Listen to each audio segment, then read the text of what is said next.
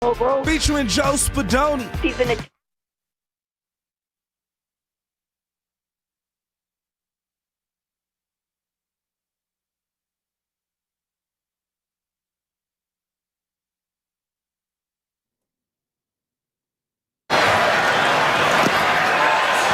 And that's the ballgame.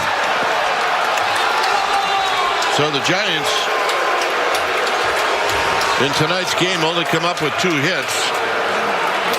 And in front of 38,142, the Pirates spoiled the party tonight. Happy Hump Day, people. Happy Hump Day. Happy Hump Day indeed. Welcome in. It's the Morning Roast on a Wednesday. Joe Shasky, I'm Mark Randy, in for Joe Spadoni here with you on the Morning Roast. And Shasky, good morning. I don't even know what to say anymore about these San Francisco Giants. Just when you think they reach the lowest possible low, they pull out another terrible performance. They get 2 hit by the Pirates. They lose 3-1. They waste a great Justin Verlander start.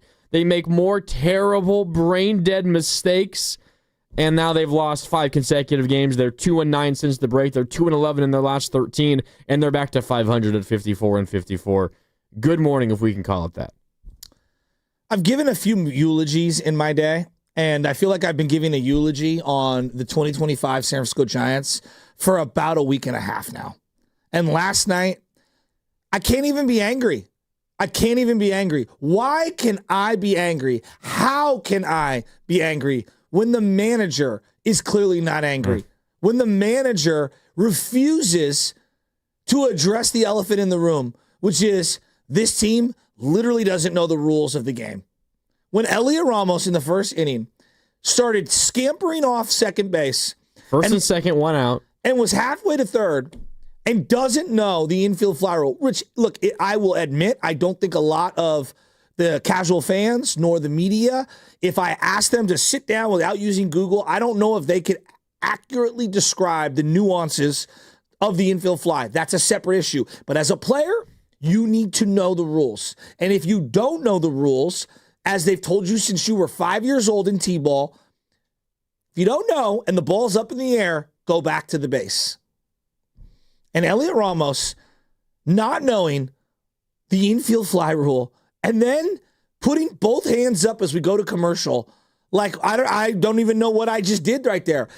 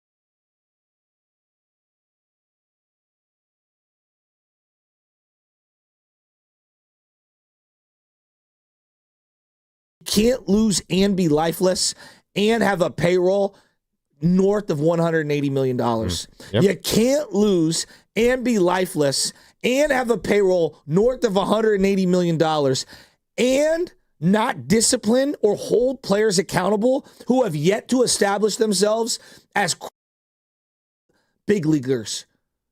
Ramos is one of their better players offensively. All season long, he's been their best offensive player. He leads the team in hits.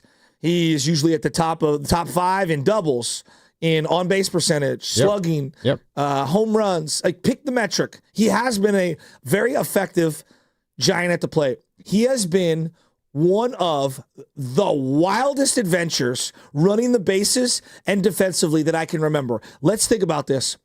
The Toronto series. I can't think about the Toronto series without thinking about the awful gaffes he made defensively. Multiple, yeah. Which cost multiple pitchers. How about the throws that he's made over the last couple of weeks? In Atlanta, bloop single to left field.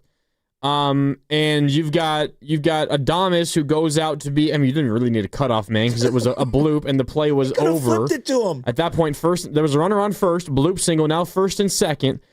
Ramos off a bounce catches the bloop, and Adames is 20, 25 feet away from him, and he throws it to him, and it goes 10 feet over Adames's head, rolls back to the infield. The runner on second gets to take third. Now ultimately, I forgot who was pitching in that moment.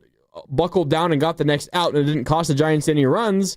But there's like a mistake, mental mistake, terrible physical mistake that you can't explain, like every single game for this guy. Literally every single game. It is hard to fathom how a player of his stature, I know he's young, we're talking about an all-star last year, we're talking about the team's best hitter this year if you look at the course of the entire season, and he consistently, in every other aspect of baseball, looks like a little leaguer or worse. Give me a cross. It's unfathomable. But okay, I'm going to give you a cross sport kind of analogy here.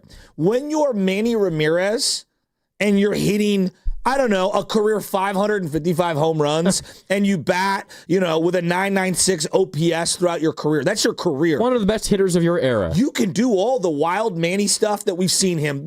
Ridiculous plays in the outfield where he's cutting off balls from center field, high-fiving fans, catching a ball to the fence. Like, you can get away with being Manny Ramirez when you're producing like Manny Ramirez. When you're producing the way Ramos is on this team, which is not the 27 Yankees, you more closely resemble like Corey Maggette, who I thought was a guy who should have stayed in school longer, who didn't know the rules of basketball, literally didn't know how to pivot. And I think one of my big issues in any sport, and Belichick has said this ad nauseum, it's not about being a smart player. That's not it. Smart does not win more games than stupid loses. Absolutely. And Belichick said, don't be stupid. Stupid loses more games than smart wins. And when I watch this team, how many times can you say, well, that was stupid? Oh, it's once every 2 innings. I'm not here to say that I'm a guy with big league credibility or pedigree or any of those things. I have been on a diamond my entire life. 10U, 12U, 14U, T-ball, high school. You are constantly working on the fundamentals of the game.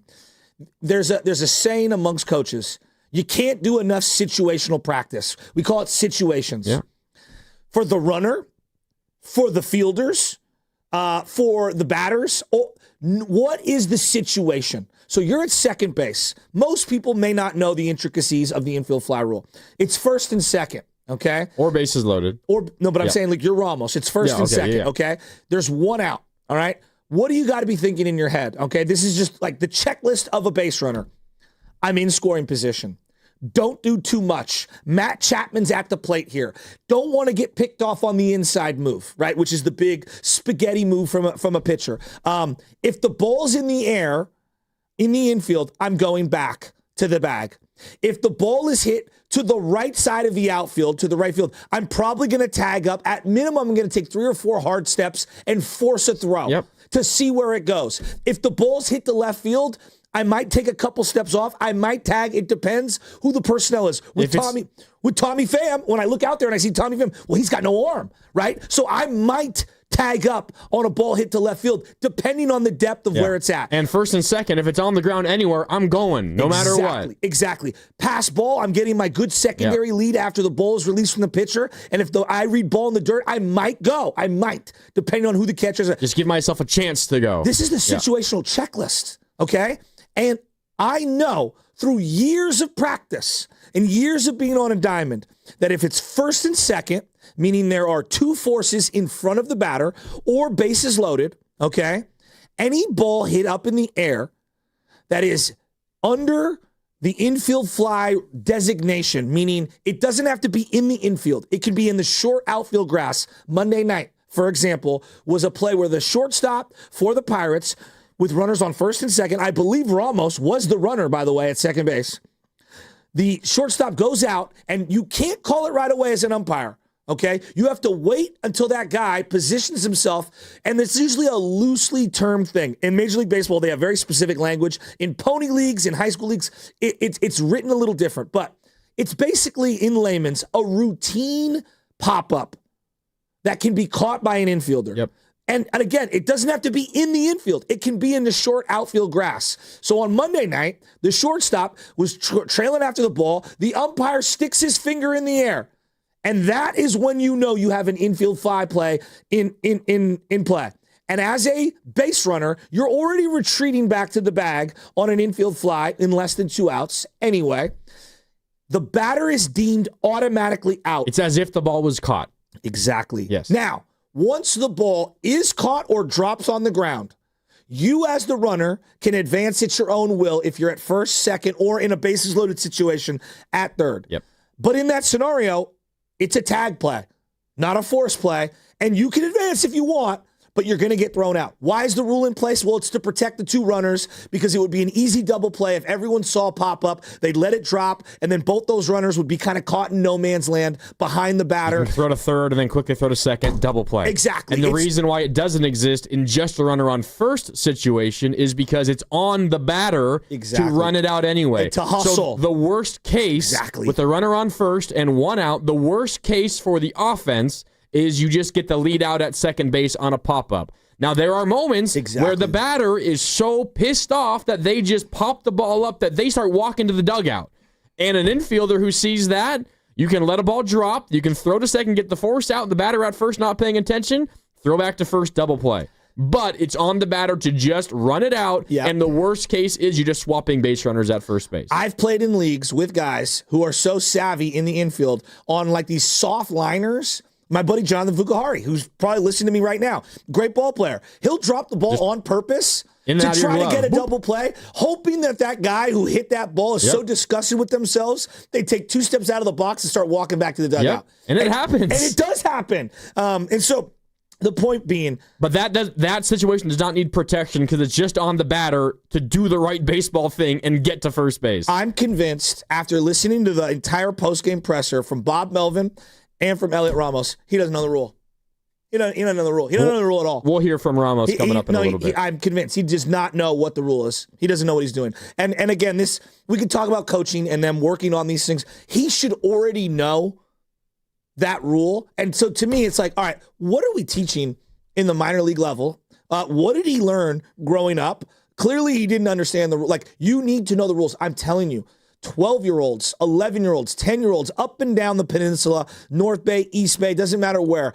They all are practicing base running situations and know in that situation what not to do, which is what Ramos did. And if you did that in high school ball, you'd get benched. You do it in college, you're getting benched. You do it in, I thought, the pros, you would get benched. You know what he did? He went out and played left field. So, Bob, you've told me you've given up. And you're done holding people accountable. You're done with trying to, win games and put the players out there who aren't going to make horrific gaffes.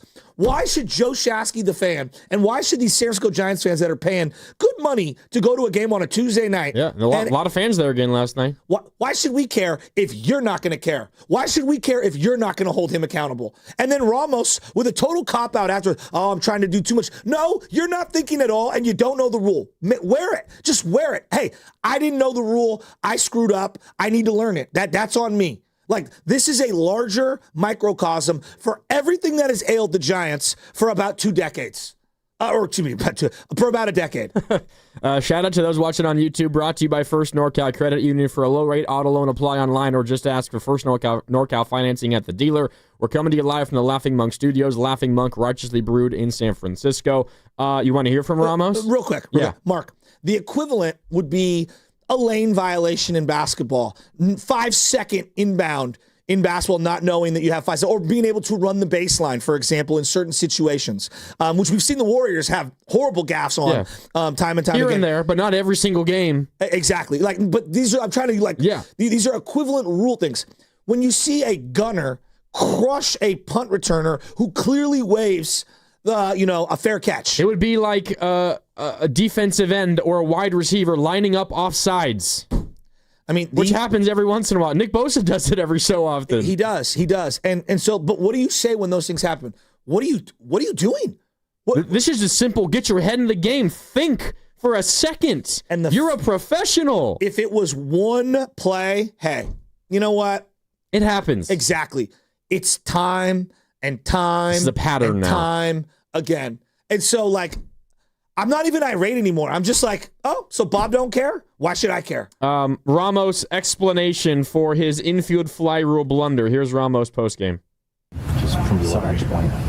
Just a mental error. Just trying to do too much, overthinking it. I messed up. There's nothing I can say about it. It's been happening a lot, so I'm just trying to get better. I'm just trying to do it better every day, every time. Just trying to work on it, even on my defense. I know it hasn't been the best, but I don't want to mess it up. I don't know what to do. I mean, all I'm doing is working every day, trying to fix everything, you know? Cool. Go ahead, stop right there. So there's a scrum of people. I watched the whole thing. So, guys, journalism 101. I'm telling everyone, ask him, do you know the rule? If this were the NFL, would we have not asked that question? Probably would have. Yeah. Do you know the rule? What is the rule? I don't think he knows it. And I'm not coming down his road and blast him. It's on him to know it as a major league player. That's number one. It's your job. It's your job. My job is talking on the radio and talking on YouTube and whatever. I need to know the algorithms. I need to know, hey, if we don't hit the brakes, these are the punishments. This is why it's important for us to hit the brakes. I need to do my live reads at certain times. I need to be able to have content. Like, there are certain work-specific guidelines I need to know. Pick any profession. Firefighter, electrician, plumber, lawyer. You guys all know there are standards. He doesn't know. And this thing, like, I was trying to do too much. No, you literally didn't know what you were doing. That's what it looked like. You were going in no man's land, then threw your hands up like, what was I supposed to do? Like, I don't know, go back to the base? Well, and he says, all I'm doing is coming in and working to get better every day. Like, I'm sure you are. Like, I'm sure you're not doing your work and your necessary pregame stuff. This isn't about that. No. This isn't about, like, This isn't as simple as it's just about reps. And it's not like it's Devers learning first base. Like, that's just a reps thing. Yes. This is just understand a very simple baseball principle. Do you know the game? That's all this is. And this, you're right, this is a little more of an obscure rule, but not for a Major League Baseball player. I mean, but we're talking about a kind of similar mistake in the Mets series where he's at second, no force out, runner just on second. He's the runner on second. A swinging bunt down the third base line. The third baseman fields it with his foot on the third base bag, has no chance to throw out Adames at first, and Ramos is thinking, I'm going to run to third when the third baseman has the ball and is waiting for me there, and he gets tagged out. Like, we're talking about just these absolute inexcusable mental blunders, and they're happening every single night. This is not like get your reps in. This is just, do you understand basic baseball principles? Yes. And now he's in his own head and it's spiraling because the answer is clearly no, he does not understand these principles. No, and on a team where getting runners in scoring position is a difficulty. Like, we could laugh about how basically putrid they are once the guys do get to scoring position. But they had 2 base hits last night. 2. So clearly getting runners on base was an important part of last night's game, meaning they couldn't do it. It was rare. And then once you get on base, you're going to give up runs and outs willingly because of not knowing situations. It's not inexcusable. It goes against every fiber of my baseball existence. And I know deep down inside, if I feel this way, imagine what Buster Posey feels. Oh my, he's fuming. He is fuming watching this baseball team. Absolutely. Again, if you want to say, well, he is one of our best hitters. Hey, look. He is. He is. But at a certain point, you got to do something about it. Again, that's like me saying, like, hey, Corey Maggette was one of your top scorers on the Warriors back then. Like, you're laughing at it, but that's right. Yeah, I mean, he was. Those teams were so bad. Well, so is this Giants team. Worst team in baseball since Devers was acquired. I mean, that's like saying, hey, the Chip Kelly 49ers, Sean Jones was the leading rusher. It's like, yeah, it's the Chip Kelly 49ers. Well, right now, the Bob Melvin Giants are nasty.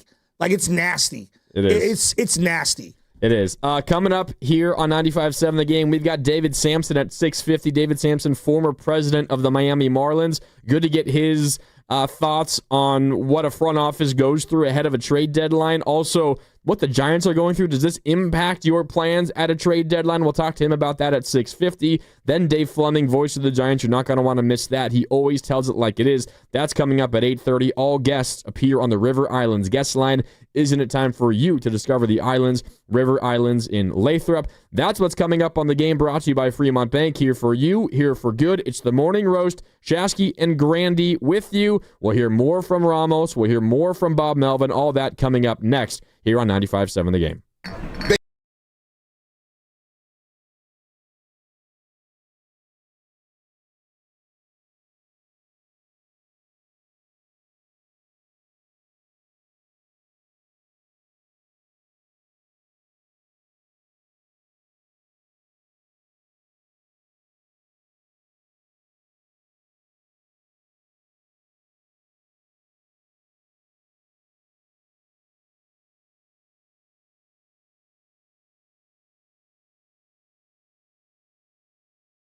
Standards of compassion and professionalism. It means representing the office with honor and distinction and being proud to serve and protect the people of our community. It's about being a role model for the next generation and being able to show them that they can be anything they want to be. SF Sheriff's Office is hiring. Your future begins. Join sfsheriff.com to learn more. Americans pay about $5 billion to control termites and repair their damage every year. Many people underestimate exactly how much damage they do. Call Pacific Coast Termite today at 800-PACIFIC for a free home inspection. Certain restrictions apply. No tenting, though. No double bagging your food. No pet sitting. Mention KCBS and get 10% off termite treatments and a 2-year guarantee on their work. Call 800-PACIFIC.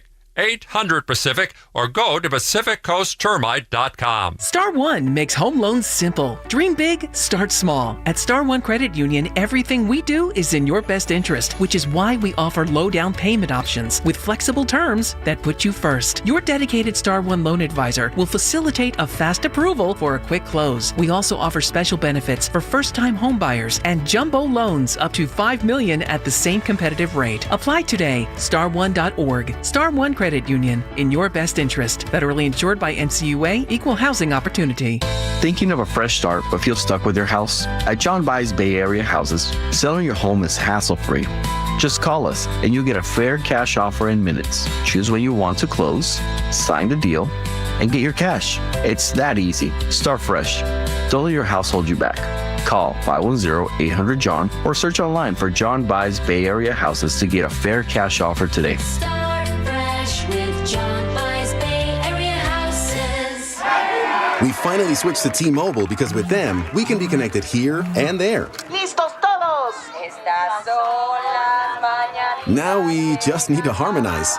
Switch today. Get 4 Samsung Galaxy S25 phones with Galaxy AI. Plus, get 4 lines for just $25 per line. Visit a store, T-Mobile.com, or call 1-800-T-Mobile. 1-800-T-Mobile. For well-qualified customers with autopay plus taxes and fees and $35 per line connection charge. Minimum 4 lines on plan. Contact us if canceling lines. Plus $5 per line without autopay. Debit or bank account required. Visit T-Mobile.com. Jack here. My bonus Jack combo starting at $4.49 comes with fries, a drink, and a burger with 1, 2, or 3 patties. It's a meal that'll actually make you happy. Starting at $4.49. Get so much more. Welcome to Jack in the Box. Plus tax. Limited time only. Price and participation may vary. Today we're constantly taking photos and videos to remember our favorite moments. But what about those captured before the smartphone? What about the memories tucked away on aging VHS tapes, film reels, or in fading photos? These cherished memories are fading away with time, vulnerable to threats like heat, moisture, and mold. But fear not, there's a solution to safeguard your legacy. Hi, I'm Adam. And I'm Nick. Together we founded Legacy Box over a decade ago with one mission, to bring your memories into the 21st century. It's time to bid farewell to old tapes you can't watch and faded photos. Legacy Box transforms them into digital treasures, ready to share with a click. Just like magic, your shoebox of memories is now safely stored in the cloud or on a thumb drive.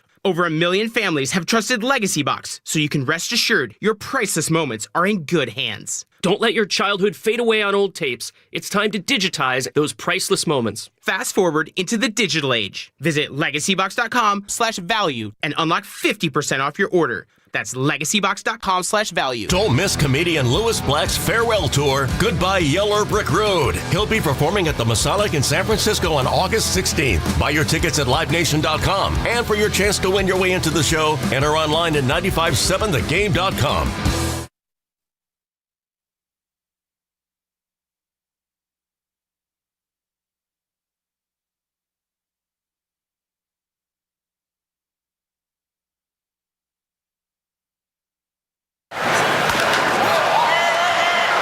Right on the infield fly rule will be called. Now Ramos has got to get back. Unbelievable. Elliot Ramos did not know the rules, and that's the infield fly rule. You don't have to move. I mean, Crooked Kuiper literally telling you he doesn't know the rules. Oh, you're going to play some stinger. It's okay. It's Grandy and Shasky. It's the morning roast. Filling in for Spadoni. I mean, it's just... They're so frustrated, too. You can tell how upset they are. Oh, my God. Crooked Kuiper. First and second with one out and Chapman up. Pop up. I just... Get back to second and stay there. And then turn your back to the play. It doesn't matter. Hey, then he jogs out there and on defense the very next half inning. And I swear to you, I thought he was going to crush Jung-Hoo Lee. Oh yeah, I thought Jung-Hoo Lee was gonna get hurt. That's unbelievable. I don't know, man. And look, I understand there's this tolerance of like young player mistakes, right? We've talked a lot about Jonathan Kaminga or let's say Brock Purdy or, pick the young player, Ricky Pearsall, like pick the young player in any sport. And we talk about kind of like the learning curve. I am tolerant. Trust me, I am. But when you are making literally a mistake or two every single game for weeks on end, it may not be a physical error. That might as well have been one. And this guy's done it over and over and over and over again. And no one is saying he's the worst player in the world. He is a solid player offensively. These other things are outweighing his positive contributions. The fact that he is staying in the lineup, and you can disagree with Bob Melvin's decision on that, and we can get into that, but the fact that he's staying in the lineup is only credit to his bat. Like, his bat has to be pretty darn good for him to stay in the lineup through this. If you were an average hitter, and he is an above-average hitter. If you were an average hitter, you don't see the field. When this is what the other two-thirds of your game is. When you are the least smart base runner in the game of baseball, and you are a below-average defender, and in fact, not just below average, one of the worst outfield defenders in the league, you know how good you have to be offensively to outweigh that? And you could argue, and you might be right, that he's not good enough offensively, but that's what the Giants have decided. You know how good you have to be in the Giants' mind or how bad the rest of the team has to be on offense? For you to keep him in the lineup despite everything that's going wrong? He has to be, compared to everybody else in your lineup, Barry freaking Bonds. He's not.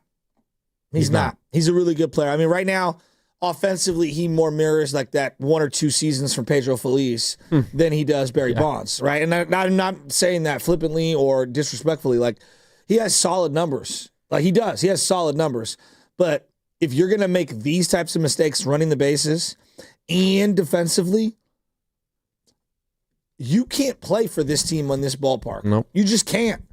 So I think something's got to give here. And the fact that they didn't reprimand him and they didn't put him on the bench, to me, tells me everything I need to know about accountability for this 2025 team and where the manager is. I got a sense from the manager that he waved the white flag last night. Do you want to hear from the manager? Sure. Bob Melvin. What word salad does Bob have to say? Bob Melvin, post-game last night. Let's see. Here it is. Ramos simply lost track of the rule. Here he is talking about Ramos and the infield fly rule. As far as Elliott goes, just lost track of the rule. You saw him call the infield fly rule, just lost track what he needed to do. Okay, the follow-up is, well, then where the hell was he going? Lost track of the rule. It was a pop-up in the infield, And you see the umpire go, bunt, bang, as in point, and then does the out sign because the batter's out. Like, what? Where's he going? Yeah, I'll translate. And if he was going to leave, why didn't he? Like, if I buy that, he lost track of the rule. Ball drops to the ground. Well, then where's the hustle? Where's the sprint from second to third? I will translate for you. The translation from Bob Melvin is, yeah, he doesn't know the rule, and once he saw the ball hit the ground and it did not get caught, he's like, oh, this is a forced situation. I need to go to third. And then he realized everybody and how they were reacting, and he's like, oh, something's off here. I got to try to get back to second base, and then he gets tagged out, and then he walks off to the dugout, palms up, as if, what the hell just happened? He did not know the rule. If we saw this in the Little League World Series, which is going to be coming up here on ESPN very shortly, would we not be like, how does that kid not know the rule? How does that 11-year-old not know the rule? I mean, look, it's so egregiously awful in terms of some of these mistakes. And I'm not saying that he is doing this, but I'm having people tweet at me nonstop.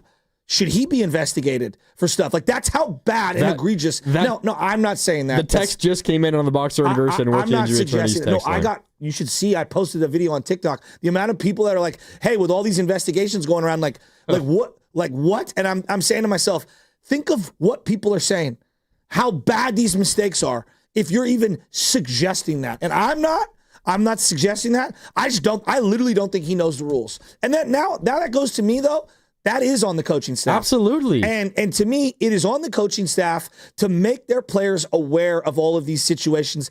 And in a situation like that, like last night, you needed to sit him down in between. He did not need to go out to play defense. Like, your season's cooked. I don't want to hear like, oh, these 2 at-bats that are almost going to have after this or 3 at-bats after this, it's going to really salvage the season.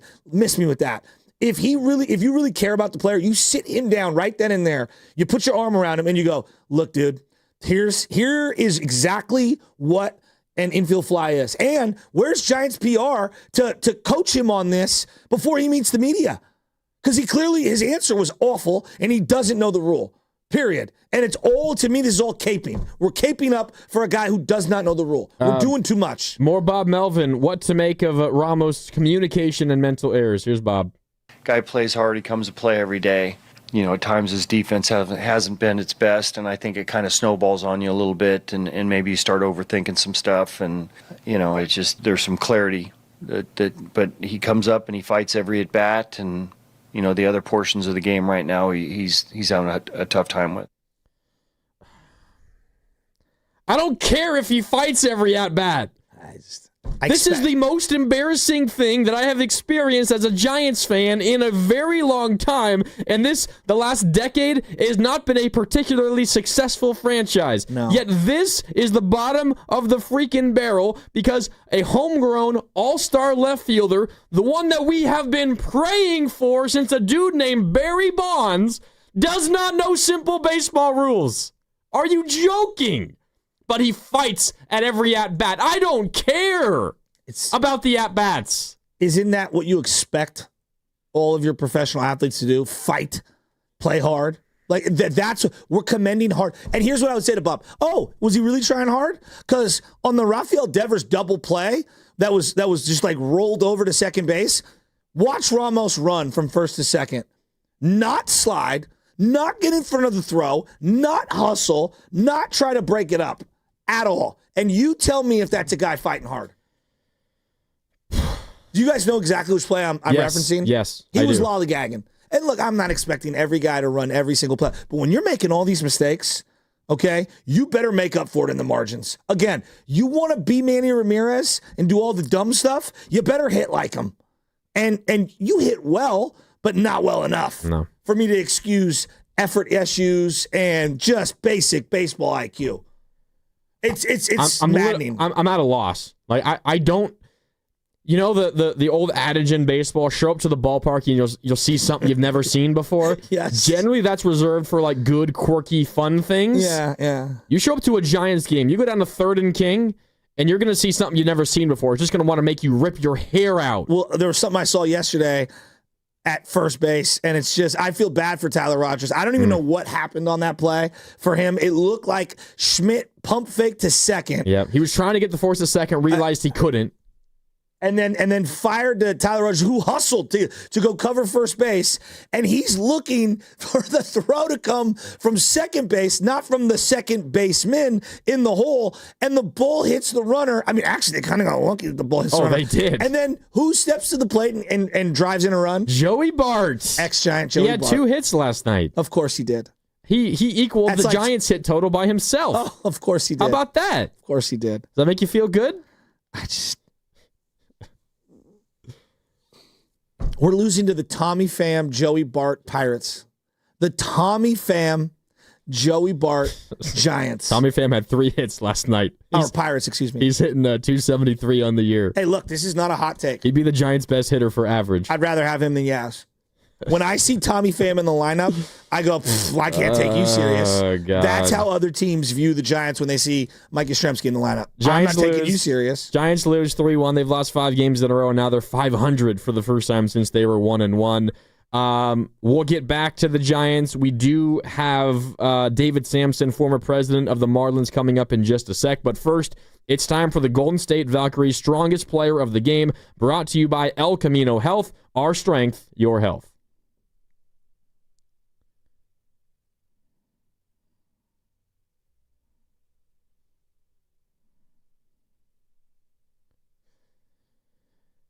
The Valkyries faced some stiff competition from the Atlanta Dream last night, but pulled out the last-second win thanks to Cecilia Zandalasini, who dropped a team-high 18 as well as the game winner with 3 seconds left. Across the timeline, Tiffany Hayes, 10 seconds left, guarded by Caldwell, throws to Zandalasini, driving right alley on Gray, puts one up from the block, around it down! With 3 seconds to go, Chechi delivers una vez más!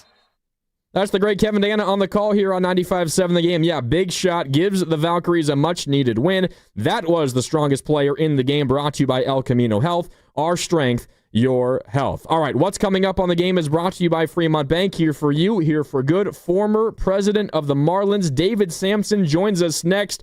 What is going through Buster Posey's mind right now? David Samson might be the best guy to ask. We'll do that and a whole lot more with David Samson when we return. That's what's coming up on the game here on 95.7 The Game. It's the Morning Roast. Shasky and Grandy with you. Back with more next on 95.7 The Game.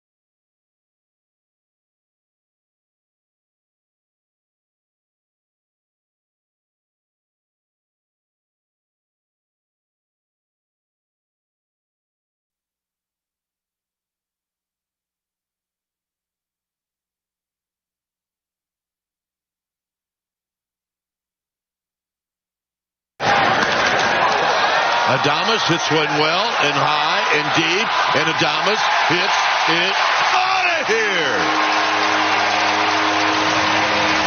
And the Giants are on the board. That's their first hit of the game. Yo, what do you do? It's your boy Pilo, and this is the Morning Roast with Joe Spadoshi and the Butcher Boy. Let's go. Did you know that Pilo just ran the San Francisco Marathon? Did he? Yeah. I believe the San Francisco Marathon is actually a half marathon. Well, this was the half marathon. They do a full marathon, but this was the half, right? Yeah, and I've run in that as well, and so has my wife. It was actually the first time as a native fifth-generation San Franciscan, first time ever walking across the Golden Gate Bridge was me running across it in a marathon. Wow. How random is that? Wow. I was kicking her butt for like 21 miles, and then your boy got locked up. I was in giant basketball shorts and basketball shoes, didn't train at all, and it was like the You were in tourist. basketball shoes? Oh, yeah, and big shorts. This was like 15, 16, 17 years ago. And by like the 21st, 22nd mile, I got all locked up, and I started slowing down. It was straight tortoise in the hair. Here comes Michelle, comes jogging by me, and she ended up beating me. And to this day, she still holds it against me. We've got David Samson joining us here coming up in just a couple of minutes. We're brought to you by Golden State, serving the Bay Area for 3 generations. When you succeed, we succeed. Visit goldenstatelumber.com. David Samson, the former president of the Marlins. When it comes to a front office dealing with the trade deadline, when it comes to a front office having to include a team's recent play as a factor in what they should do with the trade deadline, no one better to ask than David Samson. We'll do that coming up here in just a couple of minutes. So do you feel like benching Ramos, something like that, is the solution here? Just sitting him down, let him think about everything that's going on, let him calm down, let his mind stop going crazy. I think you owe Is it that to something that helps him? I think you owe it to the rest of the guys on the team to just like hold somebody accountable. Like, okay, look, hypothetically in this scenario, how can you look everyone else in that dugout? Verlander is a good example, who's gotten very little run support this year, and he finally pitched well. And I'm not here to say that Verlander overall is some victim of the season. He hasn't had his best season at all. But, like, you got to hold some of these guys accountable a little. I mean, just a little. And he might be one of their better players, but these mistakes have been costing them momentum within the fabric of every single game. And so, yeah, something has to be done. He is not some established star. He is not a guy whose track record gives him so much leeway that he's allowed to misplay balls left and right in the outfield, that he's allowed to have multiple base running gaffes in multiple consecutive nights. Like that's inexcusable. It is. Here's Bob Melvin postgame last night on if he would think about giving Ramos a day off. He's one of our best hitters. It's tough to give him a day. It's tough to DH him, too, because we have a couple guys that do the DHing right now. He's got to power through it. Well, you're not wrong there, Bob. It is hard to DH him because you have a bunch of guys who cannot really field very well, and a bunch of those guys are already playing the field. So we'll get back to that coming up. There's a lot more Bob Melvin sound to sort through. Elliot Ramos also said some other things that we want to make sure everybody hears. But joining us now on the River Islands guest line is David Samson. All guests appear on the River Islands guest line. Isn't it time for you to discover the islands? River Islands in Lathrop. David Samson, former president of the Marlins, host of the Nothing Personal podcast with Meadowlark Media. David, it's Mark Randy, Joe Shasky with you here on the Morning Roast. Thanks for taking some time out of your day. We appreciate it. How you doing on this Wednesday? I am doing well. Good morning to you. David, I want to get right into it because last night the Giants have just been free-falling. I know you've been talking about it. There's a whole Devers conversation. We'll get into that. But there's a guy on the team, Elliot Ramos, right now, and he's a solid player. On this team, he's one of their best, if not the best, offensive player. But he's made so many defensive mistakes and horrific base running mistakes. Like, I'm talking little league level. And last night, he didn't know that there was an infield fly called by the umpire. He just took off. Going from second to third, ball was dropped. He gets forced out, throws his hands up, and basically both the manager and everyone's like, hey, he didn't even know the rule. What do you do in these situations when you're a front office? What should be done on a guy who is a very young player and not a quote-unquote superstar? How do you handle this? You'd be shocked how many players don't know the rules, don't know the outs, don't know the opponent who they're playing, don't know basically the travel schedule, don't really have any idea of the signs man, I love Luis Castillo. He was a World Series winning player for us. We had to give him the signs. We had to tell him, steal, stop, bunt. Like, literally, we just yelled at him, and if the other side knew what we were doing, it's whatever. He was that good that he could get through it. Here's the frustrating part, is that what you hope is that when players get to you, they've been developed. But the truth is that there's more developing happening at the major league level than ever before, because having young performing players has become so important in terms of your payroll and how you put a team together. But it comes at a sacrifice. It's not that the players are so much better today that they don't need the minor league development. It's that the patience by front offices, me included, has just waned in a way that you're willing to sacrifice certain things that you wouldn't have sacrificed before. But at some point, gentlemen, it becomes too much, and you send the player back down. David, how much of this is on coaching then? Because you laid out that maybe these players are coming to the big leagues with less, general baseball knowledge than ever before. So these issues, and it's not just Elliot Ramos, by the way, he's just the poster child for them. There's been some mistakes in center by Jung-Hoo Lee. We also saw weird play at second base, Casey Schmidt, last night as well. How much of this is on coaching, or is it just the reality of the young baseball player in 2025? It's the reality of the young baseball player. What's funny is that it used to be that coaches in the big leagues, that they really weren't there to teach the players how to play. And it's become more important that because there is so much coaching now at the big league level. So it's what we were talking about earlier, that when you hire a coaching staff, it is now more about instruction than ever before. And so you got to make sure you have the right coaches in place who can do it. But it's really hard to learn at the big league level because the stakes are so high.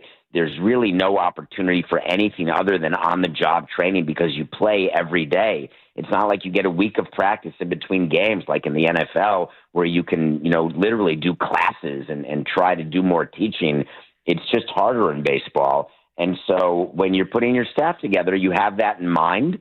But again, I long for the days when our coaching staff, it wasn't necessarily about teaching or developing. It was about making good players great. And I think that's how you win rings, is when you have incremental help making good players great. So what is happening right now with Bob Melvin? He got his contract extended kind of out of nowhere. I know he was in a lame duck scenario, and now he's talking at the podium last night. Well, we've had all these player meetings. We've had coaching meetings. And immediately my ears went up, and I go, oh, boy, I remember this with Gabe Kapler. We had a bunch of player meetings down the stretch, and it basically signaled that he's out of here. When you hear, hey, we've had player meetings, we've had manager meetings, we've had front office meetings with the players, what does that mean to you? It's straight panic, and that's what it is. You don't want to have too many players meetings. You want to do them only, occasionally during the season and right before your best pitcher's going against the team's worst pitcher, because you want to get a win after every player meeting if possible. And when we do a front office meeting, it was because something acute was happening where we needed to deal with it that minute, and we couldn't deal with it individually, so we get the whole team together. But when you're doing back-to-back meetings and you continue to lose games, the whole purpose of trading for Devers was to get an early start on being a buyer. The benefit of that is that if it doesn't work, you can turn into a seller by the deadline. And I don't really understand how the Giants would do anything other than sell in the next 24 to 30 hours because they're not in the race. They're not a playoff team, and you have to understand how to evaluate your team. If they want to be in bed with Devers and they're going to keep him and they're going to pay him the balance of his contract, which it appears that that's the choice they made, you just got to be smart about being realistic. But we'll see what the Giants do, but they're an interesting test case of having done something early and then fallen apart. David Samson, former president of the Marlins, with us here on the Morning Roast at 95.7 The Game, host of the Nothing Personal with David Samson podcast on Meadowlark Media. How much does a team take into account their play leading up to the deadline? Because by all accounts, and Buster has come out and said this, players on the team have come out and said this, Bob Melvin has said as much. By all accounts, the Giants have been planning to buy all the last couple of weeks leading up to the trade deadline, but now they've lost 5 in a row. They're 2-11 in their last 13 games. How much does the stretch of play right before the deadline really impact what a team does at the deadline? It really depends on the pressure from your owner, and I don't want to blame owners, but sometimes you have to. So owners are the ones who drive the deadline. They're the ones who say, all right, we can take on X millions of dollars at the deadline, or they say, along with their president and CFO, we have to shed dollars, or we can stand pat financially. You can make whatever trades you want, but it can't impact the overall cash payroll for this season. And that comes from the top. In terms of whether or not you think your team is in it, I read the great Ken Rosenthal in The Athletic this morning saying there's a team like the Rays, the Giants, still deciding whether they're buyers or sellers. That's not really how it goes inside the front office when you're inside the trade deadline room. You know exactly what you have to do and what you can do financially. And what you're deciding is whether or not it makes sense. And I don't mean CENTS, I mean SENSE. Does it make sense to do the trades that we were thinking of doing given the state of our team? But you don't change your view of your team based on a game or two games. You base it on your evaluation of the team at different points of the year. So when you get Devers and you think you're a buyer, going 2-11 doesn't change that fact. To me, it does. But to a front office, they would say, hey, we're behind this team. We're going for it this year. It's Buster's first year. It could be Melvin in the twilight of his career. We're going to add. If I'm an owner, I'm allowing the baseball people to do it, but I'm certainly being a little suspect if it comes to taking on money. On the Devers thing, you've been, I would say, skeptical in terms of what it would do for the Giants, and I think you always saw the Giants' reasoning on why they acquired him, but you were really high on, hey, this is addition by subtraction for the Red Sox. They're 20-15 since the trade, and the Giants are 13-23 since the trade, and Devers has been. He's been okay. I think we all ignored a lot of the red flags, and now we're starting to see some of them. His weight, his discipline at the plate in terms of just swinging out of his shoes, and just his overall body. I think there are some serious concerns, on a big contract that he's on. What's your make of how Giants fans should feel the first couple of months in on what might be a 9-8 year relationship? I would just say that when there are trade discussions between two teams, and one of the teams says yes, like immediately without any conversation, you may have a problem. And I always viewed myself as having a problem with the Rays because I always felt like they were going to outsmart me. But when you're taking on that kind of money and you knew the Red Sox had to trade him and they were just dying for someone to take on all the money and the Giants did it, when they said they'd do it, that's it. The trade's happening. And I get why the Giants felt like getting this player, an all-star caliber player, signed to a long-term deal when you felt like you've been a bridesmaid when it comes to free agent signing. So this becomes your free agent signing. It just smelled of a little desperation to me because what happened to him in Boston, generally players are who they are, just like people are who they are. And so Devers on the Red Sox is going to be no different than Devers on the Giants, but it just sounds different. Oh, I'll play first base. I'll play the field. I'm a good company guy. That's sort of the falsity of the beginning of a relationship where everything is butterflies, unicorns, and, roses and love. And then it gets stale. And all of a sudden you're like, oh my God, it's just like everything else. And I think that Devers is going to end up being that. And the Giants will regret this trade. And I talked about it, and this sort of the day it happened. And it's not a big sample size, but it's going to be at some point. David Samson, former Marlins president, with us here on 95.7 The Game, and you're listening to 95.7 The Game, KGMZ FM and HD1 San Francisco, an Odyssey sports station, and the home of the Golden State Warriors and Valkyries, always live on the free Odyssey app, coming to you live from the Laughing Monk studio. David, I want to your opinion on this because 20 years running a team, and I'm sure you come across many players that you've had to have some sort of sit down with, and I want to know how realistic that change is to happen, whether it's Deebo Samuel, Pablo Sandoval here in the Bay Area, Draymond Green. We've talked about this. There are certain athletes where you're like, dude, you got to get your body right. And I'm not just about health. I'm talking about physical peakness to maximize not only your career, but the team's opportunities. And I feel like we're going to have that conversation with Rafi regarding his weight. I mean, how realistic is that conversation amongst the front office? And then what's the fallout when you do have a conversation like that with someone on a $300 million deal? Well, two different things. You don't say to your significant other, by the way, are you pregnant? And and you just don't do that. And so with a player, you try to talk around it as much as possible by making sure that they've got everything available to them nutritionally inside the clubhouse, inside the kitchen. What we used to do with some players we weren't happy with the way they were eating is they ruined it for the rest of the team. And we take out some of the junk food in the clubhouse, both home and away. We would pay more attention to the menus, pre and post game, trying to make sure that all the players sort of realized we were looking for health. We did weigh-ins every week, but there would be a time when we would have to speak to a player and just acknowledge, say, listen, it's impossible that you're gaining weight in the Florida summer without a roof. Like, how is this happening? Everybody else is losing weight except you, and we're trying to keep weight on, but with you, it's just not working. What do we do? And you sort of think about body type. You think about how to do it in a way that doesn't impact them mentally. You can get the sports psychologist involved. You just give the player every opportunity to recognize the problem and deal with it. Because when you have to step in, it becomes clumsy. It can become a minefield, just like it would in a personal relationship where the player can go the other way and like eat in spite of you and not be healthy in spite of you. I mean, there's a player, I will never forget this, Prince Fielder. He liked to eat. And when he was in our visiting clubhouse, I think that his family had him be a vegan, but he would order McDonald's into the clubhouse, and there's no way that his family could have thought he was vegan. I mean, if you've seen him without a shirt, and I say that with all respect to him, because I've had a lot of beefcakey players who could rake, and boy, can Prince rake.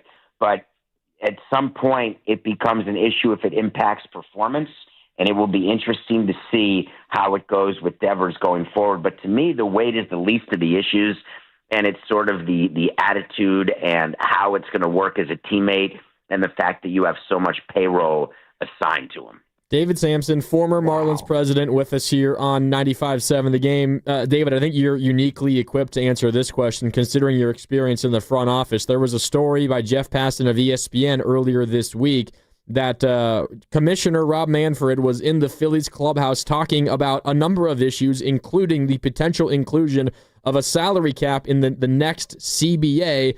And essentially, Bryce Harper cursed him out and told him to get the F out of the clubhouse. What do you make of that story and that upcoming debate about a salary cap in Major League Baseball? I would say that baseball owners are happy that a Scott Boras client is the one trying to carry the water on any issue, because no one in baseball cares about Scott Boras or his clients. And so whatever opinion Boras has and manifests through the mouth of his players, whether it's Scherzer or Harper, truly becomes irrelevant. And if you're the league, you talk to the majority of the members of the union, and they're not interested in Bryce Harper, who made his money. And then Boras comes out and says, hey, by the way, the cap has really been a problem for Bryce's whole career. And 89 to 94% of the union laughs at that. They're trying to figure out if they can afford to, eat spicy rigatoni tonight, not whether or not they're going to get a $300 million contract. They're trying to figure out if they can even get to arbitration, which the majority of players never get to in Major League Baseball. So I think it's a big nothing burger, the whole story. I think that the owners may ask for a salary cap for sure, like they have for 30 years, and may not get it. The question is, what will they get when they decide to stop asking for it? But that's not going to happen for many, many months. So for now, just get used to reading the owners talk about a cap and the players talking about no cap. And that is just the performative actions of two sides of a collective bargaining negotiation that at some point will get solved, but it's going to be painful in the process. David, it feels like there's a variety of topics that at any given time could cause this strike or whatever they're calling it, lockout or whatever. There's obviously, you referenced the arbitration, 6 years to get to free agency, which is larger than any of the other sports. There's obviously the regional sports network collapse, which is a huge revenue problem that I just don't think the average fan understands at all. And then there's a lot of game stuff, and there's the salary cap stuff. How would you rank all of these in terms of importance of what's going to drive the big divide between players and owners? The biggest divide between players and owners in any of the sports now is the view of players. And Steph Curry is a great example, who went on a podcast saying, man, I'm underpaid. I don't have equity in this team, and that's what I should have. That is a huge misconception of what's real and what's not. Because just because your valuation has gone up in the house you live in doesn't mean you have the cash to fix the kitchen. You can't go to a bank and say, look, my house is worth more money. Give me more money to fix the kitchen. You have to have collateral. You have to have the ability to borrow. So while teams are worth more and there is a payday at the end, when you sell, if you sell, it doesn't take away the need for operational responsibility and for profit on an annual basis. And there are many companies where the employees are working hard for the employers and don't own the business. That's like normal. It would be like you asking for a piece of your radio station because the radio station somehow is getting more in sales than they expected because your show is so good. I don't think that you'd find a sympathetic ear, but I guess I could be wrong. I just don't think so. Yeah, our operating budget probably looks more like the Pirates or the Marlins, and no disrespect, in terms of the P&L, you know? No, I get it. And so it's just funny that your station may be worth more today than it was yesterday, but your operating budget stays the same. It's not different with the baseball team. And I think the biggest misconception and argument is the players who believe, hey, these teams are worth $1.5 billion, $3 billion, therefore we ought to be making more money. It just isn't going to work that way. David, I'm curious, if we're talking about the salary cap and all these other arguments between the players and the owners or baseball in general, if you were to answer this question on behalf of the fans, what's best for baseball itself? Is it a salary cap? Is it a salary floor? Is it something to encourage the low spenders to spend more? Is it capping the Dodgers and the Yankees and the Mets? What do you think is best for the sport of baseball and also the fans themselves? You're not going to like this, but look at the other salary cap sports in basketball and football. Do you agree that each year there are teams who stink? Yeah. Each year. So I don't fully understand when a team goes 2-15 in a salary cap league, do we look at that and say, wow, that's a problem with the system? Or do we say this is a rebuilding, or do we say it's just a crappy front office that can't put a team together? Or when a team spends a lot of money but doesn't make the playoffs like the Mets didn't one year or the Yankees didn't one year, do you say, wow, that's just a system that needs to be changed? Why don't we compliment the teams, whether they're small market or large market, the Guardians, the Rays, the Twins, the Orioles, who have good teams, make the playoffs, or the Dodgers, big payroll teams who make the playoffs year in and year out? How about putting a premium on talent, both on and off the field, in and out of your front office? I take the blame when we only won one ring over my 18 years. It's my fault. It's not the market. It's not the low payroll. I had plenty of payroll to work with. I just made bad decisions, bad signings, and it just didn't come together. That's not the fault of the system. I think it's more the fault of the person, in this case me, and in other cases other executives. David, but like there's a happy medium here because like I'm watching Michael Conforto making $18 million. He's like their fourth or fifth outfielder for the Dodgers. A lot of teams just can't afford to have that kind of bench and eat salaries. Like case in point, at one point their IL had $500 million worth of salaries on it. Mm-hmm. Like how are the Pirates supposed to, compete against that when we're already talking about, hey, what kind of haul could they get for Paul Skeens if he doesn't sign a $150-200 million deal? Like, I do believe it is a little out of whack. I hear you, but let me ask you, do you believe there's a radio station out there with a higher operating margin and more money to go out there and pay for different guests or to have a better studio? Yeah, it's called the Pat McAfee Show. And by the way, you're doing just fine. You have a great show that people listen to. There's always a nicer car on the road. There's always a bigger house. There's always someone richer, no matter who you are. I mean, obviously, if you're Bezos, you're Bezos. But whatever, that's the outlier. There's always going to be something that you're going to say, oh, I can't afford that. I wish I could. Boy, do I wish that I could afford to cover up all my mistakes the way the Dodgers did and not have to suffer through bad contracts and just release the player and move on and still have that money to spend. Of course I wish many things that just aren't realistic in the life that I have, and I'm more fortunate than 99.9% of the people out there. So I'm not buying what you're selling at the moment because I think that no matter what a team has, they could say, wow, I wish I had more. David, great stuff. Appreciate your time as always. Thanks so much, and we'll catch up with you next time. I look forward to it. Have a great day. Thank you. Thank you, David. Thanks, David. That's David Samson, former president of the Marlins, also host of Nothing Personal with David Samson on Meadowlark Media. What's coming up on the game is brought to you by Safeway. We will react to that conversation, plus Dave Fleming at 8:30. It's all on the way. Shasky and Grandy on the Morning Roast. Back with more next on 95.7 The Game. Hey, it's Willard Dibs for Safeway. Enjoy these amazing deals. Always save up to 20% weekly on hundreds of exclusive offers with For You on the Safeway app. How about this? Cook something delicious with USDA Choice Boneless Beef Tri-Tip Roast Untrimmed Twin Pack for just $5.99 per pound. Or mix and match juicy 1-pound strawberries, 6-ounce raspberries or blackberries, or pint blueberries, $2.99 each when you buy 3, and an exclusive digital coupon for Lucerne chunk or shredded cheese, 32 ounces, selected varieties, $5.97 each, limit 4 items. That's a lot of berries, which yummy. is very, very good. Okay, these and other great digital deals are available in the For You section on the Safeway app. All you got to do is download the weekly deals to your account, and then poof, they automatically deduct when you use your phone number at checkout. The app is simple to use, and it makes it easy to save money, and we all love that. Go to Safeway.com for more details, and we will see you in the aisles. We finally switched to T-Mobile, because with them, we can be connected here and there. Let's watch a movie. And we have Netflix included to enjoy our favorite shows and movies. ¿Qué tal está? Bacanísima, pero ya la vi. Now the hard part is getting them to agree on a movie. Switch today and get the new Samsung Galaxy Z Flip 7 that is so much more than a flip phone, all on the best network in the U.S. Visit a store, T-Mobile.com, or call 1-800-T-Mobile. 1-800-T-Mobile. Best mobile network in the U.S. based on analysis by Ookla. Speed test intelligence data 1H 2025. This is Larry Flick, owner of The Floor Store. Our summer sale isn't just hot, it's sizzling. Everything in our stores will be 25% off. Add 2 years interest-free financing, that's smoking hot. Go to floorstores.com for directions. The Floor Store, your Bay Area flooring authority. Stop. Do you know how fast you were going? I'm going to have to write you a ticket to my new movie, The Naked Gun. Liam Neeson. Buy your tickets now and get a free chili dog.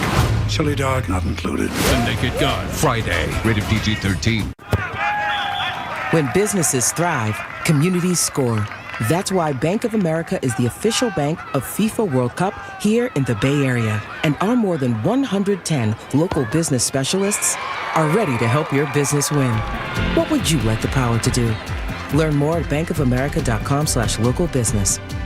Bank of America, official bank of FIFA World Cup 2026. Bank of America Corporation, all rights reserved. Change is always happening. It's part of life. And when it comes to music, change is all around us. Songs are rewritten. Classics are remixed. Bands and artists come and go. Even our taste in music changes.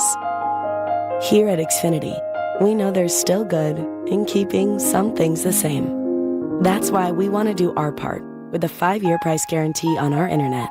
It means no matter what changes, you get 5 years of the most reliable Wi-Fi with our best equipment included for a price that stays exactly the same. Surprised? Life is full of them. One internet price, 5 years, guaranteed. Learn more at xfinity.com/deals. Restrictions apply. New residential customers only. Taxes and fees extra and subject to change. Most reliable Wi-Fi based on OpenSignal Awards USA. Fixed Broadband Experience Report, August 2024.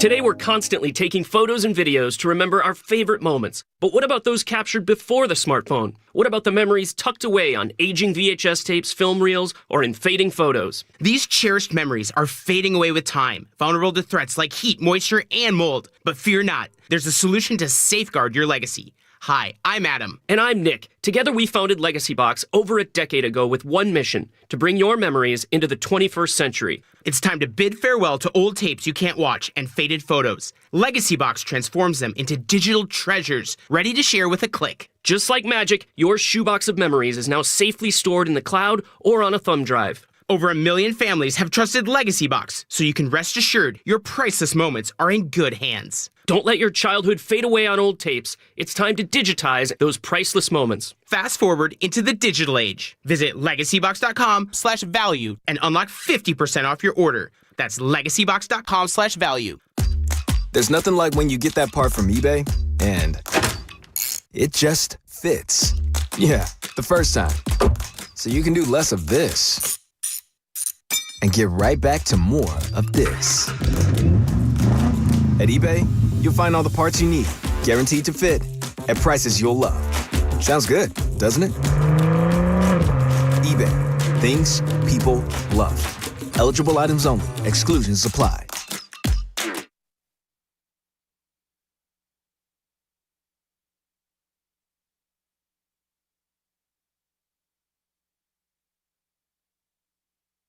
This is Big Pun from South City, and you know I'm tuned in to the Morning Roast with my guy, Joe Spadoni, and Butcher Boy Shasky on 95.7 The Game.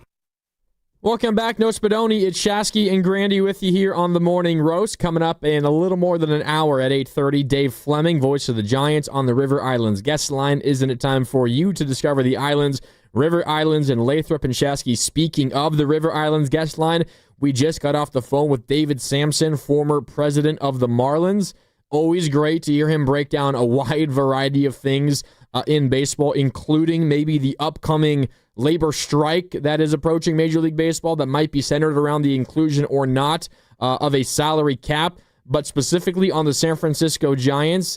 His thoughts on a team struggling leading into the deadline. Generally, he said, doesn't really matter. You make your decision ahead of time and you stick with what that decision was. But he also said, you asked him this good question about meetings, player meetings, coach meetings, any kind of meeting when a team is struggling. And what was he said, quote, panic time or big time panic or something along those lines. Time to panic. And that is accurate for this Giants team. So I watched Pat McAfee and what was his old coach? The guy who got sick for the Colts way back when for Andrew Luck. Gosh, what was his name? Reich? What? Reich? No, not Frank Reich. The other guy. Gosh darn it, it's gonna evade me. Anyway, he was basically saying, hey, when we would have player meetings or coach meetings with the players, he would turn to his wife. This is in his entire football career, and he'd be like, honey, might have to get a real estate agent and put the house on the market. Pagano, Chuck Pagano, exactly. Last year, 2 years ago, at the end of the year, there were rumors like, they've had a bunch of player meetings. Talking about when Gabe Kapler was running the San Francisco Giants. It was like, all right, well, his fate's sealed. He's cooked. He's done. And he ended up being done. When I hear Bob Melvin last night at the podium say, we've had a bunch of player meetings, we've had a bunch of coach, a bunch? What? Like, all right, writing's on the wall. He's done. Like, that's just the way I view it. Let's just hear it. Bob Melvin on team meetings. We've had meetings, we've had team meetings, we've had all kinds of meetings. It's going about there and fighting a little harder and winning a game and having a little bit more resolve, which we've shown this year. We just have not done it here recently. It's over. I mean, look, he literally said we've had a bunch of meetings. Like every meeting you can have, we've had. And this is the result. It's poor Bob. It's done. It's over. Like whatever extension they gave him is irrelevant. That is a severance package. See you later. Is there a world where Bruce Bochy is, for whatever reason, out on the Texas Rangers and maybe he comes back? I don't know. Whoa. That is definitely something that I've pondered many, many times. But the view needs to be from here on out. For Buster, for ownership, for everyone involved. If you make a move just for the now with zero view on 2026, it's almost organizational malpractice at this point. This is all about next year for me. So if you make a move in the next 24 to 48 hours and it does not have its sights squarely set on improving the 2026 team, it is one of the worst decisions you can make. I would not surrender a damn thing for a rental. It has to be something that is not just about now. It's about next year and beyond. That is how this organization needs to view it. As frustrated as we all are with the Devers deal, I know it is a long-term move, and I cannot lose my mind over 50, 60, 80 at-bats. I need to let it play out for a couple of years. And I think the same thing needs to be said for whatever deals that they're trying to create right now as we talk, or something that they've been working on for weeks on end. If it does not have 2026 as its sole purpose, we're doing organizational malpractice at this point. Yeah. Because 2025 is cooked. Trade deadline is tomorrow at 3 Pacific. So 6 Eastern, 3 Pacific tomorrow. So we're approaching 24 hours away from the trade deadline. And what David Samson told us about the trade deadline was essentially you kind of need the blessing of your ownership. First of all, if you have the blessing, then you go out and you try to buy. But if your ownership doesn't give you that blessing in the first place, then there's not really much you can do. Mm-mm. And when I think about, and the Bob Melvin conversation aside for a moment, whether Melvin is the manager, whether it's Bochy again, whether it doesn't matter who, anybody else, what I am worried about, Shasky, with what's happened this year, and it's not just losing games, it's the embarrassing way in which they've happened.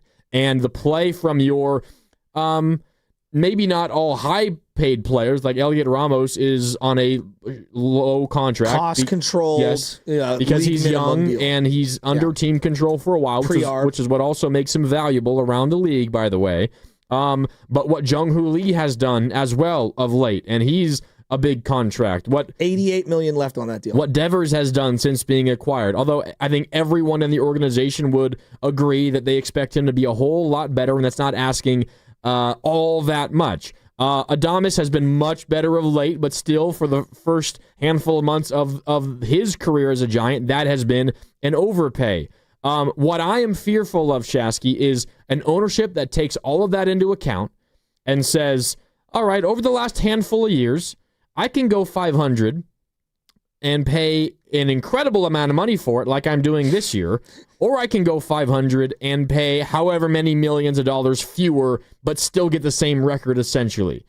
And I'm a little worried that we're going to get to a point where ownership, who we begged for years to be willing to spend money, and we were so upset is only concerned about their bottom line as opposed to winning baseball games. I'm concerned an ownership will look at what this season has been and say, you know what? Why would I be eager to spend more money? That's where my concern is. And even if the Giants don't want to buy because they think it's a bad decision from a baseball standpoint, ownership might not even give them the right of way in the first place. And that goes into the future as well. Okay, so you're looking at the results on the field. Yes. And that's solely the decision-making. That is what's factoring in the primary decision-making of ownership, the board, etc. That's what you think. Well, the ownership signed off on signing Adames, extending Chapman, trading for Devers. And you think the only algorithm that they care about is winning? Or it's the primary one? Maybe. I mean, I think we're underrating the excitement of the fan base? Yeah, just the money that they've made at the ballpark this year. I mean, look, last night, I don't know what was the attendance for last night. I just know Monday night. I think it was 38,000. Yeah. 38,000 on a Tuesday night against the Pirates when you're in the middle of a 5-game slide. So, to your point, like, could they view, yes, they're disappointed that the record isn't better. They want to win. Everyone wants to win. You know why? Because you get playoff money. And playoff money is better than anything, right? And then you get playoff merch. But also, I do feel like this community is finally in love with the team and has fiscally supported them this year, unlike in years past. So is the bang for the buck better, I guess is where I'm going. Hey, we invested in these contracts, but we're making it like some of it back, not all of it, because you want to get playoff. I mean, trust me, you want the playoffs. But the silver lining is like fans care about this team again. And I don't think you could say that last year. I don't think you could say that the year before. I don't think people supported them. I don't think you get 38,000 on a Tuesday night against the Pirates in the middle of a 5-game losing streak. Do you? You're probably right. So, but I'm curious what their bottom line would represent given all the extra millions of dollars that they're spending. That is the algorithm or the profit margin sheet that I would love to see as well. Yeah. I would love to see that as well. We know that these teams, they want to make the playoffs because they want those home dates. I mean, there's a million reasons why. Yeah. But you get the home dates, you get the home merch sales, you get the home ticket sales, you get the Q rating through the roof. I mean, it's so you get to sell more advertisements. I mean, that's the boon. That's what you're looking for. But if you can't be a playoff team, the next best thing is to be wildly profitable because a lot of people, 3.5 million, are coming through your gates. Yeah. So just David Samson talking about that and trade deadline thoughts, and you need the blessing of ownership, made my mind go there. One of the other things that David Samson said, and if you missed it, he joined us last segment, former president of the Marlins, host of the Nothing Personal with David Samson podcast on Meadowlark Media, talking about player meetings. Here's what David Samson had to say about a team that is engaging in multiple player meetings over a short period of time. It's straight panic, and that's what it is. You don't want to have too many players meetings. You want to do them only, occasionally during the season and right before your best pitcher's going against the team's worst pitcher, because you want to get a win after every player meeting if possible. And when we do a front office meeting, it was because something acute was happening where we needed to deal with it that minute, and we couldn't deal with it individually, so we get the whole team together. But when you're doing back-to-back meetings and you continue to lose games, the whole purpose of trading for Devers was to get an early start on being a buyer. The benefit of that is that if it doesn't work, you can turn into a seller by the deadline. There's David Samson. But that straight panic. So, okay, buyer, seller. Okay, A, what are we buying? B, what are you giving up within that buy? C, if you're a seller, what are you selling? And then underneath that, who wants whatever it is you're selling? And what are you getting back? Yeah, right. I mean, it works both ways. So, okay, let's go with the buyer thing. What do they need right now?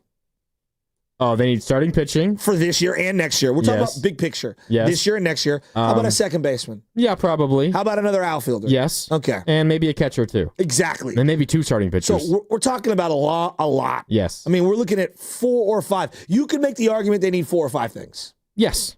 Okay. I don't think many people would argue with you there. All right. Yeah. Now, what are you giving up? What do people want to give up? So let's say in this hypothetical, your 2 best pieces to give up are probably what? Robbie Ray. I don't want to give him up. I need pitching. I'm already down on pitching. So giving up one of my best or second best pitchers, what does that do to my already depleted staff? All right. He's your best. I think he's your best chip. Would you agree? Him and Bryce Eldridge, probably. Okay. What about Elliot Ramos? He's up there. Okay. Yeah. We already have an outfield need, and we're going to trade away an outfielder, right? That's why I'm walking through this process of like buying and selling. All right.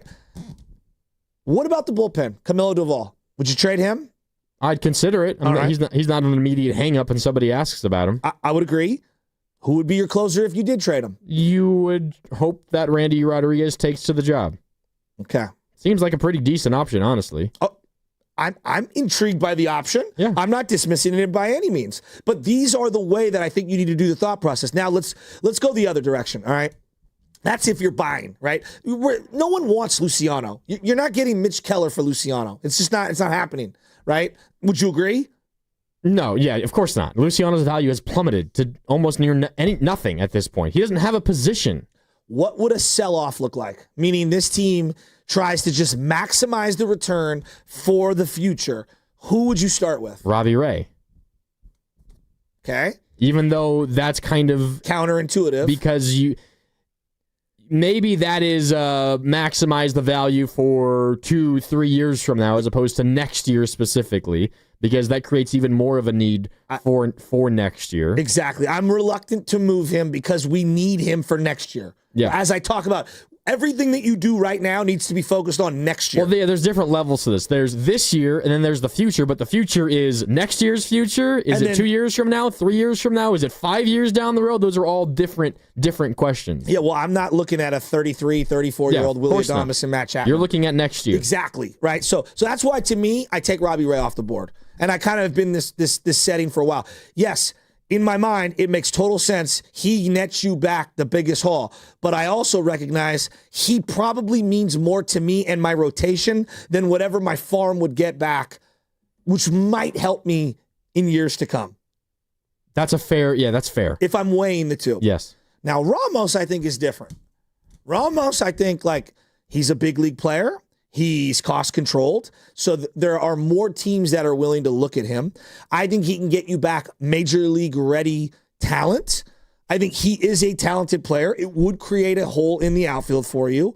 But I think I would start if I'm talking about selling, I would dangle Ramos and Camilo Doval, if I was doing this exercise properly, I would dangle them together to see what kind of a difference maker I can get who can help me in 2026 dramatically. And I think it would start with, can I find a top of the order guy? Whether that is a corner outfielder, whether that's a second baseman. Can I find a second or third guy to help in the rotation somewhere between Logan Webb, Robbie Ray, and Landon Roop? And that's why I'm willing to package those two together. They're both making pre-arb numbers financially. I think that they're desired, long term. They're more valuable to these other teams around the league than whatever your prospects are that aren't named Bryce Eldridge. Yeah, and it's interesting the way that you laid that out, because the whole umbrella was that's selling. And it's selling on this year, but it's really more like buying for next year. So, it kind of just depends your mindset and how you look at it. Exactly. Because you are trading away your, somewhat valuable pieces, but major league pieces that can help a contender right now. Like, if a team has a need for a DH and they're calling the Giants, they're going to be asking about Elliot Ramos. 100%. No contender who wants to go to the playoffs is going to feel great about putting Ramos in left field for a playoff game. No one is going to love that situation. But if they have an open DH spot, and spoiler, the Giants do not. The Giants have 4 DHs right now, and they only play one of them. I don't think a second and third and fourth DH is coming to the National League. They're very redundant. They are. The Giants roster. But so that would be a sell in the standpoint of the other team is getting the piece that they think is going to help them this year, but you have to really middle it where the team that is acquiring either Ramos or Doval or both is giving you a piece that you feel great about helping you next year. But if you feel great about them helping you next year, wouldn't the team that is trading them away now, who wants to win now, still want them now? Because if they're going to help next year, then conceivably they can help now as well. So it feels like a really difficult proposition. It's almost what the Padres are trying to do. The Padres are trying to trade Dylan Cease, shed him, to get somebody else to help them win right now. And it's like, okay, well, how is a team that's acquiring Dylan Cease going to want Dylan Cease, but to give up something that is helping now? Because Dylan Cease can also help now. And if your goal is to sell, don't you not want someone to help now? I don't know. The logic almost, it's almost like the Kaminga situation where it's really difficult to find the right trade partner because so many things have to work right. Yes. But I look at the Giants right now and I say to myself, okay, who are the teams that you would be potentially trying to look for to poach? These guys that are impact players that can help you into next year and through next year. I think it starts at Atlanta. With the Ronald Acuna injury last night, which I don't know if you guys saw it, but Ronald Acuna, one of the 5-tool talents in the game, has 2 ACL injuries already, was going after a fly ball that I believe ended up foul and came up limp, and they think he might have blew out his Achilles. Yeah, they're calling it Achilles soreness or something like that. I forget exactly what. And if you watch the play, it was bad. I mean, it was really, really, he really knew bad. It immediately. He did, and he was crying in the post game. I'm sure we'll get an update at some point today. What's going on with Matt Olson? What's going on with Sean Murphy? What's going on with Ozzie Albies? What's going on with Austin Riley? Now, I know Austin Riley plays third base, but these are the conversations that I would be having with a team like them, because now their future, similar to the way the Indiana Pacers, kind of like, whoa, everything changed with the Halliburton injury. Same thing now with this Acuna injury. They're calling it tightness in his right Achilles. He's on the 10-day IL. I mean, that's as of now. Brian Snitker said it's an Achilles thing. It's going to take a while. He'll go on the IL, and hopefully in 10 days or so, it'll clear up. That to me doesn't sound like it's going to take a while if he's only on the 10-day IL. Yeah. I would imagine he's going to get transferred to something else, but we will see. But yeah, that's a big deal. I think even if Acuna is out, the Braves probably look at this as, well, we still got a lot of talent. We'll just reset and try to do this again next year. Possibly. It's worth a call, though, from the Giants. Yeah, possibly. But those are the types of teams that I'd be looking for. Now, if you were to move Robbie Ray, the Baltimore Orioles, by the way, would be another team that I would be looking at, because they have a plethora of guys, both in the infield and outfield, and they need pitching. Right? They need pitching long term. They need a guy like a Robbie Ray under team control for next year, because they think they can bounce back and be good next year. Detroit is free falling, and they're in it, and they think they're in it. What would they be willing to give up for a starting pitcher and a reliever like Ray and Doval? Those, where are we at with the Yankees right now? They need an outfielder. Not sure if you paid attention, but Aaron Judge is down right now. You know, they could sure use an impact bat. They could always use pitching. They could always use bullpen. These are the teams that I would be out there just seeing what's available. What do you have? What do we have? How can we figure something out? David Samson on with us last hour, former president of the Miami Marlins, had this to say about what the Giants' plans should be at the trade deadline. And I don't really understand how the Giants would do anything other than sell in the next 24 to 30 hours because they're not in the race. They're not a playoff team, and you have to understand how to evaluate your team. If they want to be in bed with Devers and they're going to keep him and they're going to pay him the balance of his contract, which it appears that's the choice they made, you just got to be smart about being realistic. But we'll see what the Giants do, but they're an interesting test case of having done something early and then fallen apart. Yeah, of course, what he's talking about there is trading for Devers in June and being the worst team in baseball since somehow. And now you're at a point where the plan clearly was to buy. And now you're at a point, well, we're 500. We are, 9 games behind the Dodgers? Is that what it is? 9 games behind the Dodgers? Yeah, 9 behind the Dodgers and 5 behind the Padres for the third wild card spot, and the Reds and the Cardinals are now both ahead of you. And the reality, as David Samson laid out, is you're probably not a playoff team. The math suggests that you have to go, what's the number that you have to go in order to make the postseason? San Diego is pacing for 89 wins. The Giants would have to go 35-19 to win 89 games the rest of the year. Only the best clip of the year. So playoff seems very unlikely. In the last 4 years, I don't think they've gone that. They haven't had. I was just thinking that too. I don't think they've had a stretch anywhere near that good since 2021. Exactly, probably right? not. So basically, yeah, like as I said yesterday, they basically have to play a brand of baseball that they have just not played at all the last few years, and they're in. So there's a chance. Congrats. So if that's the reality, and it seems that is, I don't think many people would argue with that. It would take a hell of a stretch of baseball over the final 54 to get into the playoffs. If that's the reality, then I don't know if Samson saying that sell is the only thing they should do, because they are in a unique situation where they think they can compete as early as next year. A classic sell, I don't think, is the move either, because as you laid out, you have Robbie Ray under contract for next year. It's entirely different if he is a rental and you don't feel good about him coming back next year, but he's under contract for next year. So I don't know how a classic sell is also the right thing, but definitely a buy for 2025 is the worst thing they could possibly do. Yeah, just a short-term buy would be absolutely reckless. Do you want to trade Robbie Ray? For the right return, I would, yes. But it would take something pretty impressive to get me to do it, because you are absolutely right.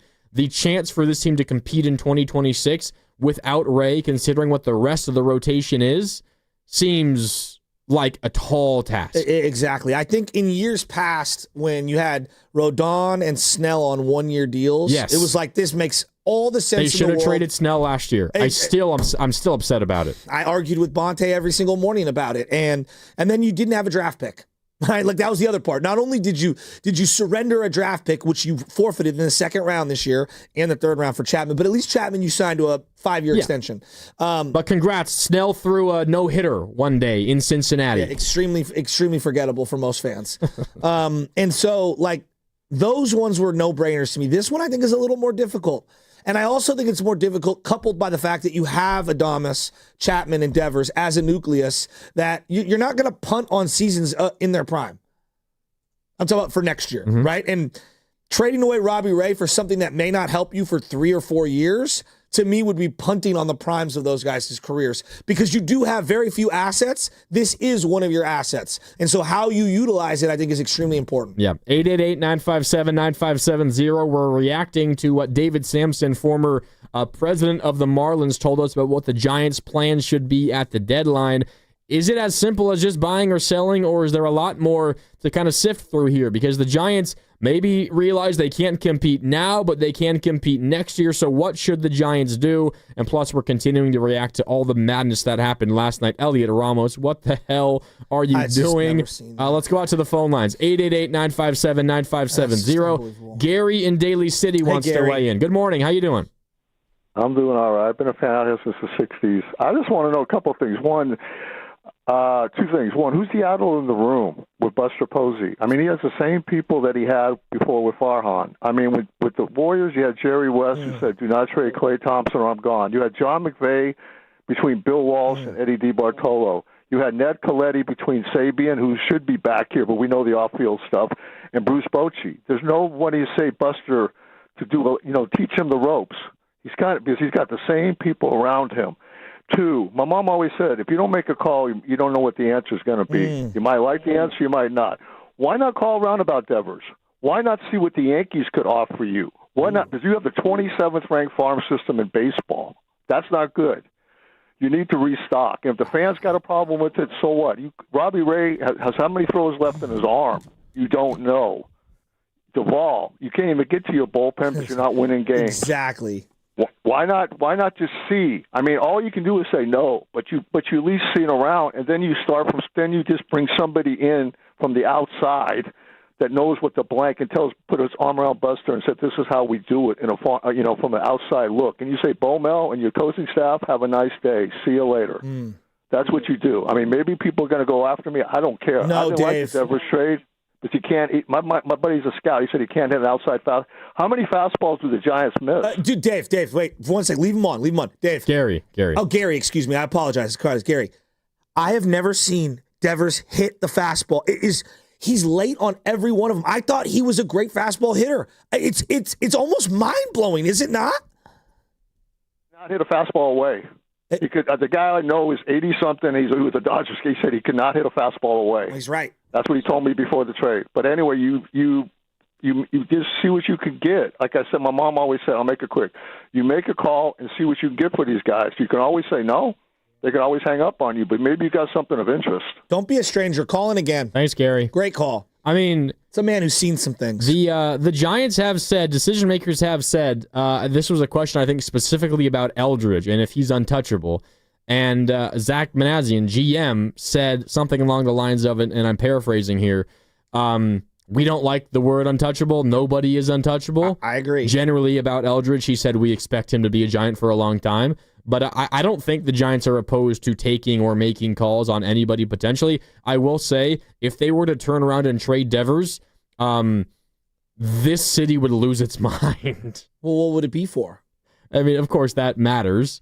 I would want to know what it's for. Yeah, I do think we would go crazy, but it would be a disaster. Is what it would be. I mean, look, if you somehow found a way to flip him and I don't know, and you just totally got back some crazy haul, I mean, you'd have to at least consider it. Yeah, again, I'm not saying they're hanging up the phone, but that would be a disaster. You, a month and a half ago, get the best bat, or what everyone expected was going to be the best bat you've had in this town for a decade, best power hitter you've had since Barry Bonds, but best overall hitter probably since Buster. And a month and a half later, you turn around and trade him away? Yeah, that wouldn't be great on the surface, but think about what you did there, though. You took Jordan Hicks, a first-round pick who was down in low single-A, and Kyle Harrison, who is still in triple-A. You flip that for Devers and then flip Devers for what? That's what I would want to know. The return, of course, matters. Yes, exactly. But the optics of it is absolutely terrible. No doubt. Matter what. No doubt. It doesn't look great. I'm not going to deny that. But again, what do you get back? I would love to know. I wonder what he would be netting you on the open market. It's a thought exercise, is it not? Sure. Yeah.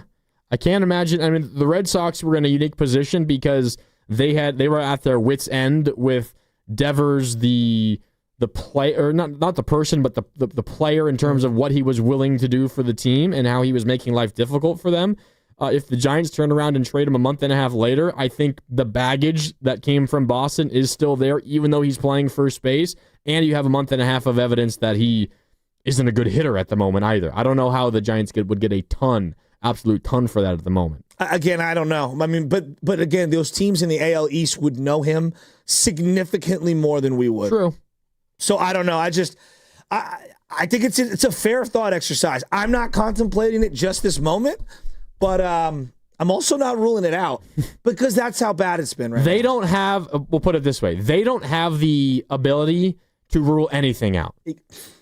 When you have a 25th ranked farm and you're Might be worse than that. 28th. I okay, think? well, depending on where you're looking at it, right? Like, I don't think you can scoff your nose at any deal out there right now. You need to have a crew of guys come up making no money and all be good. Like, that's what you need desperately right now. Yeah. You do need it, no doubt. Let's go back out to the phone lines, 888-957-9570. Right now, did you see that the Astros, just before you continue, what's up? The Astros are looking for a third baseman right now, right? The kid that they have got hurt, and that they traded for Kyle Tucker. And so they're like sniffing around Arenado, and they're sniffing around all these other guys that might be plausibly available. They're probably trying to get Suarez from the Diamondbacks. I mean, what would they give you for Devers if he wants to go back to third base? What does he look like in that situation? Boy, that Crawford box looks a lot like the Boston Red Sox Fenway.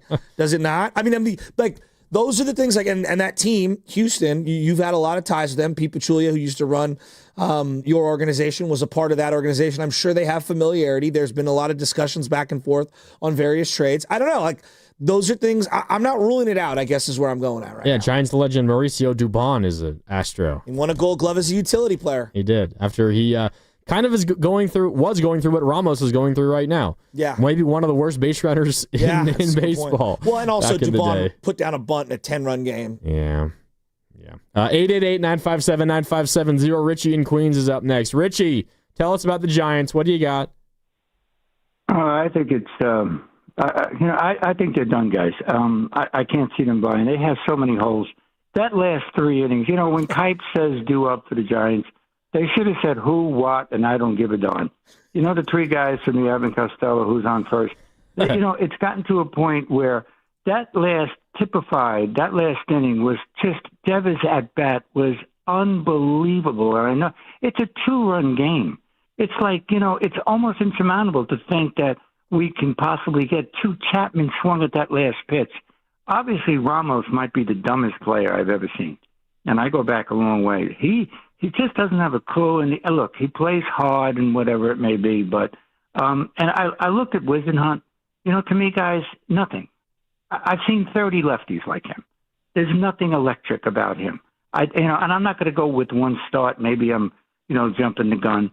But you think about what their needs are. Again, no leadoff hitter.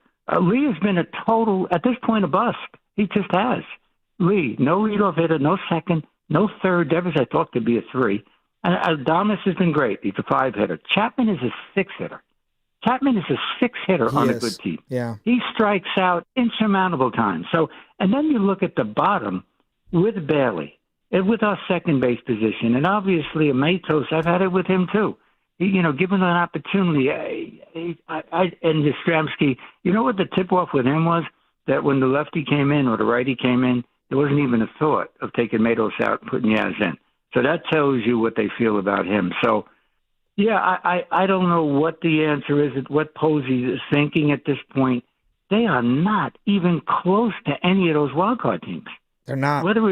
Cincinnati, maybe, but you look at the Padres, Aziz and Tatis and Machado and Merrill, and we just ever, even when Adames hits the home run, okay, great, 1-0. Then we got a man on second, 2 out. Lee, would you possibly get a 2-out hit, roll over to second base? Hey, really frustrated, guys. And by the way, I canceled my trip to Milwaukee. No, Richie. Richie. What's sad? This is a sad sentence. As disappointed as you are with Jung-Hoo Lee, he's like the 3rd or 4th best hitter on the team. Yeah, and that's sad because there's nobody on that team to say, wow, I thought Devers would be, but it's Devers, and I know it's not really a small sample anymore. He's late at 93. I know. I mean, Chapman is late on 93. Adames is the best hitter with the fastball, but and he's been great. His numbers have been solid, but they are just Verlander gave you a good effort, not having 3 starters, not having 5. Bullpen, maybe he's going to get worn down. Hey, look, if they win 4 in a row, we get within 2 games, maybe I'll be calling you next week and say, but you can't look at this team and say, we are missing 1, no, 2, no 3, missing 4 things. I know. Let me give you Thanks, some Richie. numbers Thanks, on Richie. Adames, which is no one's bringing this up. So, like, I think we have to be somewhat fair here. He's playing outstanding at the plate. He's batting .341 in the month of July. .341, .390 post All-Star break. That's He's incredible. raking. He is raking. I believe he's got Unfortunately, seven matter. home runs, 7 home runs, 21 RBIs. I mean, he's been outstanding. Cut the strikeouts in half from one month to the other. He has been excellent. 341 in July. And yet the Giants are 2-11 in their last 13. They're 13-25 in their last 38, the worst record in baseball in that span. With Devers 13-23, also the worst record in baseball during that span. Since Devers' debut, they're the worst team in baseball. We did a deep dive on their batting averages and everything. It feels like everything is exactly the same. Even basically. With them. Which is offense has not changed. Pitching has been way worse since Devers. I mean, the pitching, was hanging on by a thread prior. And then you get a couple of injuries. I mean, yesterday was the best start of Verlander's season. Hands down. He's had some other good ones, but he was amazing last night. I thought he was excellent last night. Yeah, he was very good. The stuff looked good. I thought he limited, crisis situations. He was excellent last night. Just walked one, struck out 7 in 5 innings, gave up 1 run, and it was a solo homer. That's it. Look, you want to say there was another start, fine. I just thought he was really, really good last night. And once again, the offense is nowhere to be found. How many times can we say that this year? Over and over and over again. And it's not just the offense. I mean, it's not just when you're at the plate. It's when you're out on the base paths, and it's when you're on the field as well. I mean, the play in the 8th inning with Rogers on the mound, where Casey Schmidt fields the ball between first and second. First baseman Devers ranges over thinking maybe he could grab it, but he can't. Schmidt gets it. So Rogers has to cover second, but they have a force out he has to cover first, but they have a force out at second. Schmidt looks to second, begins to throw, pump fakes, but realizes I can't get him out there, so pulls the ball back.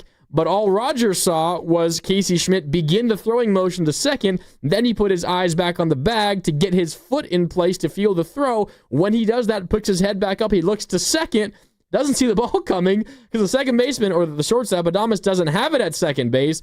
As that happens, Schmidt, who fielded the ball, throws to first, but Rogers isn't looking for it, so it goes past him and hits the runner, luckily enough. So a run does not score, but it's more than, I mean, the offense has been terrible. You're not wrong, obviously, but everything is going wrong now. The pitching is going wrong, although it did not last night. The defense is going wrong. The base running is going wrong. The simple baseball processes are going wrong. Everything is going wrong. I mean, even when Ryan Walker comes into the game and gets out of a nice little jam there, you're still like holding your breath thinking, what bad's going to happen, right?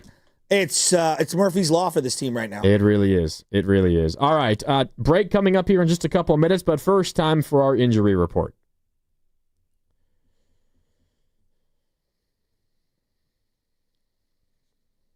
Wait a minute.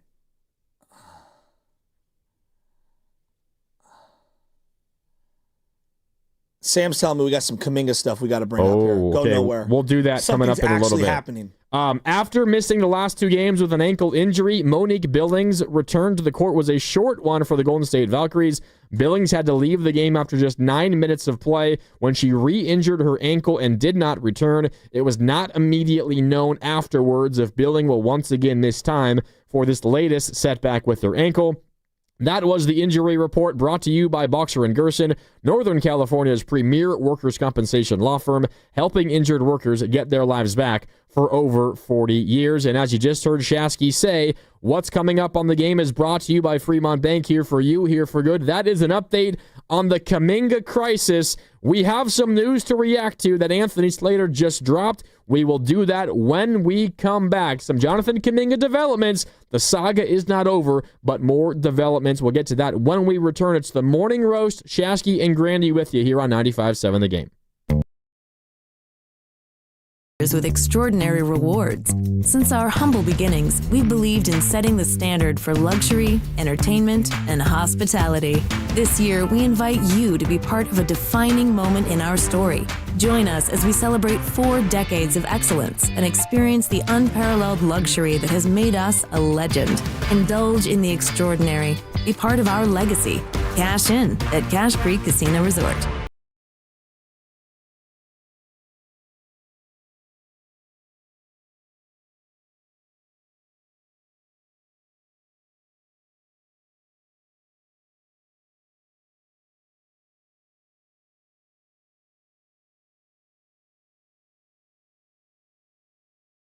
On us. The broken coffee maker? That one's still on you, which means you'll save hundreds for your business and get the fastest mobile service with 5G cellular and Wi-Fi hotspots. On us. But hurry, this deal won't last long. Get a mobile plan and free up the budget to maybe, I don't know, fix that coffee maker? Get mobile on us for 1 year. You guessed it. On us. Comcast Business, powering possibilities. Ends 9/22/25. Restrictions apply. New mobile customers only with internet standard service or above. Limited to value of one unlimited intro-line apply via 12 monthly internet bill credits. One discount per account. Fastest mobile based on mobile, Wi-Fi, and cellular data in service areas. Ookla Speed Test Intelligence 2H24. Discover the innovation and luxury of Genair appliances at Friedman's Appliance in Pleasant Hill. For a limited time, save up to 15% on qualifying purchases. Explore the full Genair line in-store or online at friedmansappliance.com. 1-877 Cards for Kids.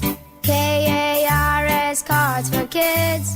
1-877 Cards for Kids. Donate your card today. 1-877 Cars for Kids. KARS Cars for Kids. 1-877 Cars for Kids. Donate your car today. Ready to get rid of that old car? Donate it to Cars for Kids. Call 1-877-CARS-FOR-KIDS to reach a friendly live agent. Donation's super easy, and your car can be picked up as soon as tomorrow. Call us now, 1-877-CARS-FOR-KIDS. That's Cars with a K to donate your car today. 1-877 Cars for Kids. Donate your car today. Did you know you can donate real estate too? Go to carsforkids.org. That's carsforkids.org. Hi, Zoe Saldana. Welcome to T-Mobile. Here's your new iPhone 16 Pro on us. Thanks. And here's my old phone to trade in. You don't need a trade-in. When you switch to T-Mobile, we'll give you a new iPhone 16 Pro. Plus, we'll help you pay off your old phone up to $800, and you still get to keep it. There's always a trade-in. Not right now at T-Mobile. I feel like I have to give you something in return for karma. That's okay. I don't really have much in my purse. Oh, let's see. Hand sanitizer. It's lavender. I'm good. Seriously. Let me check this pocket. Oh, mints? Really, I'm fine. Oh, I have raisins. I'm a mom. Wait 1 sec. I've got cupcakes in the car. It's our best iPhone offer ever. Switch to T-Mobile. Get a new iPhone 16 Pro with Apple Intelligence on us. No trade-in needed. We'll even pay off your phone up to $800. With 24 monthly bill credits, new line $100 plus a month on experience beyond finance agreement $999.99 and qualifying forwarded. For well qualified plus tax and $10 connection charge. Pay off via virtual prepaid card below 15 days. Credits end and balance due if you pay off early or cancel. See T-Mobile.com. Mira, Jorge, let's bring the nail gun over here. Jose stands tall atop his sustainable flooring company. Totally. It's renewable and moisture resistant, but we have several green options too. Or we got some beautiful reclaimed oak. But floored by his success, he needs to hire more installers. I need Indeed. Indeed you do. When you sponsor a job on Indeed, it's easier for talented candidates to find it, which makes it easier for you to hire them. Visit Indeed.com/credit and get $75 towards your first sponsored job. Terms and conditions apply. Eat up, buddy. It's almost time for school. You take charge of your home. You take charge of your work. Don't forget to take charge of your gut health too with Nature Made Probiotics. Nature Made has clinically studied probiotics that work with your digestive tract's natural bacteria, so you won't miss a beat in your daily routine. Find us in the vitamin aisle. These statements have not been evaluated by the Food and Drug Administration. These products are not intended to diagnose, treat, cure, or prevent any disease. You're listening to 95.7 The Game, KGMZ-FM in HD1 San Francisco, on Odyssey Sports Station and the home of the Golden State Warriors and Valkyries. Always live on the free Odyssey app and now coming to you live from the Laughing Monk Studios. Rise. Wake up. It's time to wake on up. Wake up, wake up, wake up. With a nice cup of Joe. What's up, Joe, bro? Featuring Joe Spadoni. He's an Italian. And Joe, the Butcher Boy Shasky. I am slippery. Oh! The best part of waking up is morning roast in your cup. It is the morning roast, man, on 95.7 The Game. Jonathan Kuminga. Happy hump day, people. Happy hump day. Yeah, happy Wednesday. Welcome back. It's the Morning Roast. No Spadoni. It's Grandy in alongside Joe Shasky as always here on 95.7 The Game. We've got Dave Fleming coming up in 30 minutes at 8:30 as we will continue to react to the latest Giants loss. Another really disappointing performance. They've now lost 5 games in a row. They're 2-11 in their last 13. They're back to 500. So we will get back to that. But, Shasky, we do have an update on Jonathan Kaminga, which means it is time for the Kaminga crisis. Kaminga crisis!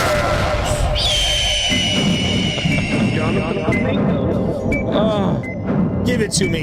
That is so good. Anthony Slater published a quick story in ESPN earlier today. Let me just read the first lead to you. Quote, this is Anthony Slater again in ESPN. The Golden State Warriors made another push to retain Jonathan Kuminga over the past several days, but the restricted free agent is continuing to decline their 2-year, $45 million contract offer, sources told ESPN on Wednesday. Kuminga's decision is due in large part to the Warriors' insistence on having a team option for the second season and their unwillingness to let him maintain the built-in no-trade clause, sources said. That is the update, one of the updates from Anthony Slater on the Kuminga crisis. I mean, what are we doing? Like, honestly, like what is everyone doing? Either you guys can kiss and make up and move on together, or you can't. We need to have some conclusion to this. Like, they need to know right now whether Jonathan Kaminga coming back on this 1-year deal, this whatever the qualifying offer, just straight up, is he going to be a malcontent? Probably yes. Probably yes. Probably should move him. I don't need any more drama in that locker room. And Jonathan Kaminga, hey, dude, read the room, doggy. Read the room. You want to go play for the Suns? Have at it. Like, straight up. You want to go to the Suns? Have at it. How has that worked out for Jordan Poole, playing somewhere that stinks? Not up to him. The Warriors have to agree to the sign and trade. No, I understand that. But I think Jonathan needs to just come out and say, either I am never playing for you ever again, and I would rather play for the Suns, or take the offer where you're the 4th highest paid player on the team. Like, that's pretty fair. More from Slater on ESPN. His agent, Kaminga's agent, Aaron Turner, presented the Warriors a few frameworks during a pair of summer league meetings in Las Vegas, including a 3-year deal worth around $82 million, which would be about a little more than $27 million per year. That allowed the Warriors to stay below the second apron to use the taxpayer mid-level. Slater later writes that the Phoenix Suns have upped their proposal to Jonathan Kuminga for 4 years and $90 million, including a player option for the final season. That has been the most lucrative push for Kuminga in the sign-and-trade market, but the Warriors remain uninterested in the trade return from the Suns, and for what it's worth, the Kings as well. So as of now, no matter what those teams are offering Kuminga, it does not matter because the Warriors are refusing to accept those returns on a sign-and-trade. It's just, this whole thing is just giving me a giant headache. It's just giving me a giant... I see everyone's point of view. I'm not faulting Jonathan Kuminga for feeling like he's been stymied by the coach, the organization, the situation, all that. That's not what I'm saying. But I'm also like not just giving him up for nothing. If I'm the Golden State Warriors, I see both parts. The part that I am like exacerbated, or whatever the hell the word is. Exacerbated. It's just been going on forever. Yep. It's been going on forever. So to me, it's like either you guys kiss and make up, or just get rid of them. Like, this can't keep going on. You guys clearly aren't on the same page. Would you agree? Yes, absolutely. This cannot continue. This is that dysfunctional relationship of those two people that you know that break up, get back together, break up, get back together, and are always hammered at the bar, fighting in front of everyone. And you're like, you guys clearly hate each other. What are we doing here? You might be better off together now, but we know where this leads to. You're gonna get angry with each other. I'm not mad at any individual in this thing. I'm not mad at Dunleavy. I'm not mad at Lacob. I'm not mad at Steve Kerr, because I actually understand everyone's points of view. I'm definitely not mad at JK. You know who I'm most mad at? Who? The agent.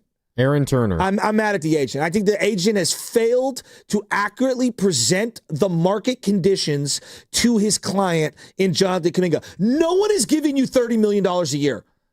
Nobody. This is like the house that's on sale. There's a house in my neighborhood right now that's on sale up in the Russian River. Everything is in that area for a particular price point, and this guy is 3 times the price point, not 2 times, 3 times the price point of everyone else in the market. It's a beautiful spot. It's got unbelievable acreage. There's no doubt about it. But it's you're not reading the market properly. And that's what I feel. I feel like the one individual who deserves the most criticism in this entire situation is Jonathan Kuminga's agent. His agent is in over his head.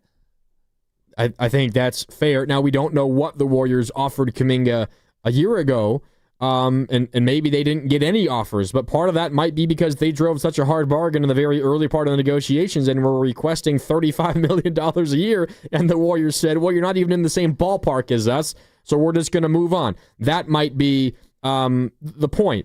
More from Anthony Slater. Quote, Kuminga prefers the long-term offers presented by the Kings and Suns because he believes they signify a fresh start, a larger guaranteed role, a promised starting position, and a greater level of respect and career control, shown in part through the player option, which are reportedly being offered by the Kings and the Suns, comparison to the Warriors, who are offering a 2-year deal with a team option. So, as far as I can tell, Shasky, what is going on here and what really is the crux of this disagreement, and I think it's what the Warriors are finally coming to terms with, and I think they're grappling right now with the reality that they're going to lose this situation. In their mind, they're going to lose it.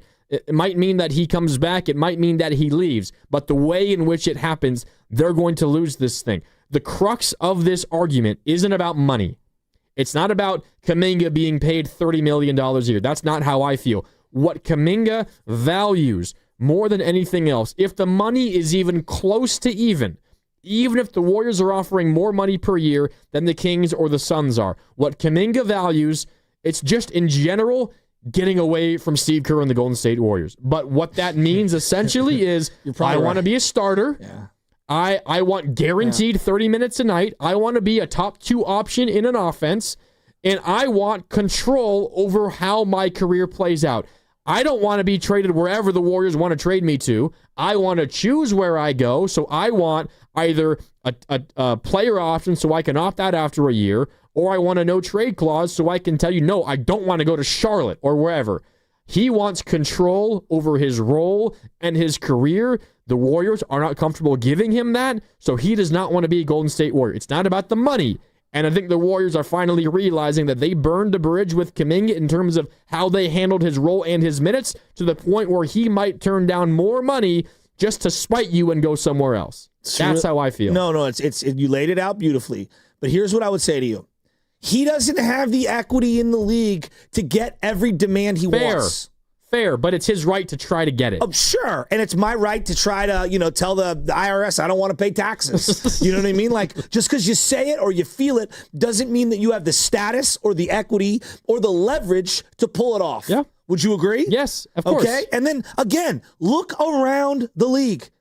Look around the league. Do you understand market conditions, right? Right now, what team is giving him everything he wants?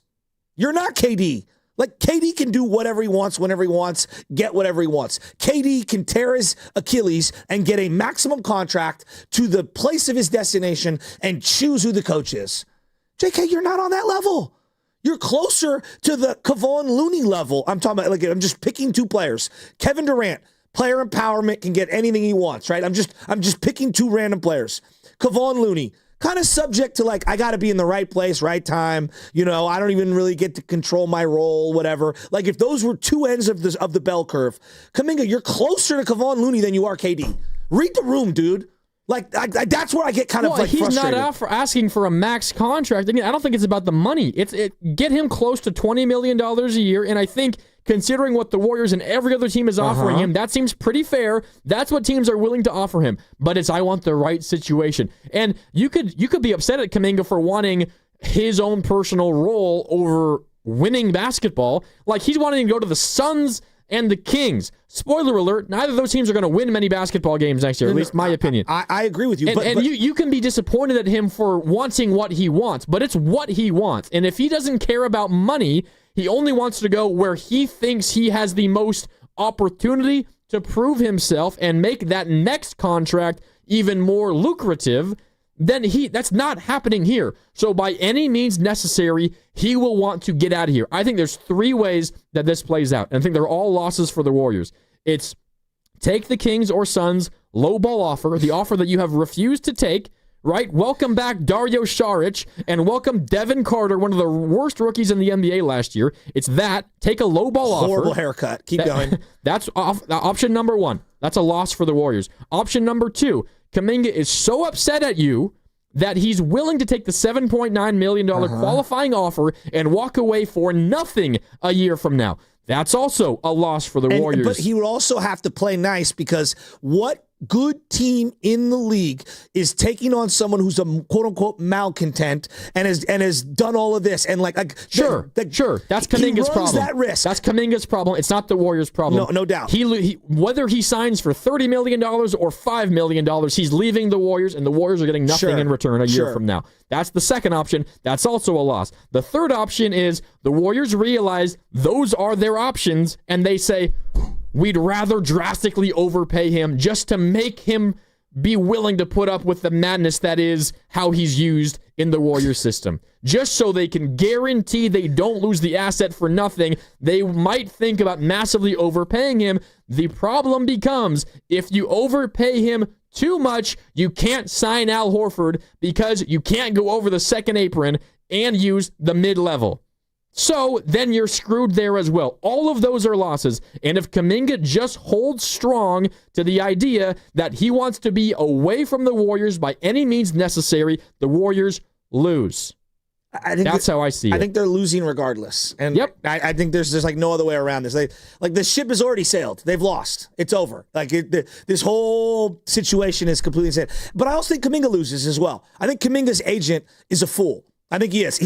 They mismanaged this from the beginning. This guy, Aaron Turner, is out here on Twitter responding to people. Yep. Is that what high-priced agents do on Twitter? Just respond to egg avatars and random people that happen to be Warrior fans? And I'm not dissing anybody who happen to have him respond to them.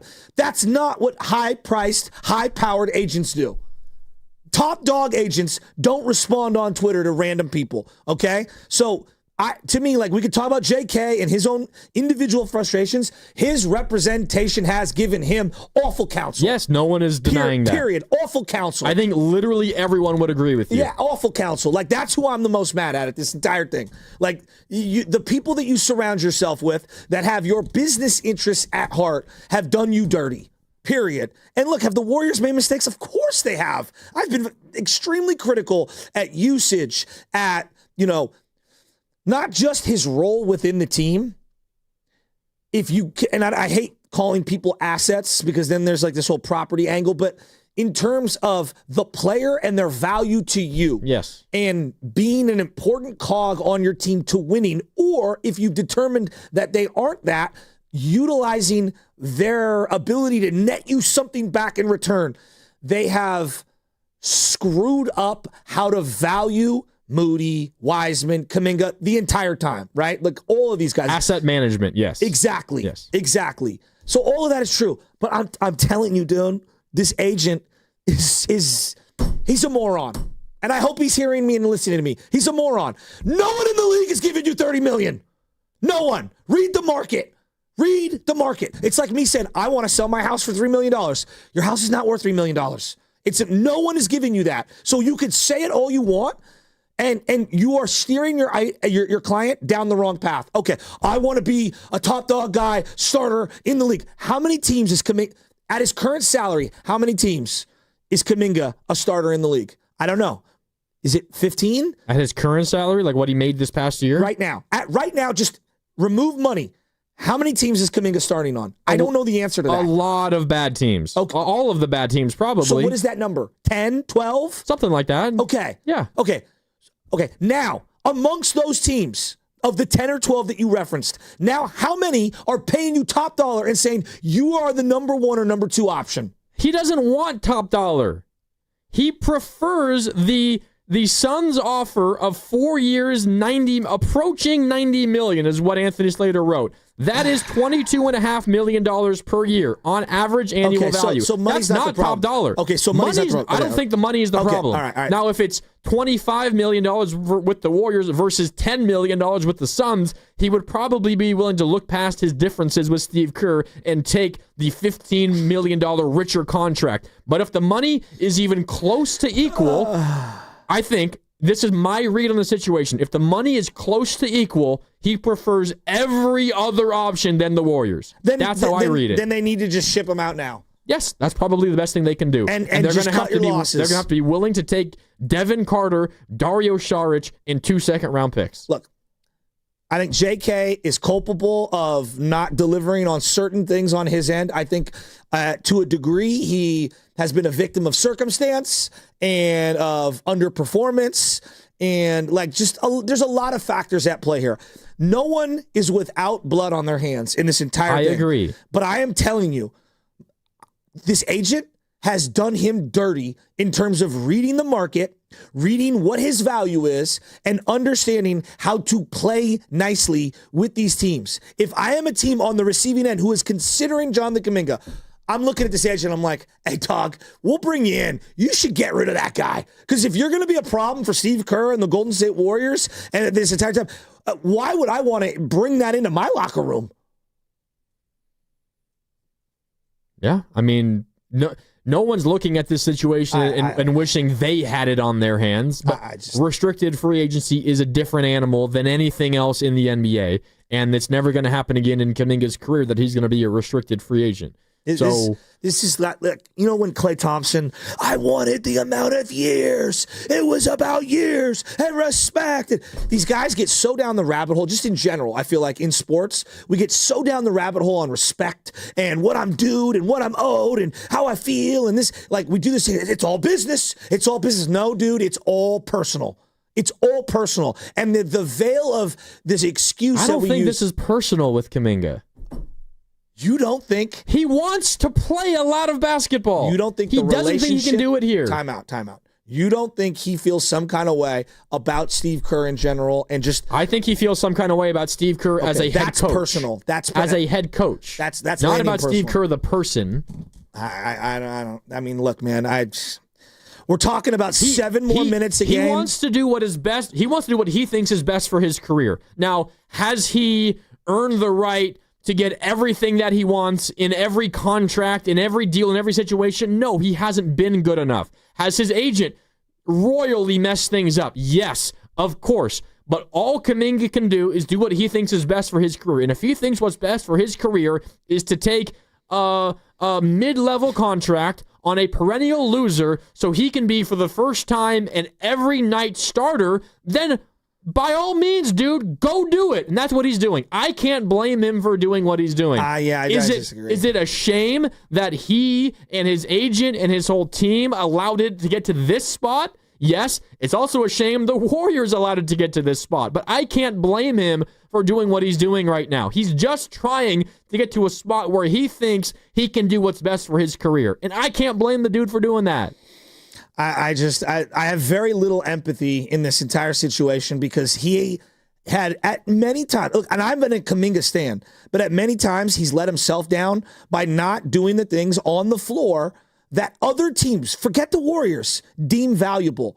His price tag is what his price tag is around the league, and his fit around the league is very niche right now because of the things he's failed to deliver on the floor. And that he is in control of. You know, it is what it is. Like, the market has spoken. I think that he has very little leg to stand on here. He said according to reports, he's more willing to take the Suns' offer of 4 years and $90 million. $22.5 million per year. The Warriors' offer is $22.5 million per year. They need to just get rid of him and go to the Suns. Like, I don't know what, my stance is pretty straightforward here. Like, this dude's out of his mind. It's the same thing with Klay. Like, all right, good luck. Klay took less money to go to the Mavericks. Oh, but it was more years, Mark. Less money per year. 3 years. I know. That's my point. We get down these rabbit holes. He wanted out of Golden State as well, which is fine. And that's what Kaminga wants. Okay, and he's willing to maybe take less or the same amount of money to do it. No doubt. But I would also say that Klay Thompson earned significantly more runway, and leeway, and all that stuff. Like, there's a lot that was baked into the Klay thing. But similar to Klay, be careful what you wish for, because look at the situation Klay landed on. Was it a fruitful situation that he thought he was walking into? He thought it was. Yeah, well, turned out to be not. It's the same thing with Kuminga. Be careful what you wish for. You know? And I would say the same thing to the Warriors. Well, if Kuminga signs with the Suns, he's not signing with the Suns with the idea that they're going to win a championship next year like Klay thought. Well, I mean, look. He could believe that in his mind, but he knows in his heart of hearts if he goes to the Kings, they're not winning a championship. We will He's see what he wants. He's valuing minutes and role and career stability over maybe money, but also over winning. And you can be upset at him for valuing those things over the other things, but that's what he's valuing. Career stability. The Suns have traded everyone away with a flip. I mean, stability with the Phoenix Suns? That's a sentence? For him personally. Stability with the Sacramento Kings? For him personally. I know, and that sounds insane to me. Those two organizations are the exact opposite of stability. Are they not?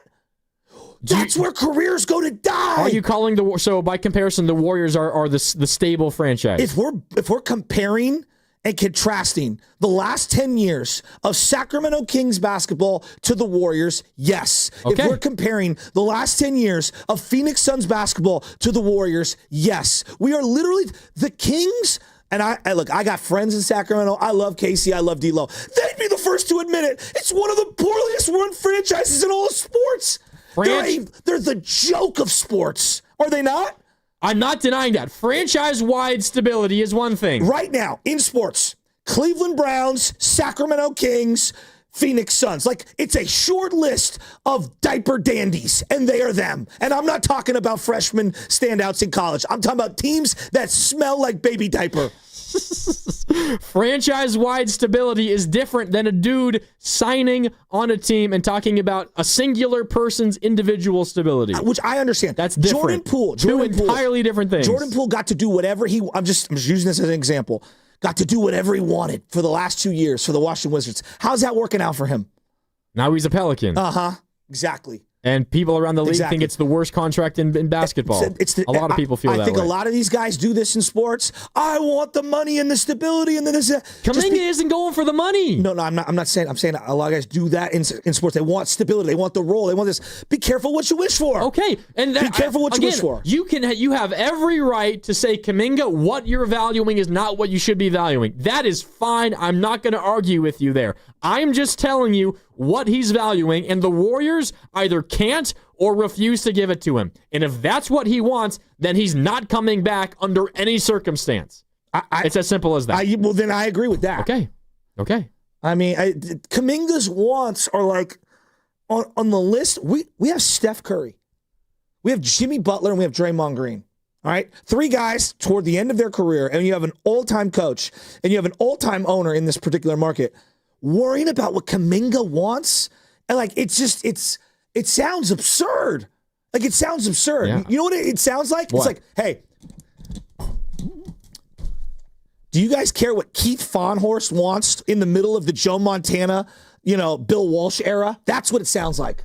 That it's laughable. It's laughable. Frankly, I don't even know who that name is, exactly. which is the point you're trying to make. Do you care what Derek Deese wants in the middle of Steve Young's career?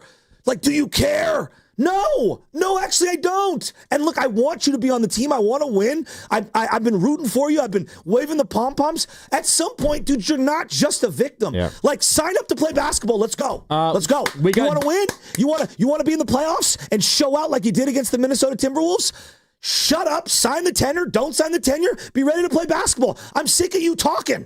We got Dave Fleming coming up in a little bit. Before we hit a break, let's sneak in a call on this conversation. Kevin in Pleasanton wants to weigh in. Kevin, what's up? Hey, guys. Shasky, man, you need a Tylenol. This thing has gone on for months, and I'm exhausted.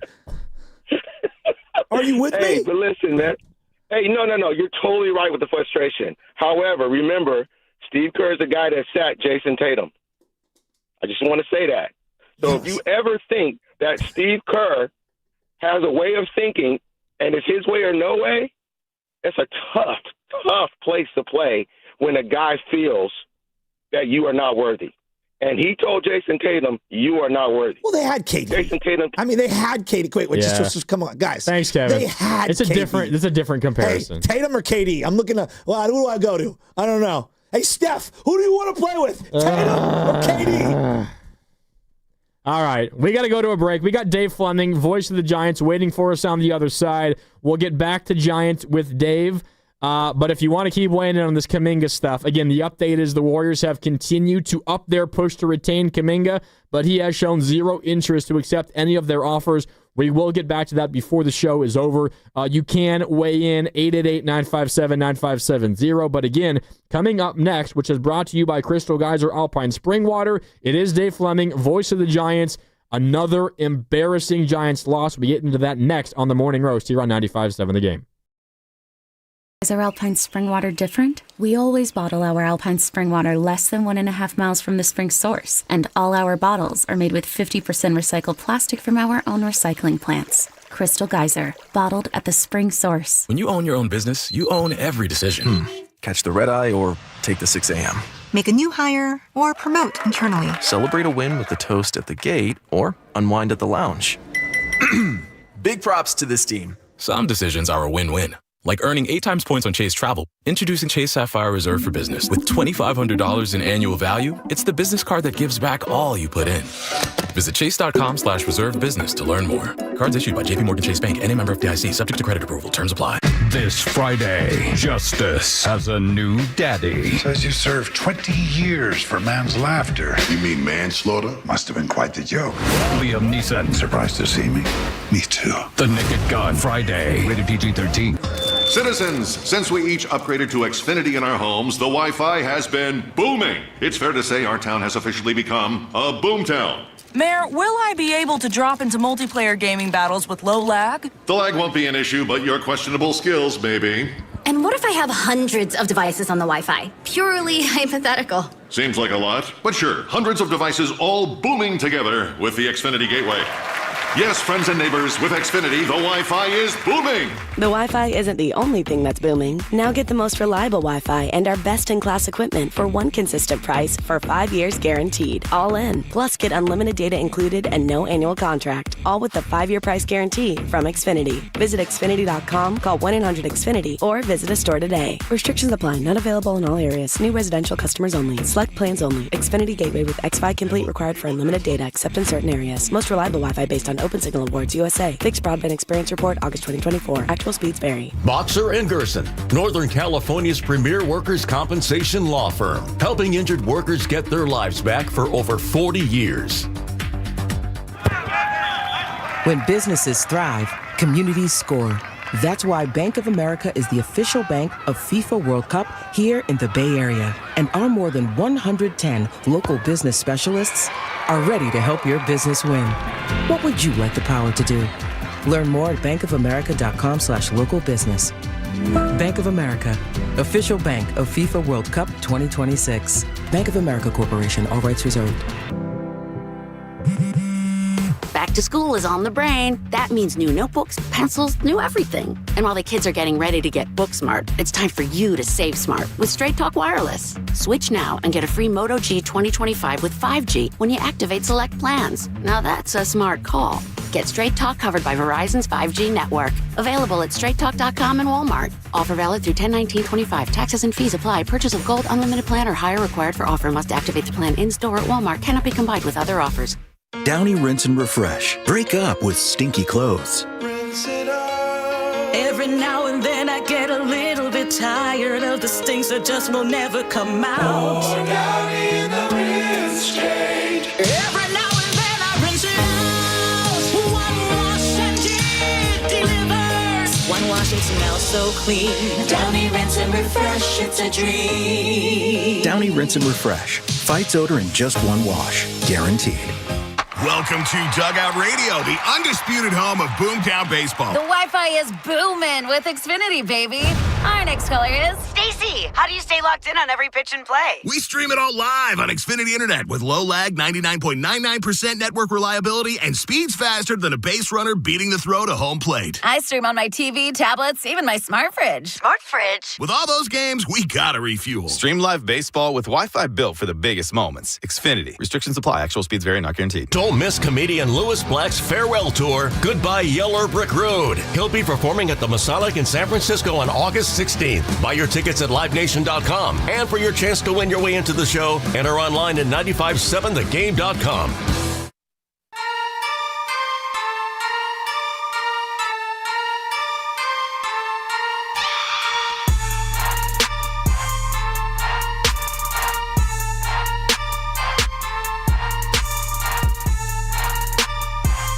It's your boy Ricky Antonio, the winner of the Listener Knockout Champion. You feel me? Shout out to Spadoni and Chats, man, on 95.7 The Game. Could I get a water though? No Spadoni this week. It's Grandy in today alongside Joe Shasky here on the Morning Roast at 95.7 The Game. We did just get an update to the Kaminga crisis. We will get back to that, I'm sure, before the show is over. But we're going to chat with Dave Fleming, voice of the Giants, coming up here in just a little bit. As Shasky, the Giants have lost 5 games in a row now. They are 2-9 since the All-Star break. They're 2-11 in their last 13 games. They're back at 500 for the first time since they were 1-1, and they're doing it in incredibly frustrating ways. More so than just losing games, they're doing it in special ways. I don't even know. I'm so frustrated with the Giants. The infield fly in the first inning was just the most bizarre thing I've ever seen. He clearly doesn't know the rules, Elliot Ramos, and I can't believe he went back out there to play defense. The whole thing is just bizarre to me. Well, let's talk to Dave Fleming about it. Voice of the Giants, joining us now on the River Islands guest line. Dave, it's Mark Randy in for Joe Spadoni, along with Joe Shasky. As always, appreciate your time, and let's just get to what happened in the bottom of the first inning. First and second, 1 out. It's Ramos at second. Infield fly is called, and he gets thrown out trying to scamper back to second base. We see this happen in Major League Baseball every once in a while, but how can you explain what happened with Ramos on the bases in the first inning last night? Not very often. I can't remember the last time that I remember seeing it. I do remember Steve Finley. I mean, that's how long ago it was. When did Steve Finley play for the Giants? I remember when he was briefly with the Giants, and I was in like the clubhouse food room, and Steve was having a spirited discussion with a couple other guys about why every infielder should do what Hayes did last night, especially in a big spot. Like, just let the ball fall and just see what happens. You might steal an out. You might, and the pushback was so strong from a couple guys. Like, no, I'm not going to look like an idiot. The ball could bounce the wrong way. Nobody's going to fall for that. It was an interesting discussion, actually. And I thought of that last night because you just don't see it very often. Can't happen. I don't know what else to say about it other than it's just, that's a really bad mistake for a team that's fighting hard, and every out matters, every win matters. And unfortunately for Elliott, it's a pattern of, there have been some bad base running mistakes lately that don't, fall under the category of not knowing the rules, just bad base running. The defense hasn't been real good. It's frustrating, I'm sure, for him because he's had a solid year as a hitter. He's been one of the Giants' best hitters, but you start to give away a lot of that value when the other parts of your game aren't very well rounded. And it's probably a good way to kind of understand what's going on with the Giants overall right now, where they're just not diverse enough in the ways that they can beat you. They've talked a lot about getting more diverse, and it's obvious they still have a lot of work to do. Yeah, and it's just so frustrating. Like, Elliott does bring things to the table, but defensively feels like he can't go a couple of games without a misread or a bad break or a terrible angle. And then running the bases, he had to play the other day with the slow grounder where he just took off. How do they work on that at the big league level? I mean, I think we all assume every player knows every situation and, they're pros and they have to be. We had David Samson on, who used to run the Marlins, and he's like, hey, a lot of these guys don't actually know situations and the rules like you think that they would. How does that, I guess, how do these guys get that on-the-job training with the coaching staff as the season's going on and he goes back out there to play in the outfield? Like, what does that look like in terms of the development of a young player like Ramos? Yeah, it's a hard question to answer, and it's a good question because it is hard to do at this level. There's so much other stuff that you're working on, you're game planning on. There's just so much going on in these players' lives, on the field, off the field, when you get here. It can be hard to have like a boot camp and go over basics, so a lot of that is what spring training is for, and a lot of that work happens in spring training. I don't think it would be a terrible idea to every month or two have a 30-minute quick team-wide refresher on some stuff like that. I don't think that's the worst idea. And I think some teams do that. And the Giants, I know, coming back from the All-Star break, that the first day in Toronto, they went to the ballpark early. Everybody got there at 2, and part of the reason why they got there even earlier than that, but on the field at 2:00 in the afternoon, was going over the signs, like a refresher course on all the stuff that everybody needs to know. So some of that stuff does happen. Here's the thing I'll say about Elliott. This is not an issue of not working. Elliott is a worker, big time. Elliott cares. He wants to be a great player. He puts in time. He goes out in the outfield. He tracks balls. He conditions. He works out. Like, Elliott is not a player, and most guys are like this, but I would say even more than most. Elliott is a try-hard player. He just struggles with some of these nuances of the game, and whether that ever gets corrected or not, I don't know, but it definitely limits his ceiling as a player if it doesn't get corrected. The last thing I'll say about Elliott is he's been way less comfortable in left field than he looked to me in center and right field earlier in his career. And I think it's worth at least considering moving him back over to the other side and just seeing if there's something about it. I mean, it sounds simple, but it is different to play the different corners. And I would like to just see, if I were in charge, that would be something I would be considering, is moving back over to the right side and just see if that helps make him a little more comfortable and maybe makes him stop. He said after the game he's thinking so much out there. Maybe just make it a little more natural for him. Voice of the Giants, Dave Fleming, with us here on the Morning Roast at 95.7 The Game. Dave, you've seen a lot of Giants seasons. You've seen a lot of great stretches. You've seen a lot of bad stretches. And baseball is such a long season that even in down years, you have good stretches, and even in good years, you have bad stretches as well. So you've seen, I'm sure, a lot of bad baseball over your years during a couple week stretch. But where does this one rank for you? Because this seems like a unique, rough stretch of baseball, and it's not just Ramos. There's been issues in center field with Jung-Hoo Lee. There was the really weird play at second base with Casey Schmidt and Tyler Rogers covering first base last night. In terms of all of the rough stretches that you've seen, does this one stand out to you as I don't know, the worst, the most unique? Like, does this stretch stand out to you above all the rest? No. I mean, I would say this one it has been highly disappointing, because I think the Giants really believe like their roster's in a better place, and this should be a better team. And so to give away the stuff that they had earned early in the year by building a cushion and putting themselves in the mix and having it sort of all go bye-bye in the span of 2 weeks has been really frustrating for everybody. Look, this team has been, we're talking on after one of the worst games of the year, so it's a bad time to sort of make this point. But, last night aside, they fought their tails off on Monday. Saturday and Sunday against the Mets, spirited, tough, hard-fought games where they're one hit away from winning both of those games. Toronto, the 2 games in Toronto, same way. Against the Dodgers, home run in the 9th inning. 2 tough, close, right down to the end games against LA that they lost. Like, this isn't a team that's just getting blown out every day. They had the ugly game in Atlanta. They had a bad game last night where they didn't hit at all. Otherwise, this easily could be, what are they, 2-11 or whatever the stretch is. They could easily be, 5-8 or 6-9 or something like that. And we wouldn't be feeling exactly the same way that we are. So, I don't think it's the end of the world what's happened here. It's just that they believe that they're a lot better than this, and I believe they're a lot better than this, and that's the most frustrating part. What do you make of all the team meetings? I guess there were, Bob was alluding to player meetings, coach meetings, etc.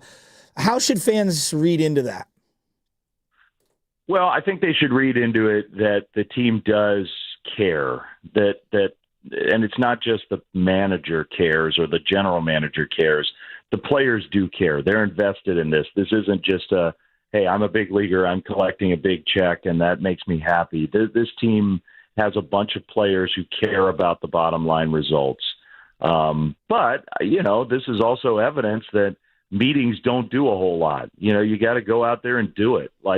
It's one thing to talk, it's another thing to do it. And I think for the Giants, this whole year almost in a way is a lesson in that.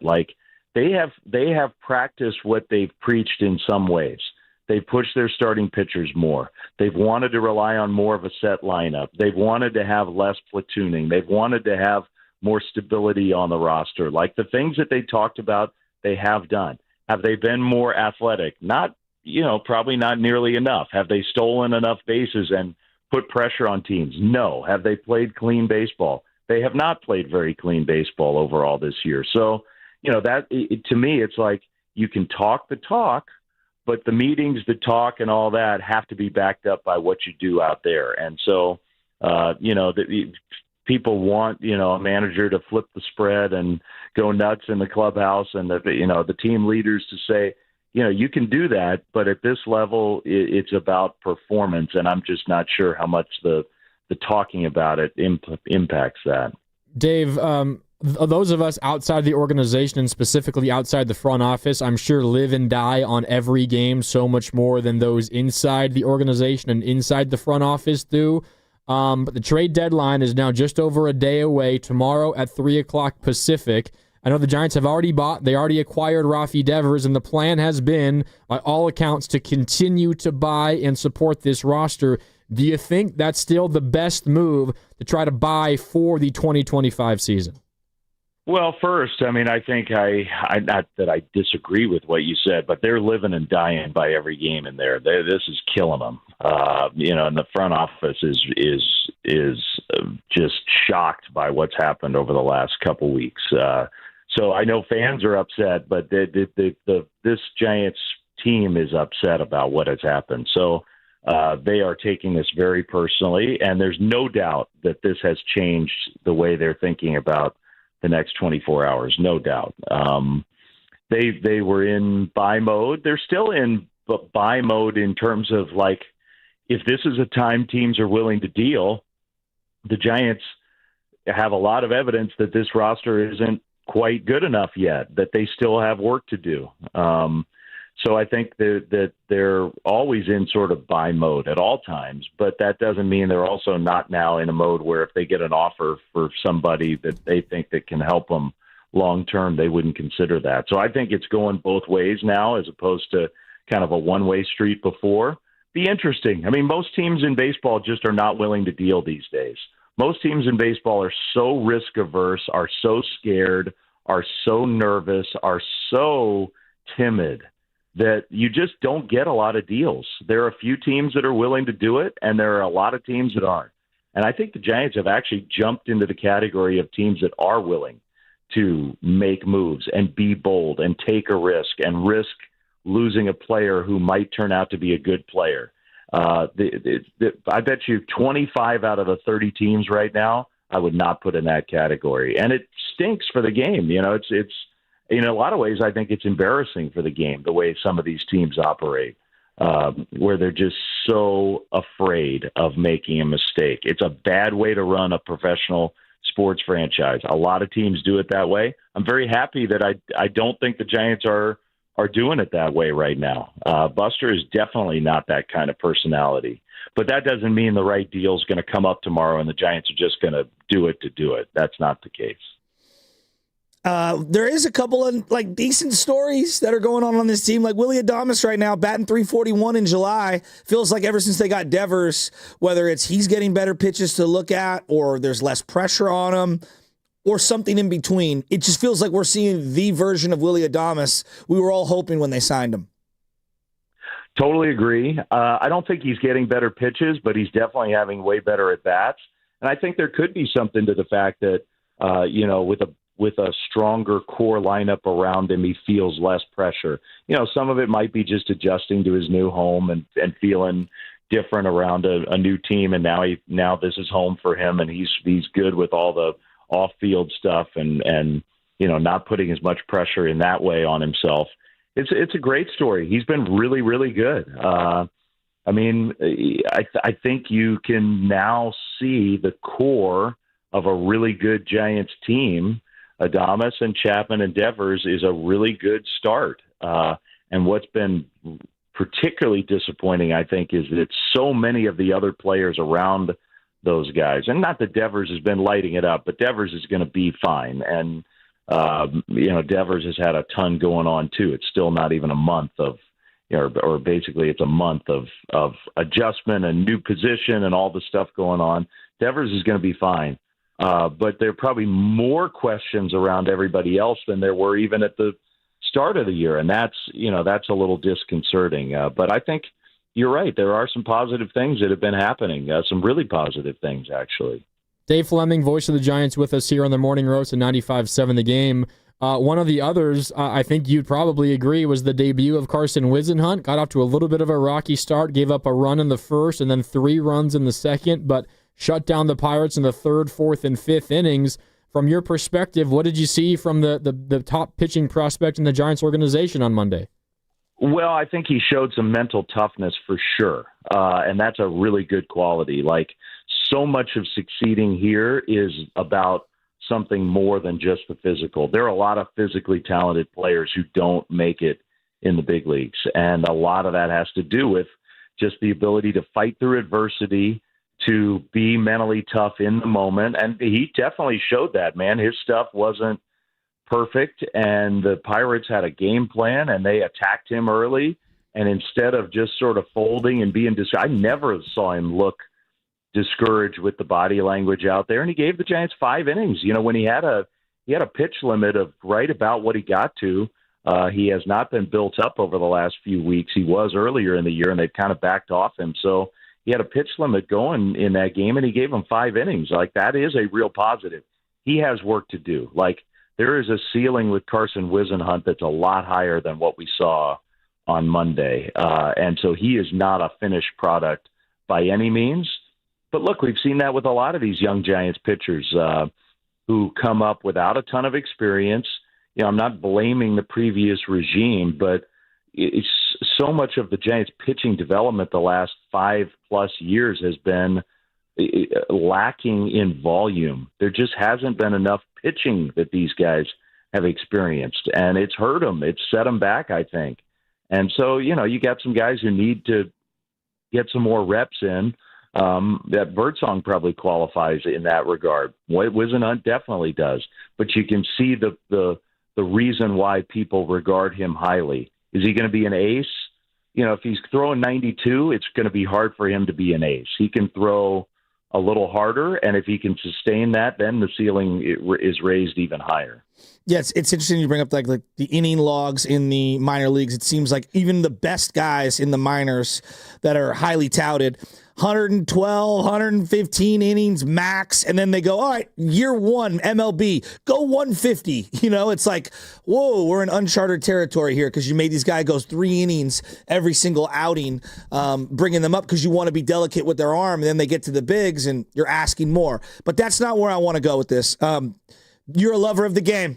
Big picture of MLB, obviously. You've been doing this 20-something years. What was your read on the report about Manfred and Bryce Harper having kind of like a toe-to-toe, if you will, in the clubhouse? Yeah, it was definitely interesting. I think it's good for the commissioner and the owners to understand that the players' union has been in a bit of chaos, and I'm not an insider on any of this, but it seems like the players' union hasn't been quite as cohesive and organized as in the past. And I think the owners maybe not sensing, I'm not saying they're looking to take advantage of anything, but feeling like maybe they're not going to get as much resistance on that stuff. And I think it's good for everybody to get a bit of a reality check. Like, if that really is the idea, to totally overhaul the economics of the game, I think everybody needs to understand there's going to be huge resistance to that. And there would have to be, if for that even to be considered, there would have to be massive concessions on the other side. And if those concessions are not palatable, then I think everybody needs to go into the next calendar year with a different idea of how this might go. So that's what I took away from it is nobody wants to lose actual games. There's going to be, after next year, there's going to be a lockout. It's not going to be, I say it's not a big deal. I mean, it's a big deal, but it's not going to impact, it doesn't have to impact any games. That's just sort of the way these negotiations go. But I think yesterday or whenever it happened was a reminder that the tenor of this could change quickly, and everybody needs to realize that and not go into this, ignorant of that fact. Like, we want to protect the 2027 season. It's not in the game's best interest. Everybody is getting rich off this sport right now. Everybody. The owners and the players are all doing extremely well. There are issues in the game. There always are. We can work on those issues without torpedoing a season. And I think if the Harper incident was just a reminder of how delicate this can be, then I take it as a good thing. Like, that to me is a good thing. Dave, just one more from me. I want to go back to some of the team's struggles of late.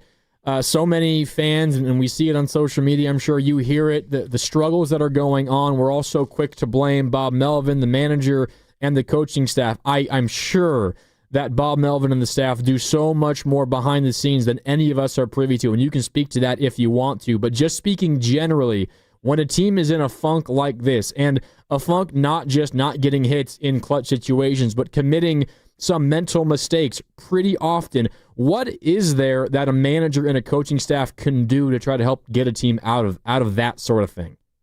Yeah, I would say there's two things. Number one, you can change the way you prepare a team for a game. You can change the routine.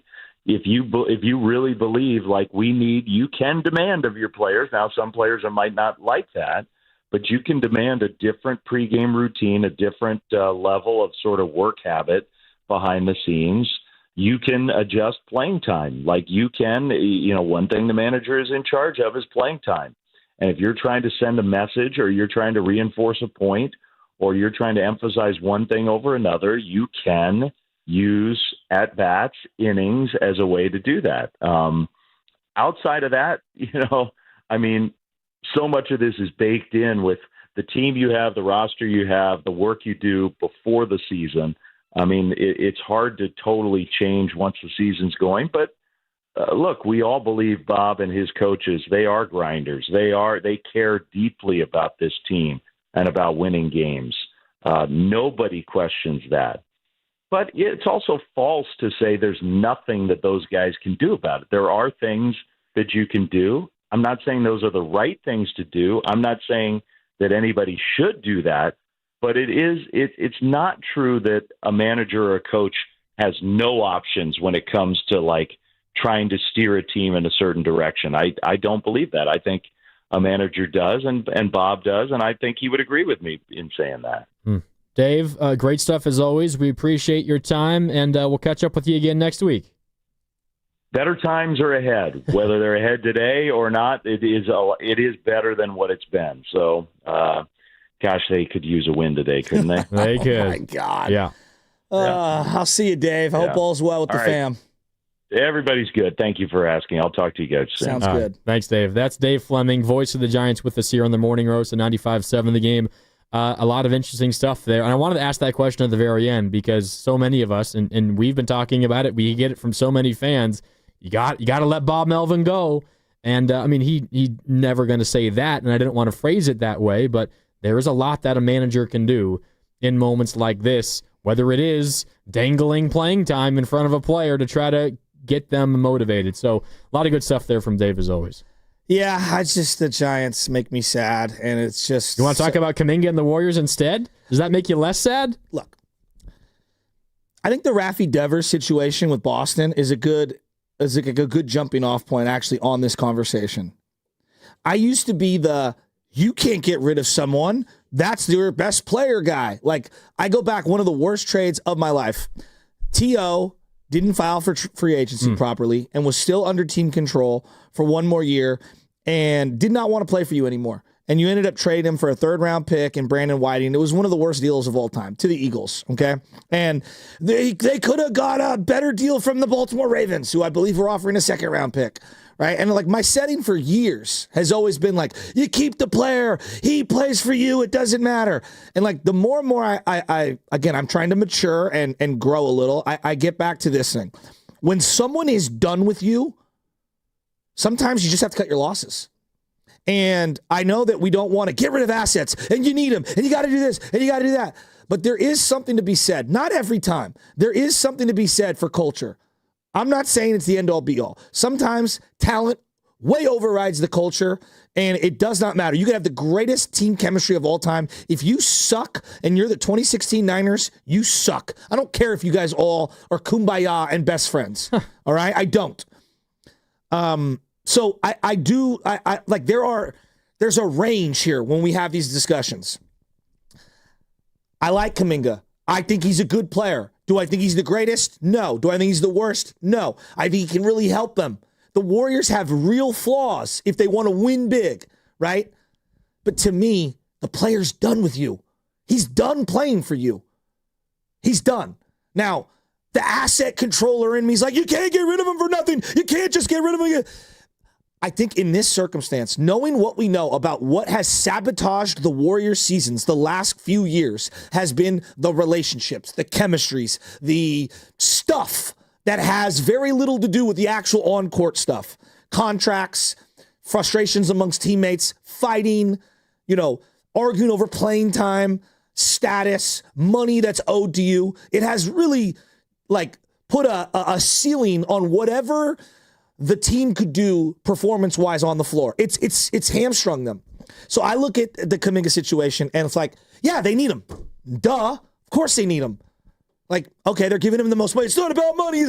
Yeah, he's done playing for you. And so, I'm ready to just wave the white flag on this one as much as it pains me to do. And if you have to get pennies on the dollar, so be it. So be it. I don't think they can roll into another year in this hypothetical, he takes the 1-year deal and he takes that qualifying offer. And then you could move him maybe at some point, or he takes the 2-year deal and you could maybe move him down the line.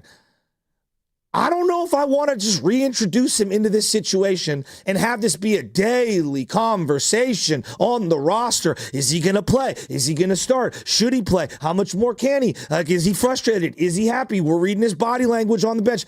I don't think this is fair to Kaminga. I don't think this is fair to the other players. I don't think this is fair to the coach. I just think you're setting yourself up for a nightmare scenario where you're going to have to walk through landmines at the beginning of next year. And the last thing I want to do when you've only got a couple years left of Steph Curry is to navigate a minefield right now. And yeah, I know I'm dealing away something that I actually need to help my team on the floor. But I don't want to reintroduce any more malcontent stuff after seeing the last 3 years of Warrior basketball. Because I think a big part of why they've struggled on the floor has been all the other stuff, not X's and O's. And that's why it keeps coming back to, you just got to get rid of the guy, I feel like. That's what I feel like today. You just got to get rid of him now. This can't continue. You're listening to 95.7 The Game, KGMZ FM and HD1 San Francisco, and Odyssey Sports Station, and the home of the Golden State Warriors and Valkyries.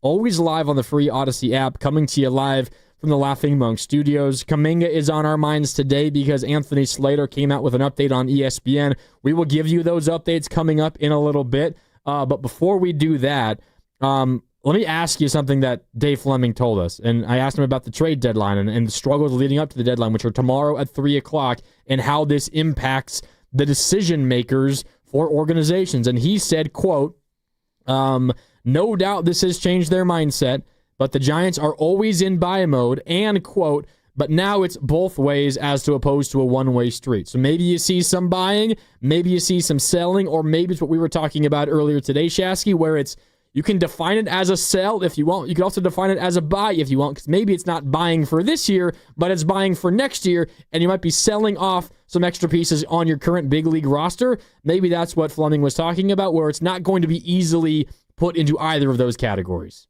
You think it's going to be a little bit of both? Maybe. I mean, that's what it seemed like Fleming said. Well, Jeff Passan put out a report saying that the Giants are fielding offers for some of their back-end road bullpen guys.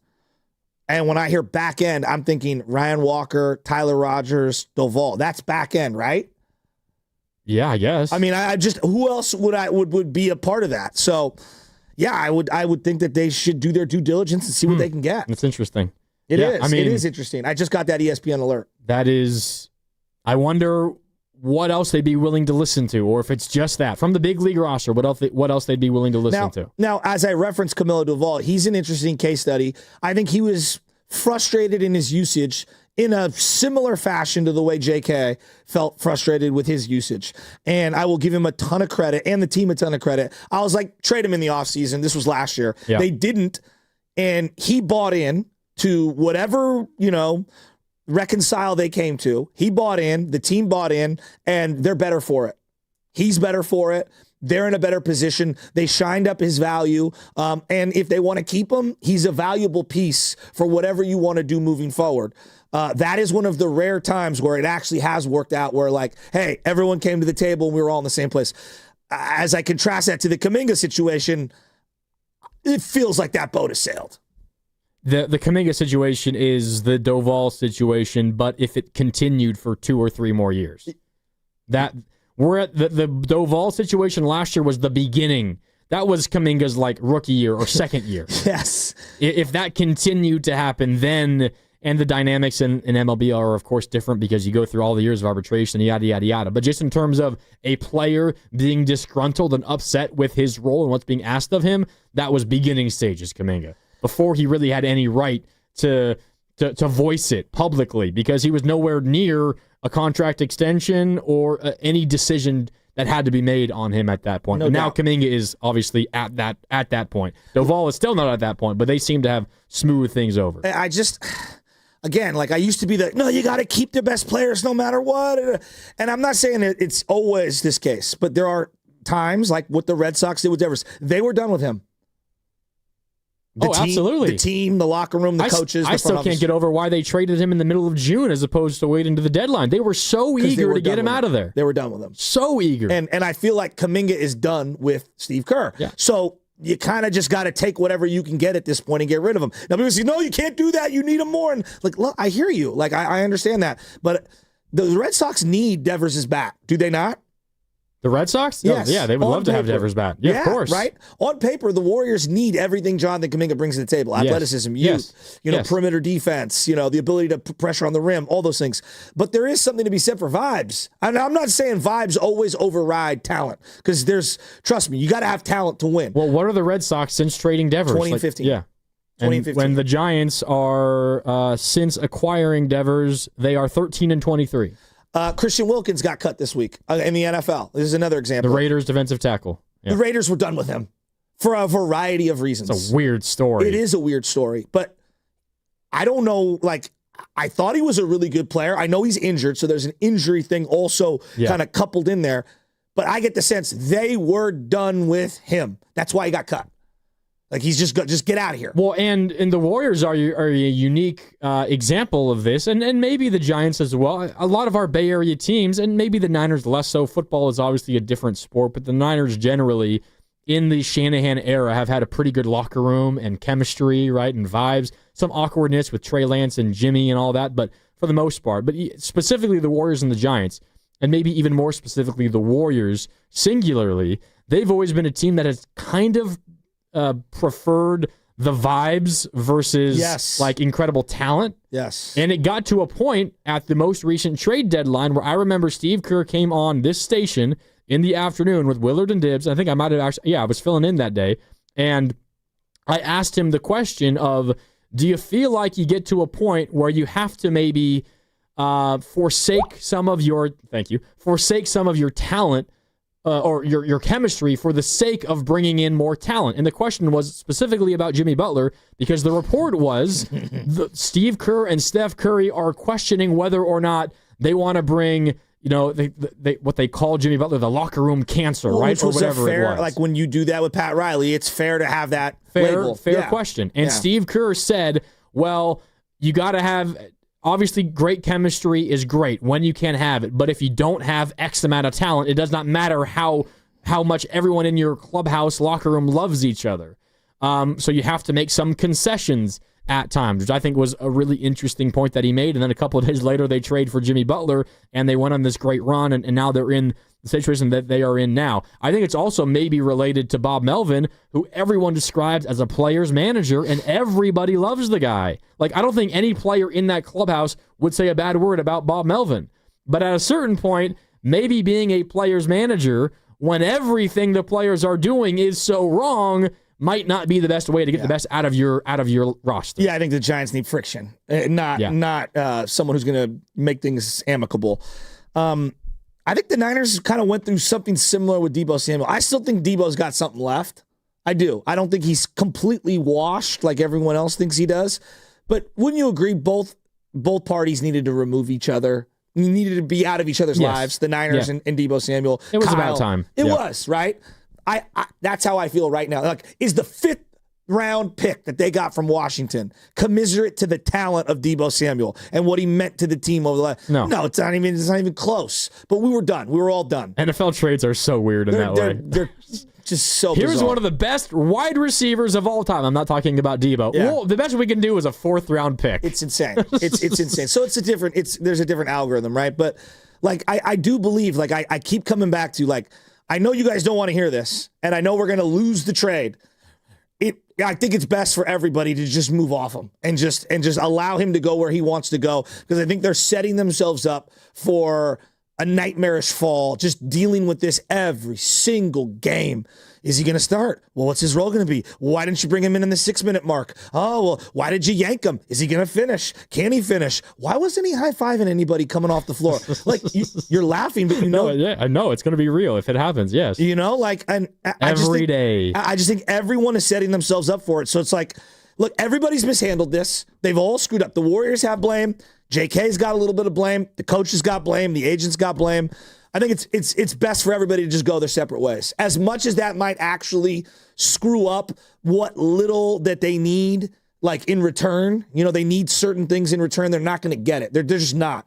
I think you just have to bite the bullet and take the loss here. Your read on the situation, in my mind, is accurate. I think that's the same read the Kings have on the situation. I think it's the same read the Suns have on the situation. And if that's the read that those teams who are the most interested in acquiring Kaminga, if that's how they are viewing the situation, they feel no pressure, maybe other than competing with each other, competing with the Kings and the Suns, those two teams competing their offers with the Warriors or with Kaminga.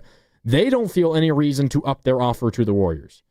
Because if they believe it's in the Warriors' best interest to just say, fine, we're going to cut our losses and we'll move on. We don't like the trade return that we're getting back, but it's better than the other option. It is what it is. So what is the motivation for the Kings to be like, all right, here is Keon Ellis instead of Dario Saric and Devin Carter? Like, there's no reason for those teams to back down and just bend to the Warriors' will. So it's going to get to a point where the Warriors, I would imagine, and you just laid this out, they're just going to have to say, fine, we'll do it, get them off of our hands. Allowing it to get to this point, you have to wave the white flag and realize you're losing whatever deal is on the table.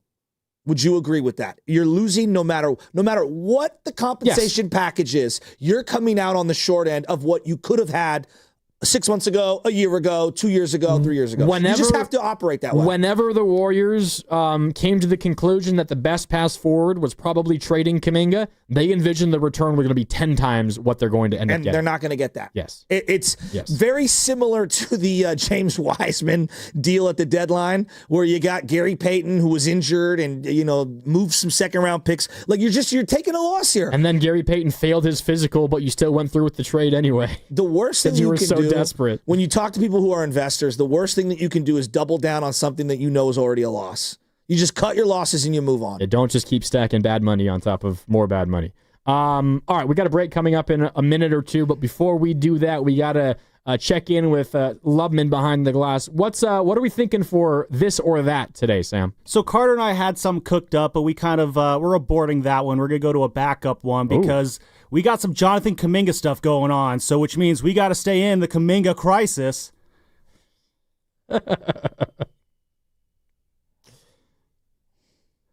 I just wanted to play it. That is so good. Today's Kaminga-themed this or that. It's a simple one, guys.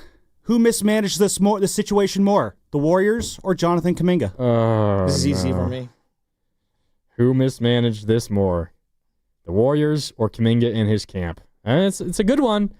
There's plenty of blame to go around, but who deserves the most blame? We can get to that when we come back. That's what's coming up on The Game. It's brought to you by Fremont Bank, here for you, here for good. If you want to weigh in with an answer to our this or that question, who mismanaged this situation more, the Warriors or Kaminga and his camp, you can weigh in at 888-957-9570. Again, that's what's coming up on The Game, brought to you by Fremont Bank, here for you, here for good. It's the Morning Roast. Shasky and Grandy in, back with more next on 95.7 The Game.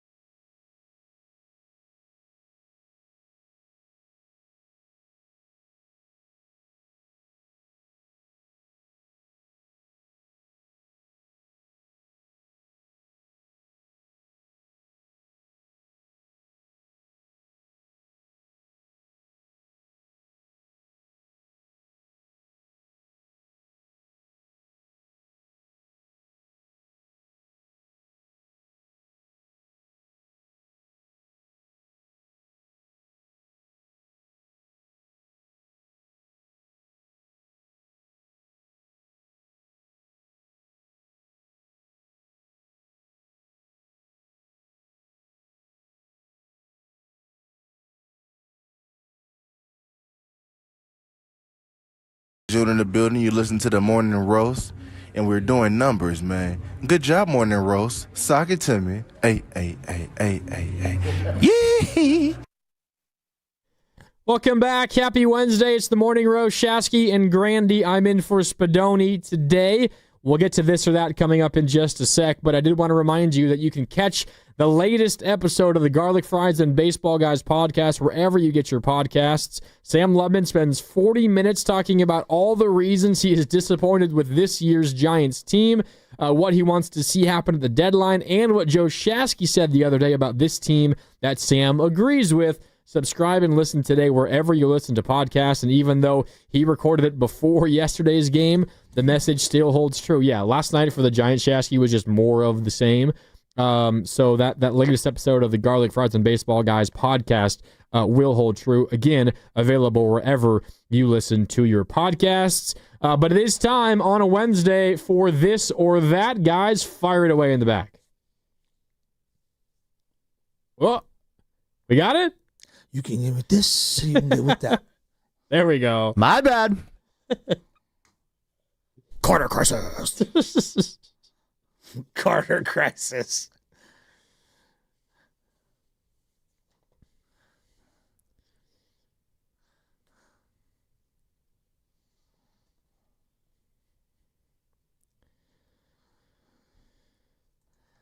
All right, this or that for today, and you can weigh in at 888-957-9570. Who mismanaged this whole Jonathan Kaminga situation more, the Golden State Warriors or Kaminga and his camp? Shasky, before I turn to you for your answer, let me just read a chunk of this piece from Anthony Slater on ESPN that was released today, and it's why we're talking about this right now. Slater writes, quote, "The Golden State Warriors made another push to retain Jonathan Kaminga over the past several days, but the restricted free agent is continuing to decline their 2-year, $45 million contract offer," end quote. So, Shasky, again, for this or that, I ask you, who mismanaged this situation more, the Warriors or Kuminga? I mean, knowing what we know now, there's obviously blame to go everywhere. Everyone deserves blame. I'm going to lean Warriors, and it's pretty easy for me on this one because at many different points in the relationship, they should have been more self-aware of who Jonathan Kuminga is, what motivates him, and I think having the emotional awareness of how to connect with players is extremely important in this sport. Maybe more so than the other ones. Because of how difficult it is to move contracts, that's one. And two, because it's such a small team and a small environment, one malcontent, one frustration can bleed over into a lot of other areas. I think it's the Warriors by a lot in this one. And I think that they mismanaged understanding what motivates JK, what he wants. I think they mismanaged clearly what their coach was looking for in players on the team, who he wanted to play. Clearly they mismanaged different spots where they could have moved off Jonathan Kaminga for maybe lesser than what they thought. And they mismanaged what they thought his ceiling was in real time, what it might be long term, what his value is league-wide. They mismanaged playing time for him from the beginning when they drafted him. I think there are like 8 or 9 different ways that they mismanaged this entire thing. Again, blame goes everywhere, but this is this or that. You have to choose one or the other, and I'm choosing the Warriors in this situation. And it's just, God, it's so frustrating. Knowing what we know now, it's like probably should have moved him multiple years ago. Yes, I agree with you. Once you locked into Draymond, once you locked into Steve Kerr, once you locked into some of these guys, like should have traded him multiple years ago, if not at the deadline this year, even if he was coming back from an injury. Yeah, I just saw this question that came in on the YouTube chat, youtube.com/957 The Game. Everything we do there powered by First NorCal Credit Union. Let's see if I can go back and find it. It comes from David Hernandez. David writes, "Why do the Warriors want JK so bad? Please tell me." I think it's a very simple answer to that question. They don't want JK so badly. They don't want Kaminga the player so badly. And this goes to what you're talking about. They have known for a while they don't like JK the player. And you can have a disagreement. You could think Kaminga is the next coming of Michael Jordan. Like, you can feel however you want. That's not how the Warriors feel. I guarantee you that. And if they have felt that way about Kaminga for this long, then you should have had the guts to move off of him when his value was at the highest. Now, to answer your question further, David, their Warriors are acting as if they don't want to trade him away and they want to keep him. Why is that if they don't like him? The reality in today's NBA is maybe more valuable than a middle-of-the-road player, which I think is a fair description of Kuminga right now. It's just the contract slot.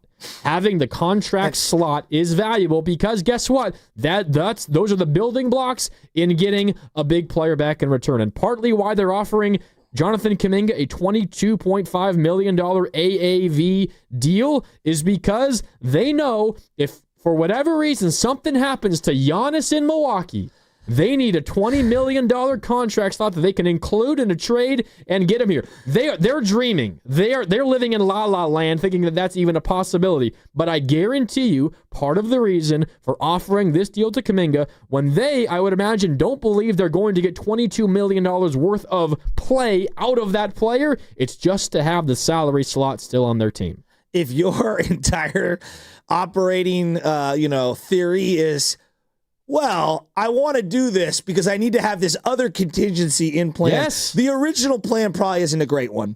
You're probably right. That's part of this. I'm sure there's some sort of a prenup situation, conversation joke, if you will, in here anyway. I've never had enough money to be able to require a prenup. If anything, I would like to marry into money. Carter, do you have any relatives that would marry into my side? Whoa. Get in line. I already asked. Yeah. It's just... the whole thing has just been an exercise in understanding, the relationships. That's what I feel like it has been for me in terms of the Warriors, just the last 3 or 4 years. Relationships between, hey, if we pay Poole, how is that going to react to these other guys on the team? If we pay Wiggins, how's that going to react? If we, don't play you at the desired positions, how does that affect ball movement and then, people's frustrations? I don't think Steph Curry is without blame in this one. There was an article at the end of the year, something a little effective like, Steph Curry didn't get the ball passed to him in the corner of a Portland Trailblazer game down the stretch. Really? We're making sweeping indictments on Kuminga's fit alongside Curry based off of a possession that Curry didn't get. Come on, these guys have played basketball long enough. They know if the guy fits with them or not. Some guys you gel with, sometimes you don't, and that doesn't make people bad guys. Like we were talking about Tatum earlier.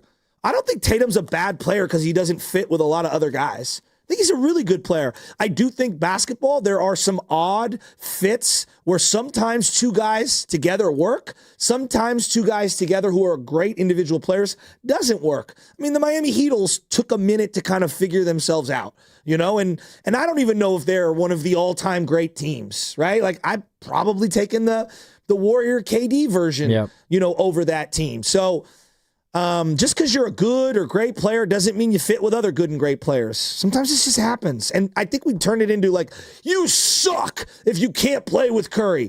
It's no, I think it's actually kind of hard to play with Curry. Are this or that for today? Who mismanaged this Kaminga situation more, the Warriors or Kaminga and his camp themselves? 888-957-9570. Oreo Cookie wants to weigh in. What's up, Oreo Cookie? How you doing? What's up, Grandy? What's up, Joe? Great showing you guys, man. Hey, I'm telling you guys have some of the best shows when the Giants are losing, bro. I love the passion, man. I hate to rub it in, but it's great. It's great for radio, man. But for this or that, you guys hit it right in the nail, man. It goes to both sides. A little bit more to management, I believe. Management is the one that mismanaged this thing. Kerr has said it from the beginning. He doesn't like Kuminga. He doesn't want to play him. He refuses to play him. So when our coach says that, our management has to step up and say, okay, let's get this guy out of here. Let's see what we can get. We definitely missed on some spots, on some trades that we probably could have had years back or even last year, man. But I think management is the one that mismanaged this. And this is just ridiculous on how it's going on now. I don't blame Kaminga for playing hardball, man. This management team did him dirty. Appreciate it, Oreo Cookie. I mean, now that's not to say that they are completely free in the blame game here either, because they absolutely mismanaged this every step of the way as well. But the Warriors, it felt like the the inevitable break between the Warriors and Kuminga first became apparent or was first realized by the Warriors side of things. I think they probably realized that way before Kuminga ever got to a point where he said, I'm never playing here again. At which year was that? The Warriors probably... No, I'm teasing. That was like a joke about Kuminga. Like, I feel like I've heard that. I don't want to play here anymore multiple times. But that was born out of Steve Kerr not playing Jonathan Kaminga. And why would Steve Kerr not play Jonathan Kaminga? Because he doesn't like him as a basketball player. Well, no, also that I think that takes a little off of JK's way. I think at times his fit in the offense has been clunky. Yes. Right? I just think that I think it does take away some of the culpability, because I do believe that sometimes we over-criticize coaches and we under-scrutinize players taking their own career into their own hands. You know, boxing out is not something the coach should have to tell you to do. You know, some guys are really good at it. Some guys need to work at it. Some guys need to make it a point of emphasis, because you know that the guy I'm playing for really values the little things, the extra pass, the boxing out. You could say it's stupid, you know, like people could feel that way. That's fine. But you know, like, hey, this particular boss, I've had bosses, for example, I want you to document everything in an Excel spreadsheet, and then I want you to send that to me once a week.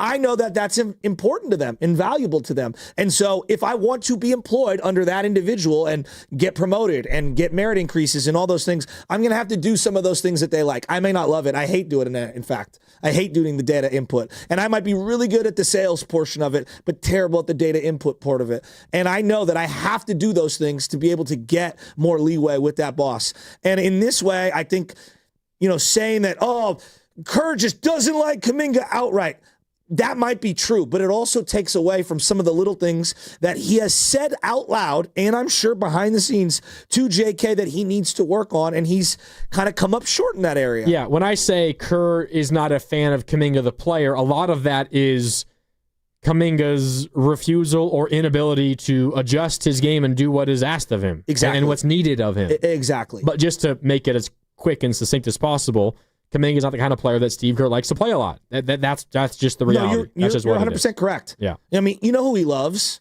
He loves the Guy Santos types. You know, he loves the hustlers. He does all the small things. Who rebounds? He absolutely who dives on the floor? I mean, Tibbs has a particular type. You know, he likes the Vanderbilt try-hard guys. Does he not?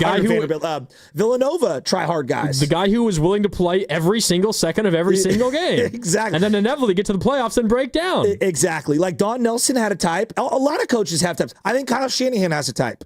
You know, I do. I think that he has particular players that he really, really likes, and other ones that I think leave him very, very, very frustrated. Yeah. You know, at times. I think Jawan Jennings is his kind of guy. He blocks. He run blocks. You know what I mean? Oh, absolutely. He loves those kind of guys, those gritty, I'm not selfish, I will do whatever the team wants me to do. That's why Kittle's like a match made in heaven for him.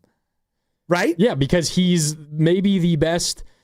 He's the best overall tight end, one of the best pass-catching tight ends in the NFL, but he might love blocking both for a screenplay to Deebo Samuel, but also on the ground for Christian McCaffrey. He might love that more than he loves catching a pass in the end zone for a touchdown.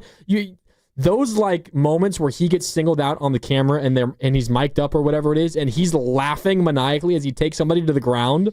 He loves that more than anything else, and that's the kind of stuff that gets Kyle Shanahan like perked up. Like the hairs on the back of his neck stand up. That's what Kyle Shanahan loves. When a player who is a skill position and who is involved in all of the fancy, high-profile, sexy stuff of an offense, when he likes doing all of the other stuff. No doubt. He loves that. Like, I think it goes both ways. Why does Pods play as much as he does? People ask that to me all the time. Well, A, he doesn't play a redundant position that other players occupy. Because I do think that's a part of why Kaminga's been stymied. Why Moody you might feel has been stymied at times, because other guys were in front of them. Pods is a ball movement, point guard who's going to see the floor. That's what I view him as, like a point guard, right?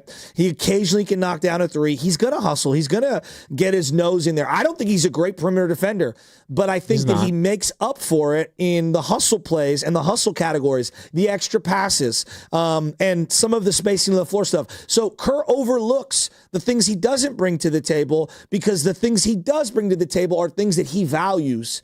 in what he's looking for. I think the reverse is true with Jonathan Kuminga. Yeah. I think the things he brings to the table, Kerr de-emphasizes, which is his preference, and then the things that he doesn't bring to the table are things that are sticking points for playing time for Steve Kerr. Yeah, let's keep it rolling here on the phone lines for this or that. Who mismanaged this Kaminga situation more? The Warriors, and that's Kerr, Lacob, Dunleavy, any of the above, all the above, other names, or Kaminga and his camp and his agent, of course, is included in that.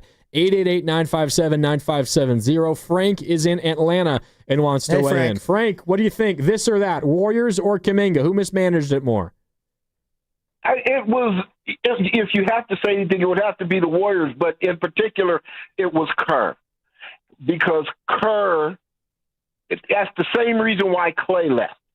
Because Kerr could not adapt the offense to the personnel that he had. He couldn't do it. He has to play the one way off of Curry. So Kuminga is not going to fit in because he's not a power forward. Hello? We got you, Frank. Okay. So if you're not going to do exactly what Kerr wants to do, then he can't adapt. So it's on Kerr. It's the reason why Clay left. It's the reason why Kaminga's going to leave. And that's why I'm saying, like, Pod's job is to bring the ball up the court because Steph can't bring the ball up the court and score 30 points a night and do both anymore.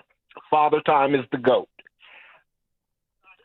Okay, so you want to send Clay to the bench because he can't bring the ball up the court. No, you have to change how you set your offense up. All right. And Thank you, Frank. I think one thing that you said was Steve Kerr essentially could not or was unable to adjust the offense to the roster. And what he's talking about specifically is what Kaminga does best.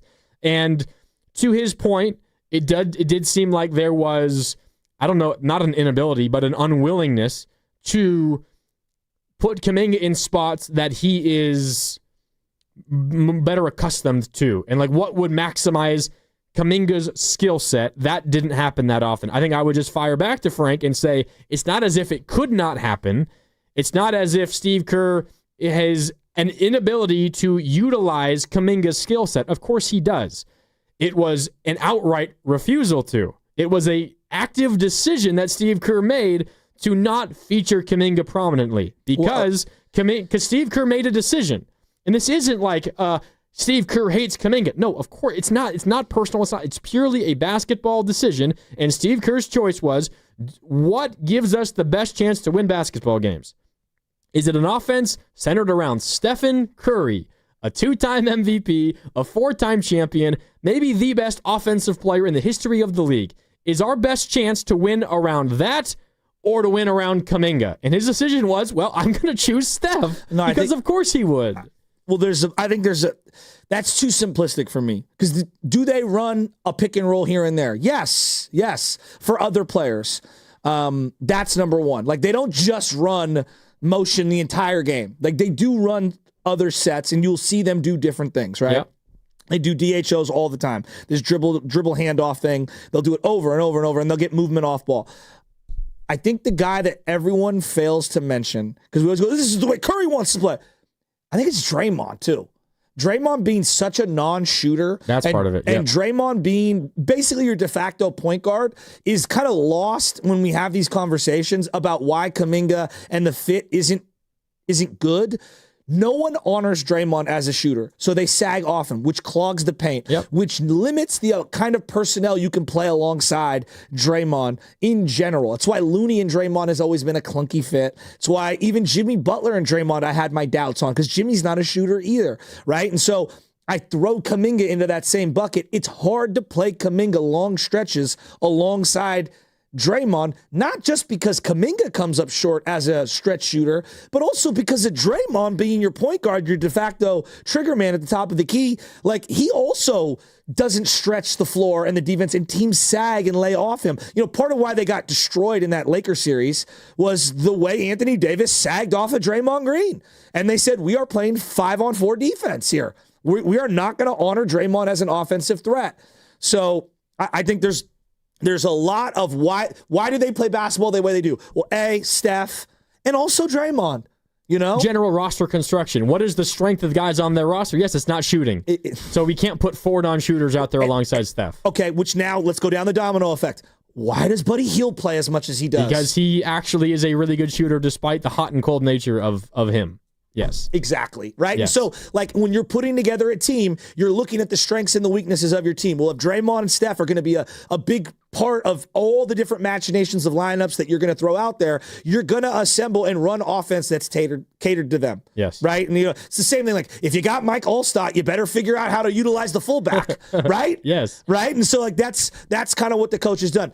Now, that being said, would we all like to see more wrinkles of you know, getting Jimmy downhill? You know, yeah. Would we like to see getting Kuminga, you know, isolated in a one-on-one? Yeah, I would like to. But he's been a poor decision maker sometimes in those opportunities, in those limited looks that he gets.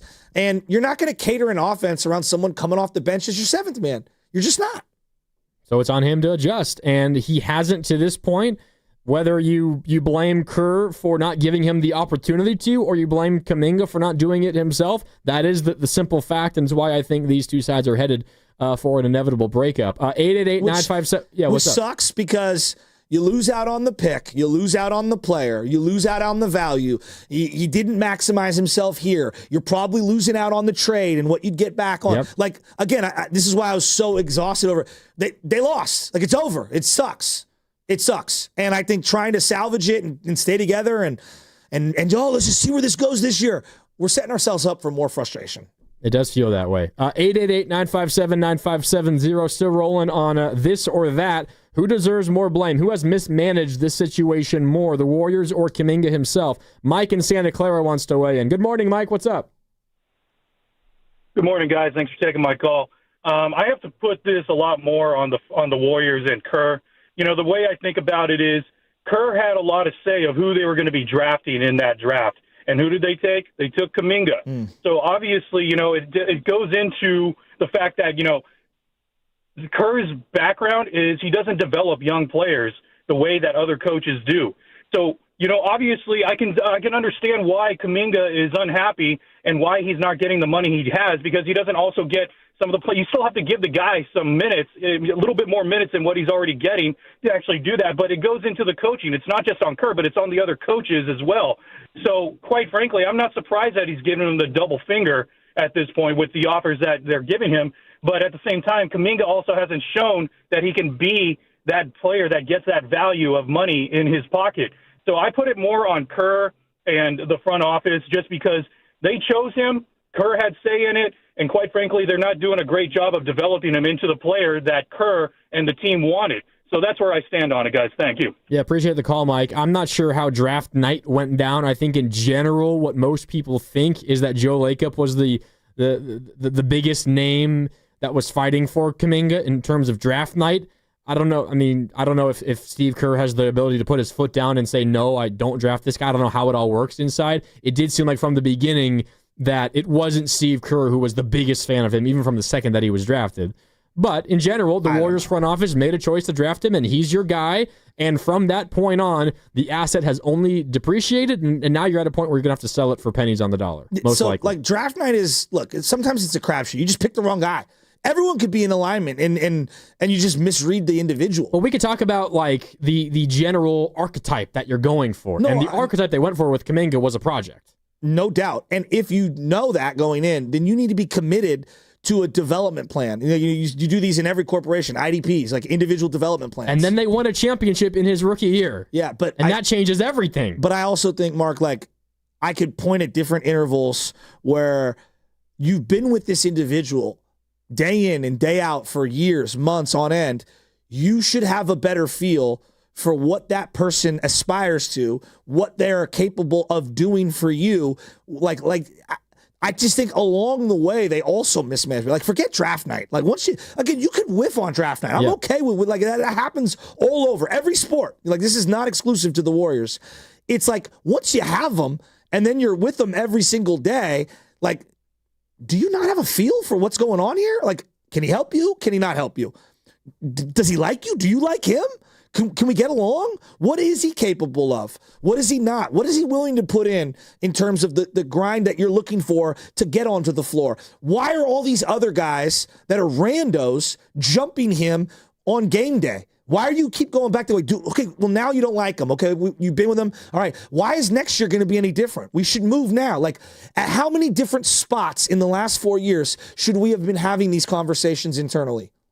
That's my biggest frustration as we sit here today. The conversations probably happened, but the decisions they ultimately came to were no, either we're not going to entertain it. The trade deadline in 2024, so a year and a half ago now, Mike Dunleavy was quoted saying, essentially, Jonathan Kuminga was virtually untouchable. The trade deadline 18 months ago, a year and a half ago.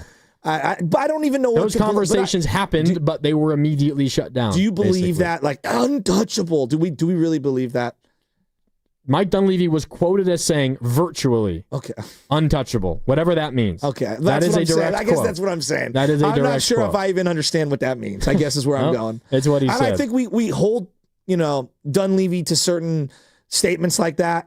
I mean, he said that Jordan Poole was going to be on the Warriors, and like a day and a half later traded him. Yeah. Like, you could I don't say take it, you might anybody not mean it. Yeah, I don't take anybody at a dais or a podium at 100%. Maybe then that could just be a negotiation tactic. If you're going to want to pry him away from us, you're going to have to come with the best. Exactly. Because we're not going to let him go for nothing.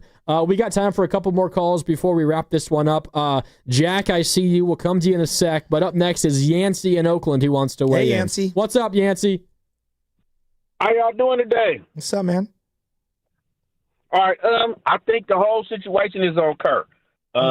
It's not the management. It's not nothing else. It's Kerr. Kerr thinks everybody's supposed to play like a 6'5" shooting guard. He tried to make Wiseman 7-footer. You got to get out and guard small forwards and shooting guards because he would not change his offense and his defense. Excuse me. Then he tried to say, no pick and rolls. We're not going to change our offense. He has continuously mismanaged his young players because he wants everybody to play like a 6'5" shooting guard, which is what he is and what he knows and what he won with. But now your team has changed and he hasn't changed. So that's what I think the problem is. I can go deeper into it, but I'm going to let y'all, talk about it. I'll chew on Appreciate that. it, Yancey. I think every coach has to evolve over time based on the league trending and what your roster is. I'll never forget the day I was out on Chip Kelly, and it's one of the greatest moments I can remember any journalist ever having. Lowell Cone, to his credit, said to him, he goes, well, so you don't ever use the fullback? And he's like, nope. Never used the fullback. He's like, so if I gave you Jim Brown or Mike Allstott in his prime, you couldn't use them? Something to that effect. And he was like, nope, we don't use the fullback. And like that to me is like, wow, that's why Chip Kelly is not in the NFL. Like, you just take a hike. Like, what is the hallmark of what makes Belichick excellent? What was his defense? It was whatever he needed it to be that week to stop that opponent, right? He was consistently evolving. Now, can you have principles and philosophies, absolutely, absolutely you can. And, like I think like the Niners, at one point they were a 3-4 and then they went to a 4-3 and they went back to a 3-4 and right. Like I get it. You hire certain guys, like this is how they came up. Like right now with Robert Saleh, the wide 9 and certain single high safety looks like is what he's going to be looking for, right? You can have your tendencies, but you're going to mix things in over time. I'll listen to some of the conversations about, hey, the Warriors have been a little stale running the same offense over and over and over. But I also would say, hey, I watched them in that Lakers series adjust to the specific stuff the Lakers were doing, and they ran high pick and rolls, and Curry was gassed after a couple of games. Now, that was also in the playoffs, on the back of a long season and stuff. It's just, you can't have it one way or the other. I hate watching James Harden run nothing but exclusive ISOs and pick and rolls. It's awful basketball. I also think it's easier to defend when you get to the playoffs. The hardest thing to defend is the read and react. But yeah, I'd like to have seen them wrinkle in some other things. I think right in the middle is where I stand. Yeah. Still do your bread and butter, but let's add some side dishes to this as well. Yeah, let's sneak in one more call. Jack in Oakland. Jack, bring us home. You got 60 seconds. What's on your mind, Jack? Yeah, so I think the Warriors mismanaged the situation because I think Kuminga would be a perfect piece when it comes to playing that energetic six-man. And I think Steve needs to learn he can't play Guy Santos, GP2, and Kevon Looney, who do all the dirty work that he loves and win a championship without having another wrinkle associated to it. I know Kaminga definitely thinks he deserves more than be a 1A, 1B type player, which you can go to the previous teams in Orlando and things like that, and you put up points, but your team never wins. So it's kind of a dual mesh between each other. But I think the Warriors need to realize when you need to rest Steph and Dre, knowing their ages, like you need someone that just gives you a change of pace and does, like, you can still tie him with all the people that do the dirty work and jump on loose balls and things like that. But he brings something unique that he needs to realize he has that in his bag. Yeah, I think right now, Thanks, Jack. asking him right now, I don't think he's ready to accept the sixth man role that everyone's envisioning for him. He wants more. And that's why I keep coming to like, they're just going to have to move him. Like, they're just. I think the bottom line is he cares more about minutes and role and long-term security in terms of having that minutes and role for years than he does about money and winning. The reality is, if his number one goal is role and consistent minutes, the only teams that are willing to give him that are teams likely that aren't in a great spot right now. No, it's teams. Which is why the teams that are interested in him right now are the Suns and the Kings, and they're going nowhere fast. So I mean, he can want whatever the hell he wants, but that's the reality that he's staring at. What right do the now. Warriors want? Like, honest to gosh, what do you think the Warriors want? A great return for Kaminga, and they're not going to get. Well, that's not going to happen. They want Keegan Murray from the Kings. That's what they want, but they're not going to get it. I want Keegan Murray too. Yeah, they're not going to get it. Not in their wildest dreams, but that's what they're dreaming for. And if they can't get a good return, they want to sign Kaminga to a $20 million deal so that they can then get Giannis when he wants out of Milwaukee. That's what they want. I know you're frustrated. We got to get to Fast Five.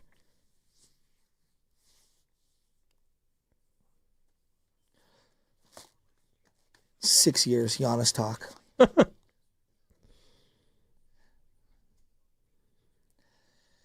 Yeah, my final thought. I know you got to read something. Yeah, go ahead. I'll do it after. 6 years I've been doing this morning show.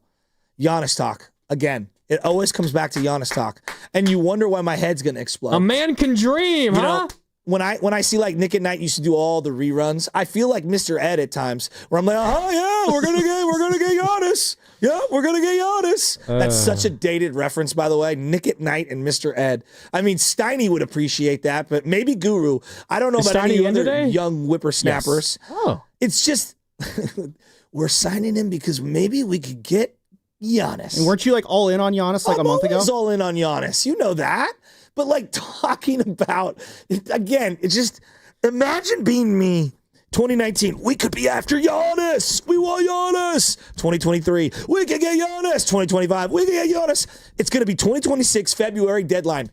I mean, you know, if Miles, we could get Giannis. If Miles Turner doesn't return from this elbow fracture, maybe Giannis wants out. Maybe when Turner comes back, we can finally get Miles Turner too. And then while we're at it, let's trade for Pascal Siakam, the trade that never was. Let's go back and get Ben Simmons. Why not? He's out there. He's still a free agent. Ben Simmons is a free agent. You could go sign him right now if you really wanted to. Hey, at one point, me and Bonte traded everyone for Ben Simmons. I remember that. Yeah. Summer of Ben Simmons was a great one. My final thought, this is a text that came in courtesy Give it to me. I want to hear it. From the 415. Shout out to the Boxer and Gerson Work Injury Attorneys text line. My final thought is that Chip Kelly is actually probably, this was from the 650. Chip Kelly's back in the NFL. I forgot about this. He was the offensive coordinator for the Ohio State Buckeyes when they won the national championship last year. He's now the OC for the Raiders. The Raiders. And you know what he did? He told Genty to work on his stance and change his stance pre-snap. Again, this is Chip Kelly, dude. The guy is just exactly. If I watch another slow developing read option 4th and 1 play with Jeremy Curley coming across the middle of the formation. God, Jeremy Curley. Leading receiver in 2016, Jeremy Curley, with Sean Drones as the running back. I thought it was Carlos Hyde. Was that after? Hyde was there, but he got hurt too. I'm talking about the end of the year. Yeah, that was rough. Hyde times. had that 200-yard game, 3 or 4 touchdowns against the Vikings. God. Anyway, what's your Carlos guys' final Hyde. thoughts?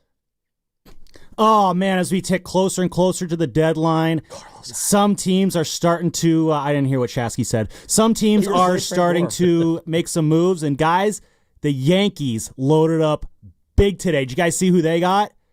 The best lefty masher in the game. Austin Slater trading his White Sox pinstripes for the Yankees pinstripes. Aaron Judge, I know you got an oblique injury. Take your time, dude. Sweet. You are absolutely set. You got back up there. Just get Slater right, said to get them- healthy. You got your line of protection when postseason comes around. I just totally screwed you up. Do you think Slater said to Again. them, I'd rather be on the White Sox? Slater saying just like, hey, anytime you got a lefty up, obviously. Hey, Austin, sit down. We're thinking about trading you to the Yankees. You have a chance of actually making the playoffs. Obviously, I think I can have success there. No, he would say, I'm out. I'd rather be on the White Sox. Carter, what do you got for us? Yeah, my final thought today is the Warriors botched this Kaminga situation. It's not Kaminga. Listen, at the end of the day, I have an opinion about the Warriors. Like, their offense is just not as good as they think it is. So it's so centered around Steph Curry and just getting Steph the ball. You have a scorer in Kuminga. I don't think he's the be-all, end-all. I don't think he's the greatest player ever, a star or anything. But he can score the basketball. And you there's times in these games when you really need that. And I think Kerr is just too stubborn to go to him sometimes. All right, well, we'll see how it all plays out. There was an update today from Anthony Slater. Steiny and Guru are coming up next. I'm sure they'll tell you everything you need to know about it. But that was Fast 5, brought to you by Xfinity, introducing the 5-year price guarantee. One consistent internet price for the next 5 years. Guaranteed. Again, yeah, what's up? When you go to hell, okay, as a sports radio host, it's one of these Is that a given conversations. that we're all going to go to hell? Yeah, when you're on your way to hell. Just you specifically. Yeah, Grady. when I go to hell. All right, it's a nonstop. Is Brock elite? Is Kaminga gonna get traded? Or are we gonna get Giannis? Lauri Markkanen. The Giants still in it. The Giants are still in it. The math still works out. It's nothing but those nonstop conversations with Satan like, ha ha ha, good to see ya. Jimmy. And you can hear all of those conversations with Steiny and Guru coming up next. That's what's brought to you by Fremont Bank. Here for you, here for good, for Shasky, for Sam, for Carter. I'm Garandy. Thanks for listening. We'll talk next time on 95.7 The Game. We switched to T-Mobile because with them, we can be connected here and there. Listos todos. Estas son las mañanas. Now we just need to harmonize. Switch today. Get 4 Samsung Galaxy S25 phones with Galaxy AI. Plus, get 4 lines for just $25 per line. Visit a store, T-Mobile.com, or call 1-800-T-Mobile. 1-800-T-Mobile. For well-qualified customers with autopay plus taxes and fees and $35 per line connection charge. Minimum 4 lines on plan. Contact us if canceling lines. Plus $5 per line without autopay. Debit or bank account required. Visit T-Mobile.com. When businesses thrive, communities score. That's why Bank of America is the official bank of FIFA World Cup here in the Bay Area. And our more than 110 local business specialists are ready to help your business win. What would you like the power to do? Learn more at bankofamerica.com/local business. Bank of America, official bank of FIFA World Cup 2026. Bank of America Corporation, all rights reserved. Ain't nothing gonna break my stride. Nobody gonna slow me down. Don't let pneumococcal pneumonia break your stride. If you're 50 or older, you're at increased risk. So be proactive with Capvaxive pneumococcal 21-valent conjugate vaccine to help protect against invasive pneumococcal disease and pneumonia caused by certain types of pneumococcal bacteria. Capvaxive helps protect against the strains of bacteria that cause about 30% more IPD cases than any other pneumococcal conjugate vaccine in adults over 50, according to national-level CDC stats. Regional variations may exist. Don't get Capvaxive if you're allergic to the vaccine or its ingredients. Tell your doctor if you have a weakened immune system. Common side effects include injection site reactions, feeling tired, headache, muscle aches, and fever. Capvaxive does not protect against all strains. For more information, call 1-800-927-8888 or visit capvaxive.com. Ask your doctor or pharmacist about Capvaxive. Need help paying for your Merck vaccine? Visit merckhelps.com. Sponsored by Merck. Grab the keys to a new Toyota Hybrid. Check out the hottest deals on 17 Toyota Hybrid models from the longest-lasting brand on the road. And right now, get a low-cost lease on 2025 Prius. Plus, every new Toyota comes with Toyota Care. That's 2 years of complimentary maintenance. These deals won't wait, and neither should you. With more MPG and a new Toyota Hybrid, it's time to hit the road. Toyota, let's go places. Offer available through TFS buyers with premium rated credit. Offers end date 4/25. The success you've already had matters at University of Maryland Global Campus because we're a school for real life. An accredited state university, UMGC lets you earn up to 90 credits toward a bachelor's for prior learning and relevant life and work experience, or transfer up to 12 credits toward a master's. We offer affordable tuition and online and hybrid courses. Classes start August 13th. Apply now and save with no application fee. Learn more at umgc.edu. Certified to operate in Virginia by Chev. Give me those sauces, grab the chicken strips, let's dunk them in there. There's nothing like it.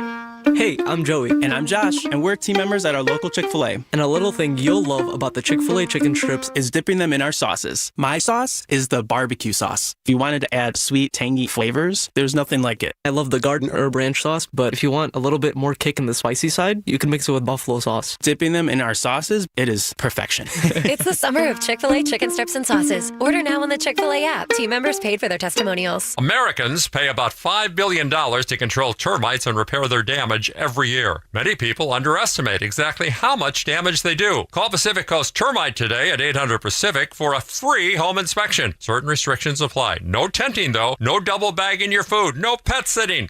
Mention KCBS and get 10% off termite treatments and a 2-year guarantee on their work. Call 800-PACIFIC.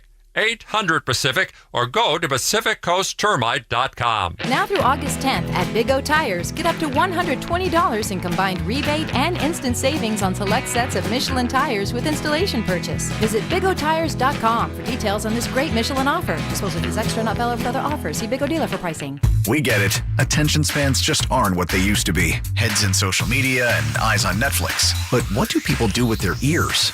Well, for one, they're listening to audio. Americans spend 4.4 hours with audio every day. Oh, and you want the proof? Well, you just sat through this ad that's now approaching 30 seconds. What could you say to a potential customer in 30 seconds? Let Odyssey put together a media plan tailor-made for your unique marketing needs. Advertise with Odyssey. Visit ads.odyssey.com. Just hearing the word IRS can make people break out in a cold sweat. No one wants to deal with the IRS, and now you don't have to. The good news is Legal Tax Defense has been successfully negotiating with the IRS for more than 15 years. It doesn't matter how much you owe, whether it's $5,000 or $5 million. You deserve the best in the business on your side, and that is Legal Tax Defense. Even if you're working with someone else and just want a second opinion, there is no cost or obligation to call. They can prevent levies, liens, wage garnishments, even file back tax returns. And the best news about Legal Tax Defense is they won't take your case unless they know they will reduce or eliminate your tax debt. Call Legal Tax Defense right now for a free no-risk consultation. 800-251-5642. 800-251-5642. You have nothing to lose but everything to gain. 800-251-5642.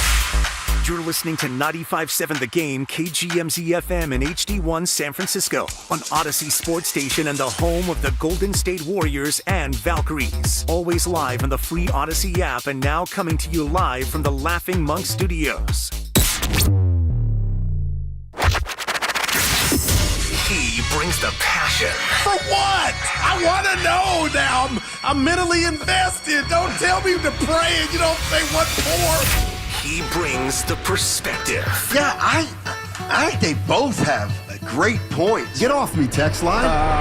He's truly one of a kind. That is wow. Oh, my God. Oh. And he's doing a great job. I need you to man up and say what you really want to say. Simon, you're doing a great job.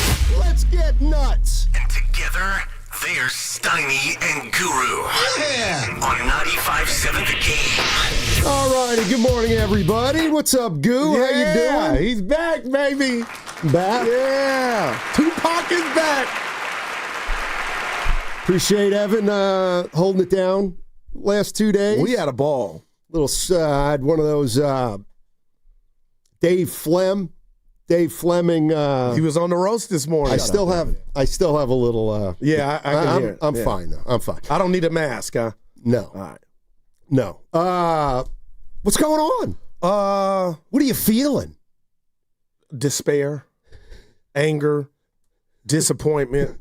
And I'll just, Dibs is my mentor and brother. He texted me last night. This is what Evan did too, separate.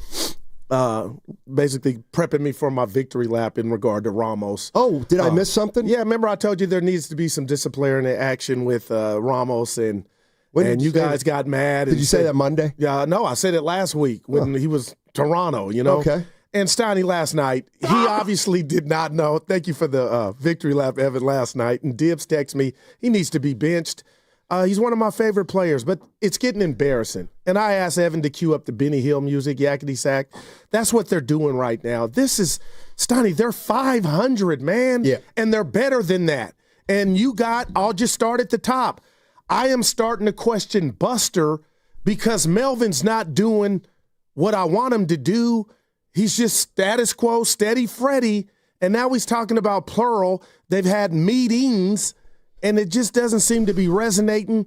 And his team, Steiny, they're starting to embarrass themselves in the fans. You had 38,000 out there last night, and you lose to the lowly Pirates for the second night in a row. You've lost 5 in a row. You're 2-8 in your last 10. What are we doing? Welcome back. Well, I think it's pretty simple. I think we overestimated this team earlier in the season. I did too. And I think this is more who they are. I mean, they were 41-29 at one point, June 11th, and now they're 13-25 since, and most of that's since Devers got here. Here's give it to me, man. Here's the way I look at it is they're not that much different. Okay, they've had 3 straight years where they're essentially 500, not even. So this year, they have essentially the same team, though they have Verlander and Adames. So, and Devers. Then they get Devers. But let's just talk about those 3.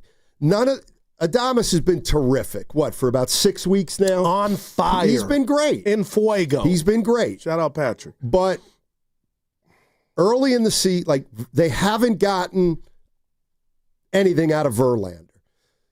Well, Devers, last night they did. Well, that's great. You got 2 hits.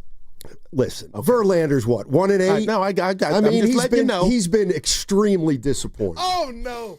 So the way I look at it is, this team's not that much different than last year, and the guys that you expected to elevate them, none of them have done it. Whether it's Devers, Adames, Verlander, and I'll even throw the Chapman in there with that injury. So I'm looking at last year's team. Do you know that? Remember Jorge Soler? Yeah. He was better last year than Devers has been since he's gotten here. And Soler was not very good last year. And I'm looking at Conforto was a guy who hit 20 homers for the Giants last year. What I'm getting at is, I think we're realizing that this has been a 500 team. It's been a 500 team for 3 years, and one guy or 2 guys isn't going to get it done. They have the Devers to me. Adames and Devers were just the start. I was listening to the morning show this morning, and they're right. How many holes do the Giants have? 4 or 5. So this is going to take a while.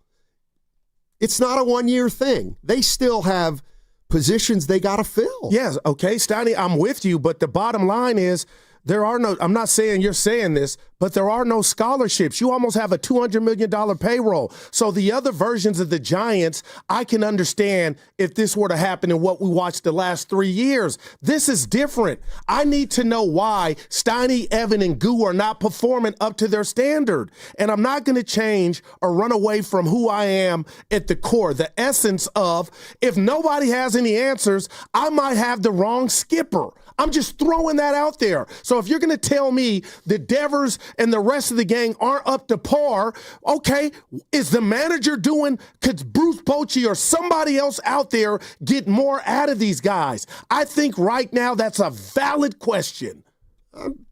How the hell, Steiny, the lineup has not come out, or I haven't seen it for today's game. I hope to God, for a guy that I like and root for, that Ramos is not in the lineup. And don't tell me, we can't lose. You're losing the games anyway. Melvin sleepwalking. And then to sit there and tell us after the game he tries hard. That's his job, Bob. That's his job. You don't get a raise just for coming to work. You got to work. And to not know the rules is almost Kyle-like with the Niners in the Super Bowl in OT. This is not Little League. Steiny, there needs to be a penalty, and this is a misdemeanor. Have them sit out for a game just to talk to them and say, hey, kid, son, we love you, but we have to do this for the SF on our hat. The San Francisco on the jersey. We can't keep selling our soul, running you out there for it to continue to get worse. Steiny, there's losing, and then there's getting embarrassed. And that's what Ramos is leading. Come on, Steiny, sit him. Sit him. It's funny because last year a lot of people thought he was the future of the franchise. No, and I still think he's a part of it. So you want to sit him because he just one game because he got thrown out on a pop fly? I mean, an infield fly roll. What about all the other blunders? Well, listen, he's not a good left fielder. So if you're going to penalize him for being a bad left fielder, then you're going to have to sit him more than just one game. If you want to sit him because he didn't know the infield fly rule, fine. What about accountability, partner? I'm sorry. Yeah. The more I look at this team, I don't think they're very much better than a 500 team. Steiny, you believe that? Look at what. I'm just thinking of the Steiny when the trade was consummated. When that and it's not just you. Right, and we had Jim Bowden on, former GM. The world was thinking the Giants had action, and for whatever reason, there's a delay in the Wi-Fi. Something's not right. So are we just going to say, next year's the year with the same skipper and the same principles? So 162 next year's going to be different? I'm just asking people to tell us why. Melvin, Steiny, I just want some accountability. Well, that's not who Buster Posey is. I mean, I think Buster Posey told you what he thinks when he extended Melvin when they were struggling. That was Buster Posey's way of saying, I don't think it's Bob Melvin's. I don't think it's his fault. I just don't think the players have been producing. But, you know, I look at this team and they were really good early. And why were they good early? They rode a lot of their pitching. And now their pitching has slipped a little bit and they can't hit. I mean, I don't have an explanation of why they're hitting worse with Rafael Devers since he's gotten here. I don't have that. But I do look at the lineup and I'm watching it day in and day out, and it's just not a very good lineup. I'm sorry. It's just not. And, you know, Adames gets hot, but he's not good enough to carry a team for weeks. I think Chapman's been kind of disappointing. Devers has been disappointing. And if you want to fire Melvin, go ahead and fire Melvin. But it's more nuanced than that. To me, if you fire Melvin, it's really, that tells me that Posey is reaching. Because you telling me your opinion of Bob Melvin changed in 5 weeks? No, my opinion of Buster. I'm talking about Buster. Oh, yeah, gotcha. Buster's opinion. Well, let's talk about it, Steiny, because you're coming in here with your chest out, and I get it in regard to who's not performing. Am I wrong, or is it just? I don't think this is a playoff team. But you didn't feel that way a month ago. That's right. But I'm watching the whole. Well, it was more than a month ago. Devers has been here 6 weeks now. They were 41. They're 13-25 over their last 28. I thought they were. They got. You know what? They got off to a great start. That's it. Okay, but sometimes it happens. But what about? And I can do it. It's our show. But I can go and talk about the White Sox series. Wisely getting picked up. But don't talk about the Marlins series because the Marlins are better than the Giants. But when they came in to sweep them, they weren't. Right. But ever since then, they're like 17-9. So how did they turn it around? What did their skipper do? I'm just here. Look, I'm just judging Melvin on his lack of enthusiasm, and I get it. Everybody's not going to be, Mike Ditka. But the bottom line is his podium game. Oh, he's trying hard. Bob, we know that. We're just talking about some accountability. And maybe, Steiny, you and others out there may think it means nothing. I think this team has taken on his personality. They are sleepwalking. And then, here, I love Devers. And I told Evan this, Steiny, we're really having tryouts on the fly in the pennant race with him at first base. Like, we're really doing that? And for the most part, he's been good. But my goodness, is that what it's come to? Like, it's embarrassing. They're playing. Steiny, you can lose. We knew when they got him that they were going to try. You can play fundamentally sound baseball and lose. But the Giants are becoming, what they're doing, it's starting to get embarrassing. Will you give me that? No, I'm not going to give it to you. They're a 500 team. That's not embarrassing. That's who they've been for 3.5 years. What's coming up on the game is brought to you by Fremont Bank. Here for you, here for good. That segment was sponsored by Safeway.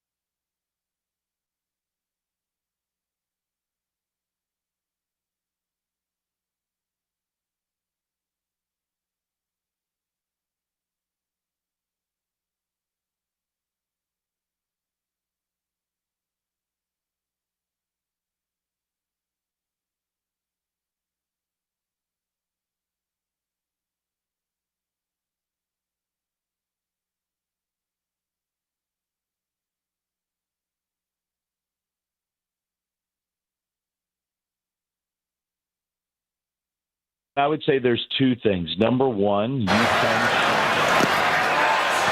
And that's the ballgame. So the Giants in tonight's game only come up with 2 hits. And in front of 38,142, the Pirates spoiled the party tonight. I should be in a mental ward. Now, back to Steiny and Guru on 95.7 The Game. Dwayne Kuiper, NBC Sports Bay Area. I know I said those boos. You were there last night. Those boos there at the end of the game? Yeah, there were a lot of unhappy Giants fans after getting 2 hit by the Pirates. They're doing their part, Evan. Yeah, they didn't They're have coming out in droves. They didn't have a hit after the 4th inning. You okay, Steiny? I had a bad shaving day, I guess. Yeah, Evan came in, and I didn't want to mention it to you. You had blood, like, on the cheekbone area. Why didn't you tell me? I'm trying to take a new lease, man. Just make sure to replace your fluids, okay? So you use a straight razor. I dry shave.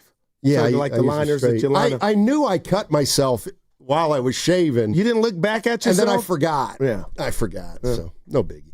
You're bleeding like the Giants. How about that? That's not bad.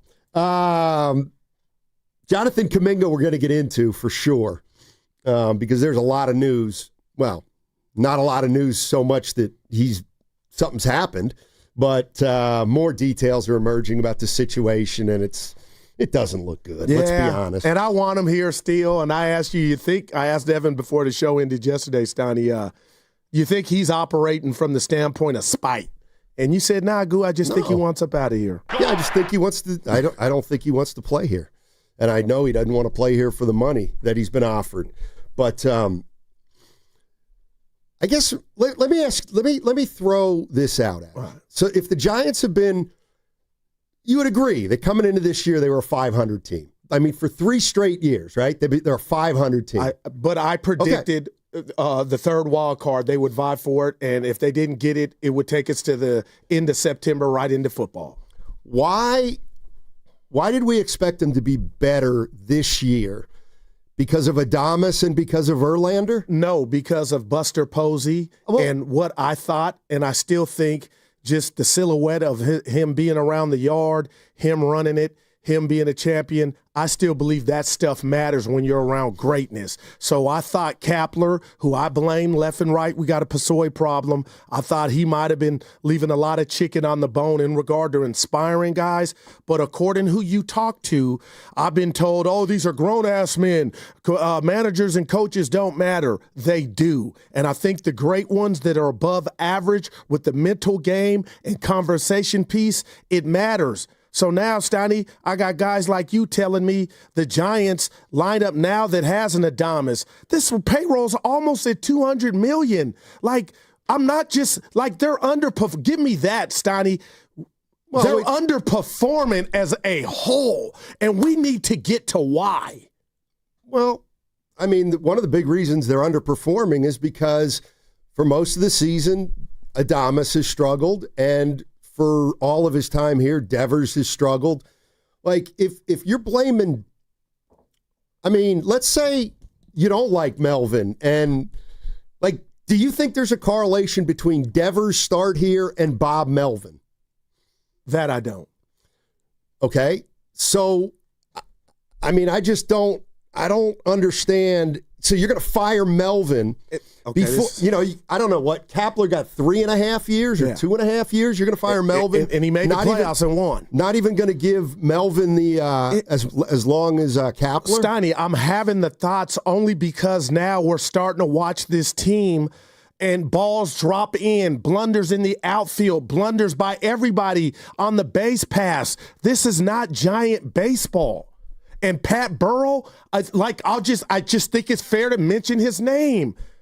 You go up against the Pirates, Steiny, at home as you're hemorrhaging. Brady Falter, he's not Steve Carlton. You muster 2 hits, and I said it while you were gone. That's not all on Melvin. But when you got one of your players that made the All-Star game, one of your young pups, not know the rule, I think that's embarrassing. I really do, partner. And I don't think there's any punishment coming. I'm not talking about a week suspension, but damn, they're not winning anyway. Don't sell your soul for the possibility of a victory when sometimes guys that make blunders like Ramos, because he's leading the brigade, sometimes they need to be out of the lineup. And maybe that would mean more than any words anybody could tell him. But he's trying hard. He's fighting. He's showing up. Well, pow, boom. But see, this is where. Come on, man. No, I get it. But this is where. Then why did we all think he was a superstar last year? Like, I'm not out on him. I still think he's one of your best players. If you look at the numbers, Steiny, I'm like, okay, and there it is. Okay, there's the problem. He's still one of your best players. But you still can check him. You still can sit him. No, fine. You want to sit him, sit him. But if Elliot Ramos is one of your best players, like, he's not that good. He's a good hitter. He's a bad fielder. That's not good enough to win a division. So it's not good enough to be 10 games over 500. It's not okay, Steiny, I hear you, and it's not all on his shoulders. But I'm sorry, and I think I know what you're going to say in response to this. He's promising. He's made an all-star game. And for the people out there, what does that mean, Goo? He's telling on himself now, but I do wonder, we've already seen he has it in him, but now, do you trust Melvin and company, the coaches? And you mentioned Flem. He was on with Joe and Grandy. They asked about the instruction at this level. Like, Steiny, this is not Little League. Can you work on angles to the ball? Like, when is it going to get rectified, making him better or do less of what we're seeing both on the base pass and in the outfield? He almost trucked Jung-Hoo Lee yesterday. We've seen balls drop. Like, that's just not acceptable. Well, yeah, I hear you. Here's what you were talking about. Fleming on this morning with the morning roast. I would say there's two things. Number one, you can change the way you prepare a team for a game. You can change the routine. If you really believe, like we need, you can demand of your players. Now, some players might not like that, but you can demand a different pregame routine, a different level of sort of work habit behind the scenes. You can adjust playing time. Like you can, one thing the manager is in charge of is playing time. And if you're trying to send a message or you're trying to reinforce a point or you're trying to emphasize one thing over another, you can use at-bats, innings as a way to do that. And you will be putting in a player not as good. And so is this a team that can afford, like, they have enough guys who are making mistakes that you'd be pulling guys that you'd be platooning again, it feels like. But not on the base pass like Ramos has done here in the last week. Well, and I'm just going to the last week. Schmidt hurt him with base running earlier in the season. Nothing happened to him. I mean, again, here's the way I look at it now, the big picture. When Posey took over this team, there is no way he told them we can be really good right off the bat. I think he looked at the team over the last 2 or 3 years and said, what do we need? Well, we're going to need to upgrade at first base at some point. We certainly need a second baseman. All right, we need a shortstop. I'll go get one. We got a shortstop. Third base, we got a third baseman. Catcher, we think we like the guy. We didn't realize he couldn't hit. Okay, what about they need at least one more outfielder, and they need at least 1 or 2 more starting pitchers. So I think Buster Posey comes in here and is like, hey, guys, we need, like, to really be a serious team here, we're going to need, we need 4 or 5 extra. We need 4 or 5 better players at their position than we have right now. He got Devers. He figured, well, we got one. Well, he did get one. The guy's just not hitting right now. Right. But I think what we're finding out is it's not easy to go from 80 wins to 90 wins. Well, you have to deserve that, and the guys who are playing right now haven't deserved to be 10 games over 500. Yeah, and I'll say this to that. But there's nothing to do now. You have to let it play out. No, you got to figure out, Steiny. Give me this. They've been in every game. That's just the style of play, and almost a compliment to the Giants. This whole season, they found ways to pull rabbits out of their hat. I told you they had the Costco big bottle of magic early on when everything was going their way. Well, They're still not getting blown out. They're making bonehead blunders, and that's multiplying. So. If you're right, it's not just across the board, nothing to see here. Buster went and delivered a guy that could give you the impact of 2 bats. And I'm going to just say this for me, Devers. Well, that's when ridiculous. You got him in. But Steiny, that's ridiculous. I'll put Chapman, Adames. That's ridiculous. 2 bats? No, what does that mean? No. Like, what he's does a 2 thumper, bats Steiny. mean? When he's on, he's a thumper. He's been worse than Soler. No, I'm not arguing that. If you want to know why they're not winning, you can go and, Chapman has been hurt. Devers has been Chapman was hurt a long time ago. Right, but Chapman, and they still were afloat. That's right. But the point is they missed Chapman. Devers has been poor. Ramos has had a tough 6 or 7 weeks. And they're still playing tight games, right? Okay, well, good. So you can ill afford to make bonehead plays. Well, and we saw it Sunday Night Baseball. Ramos on the base path. We saw balls, we seen Bailey against the Dodgers before the All-Star break try to bunt. Like, those were winnable games, and more often than not, it's like a vicious cycle. It seems like, Steiny, real quick, you're resigned to saying this team can't go from 80 to 90, and we're watching it play out where they're just messing up. They're getting lemon booty, and now they're making embarrassing errors. We got to find out why. You're consistently diminishing and denying that a month ago they led the league in comeback wins, and they led the league in 1-run wins. So that they won those games at a high level for a long period of time, and now they haven't been doing it lately. Okay, Sonny, can I ask you why haven't they? No, I don't know the answer. That's okay. Okay, why is Devers not hitting? If I had exactly, that's a big one. Well, it's baseball. Who knows? But Steiny, he's not going hitless every game.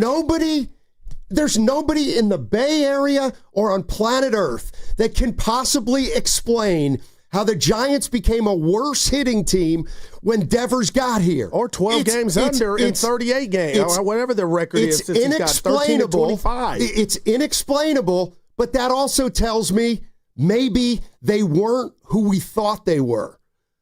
See, if they were pretty good when they traded for Devers, which they were, and they're worse now, that tells me the guys who were here before Devers were probably producing at a rate that they weren't going to be able to continue. Hence, that's probably why Posey went out and got Rafael Devers. The problem is Rafael Devers hasn't hit since he's been here. So they haven't gotten a boost.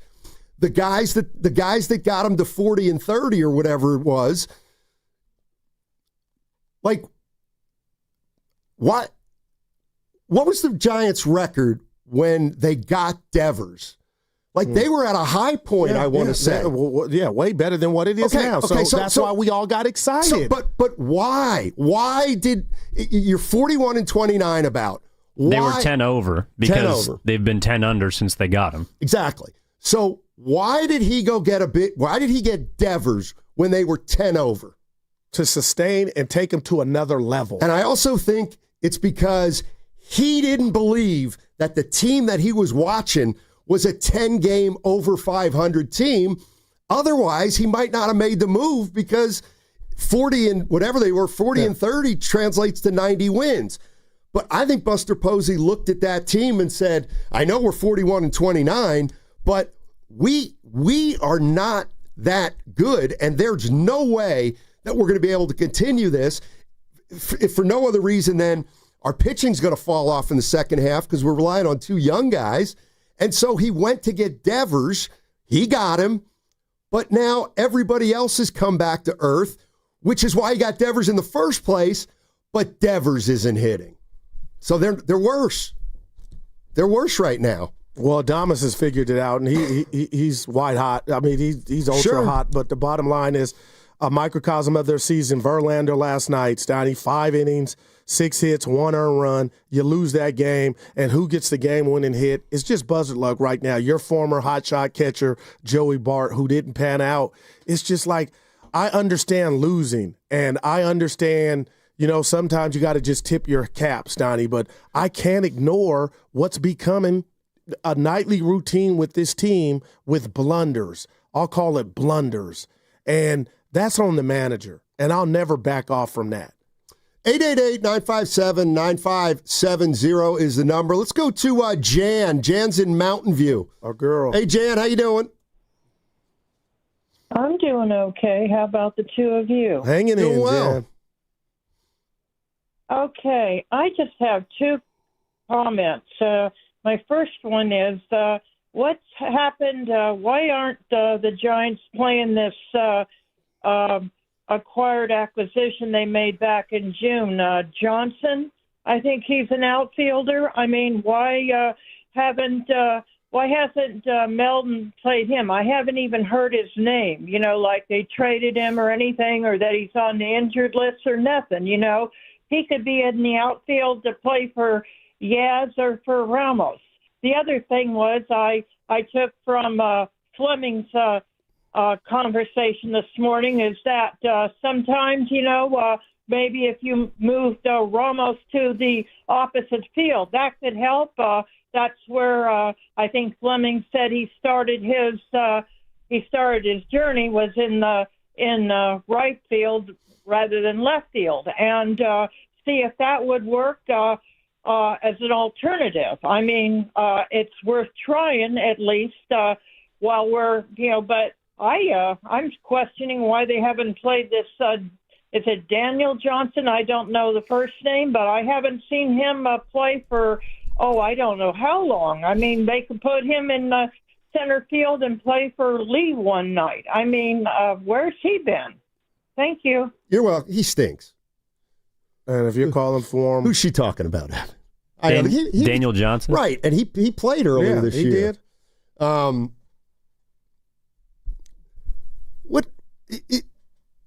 Would you ever look at it this way?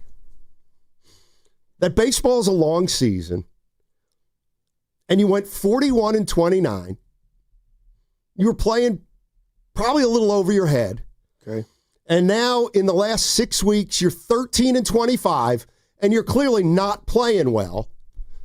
But that, with 2 months left in the season, your goal is to go 30-22, and that wild card is still there for you.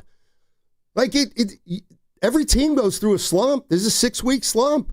They were playing great for 8 weeks. They're still 500. I get it. Apparently that's not good enough for you. But who would it be good enough for? And 6 weeks is bigger than be good for the Pirates. They're also Rans. They're done. Well, they didn't have a 12 game. They weren't 12 games over 500. They didn't have the best bullpen and the 2 starters in the All-Star game. Right, they didn't go make a move 10 over with the big bat. I'm just wondering, why has it not clicked? And you can't give me answers. And nobody can. Your energy, Steiny, is like when they made that, real quick, your energy, and I can't stand it because you're not doing it on purpose, and it's not a character flaw. Your energy is like your ass was telling all of us when they announced that this move was made. No, you're wrong. Everybody slow down because the Giants are going to come back to earth, and this is for next year or the year after. Like, you weren't saying that. You were in the pool with the rest of us. And I was wrong. What's wrong with saying that? No, do we get the answers is what I'm asking, because apparently the manager does not have them. Guru, why don't you just say it? They weren't a 41-29 team. Like, why they're playing terrible now. Maybe they were playing over their heads then. And yes, you're right. When they got Devers, they were sitting pretty. Yeah. Okay, so wow, now we got Devers. But now after watching this team for 6 or 8 more weeks, like, I'm not worried about Devers, but I'm realizing that the team is short. They're just short. They don't, like, if they wouldn't have gotten Devers, can you imagine, like, Buster Posey got Devers because he knew this team was not a good hitting team, even though they were winning. So, like, Posey knows. He's got to, they've got to upgrade 4 positions. Probably, right? Second? First? Catcher? I'm looking at center field. I'm looking right field. I'm looking at the 3 guys you named. That's half the team. And we could go over all kind of every lineup in baseball with Chapman, who hadn't had the best year. He's not awful by any stretch. Devers, what he's supposed to be in Adames, and I'll put that up with anybody to the point of, Steiny, that's good enough. Okay, you're not going to have the 27 Yankees fill out the order, but damn, I just want to know, do you have a problem, and it sounds like you do, with me wondering about the instruction of this team as to why guys aren't getting it done? All of them. Well, except Adames right now. Listen, I've told you a million times. You want to fire Melvin? Go fire Melvin. Like that, I don't care. Like Melvin, if Posey fires Melvin, he fires Melvin, and they get a new manager in here. Do I think that'll turn things around? Not really, but I think it's a bigger problem than Melvin. One little nugget here before we got to hit the break. Ramos is leading off. He's in left. There you go. 2025. You got to keep that. Evan said that twice. He got me twice. You got to keep his confidence high. Well, move him to right field then. Or you can DH him. Move him to right. Flynn was talking about it. He was saying something without saying it. Sonny, you can do other things. Well, but listen, I like Ramos, listen, man. I just like. I don't like do other things. Sonny, you're a father. You discipline your kids, and you still love them. But you do it to send a message. I listen. Oh, but they might. This guy is a ball but player. they might lose. Well, look, you know what? They're losing anyway. But what are you really losing more than just the game? To me, accountability, man. Okay. You want to start doing that? You want to start pulling guys out of the lineup for every time they make them. You know what? Let's be honest. You're probably taking Ramos out more because he stinks in left field than his mental mistake last night. No, and then the one on Sunday where everybody's like, what are you doing on the base path? Yeah. That's almost more Remember we were embarrassing asking that than about the Casey. Angles. Remember we were asking that about Casey Schmidt earlier in the year. Made about 2 or 3 base running blunders. Here's the other thing. I'll tell you this, they're the slowest team in the league. This team is better than you think they are. That's why I'm so upset for Giant fans. Prove it then. They got to go out and prove it. I mean, the other thing is, they're better than this. I just believe that. Okay, and that's what you believe, and I believe this is who they are. I think they're going to end up around 500. And if you want to say, well, you know, the first 60 games or 70 games is really who we are, and we underachieved the last 90, yeah. I guess you can believe that, but I believe that in baseball, you end up about where you deserve to end up. And right now, they're 500. And I don't know how it's going to get any better. That's why you got to live with it right now. I don't mean live with it like be happy with losing, but there's nothing you can do. These guys got to play better for this team to make the playoffs. And if they don't, they won't. And if they don't, Posey will go out and try to get a second baseman and upgrade it. Do you expect any moves by tomorrow, the deadline? I wouldn't. What would you do? You have 6 holes to fill.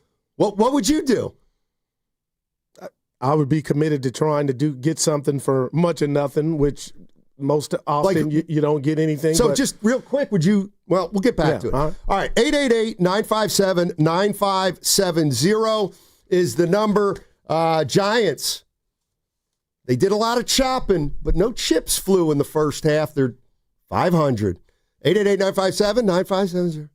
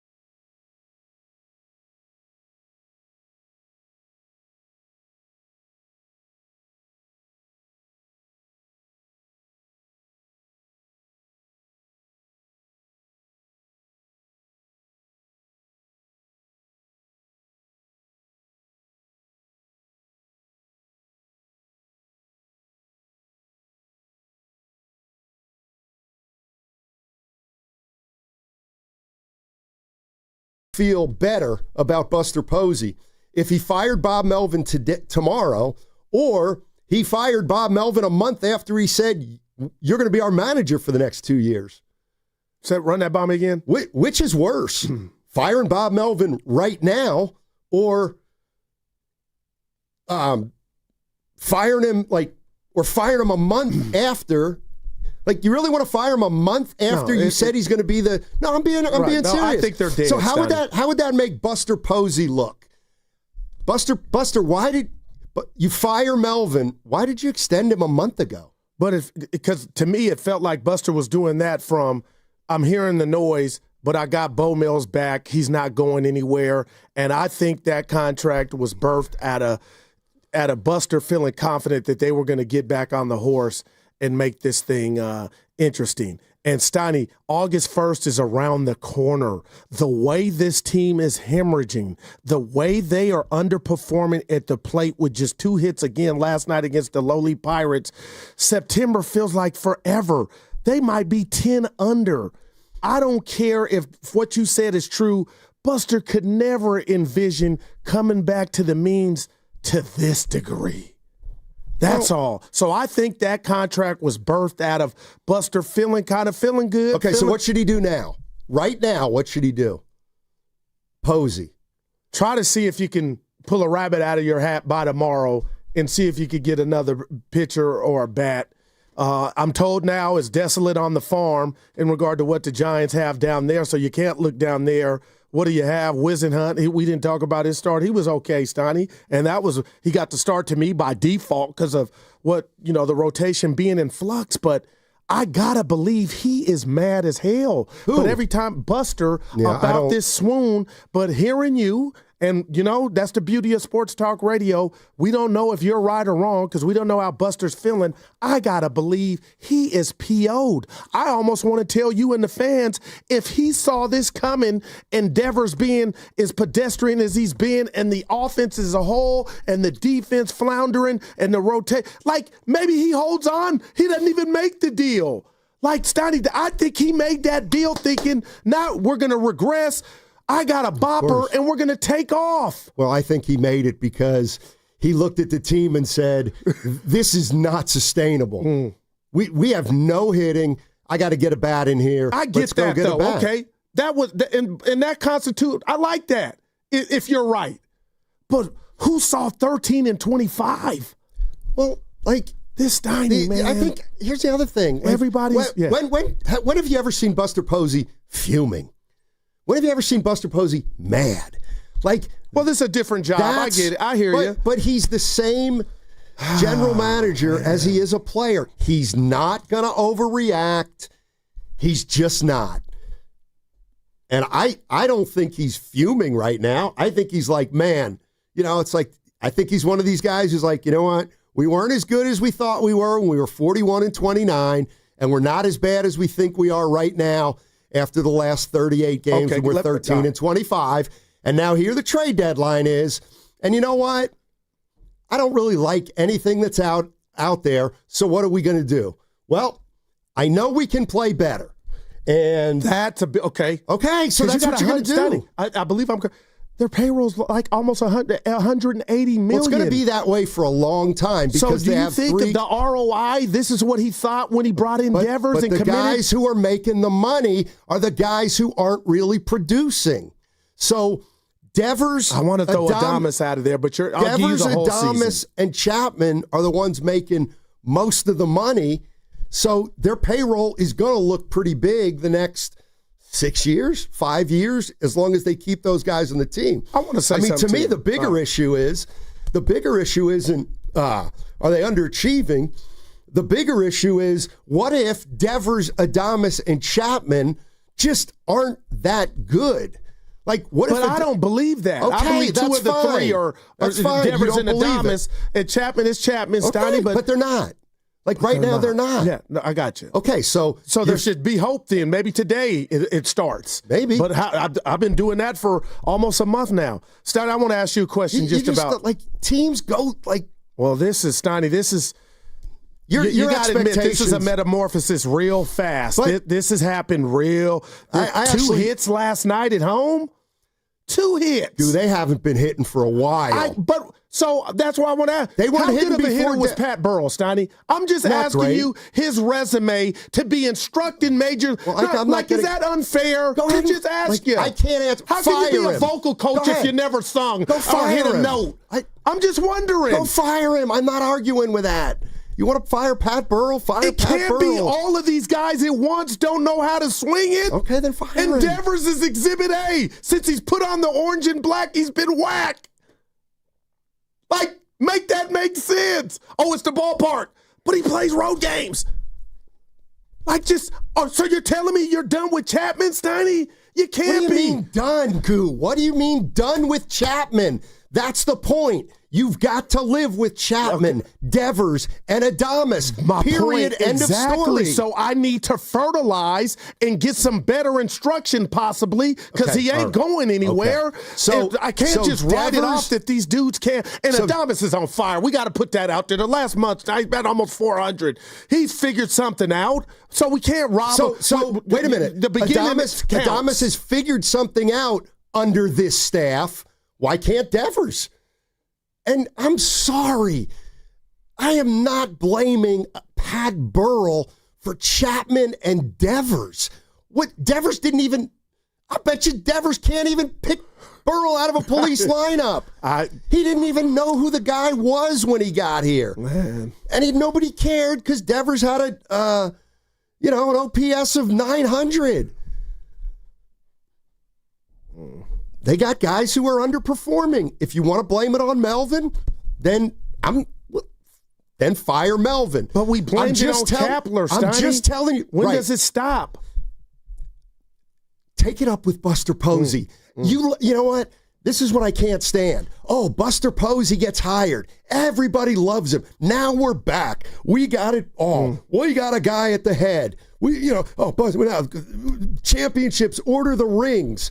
It's like, if you're saying that, you know who he's not, you hired Buster Posey. You didn't hire a guy who is going to fire managers left and right. You didn't hire a guy who's going to meddle into the what do you want him filling out the lineup cards? Man. That's what they're trying to get away from. And as much as the accountability thing for me, I will never let it go, Steiny, but the bottom line is I have said to you and Evan and the listeners, as much as whatever Melvin doesn't do for me on a personal basis, he's not out there in the box on Sunday Night Baseball with the bases loaded like Adames and Chapman were and got mowed down. So there is I'm not all the way on it, taking the responsibility or the onus off of these players, but Steiny, something's infected.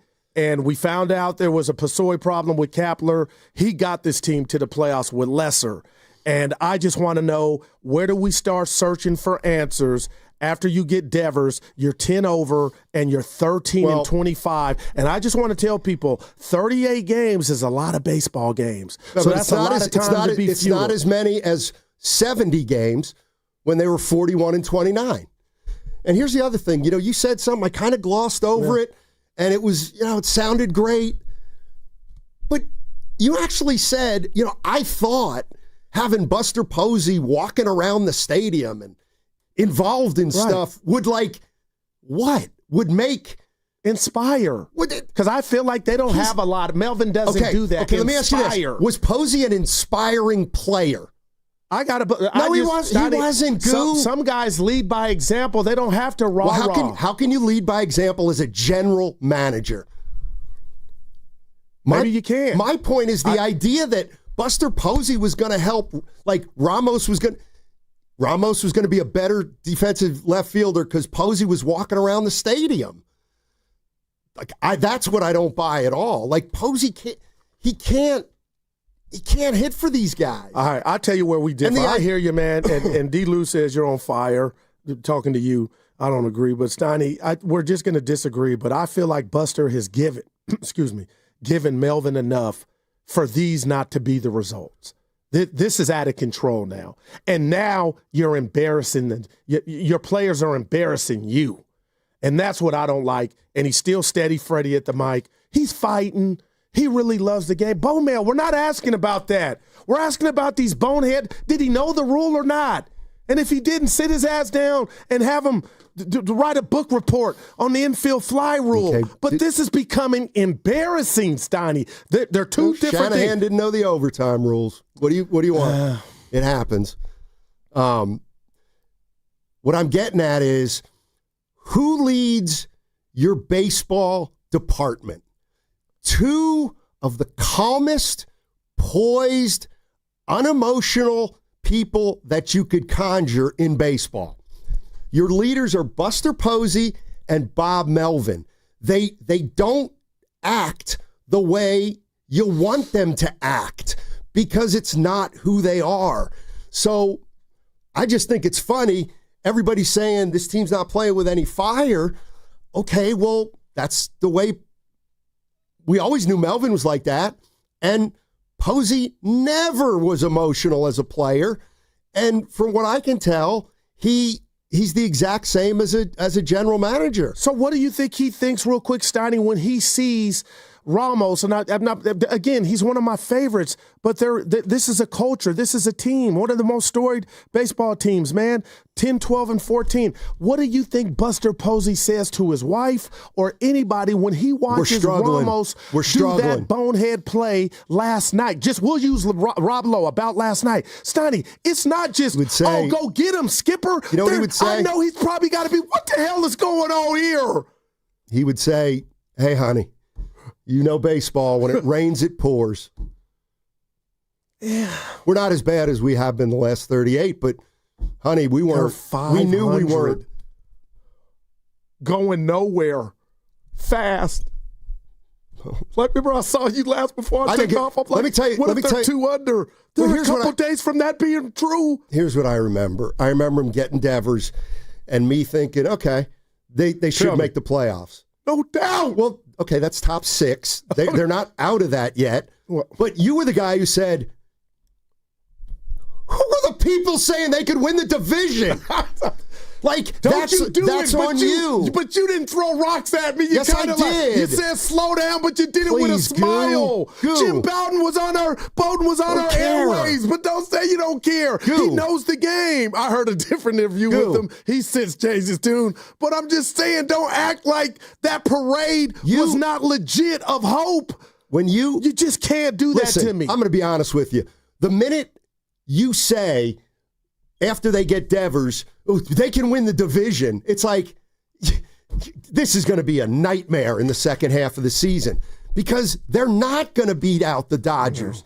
With Devers, without him. Okay, but 13 and 25, Steiny. They're having a bad stretch. Steiny. What do you want them to do? Play better, fundamentally sound baseball. That's all. You can lose 10 in a row. Don't embarrass yourself. But balls dropping in the outfield. Speak on it. When do you realize that they're like the ball's dropping in the outfield because their outfielders aren't great? Why? Man. They're a terrible base running team. Like, get on Posey for that. Or Melvin's the manager. Well, he doesn't. Whose fault is it that they've attempted 3 steals in July? Whose fault is that? Is that Melvin's? They are slow. That's Posey. You're listening to 95.7 The Game, KGMZ, FM and HD1 San Francisco, an Odyssey sports station in the home of the Golden State Warriors and Valkyries. Always live on the free Odyssey app. Coming to you live from Laughing Monk Studios. Laughing Monk, righteously brewed in San Francisco. Real quick, a nugget from your boy. Okay, no salary cap. We know Bryce Harper got into it with Manfred in baseball right now. Not much on the farm, if you want to keep it real for the Giants right now. You're almost at 200 in regard to the payroll. You've committed to 3 guys that I like, Steiny. So I guess in a perfect world, I won't rob the Giants of trying to turn this around or right the ship. But if we want to have an exercise and talk about how they fixed, I believe you said 6 holes, then they're going to keep spending. Buster's going to keep spending. Because that's the only way you can do it. Right. But if you don't have the right instruction, you could have Rod Carew in the lineup. Right. And if you have 5 holes in your lineup, you ain't winning. And that's why Buster Posey, I'm convinced, knows this was a 2 or 3 year rebuild. I wish I could, man. A 2 or 3 year rebuild. And the people that thought like it was going to turn around in one season, me for a while, We're idiots. Do you question Buster since we're going there on the Verlander edition? I never expected anything. I'm asking you that. I really did. I thought he was done. Then that was a terrible signing. No doubt. If you didn't expect anything. Me personally, because I thought Verlander was done. But I thought maybe he could instruct the youngsters. And maybe he is. Oh, yeah. Maybe he's helped Webb and Ray. Oh, yeah, he's helped and them. Root. Oh, yeah, he's helped them. He's helped those three, but he's stuck at the Birdsong. Jesus in Oxnard. What's up, Jesus? How you doing? I'm good, thank you, guys. I've been listening to you guys for quite a while, Thanks. and my assessment to this whole thing is that everybody kind of thought the Giants were going to be contenders, and they're not. They've got a lot of holes. Their bench is very, very weak. They got overpriced veterans that are not performing, like Lee. He's a Korean who has AAA credentials. Ramos, they can't sit him down because they don't got nobody else to replace him. So they're stuck with him, for playing. They started off really good. I watched them from the very beginning, from spring training, and I watched them every night. I've seen where Flores was producing. He's not producing anymore. He hasn't produced since Devers got here. Well, yeah, he's just not. He's not hitting like he was. That atmosphere of them playing the way they were playing before, it's not there anymore. They got away from it. Another thing too, and I don't know why they don't do that. They don't play small ball. Now I don't know if they don't because they don't have the personnel, but they're going to have to start making some wholesale changes. Maybe get kind of creative. Stay away from the high price, bidding market. Start doing some. You know what? If you got to sell some guys, you got to sell them, but you got to look for the chemistry. You got to build around a few ball players, and from there, you got the pitching. I got to give Farhan some credit. He went after pitchers, which is okay. Now they got the pitching, but they need to get some guys. They need to start filling some holes. They need a contact hitter. They don't got guys that can hit on situations. They don't have it. So they end up stranding ball players. They end up stranding runners on base. Every time I see pop-ups. Now, I don't know why they don't change the style of hitting, because the way they're swinging, they're doing a lot of uppercutting and trying to hit for the fences. That's not the way that ballpark is built. That ballpark is built for line drives down the alleys. That's the kind of hitting that they should be doing. None of this, You got your ball players who hit a lot of home runs. Yeah, you give them the opportunity to hit them out. Devers, maybe Adames and Chapman. But all the other guys should be doing line drives. Be a situational hitter and get the runs across, because they're not producing. Thanks, Jesus. Appreciate the call. And I'm going to put Steiny, it's been a couple of days. I'm going to put it right on the table early, brought to you by Atco Pest Control. And I mean what I'm about to say. Evan and I chopped this up. I'm looking at the Red Sox. They don't look like they're missing Devers. But you said something last segment, and I'm just throwing this out here because this could be the nightmare on Giant Street. You're assuming, and I'm with you, I'm on that bus, that this is not the real Ralphie Devers in a Giant uniform. He's not anything to worry about. But Stein, if we get down the road and he doesn't figure this thing out and he's not that Boston Devers, then you got real problems. Well, you got real problems if Chapman, Adames, and Devers aren't good. Like, they all need to be good. And they've all had an opportunity to get a hit and win a game, and collectively, whoever, they just can't do it. We saw that before the break. It was they just can't get that big hit. And that's why I just bring up Burrell.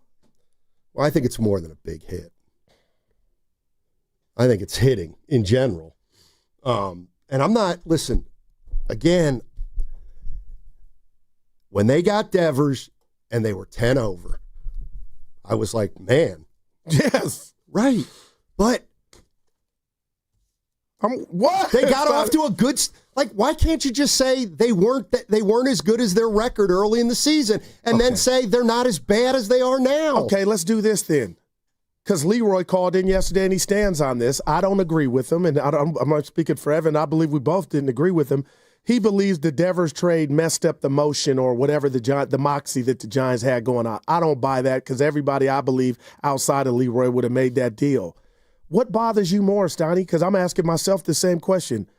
The great start for the Giants and this regression since you added Devers. It's Devers 13 and 25 through 38. And the lack of hitting from everybody since he's been here. That's more than the. Doesn't that tell you that the 12 games over was a mirage? Doesn't it tell you that? Because they got a hitter. He happens not to be hitting when you got him, Devers. And all the other, look what happened to all the other guys. They've all kind of dropped. Yeah. And that has nothing to do with Devers, I don't think. What it has to do with is they were overperforming in those games. And they were winning some games they shouldn't have won. Yeah. And when the Giants win games and they come back and Patrick Bailey hits an inside the park homer, it can really hide a lot of things. Wins like that can hide a lot of things. But again, they're in ninth place. Numbers are numbers, and numbers are numbers. I can't. Yeah, Steiny, you've been missing the crossover, and our guys are at a loss. Willard and Dibs. What do? You play it out, and that doesn't. And here's what I can't stand: when people say, or when people interpret playing it out with, well, they just give it so you don't care about the playoffs. No, it's not what I'm saying. There's nothing to do. There's nothing to do. Here's what you do. You hope your lineup hits better. Then you have Webb and Ray, okay? You got Verlander, who's pitching a little bit better. Roop's coming back. You need to get Birdsong right somehow in the second half. I don't even think we see him again. Maybe everyone's talking about maybe he goes to the bullpen. Maybe in the second half you start to establish Wisenhunt. But that's about it. How did the McCaffrey trade change the fortune of the Niners? Jimmy Butler for the regular season, and I know the Niners had success pre-McCaffrey, and then Jimmy Butler doing what he did to a hemorrhaging team that made Curry look like he was getting older, and Devers just it's crazy to think about. Well, it has to do with that's the way baseball is. One guy can't win it for you in baseball. One guy cannot turn it around for a team. He can help you win games, but that's the only way I can explain that is baseball's different. Yeah. 888-957-9570 is the number. What's coming up on the game is brought to you by Fremont Bank. Here for you, here for good. It's a little shtick on your big shtick.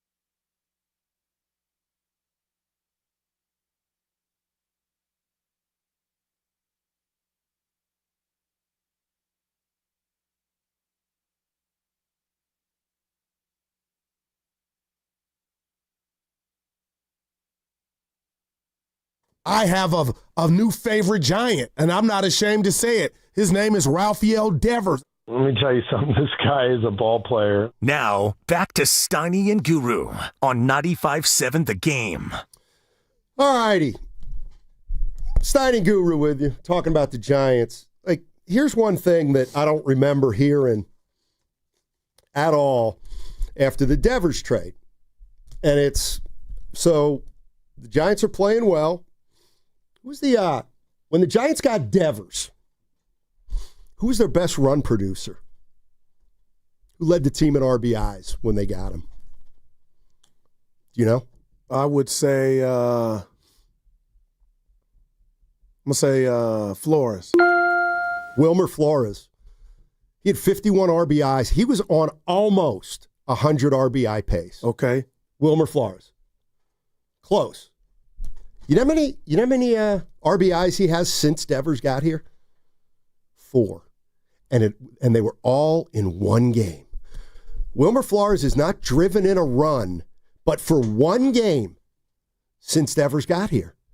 Well, maybe we didn't realize that Flores was going to take a hit when Devers got here because he wasn't going to play as much and hit as much. So you removed a little bit, or let's just say a percentage of Flores' production, but you didn't get it back when you got Devers because he's struggling. Yeah, and so Yaz has 1 RBI. So you got worse. Yeah. Like since Devers has come here, you got worse because he's not hitting and Flores stopped hitting. Why? I don't know. I'm just telling you, maybe Flores wasn't crazy about the Devers acquisition because he knew it was going to take at bats away from him. I don't know. Yeah, and I'm sure they probably, Steiny, that was math calculation that they did, assuming that Devers wouldn't get off to this slow of a start. And that was a risk they were willing to take. Because last I looked, Wilmer Flores, is not Pete Rose. You know what I mean? So it was like, okay, we're getting one of, a top hitter in the league, a bopper with power from the left side. And if that were to happen, we'll still be fine. But then I look in right field and Yaz has 1 RBI in his last 68 at-bats, It's a collective. Bailey's not doing it.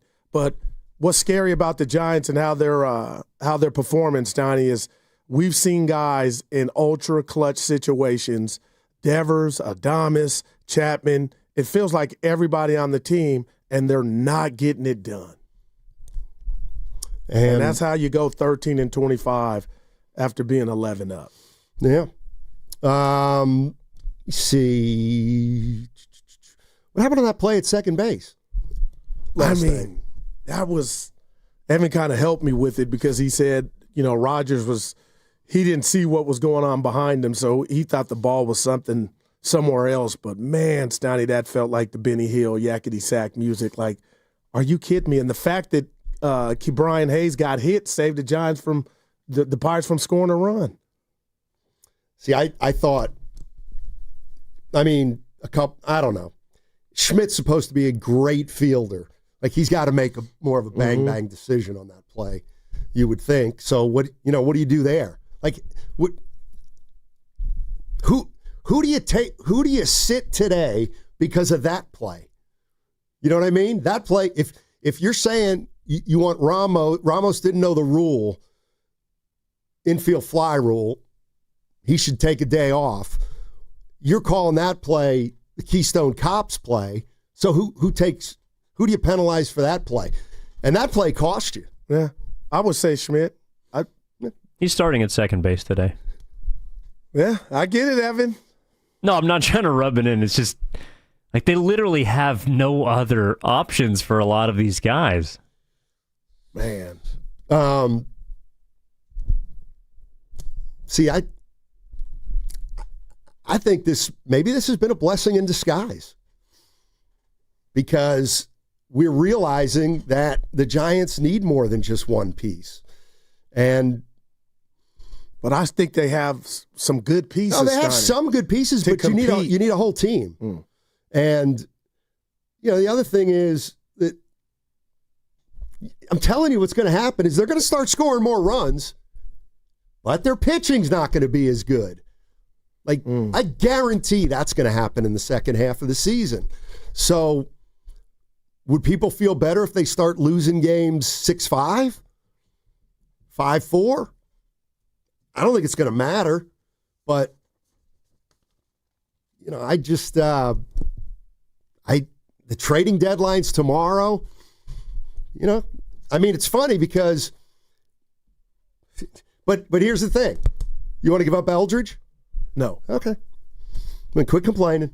I don't, because that's about all you have down there, Steiny, and man, what he represents, and what he symbolizes. You know what he represents? Tell me. You know who he represents? James Wiseman. He's an unknown. Eldridge is an unknown. No, we know he has power. Well, we knew Wiseman had height. All right, and skill. Yeah. I'm just saying. I ain't going to fight you on that one. Well, I'm just saying. I just want to find out who I can get or trust to get the guys on my team to play better baseball and be closer to what they've been, even when, it's easy how you say, oh, they were 40 and 29. They were just playing over their heads.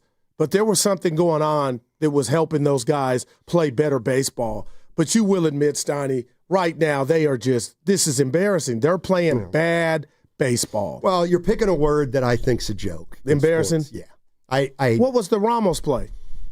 He didn't know the rule. It don't matter. I didn't have to know the rule. Well, and that's embarrassing, right? Well, I don't want to get into a fight over this, but I think it's the stupidest word. Like, what does that mean? Okay, got embarrassed. Okay, got embarrassed. They got a game today. He's playing. That you're not buttoned up from top to bottom. Okay, well, the Warriors have been embarrassed at times. Well, they got 4 chips, Nani. Well, doesn't mean they can't be embarrassed. But I don't think I don't look at losses as embarrassing. And even if they are embarrassing, does that mean you got to stay in your room for 2 weeks because I don't know. You embarrass yourself, you got to get up back on the horse. Try to win a game today against the Pirates. Yeah. I got some more good news for you.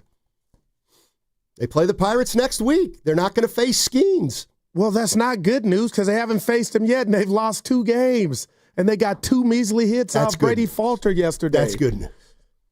Steiny, it's not the way they're playing. I or Evan could pitch, and they might only muster 2 or 3 hits. It's getting to that. Don't you get it?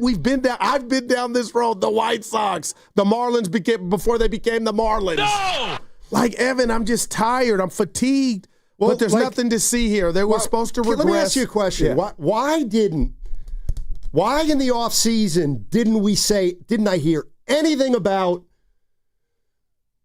we're going to miss Conforto? He had 20 homers last year in 120 games. Conforto. Nobody's mentioned Conforto. Are you doing that now? Nobody. Yes, but that's my point. It's I'm not saying I don't know anything. I don't know a damn thing. I'm just saying I looked at their numbers last year, and I remember we laughed at Soler. We were laughing at him. I got it. But we was disappointed. Better. It was disappointing. He's been better than Dev. How come they're not playing? Well, because Soler was better last year than Devers has been since he's gotten here.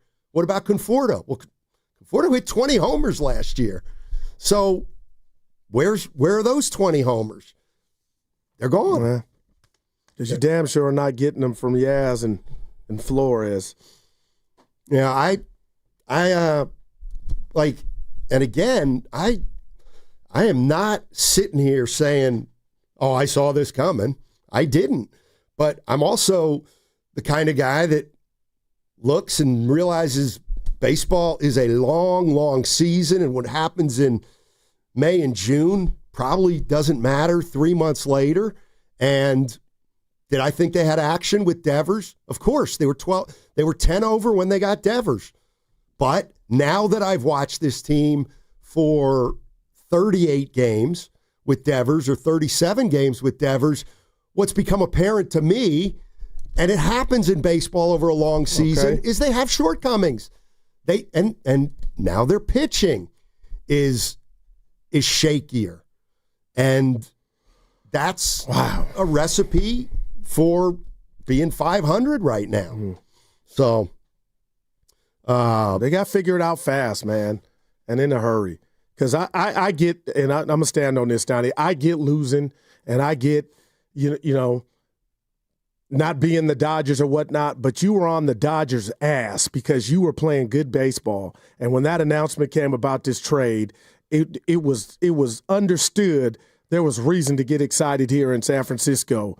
And what they've put out, this product, as of that time, it is just substandard and it's not acceptable. And that's why I use embarrassing sometimes when you see these plays that are made, these outs running you out of innings when you're already struggling to get runs, and you have a manager that you could just put on repeat or loop. You know, every game, it just seems like it's the same thing. Steiny's trying. Steiny's showing up. Steiny wants to do good. Well, Bob, we know that, but there's got to be a penalty. And maybe if that said player gets that penalty, and maybe it's just a day off, maybe they respond differently, or maybe it hits different. And I don't think, you know, I got a unicorn on my head because I think that way about life and sports. I mean, like, we don't talk about, like, Tyler Fitzgerald. You realize the season he had last year? Huh? So he played second base. He played 96 games. All right, that's over half a season. He hit 15 homers. He hit 280. How's their production been at second base this year? Not even close to that. So is that Fitzgerald? Did you really, did we think Fitzgerald, at 27 was going to be a guy who this year hit 25 homers and 500 at-bats? Yeah.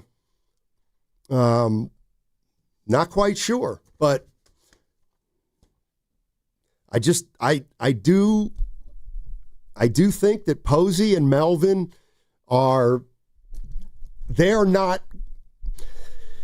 If you're emotional and you ride the ups and downs with this team, then these kind of aren't the guys for you, because Leopards don't change their spots, and Melvin's been around for 60 years, and he is who he is, and Posey is one of the most understated people I've ever seen in professional sports.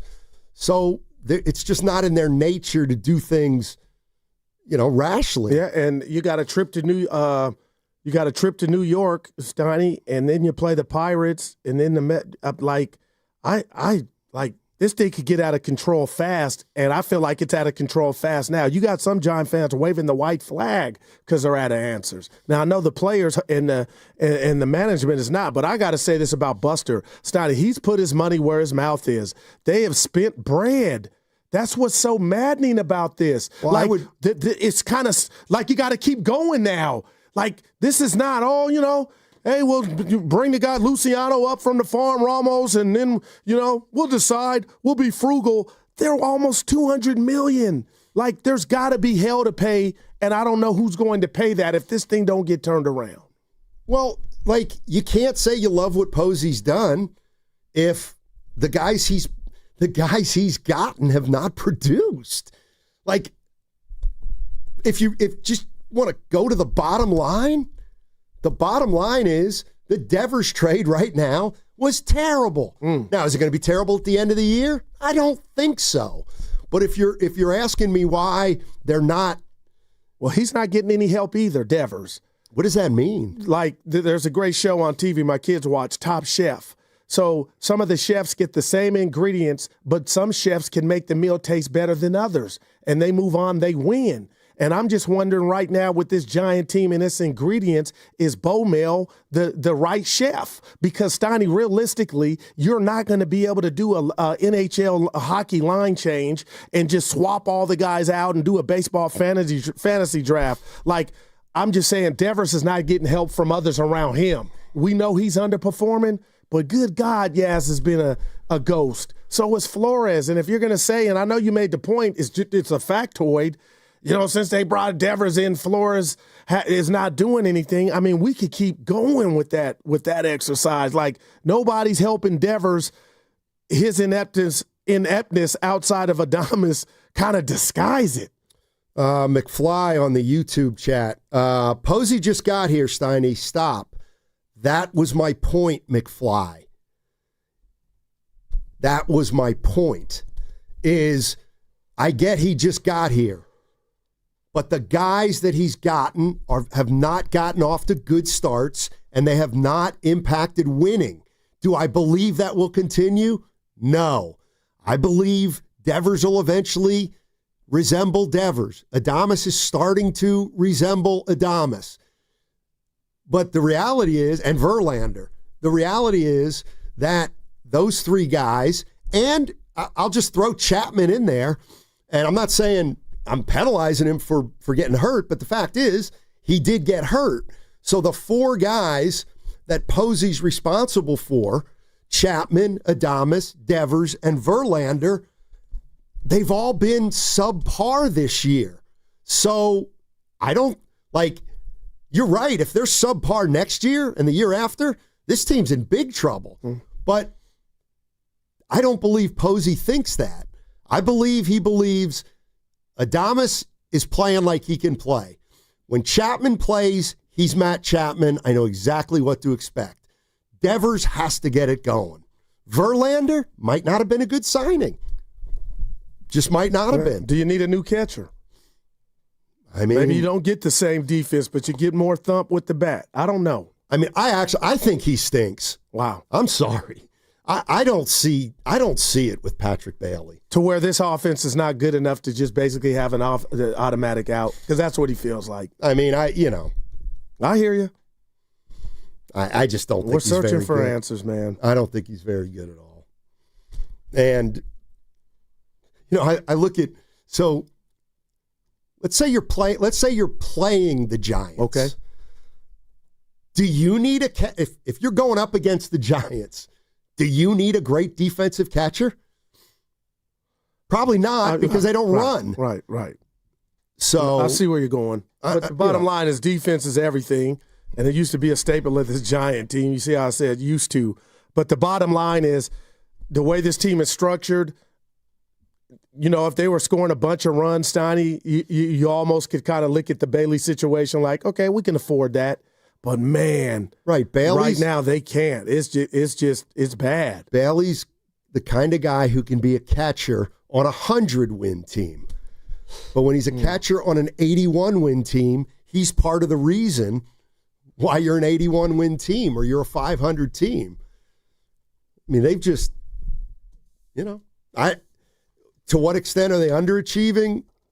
I'll meet you there. They're probably underachieving, but I don't think they're much better than this. Wow, I hope you're wrong. Over the course of an entire season, I expect more. Well, I expect a lot from Devers, Chapman, Adames, Webb, Ray, and they've absolutely, the pitchers have been great. Adames has been terrific the last 6 weeks. Devers hasn't. And to me, the other guys aren't very good. They're not. Outside the top 3 or 4 hitters. So, I think what's happening is their big boys aren't producing like they normally do, and the guys behind them just aren't good enough.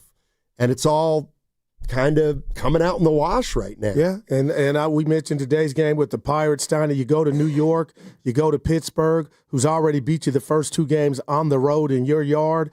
You got the Nationals, and who can hit the ball, but they got problems. But I am so what word am I looking for? I am so tired and beat over the head with a rolling pin, Steiny, when I look at the schedule game and have the audacity to say, okay, the Giants, that's a layup. And it started with the White Sox and Marlins, and it's continued. White Sox beat the Phillies. They're 9 innings away from getting swept by the Pirates, and that's you not facing Skeens. Yeah, did you see the White Sox took care of the Phillies last night? Or 2 nights ago? Well, shut them down. A squirrel can run into a net. Yeah, that's what the White Sox did. But, I mean, that's just get nuts. and I hate to do this, but that's just you being you, and it's, you don't get it. You just don't. I don't get what? You don't. You think that, the Pirates are in town. That's 3 in a row.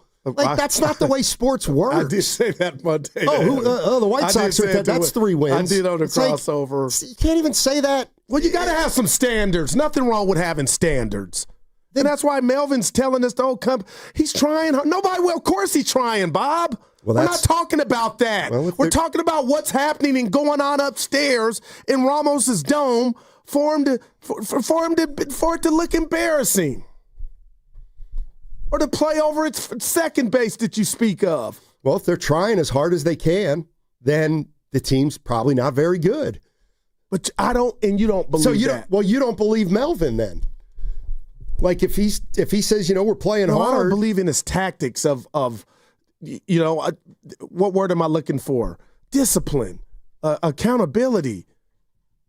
And Evan said it. He's batting leadoff. Ramos is in there. Okay, good. Hopefully they win. But what are you really losing by not sending the message? And that's what life's about. And do we have the sound where Melvin, he helped me out, where he said that they've had multiple meetings with an S? I know they got to play that in the morning, but I don't know if that concerns me more, Steiny, that you've actually tried to address it. We've had meetings, we've had team meetings, we've had all kinds of meetings. It's going about there and fighting a little harder and winning a game and having a little bit more resolve, which we've shown this year. We just have not done it here recently. Well, that didn't age well. You know what that sounds like? Old Norm, back when I was growing up, our stove went out, Steiny. And the last time it came on was when we knew we needed a new stove. But Melvin, he's basically telling you we tried it all. That's more concerning. Well, doesn't that tell you maybe they're not good enough? Or does it tell you that Melvin's maybe a bad the message manager? is just not hitting home? Baseball's more than a message. Baseball's about day in and day out. And you can have real good stretches for a while. But 162 games is a long, long season. I mean, to me, what I hear there is, a couple weeks ago, you wanted something, and they delivered. They've had team meetings, but it hasn't worked. I mean, and now I feel worse that I've heard it now. You know why it didn't work? Because team meetings don't work. You are who you are. And if you have to have a team meeting, that's a problem. But they've had a couple team meetings. Yeah. Usually teams that they better figure it out, man. Because they may not even get to September in it. Like right now, they're 5 back of the Padres. And that thing, I mean, man, I still cannot shake the Roku game on Sunday before the All-Star break. Had they pulled that out, they would have been 2 back of the division that you scoff at me now. That's funny. But, man, had you gone into the break pulling out that win and taking 2 or 3 from the Dodgers to where we're at now and where you could be, I mean, thank God for the Niners in training camp. I just assumed September 20th, 21st was going to be meaningful baseball trying to get to the 6th seed. I just don't understand why you would do that for a team that's been 500 the last 3 years, and they're 500 now, and they have to play to their potential. Like they need guys to have good years for them to make the playoffs, and they don't have enough guys who are playing well enough. So let me get this straight. Yeah. So in your mind, if the Giants win that Sunday game going into the break, they don't have this start in the second half? No, I just wonder. I do wonder if you're feeling better about yourself, or are you telling me, Nagu, I think Prince Rogers Nelson, that was sign of the times. I mean, but it was just another example of them not getting it done. All they had to do was execute. Bottom of the 10th. Top of the 10th, you stop them from scoring. The Dodgers with a runner on second. It's right there. You could taste it, and they squander it. And now here we are now. Dodgers took it. Yeah. So did the Pirates. Yeah. And they got 2 hits. We've had all kinds of meetings. You're going to be asking all year how they could lose to poor teams, and finally you're going to say, well, it's because they're not as good as I thought. Like they can't just walk over people. But the addition of Devers makes it worse. We tried to. Yeah. Well, would you rather be sitting with Devers right now or not? Oh, sitting with him. Well, exactly. So he didn't make it worse. They got worse since he's gotten here, but I don't think that's going to be the case for the. Well, let me ask you this: have you called real quick? Have you called the Dogs off? Do you think they can make it still? Yeah, sure. But do you mean that? Yes. Why not? Yeah, they're going to have to go 30-20 or something like that. But they went 40-30. But I don't think they're going to make it now because now I've seen them play 110 games. A reminder that all guests on 95.7 The Game appear on the River Islands guest line. Isn't it time for you to discover the islands, River Islands in Lathrop? We've had all kinds of meetings.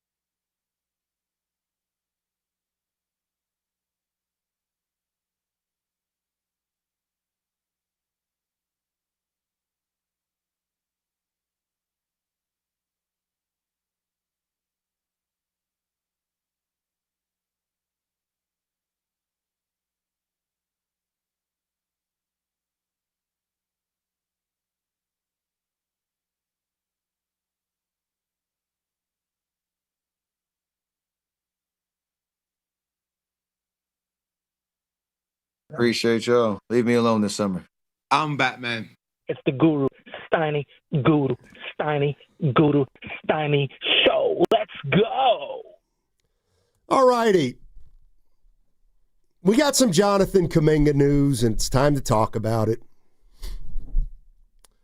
Anthony Slater and Sham Charania have brought new information to the table. I don't know if it's going to change your perspective on things. Let's hear it. But here's the first paragraph of their story on ESPN. The Golden State Warriors made another push to retain Jonathan Kuminga over the past several days, but the restricted free agent is continuing to decline their 2-year, $45 million contract offer, sources told ESPN on Wednesday. So Jonathan Kuminga said no. So is he, again, I asked Evan, I'll ask you, Steiny, when I hear you read that, and I'm in Disneyland because I want him to remain a Warrior, knowing the role that he wants, it's just not here. I asked Evan, and I'll ask you right now, do you think he's slow playing this to kind of get back at the team? Absolutely not. Is this out of spite? No, absolutely not. This is business.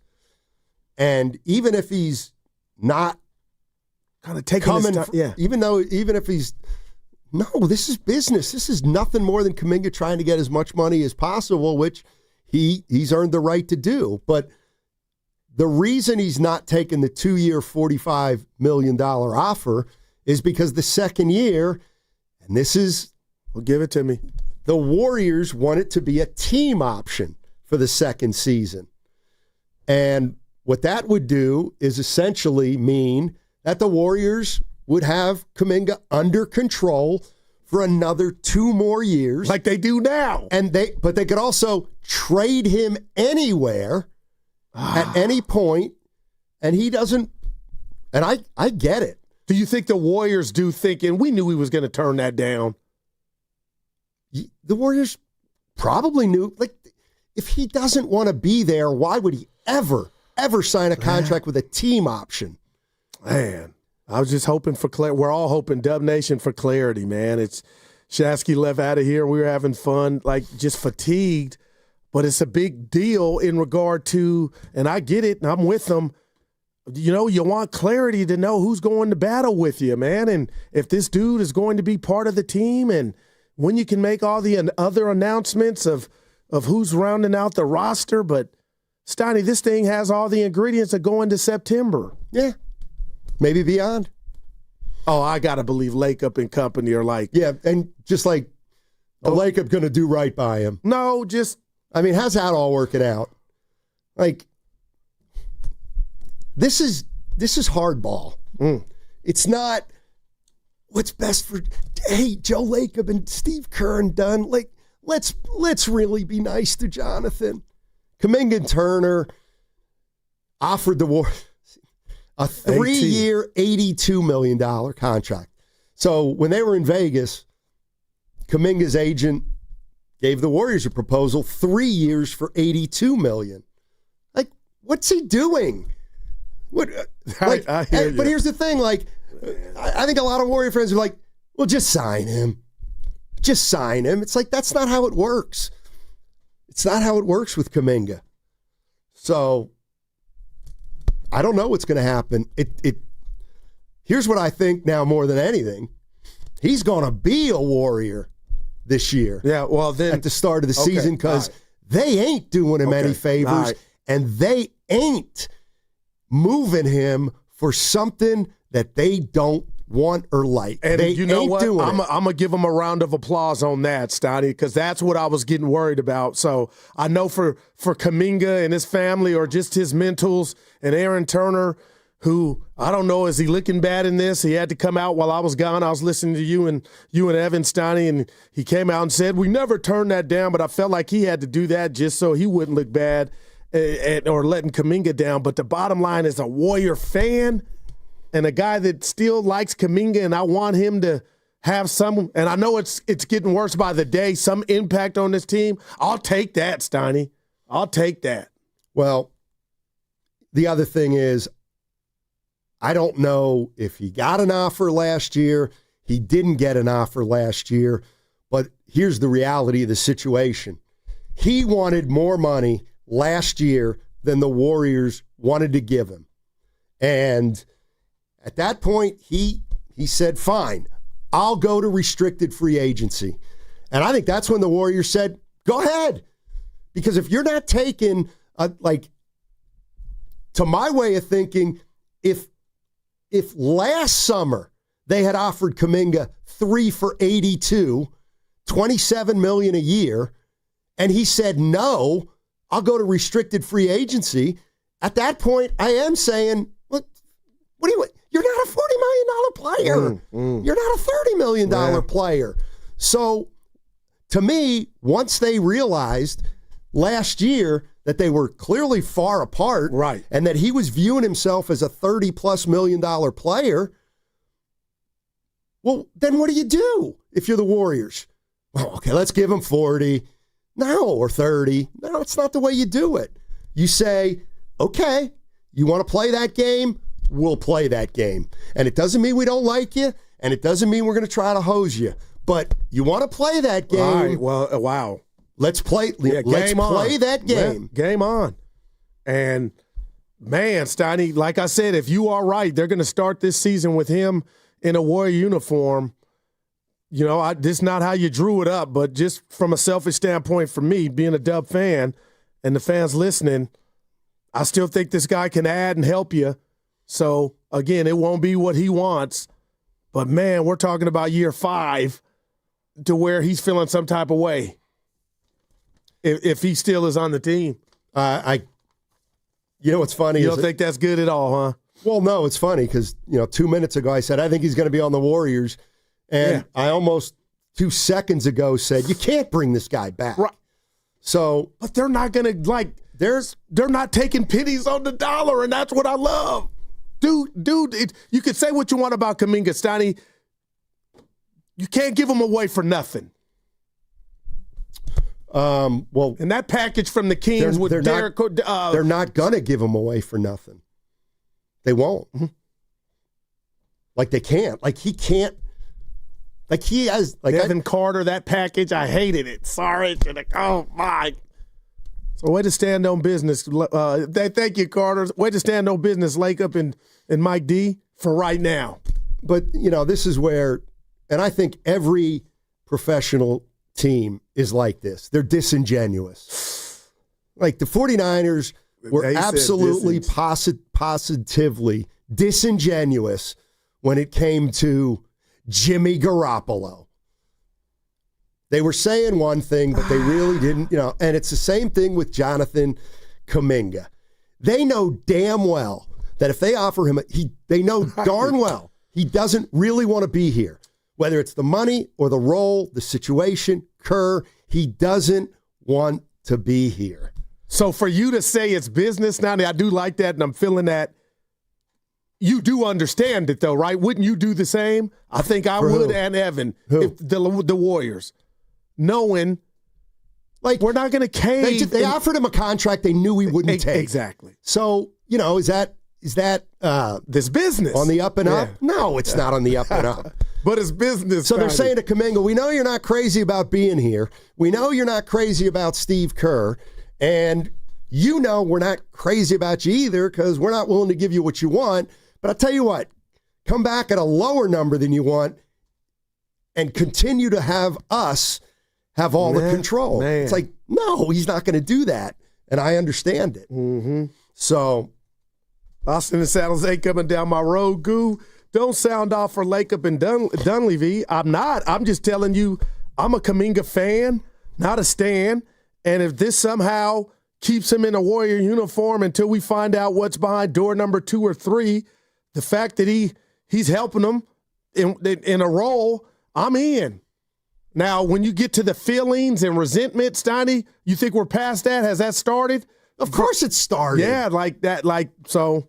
I mean, this may have started last summer.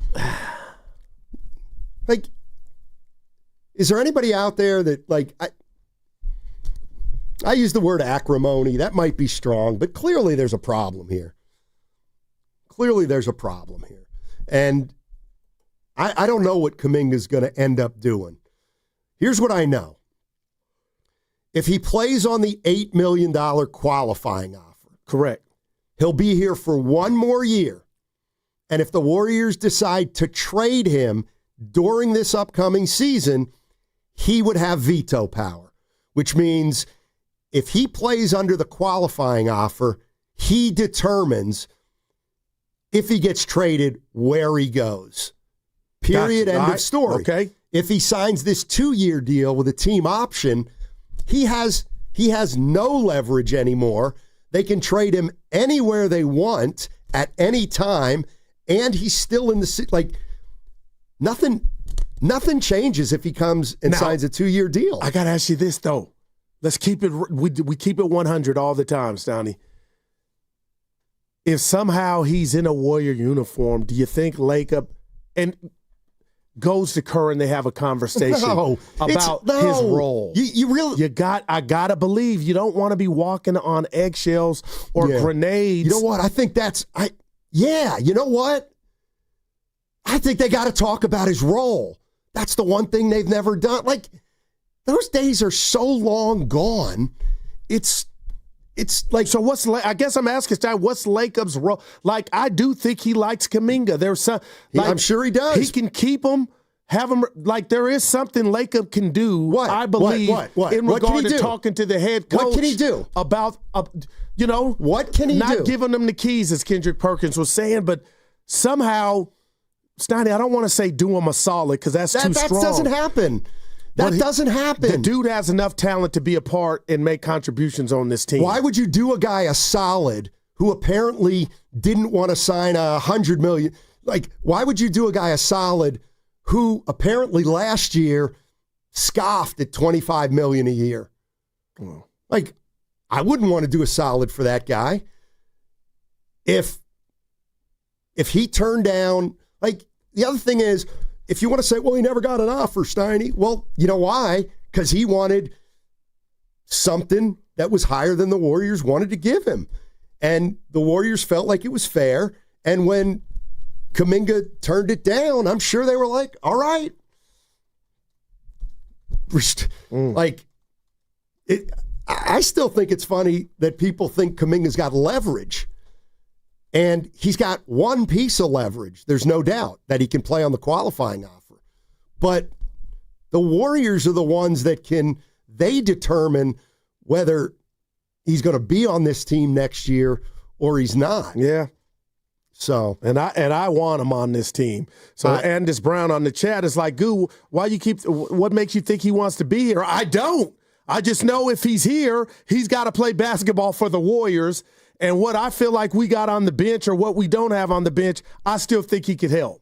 Now it's going to be a whole different ball game in regard to feelings hurt and all that stuff, if you're right, Steiny, and I kind of get it. But we talked about it, him going to the media, Kaminga, that is, the last couple of years, said a little thing. But man, if somehow he's playing on that qualifying offer, I got to believe he's sounding off left and right. Like this would – what did you say, acrimonious? Yeah. It definitely would be that this year. You're listening to 95.7 The Game, KGMZ FM and HD1 San Francisco, an Odyssey sports station in the home of the Warriors and Valkyries, always live on the free Odyssey app, coming to you live from Laughing Monk Studios. Laughing Monk, righteously brewed in San Francisco. Let me ask you this. If, lay it on me, 2 weeks ago, the Warriors offered him 2 years for $45 with a team option, what would you have done if you're Kuminga? I would have taken it. Why? I want to get some bread. Okay. And you're saying he had the option. No, there was a team. Oh no, right. Like that's why I got it. Kuminga should have scoffed at that. I got you. He had every right to scoff at that. Yeah. I would not have signed that. I wouldn't have either. By the same token, the Warriors,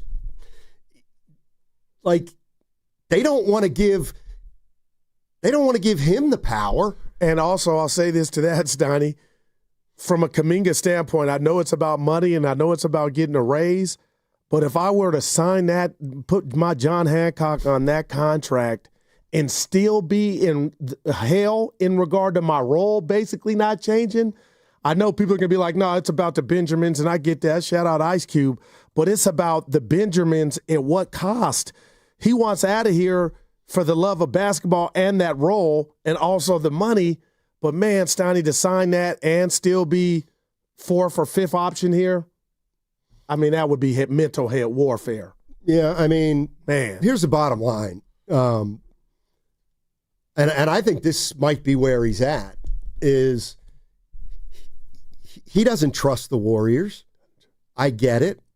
He doesn't believe for a minute that if he comes back here, anything will change. And I kind of don't either. I mean, Kerr will try. He'll cosmetically try to play the three of those guys together, but it probably won't work to the extent Kerr wants it to. And then Kuminga is sitting here in December like, oh my God. I got. So, I'm looking at Kuminga. If he plays on the $8 million qualifying offer, you know what that would bring his career earnings to for his 5-year career? $33 million. He will have made $33 million. All right. Okay. And I get it. He's got to wait. Why not wait? Play for 8. You really believe in yourself? Yeah. Wow. Go be an unrestricted free agent next year. You'll probably get 3. I'll tell you what. And remember, I told you all, hell no, he's not doing that. Here's the problem. I think if he becomes a free agent at the end of the year, you know what kind of contract he's going to get? 3 for $82. And that's where I don't know where they go from here. Big Smoothie is in Oakland. Hey, Big Smoothie. Gentlemen. Let me tell you what this is all about. Yeah. Looking at it from Kaminga's agent, it's all about Franz Wagner, guys. That's what this is all about. Kuminga was drafted 1 pick before him. Franz Wagner got a bag. If I'm Kuminga, I'm like, I don't think this guy's better than me. What did he get? 224. 5 years. Kuminga's looking at that and saying, I'm better than this guy. I was drafted 1 pick before him. He's at least, if nothing else, he's gauging that contract. Wouldn't you? Wouldn't you gauge that contract? I went 1 pick before this guy. Why would this guy make so much more money than me? I get that. Whatever we think about Kuminga, to me, that's what his agent should be looking at. Now, I think his agent is trash. That's my opinion. But that's what this is all about. And I get it. We should all understand that. He's trying to get paid what he feels is fair compensation. And, of course, who else would he look at? Franz Wagner. That makes sense to him. I was picked before this guy, yet this guy's making way more than me. I at least want the same bag that he got. Doesn't that make sense? It makes sense, but it's why this will never get solved. I mean, you could always do that. Well, it will.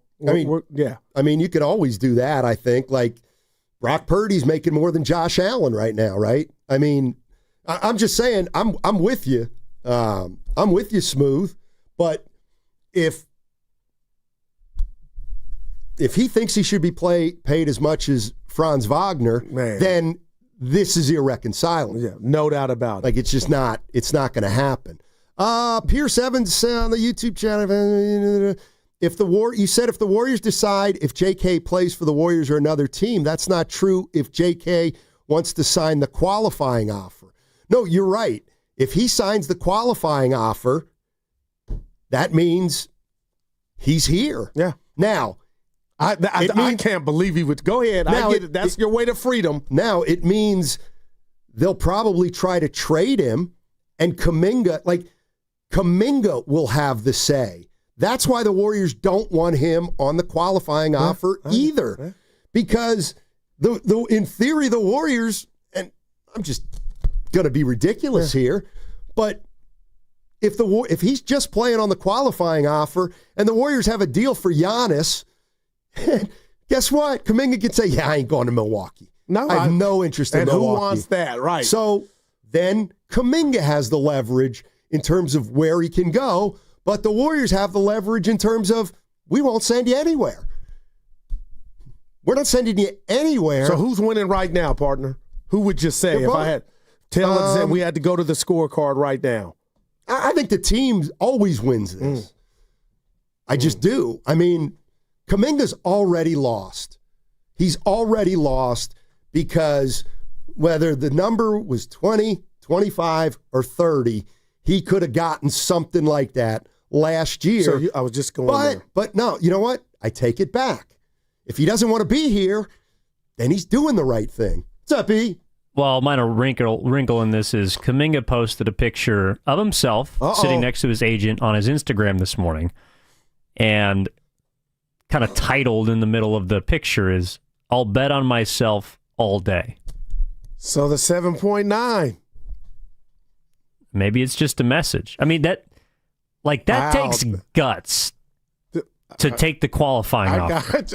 Wow. This is going to be hard for me to say, but it's a gutsy move. But he's... Well, it's also because it typically doesn't work out. You're right. Well, worked out for Ben Gordon in that story, but... Yes, and for a few people it has, but for the majority it does not. There's a reason why people don't pick up qualifying offers. You're right. But for him, Evan, in this new world that we live in, I'm just saying, Steiny, I love that get, Evan. For him to say, I'm betting on myself, I would bet my right arm. That means he's signing that qualifying offer at 7.9. My way to freedom, one more season, and then the world is mine. I think it's because it's the only card he has to play. Like, the Warriors cannot let him sign the qualifying offer. They can't. It would be a circus the whole season. They lose out on possibly trading him, and then they lose him at the end of the year for nothing. That's the only weapon that he has. So I think he's trying to let the Warriors know that he will do it. And they better figure out something because he's willing to, and they can't let him. Do you believe he's willing to? No. Why do I believe it, Evan? Steiny? That would let me know what I asked you, and I asked Evan while you were out, Steiny. Is there any animosity or spite? That post symbolizes to me, if he were to take that risk, and it is, that would let me know he is so mad and wants up out of Dodge. He would wait for his payday. Yeah, and I don't think that's spite. I think that's business. 888-957-9570 is the number. Jonathan Kaminga on his Instagram. I'll bet on myself every time. Here's the other thing. Like, if you're Kuminga, are you really worried about a career-ending injury?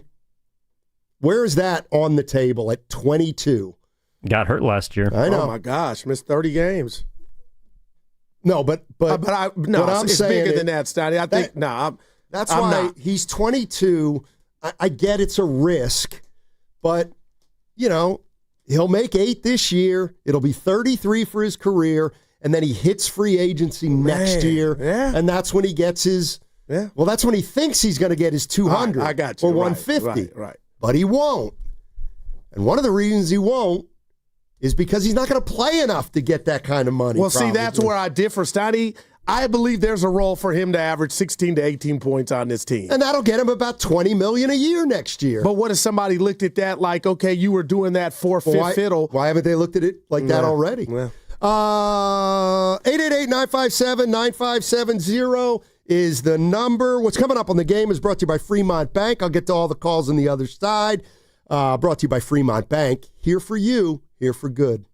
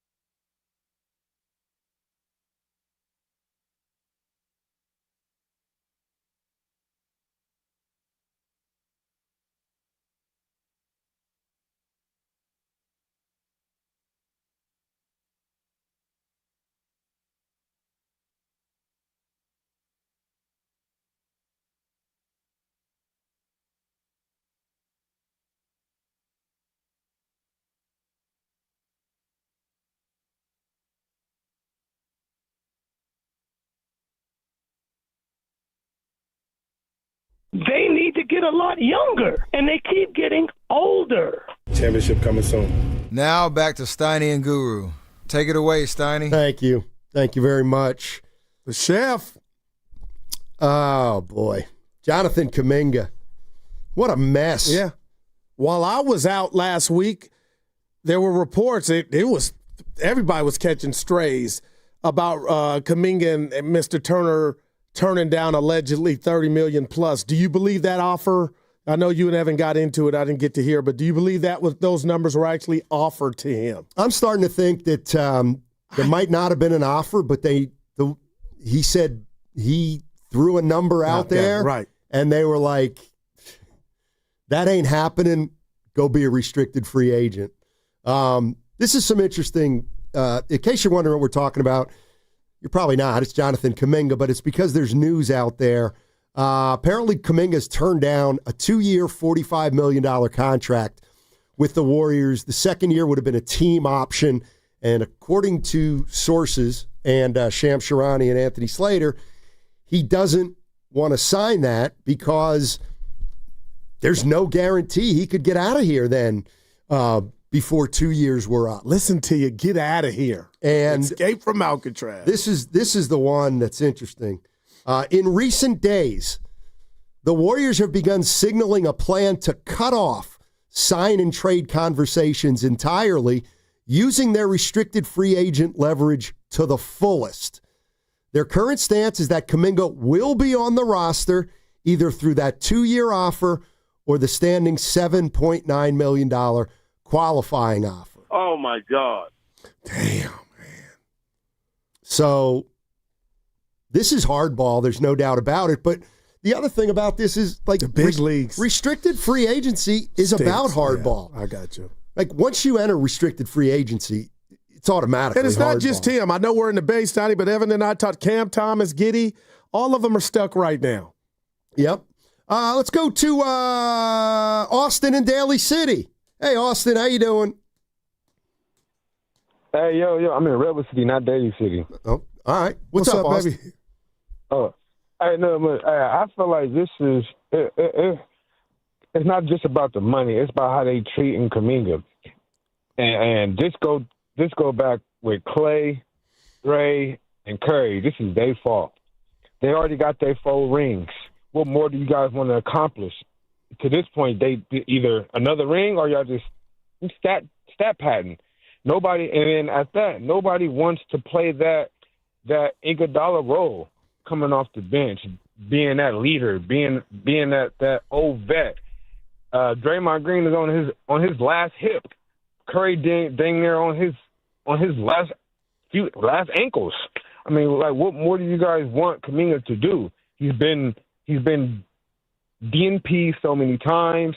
We got KD, then we lost KD. We got Wiggins, we lost KD. Now we got Jimmy Butler, and then now Kaminga did keep going down the line, so he can't show his skills, what he can do. We had a glimpse of what he can do when Curry went out. We had a glimpse of what he can do when Butler went out. Why is he not getting that treatment that he deserved? He got drafted 7 overall, or whatever pick he got drafted in. He deserves this money.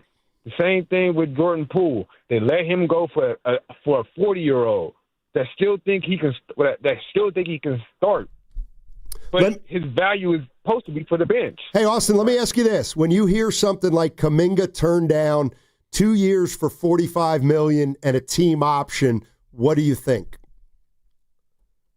I'm turning that down too. Because I know my value is worth way more than that. Well, now you guys are not letting me perform. You guys not letting me do my job. I'm capable of doing this. The Warriors is messing themselves up. They already had their next core in line. It's just that the core that they have now with Curry and Draymond, they don't want to downgrade their role to coming off the bench like a Carmelo Anthony. Now look at the Lakers. They got LeBron James. What LeBron James gonna do? Is he gonna really, let Luka take over? And him coming off the bench and showing everybody that's on the bench, this is how it's supposed to be played. Look at Luka. Then when Luka goes to the bench, or LeBron comes in, and Luka looks at LeBron, how he's conducting the court. Well, like, Where is this at with the Warriors? Well, I'll tell you this, Austin. Here's the way I look at that 2 for 45. That's $22.5 million a year. Yeah. Thanks for the call, Austin. $22.5 million a year. $15 million that's what you're raise. worth. That's what you're worth. You're not worth more than that. So I don't think he's turning it down because it's $22.5. I think he's turning it down because of the control. If he signs that 2-year deal, he cedes his leverage all back to the Warriors. And that is why I would I completely understand why Kuminga wants to get out of here. And I think if he I wants were to be a starter too, though, Steiny. That's why. Yeah. That's why he wants out of here. There's not enough playing time for him. And yes, he's only 22, but this is going to be his 5th year in the league. So he's got to bite the bullet somehow, though, Steiny. Because he ain't going to get the red magic carpet and that role, unless he does the play on. If he says 7.9, here I come, I'm going to do it. See, I hope I don't get hurt. Maybe wash that's your what hands. He's going to do. But Man. I'd be shocked. I'd be shocked if that's what would happen. But now, it's gone so long, and there's clearly a lot going on, and I don't get the sense Kaminga trusts the organization anymore, whether it's the front office and the money they're talking, or whether it's the coach and the way the coach he perceives the way the coach is. And let me lay this on you real quick. I keep talking about Lake Up, but if you're Kerr, Steiny, he could never say it into a microphone. You want him in another uniform too. Kaminga. If you're Steve Kerr. You have to. If I'm him and I've never figured out how to get him, I don't want this to. Could you imagine? We did it with Durant this last year, and this is different. But if he signs that qualifying offer and comes back, Steiny, it's already kind of a circus, but this would really be a circus. If I'm Steve Kerr, nothing personal, I would want him, come on, guys, upstairs, get him out of here so I don't even have to personally deal with this. Well, I actually, and the team for that matter. I actually think in a perfect world, Kerr would want him back, just with a great attitude and hey, get back in here and be our 6th man. Here's what we want from you. We want you to be a great 6th man, and then you start when Butler's out, or tired. But I think that's insulting to Kuminga, and that I understand. Like he doesn't think that. I don't think he thinks he's respected here. But don't you got to earn that? And maybe he thinks he already has. I'm sure he does. All right. I'm sure he does. Marv's in Livermore. The more. Hey, Marv. Hey, fellas. Great show. Hey, Goo. Thanks for waking me up on that giant rant. I always love those. But Steiny, you almost had it right, but Kaminga has – I called you guys a month ago. I told you the play for him is to sign that qualifying offer because that limits what the Warriors can do, and it gives him more control because it is a no-trade clause. Once he signs that, who's going to trade value for him knowing he will be an unrestricted free agent the following year? Nobody. So the offers that they're getting now is garbage because it's a fire sale. So they're just going to wait the Warriors out till mid-September, come back with an offer and see if they take it, because that's the only way the Warriors will get more. They do not get more signing him to the qualifying offer, and then he has roughly veto power by saying, hey, well, you trade me there, I'm not going to sign with you guys. Right. I mean, it's almost the case, Marv, where before he signs the qualifying offer, you got to ask him to give you guys a list of teams that he would go to in a trade. But see, that's the problem for the Warriors. They don't want to have Jonathan Kuminga on their team dictating who he can be traded to, because in that case, it's up to Kuminga. I got you. If he leaves for nothing, not the Warriors. No, that's the Janet Jackson, the control. So exactly. Like I understand. I mean, he'd be a gangster if he comes back on what Evan talked to that 7.9. Like that post has to mean something, or he's sending a subliminal, not even a subliminal to the team saying, y'all think I won't do this? Make something happen and get me with Doug Christie and Sack. Well, there's a there was a story in The Athletic last week, and it gave two examples of guys who have been in restricted free agency in the past. One where it worked out, Ben Gordon. That was a while. He bet on himself, had a good year, and then got the money he wanted in the offseason. But Nerlens Noel turned down money, and it went all bad from there. Yeah, he was in the league a while, but he never got that big payday again. I'll say this to that, though, Steiny. It's fascinating in the sense, if J.K. ends up being what J.K. thinks he is and puts up those numbers, and he were to do the gangster route, which I'm calling it, and come back on the qualifying offer, then he would win when you look back on his career. But if he's not that guy, I mean, man, Steiny, then you look at it like, dude, you just had a false sense of self-worth in regard to what you thought you were worth. Because right now, if he thinks he's up there with the Barneses and the Wagners and the guys that are further along with their game and have proven just a bit more as far as polished, then I'd be like, man, JK, you read your own chessboard wrong, along with your agent. Yeah. Vince is in Austin. Hey, Vince, what's going on? Hey, fellas, what's going on today? Hey. Not much. Excellent. Well, I've been watching the Warriors for about 20 years now, and the one thing that stood out to me, even back to the Don Nelson days when Andres Biedrins was giving handoff passes to Baron Davis, it was a different time back then.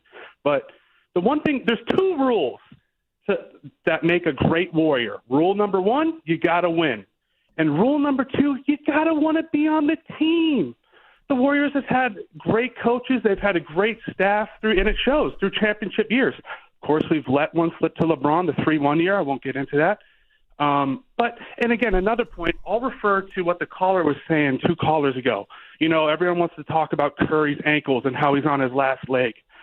They've been saying that about Curry's ankles for the past 12 years. Early on in Curry's career, he had ankle problems. He wasn't physical. I think Curry could play another 6 years in this league. He likes golf. That's a longevity game. He talks to all these golf guys, all these science guys. He really knows how to take care of his body. So don't count Curry out. Don't count Green out. Don't be foolish. Kaminga, he's a very talented player. I've never called in question Kuminga's talent. And he went on a very nice spree during that second round of the playoffs. And one thing about Kaminga is he's always stayed in shape. He's always stayed in phenomenal shape. But you have to want to be a part of the team. You have to want to be a part of the program. You have to buy into the program. It's almost like taking it back to high school days where the coaches, hey, guys, if you want to play for me, you got to buy in. And watching Kaminga now, seeing all the stuff, seeing that he didn't take the 2-year deal, it shows you hints that he doesn't want to be here. Exactly. Exactly. And you know what? Sometimes you got to acknowledge, I understand why he doesn't want to be here. And that doesn't mean I think he's great. It doesn't mean I think he's going to be a superstar, because I don't. I think he's going to be a nice player. But if he doesn't want to be here, I hear you, man. Here's the other thing. And again, I feel like there's just so many examples of this. And that is, I thought, okay, I'll just put it to you this way. I thought you said Joe Lacob likes Kuminga. I really... Okay, so why is it like this? Why is it like this? If Joe Lacob loves Jonathan Kuminga, why... You're going to laugh. Why hasn't this been dealt with? Okay, you're going to laugh. I think Lacob, not scorned, that's too strong. I think he's a bit shocked / irritated that Kuminga's doing what he's doing right now with his agent, and Lacob didn't see that. I think Lacob thought, I do this for that. We'll be bam bam, and I think Kuminga's doing something that Joe didn't see.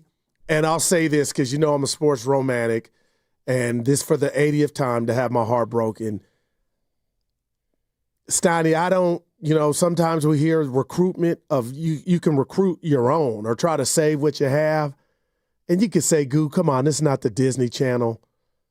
But don't you really think if Dre and Steph wanted Kaminga back, we would hear something about a conversation or a dinner or a lunch to try to facilitate just brother to brother, we want you back? Here's what I think. Yeah, I think Joe being real. I think Joe Lacob likes Kuminga. I do too. But this is business. You can like a guy and laugh when he says he thinks he's a $35 million player. Like this is the quintessence. Yes, I absolutely think Joe Lacob really likes Kaminga. But this is business. Steiny, Mr. Turner, his agent said they never were asked for 30 or 35. Well, they asked for something I mean, if it were so close and Lacob loved Kaminga, he would have just done it.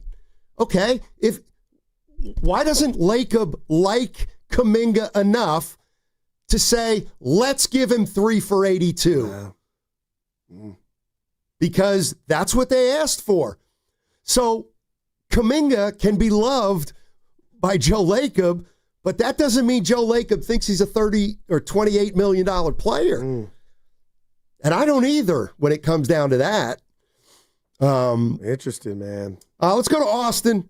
Austin's in San Jose. What's up, man? Hey, man. Good afternoon. What's There's up? so many narratives out there, and we don't know what to believe anymore, do we? I mean, I never thought he got any offer. Negotiation does not equal offer. Just because you sit down and talk about a fee or what you want doesn't mean that's an offer. So I think people are confused. I don't think they ever made him a 30. In fact, I don't know why you guys don't go back and revisit the TK interview with Joe Lacob. He basically said at the time he saw no reason to put an offer out there to JK at the time. So that's on record. So I don't know why we're debating whether he did not make an offer. The other thing I wanted to interject was, how about we talk about what impact this is having, whether you like JK or not, and you keep saying he's not worth it. I don't know how you know that, because all it takes is one team to pay him the price that he wants. Just because the Warriors are offering him a price he believes is below his value, you can't say categorically that he's not worth more. I don't know how you get to that, but somehow you got to that. Well, I don't agree with that at all. Well, that's a personal opinion. I don't think he's worth $28 million. That's just me personally. Okay. That's all. I thought you said he's not worth that. No. You were making a statement No. Just general. I'm thinking, no, that's just me. That's just me saying that. But let me ask you this, Austin, real quick about the negotiation. I agree with you. I think they talked last offseason and kind of both sides realized we're not really close. Whatever the numbers were, whatever the ideas were, they weren't close. And they just decided, let's just table it. Yeah, I agree. And then one last thing. Can I throw one more thing? Course. The whole impression this is having around the league, guys, we're not talking of what this is going to impact is going to have on the Warriors. Do you think any young guy, and forget about whether you love JK or not. Some people do. I happen to like the young man like Guru.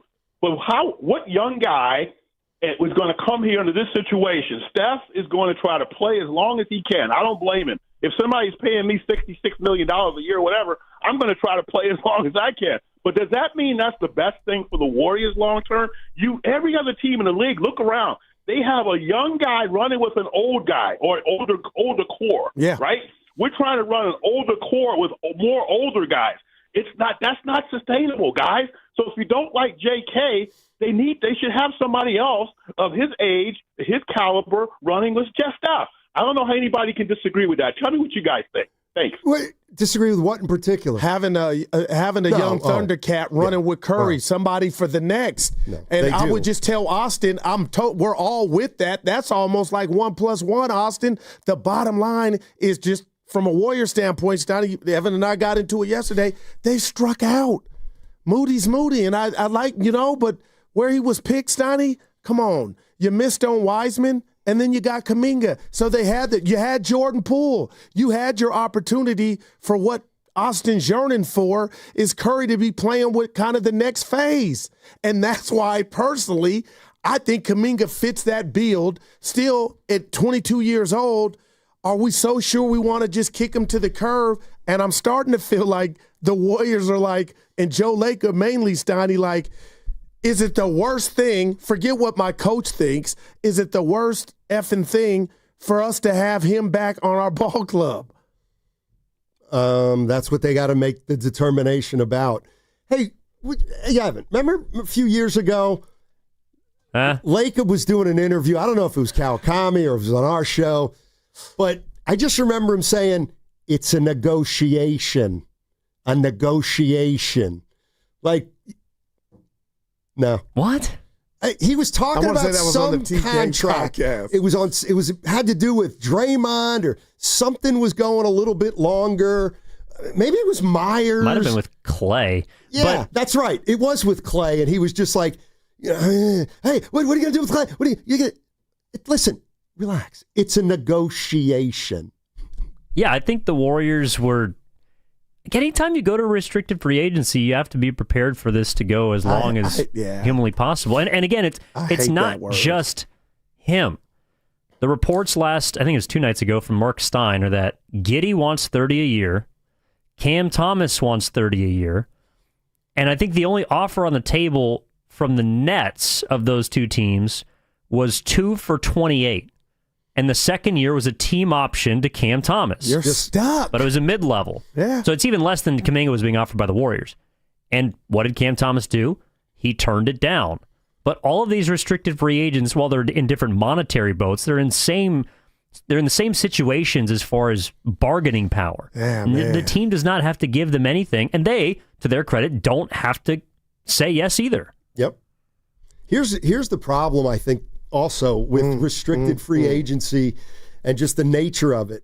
Usually when you negotiate, both sides start apart and then they eventually come to some place in the middle. But there is only one middle ground. There's only one thing that would be middle ground for both the Warriors and Kaminga, and that is a sign and trade that the Warriors like. Which I thought was going to happen already, Steiny. But I'm telling you right now, I don't think they're going to like any of the sign and trades like they didn't like the ones that came up. Devin Carter and Saric and picks. So can somebody explain to me what is even the middle ground? And that's my point. There is no middle ground here. And you get where they're at right now. A stalemate. Exactly. Wow, man. Who's going to budge? Kuminga. Actually, I don't know. If the Warriors. 7 No, the Warriors. No, Kuminga. Actually, I think the Warriors. No, I'm not sure. They've both already come this far. Man. I mean, seriously, they've come this far. They can go another month. If us three had a draft real quick, Giddey or Kaminga, anybody taking Kaminga over Giddey? I am. Why? Because I'm betting on the idea of Kaminga. The idea. But right now, I know Giddey is more polished than him, but I would take Kaminga.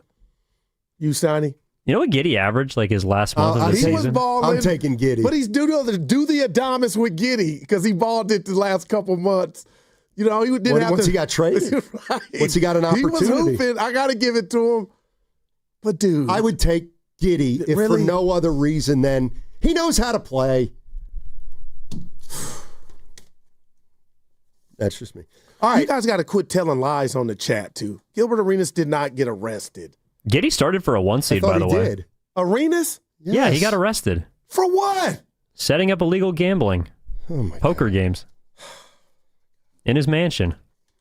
Or one of his mansions. Amazing. You snitched. You keeping. You called me GMC. You keep. Yeah. I thought you would have known that. We'll get to Evans on the other side. Hey, real quick reminder, all guests on 95.7 The Game appear on the River Islands guest line. Isn't it time for you to discover the islands? River Islands in Lathrop.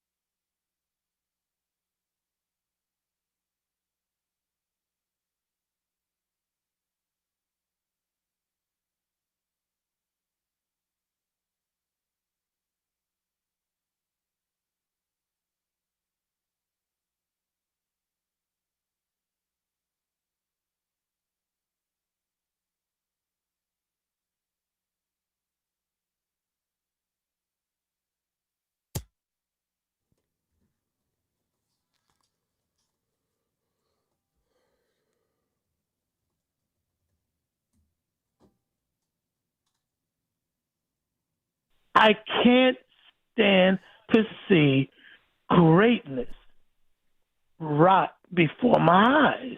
Now, back to Steiny and Guru on 95.7 The Game. All righty, we got some sound from Sham Charania. And I got a bone to pick with Evan. ESPN, and I got a question to ask you before we get to that sound. Give it to me, baby. I'm reading some texts and whatnot here. There's no way you said the Warriors struck out on Moody, did you? Because listen, did you? We've got one of our biggest fights. You don't even know this. Was Moody. Yeah, I love so Moody. He's just a guy now? Yeah, no doubt. That's all. He's not a guy that you're handing the keys to at all. And Moses, I love him. So I love can what I he's take a developed victory in. lap? And what would it come? Dad, I knew this all the time. I called him just a guy.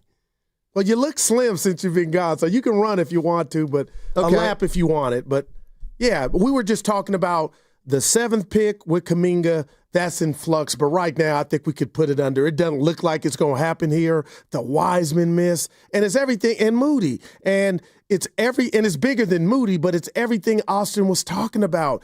And they hit on Poole. But we know why. He's not here. That stuff those chickens are coming home to roost. And who's our guy that called?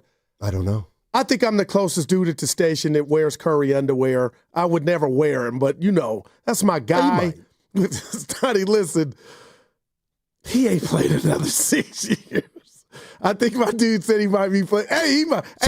Come on, but at that level, you know what I mean? So you think the Warriors should have gotten a better player at 14? I kind of would hope right now with what Moody looks like he's going to be. Should I give you 14 picks? Guys who were picked 14th like in the last 10 or 15. Just for kicks. Bub Carrington. I actually kind of like him. I think I went to school with a guy named Bub. All right. Jordan Hawkins. Yeah. Ochai Agbaji. Yeah. Moses Moody. Okay. Aaron Nesmith. Okay. Nesmith. Yeah. Romeo. Well, is he a Gonzaga guy? Who? Nesmith? No, he's the guy who just he did win a game for the Pacers in the finals. Yeah. Okay, so he's better than Moody. Yeah. That's the first guy. Romeo Langford. Where far art thou? Okay. Here you go. Michael Porter Jr., Bam Adebayo. Now, those are two that. Sure. Okay, the you know two what I out mean, of the last 10. Denzel Valentine, not in the league. Yeah. Cameron he was Payne. Promising. I used to like Cam, but I get you. Yeah. He's available. Yeah. T.J. Warren. Yeah. Remember him? Shabazz Muhammad. Yeah. John Henson. Marcus Morris. I mean, boy, who was in trouble. Yeah. All right. Boy.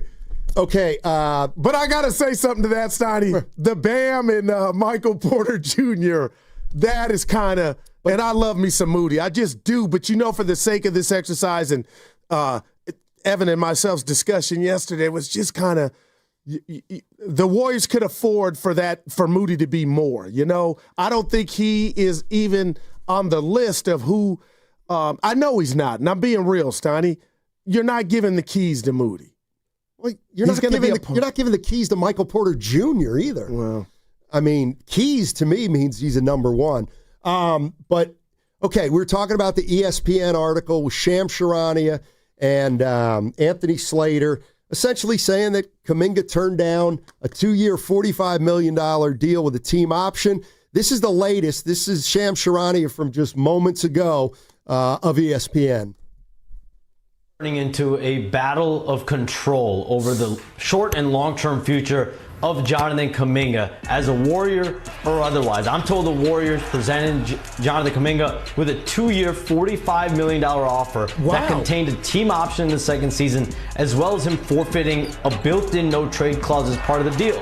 So far, Jonathan Kuminga has declined all of the Warriors' offers. He has said no, and the theme for the Warriors right now is Jonathan Kuminga appears to want to control his destiny moving forward with two routes here. One being the qualifying offer that we see right there, he's saying he could bet on himself all day. That has an October 1 deadline, 1 year, $7.9 million. And if his mindset is about continuing to get power over his future and controlling his future, that would allow him to have a no trade clause next season. It would also give him access to unrestricted free agency in the summer of 2026. The other route for Jonathan Kaminga is sign and trades. The Phoenix Suns and Sacramento Kings have both had interest in him, have given him offers up to about 4 years, $90 million, have given him a player option as well, have also promised him a starting role, guaranteed minutes, and control over his future with that player option. But clearly, the Warriors, as of right now, have shunned all sign and trade offers. So right now what we see is a stalemate between both sides, is both sides at a crossroads for a player that clearly believes that he has not been given the full amount of opportunity in Golden State. Clearly, he has a high level of self-belief right now. Wow. And I'll say this to that, and this is not fun, but it's our job to cover it because I want Kuminga to come back. It's what you kind of alluded to, Steiny. Hearing Shams talk, I'm like, the Warriors know what they're doing. It's not the end of the world if he were to come back. I'll just say that.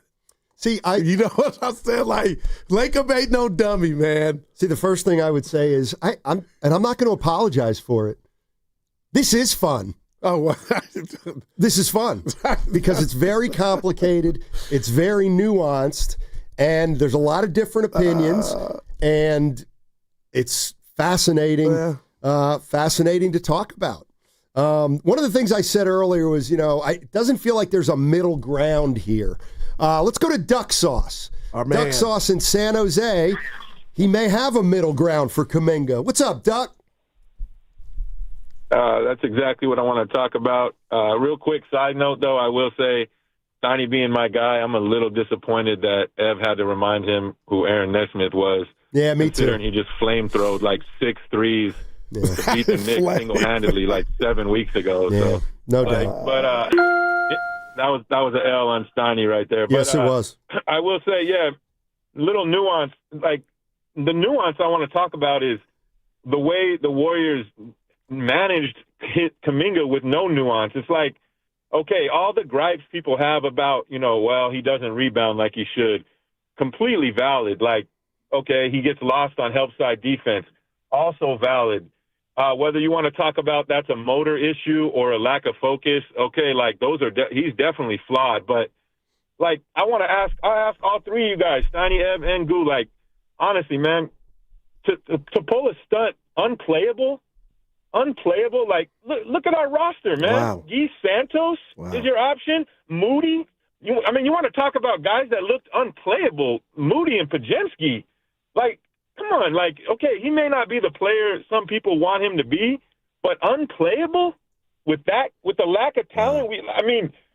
Pajemski's lucky the league doesn't call that joke of a move where you take 2 steps and just stand there like you're playing the hokey pokey, or they don't even call it a travel anymore, or you wouldn't even be able to get a shot off half the time. Like, I don't get this where it has to be all one way or the other. Either he's complete trash or he's an all-star. Like, there can be no middle ground with this guy.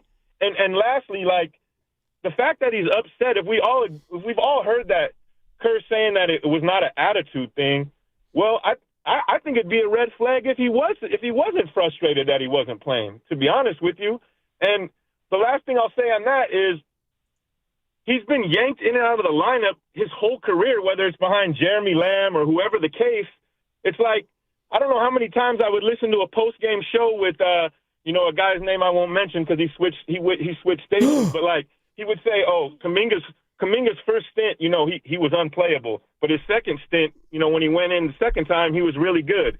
That's the problem. He's never had a chance to work through his mistakes for a long period of time, so not every fan, but some of us, that's why we allow this to creep in, that there's still a question mark if we don't truly know who he is. Like, even myself, 70% wise, I would say, yeah, he's probably not the player I want him to be. But could I say that 100%? No, because I haven't seen a long enough stint of him to work through anything. Thanks, guys. That's all I got. No, great stuff. A lot of people on the text lines agreeing with you. Yeah, Like, and I'm one of them in regard to the DMPs. I think Donnie. Doug That Sauce was has, I mean, there's a lot he said that's valid. Absolutely. Yeah. Absolutely. Do you really find this fun, though? You want that back? I find it interesting. Okay. All right. And you didn't say to fun. me, it's fun. Well, you did. It is fun Yeah, in terms of. But I want clarity. It's as I want fun to know as the who's- job can be. Yeah. So you think this is obviously what's holding up announcement with other players? Yeah, with the it's happening. Horfords? It's happening. Oh yeah, of course, it's holding up Horford and stuff. Mountain maybe. Yeah, Seth. the whole thing. Yeah. The whole thing, and maybe that's another thing that's going on. Maybe that's why I said. What if somebody calls DeAnthony Melton and is like, "You want to play for us?" What's he supposed to do? No, I'm waiting for a guy named Jonathan Kuminga. And Horford, for that matter. Exactly. Seriously. Yep, exactly. So this is not fun for Lake Up and Company. I didn't say it was fun for them. Yeah, no, I'm just saying like fun for me. And I asked Evan yesterday, I'll get your opinion real quick here, Steiny. Could the Warriors have done anything different for this not to be where it's at? Sure, of course. Like, give me one off the top. They could have kept him in the starting lineup the year Wiggins came back right at the end of the season and just went, well, that's the point. You don't get to this point unless it's been a 4-year thing. Like, I'm sure that DNPs. Oh, my God. He was right. And who was right? The Duck Sauce, in regard to when you looked at the roster and then, hey, we need you. Oh, my God, Minnesota can't stop you. Oh, hold on. These are playoff games. But the naysayers will say, they didn't win a game. Yeah. Chris in San Jose. Hey, Chris, what's going on, man? Hey, fellas. Great show as usual. Yeah, I just want to piggyback off of the last guy. I'm a Warriors fan, but I've got to say the way they've handled the Kaminga situation, they fumbled it.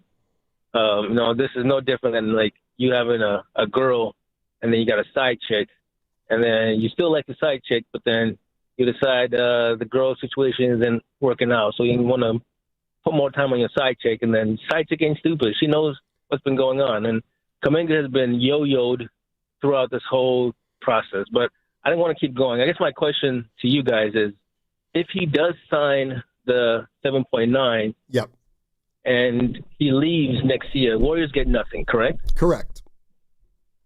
So if I'm the Warriors, if really there's no other option than for you to trade with another team and get something, because you're either getting something or you're getting nothing. You're not off the line. No, you're right. And the other thing is, you don't want junk, though. Exactly. And I think Sack was offering up junk to what Kaminga could end up being in this league. I mean, I don't know anything about Devin Carter as a player or his potential. Yeah. So, not sure about that. But tell you what, it's August in 2 days. Man. You're listening to 95.7 The Game, KGMZ FM and HD1 San Francisco, an Odyssey sports station in the home of the Golden State Warriors and the Valkyries, always live on the free Odyssey app, coming to you live from the Laughing Monk Studios. Laughing Monk, righteously brewed in San Francisco. Kaminga. Do we all agree he doesn't want to be here? Because I believe he doesn't want to be, like, here's the way I look at it. He doesn't want to be here. He doesn't want to be here. So what do you do? Back you up on that. All right, so, okay. But he's just a player. He doesn't want to be here. You can't just say, okay, well, you don't want to be here, so we're gonna do completely right by you, and whatever you want, we're gonna do. Well, you can't do that. You can't do that. But I wouldn't want him on my team right now. But I wouldn't want to take back what I've seen offered so far. Okay, Chris A. on the YouTube chat Chris. said, I cannot agree on that. I said, can we all agree Kuminga doesn't want to be here? And Chris A is saying, no, can't agree with that. Really? Yeah, I was with you. But, really? And I'm going to give Evan Let me some ask love. you, Steiny, I think he doesn't want to be. The role. Why wouldn't he take two? Why wouldn't he take 2 for 45 right now if he wanted to be here? His role. Exactly. Okay. It's not just all about money. It is, but, sometimes it's not. His role. He doesn't want to bat seventh. Yeah. Well, then maybe he shouldn't hit 215. 25 in a couple playoff games. Yeah. It's not a 215. Yeah. Look at you. League agrees with me. Well, he's got nowhere to. He's got nowhere. But what if he go. was polished as Cam Thomas? You're still stuck because of the second apron. So that's a different. You know what I'm saying? Like the rules are. It's not cool, man. It's just not. Well, and what isn't cool? Just the second apron, the Joe Lacob rule, the Haterade rule. Let's keep it real. That's what it is, man. Here's the bottom. Wasn't a problem until Joe figured it out. My father, R.I.P., he had a lot of sayings, most of them negative. But he said to me once, I got home after a game. I didn't play very much. I did what every immature player does and said, the coach. And he told me to shut up. And he basically said, you need to make yourself so valuable that the coach has to play you. And guess what? Kerr doesn't think Jonathan Kuminga was so valuable that he had to play him. It's just, I don't know how to put it any other way. Shut up! Yeah. And you weren't here yesterday, Steiny. Evan brought up or played a soundbite from the great Robert Saleh, and he was talking about when he had a young Fred, I'm paraphrasing, a young Fred Warner, and they went up against Kyler Murray, and he said he put too much on Fred's plate, and, Fred didn't have the greatest game, and he just basically talked about dumbing stuff down to get the best out of that said player, and he used that as an example of he wish he had done that. And I got Kerr in my top 5. I just do, but I do have to throw stones at that plaque of, have you really done that to make it, not let Kaminga cook, but make him figure it out, Steiny. I hate that Kaminga doesn't fit bit. Yeah. Make him fit. You can't. They tried. They tried to make him fit by asking him, can you please try to get a rebound, one possession? Now, I'm always that, yeah. Can you please, Jonathan? I don't want to, real Can quick, you please hit, how about this? Can you hit the defensive boards instead of leaking out? Can you know your spot on the other side? I see you didn't bring up a Minnesota playoff game, huh? No, that's the point. We all know he can do one thing. But, Stein, that's a little more than one thing. No, what can Cam Thomas do? He's a bucket That's right. getter. And what's right? He's a one-dimensional player right now. Right now. I don't like that. What is it? I just don't like for the restricted free agents a second. This is not cool, man. Let me ask you a question. Yeah. What do we know Jonathan Kuminga can do? Score, and what else other than jump? Now, I hate that you said that. Like it was negative, but attack the rim and no, that's scoring. That's scoring. Oh, man. Filmo Mike. What's going on, Filmo? How you doing? Hey. Hey, what's poppin'? How you been, Steiny? Dynamite. Thank you, man. That's what's up. Now, I just want to say, the thing is, it's like we got two like kids in a room. No, somebody has to like step up to the plate and be a mature adult. And it seemed like both sides is like first of all, the Warriors, they kept saying, "Oh, we could push you down the road." They kept saying that. Mm-hmm. Like all the Shams, all of them kept saying, "Oh, they could deal with that later." Right, so they pushed it down the road, and Kaminga kind of pushed it down the road. He was kind of thinking his agent is a horrible agent.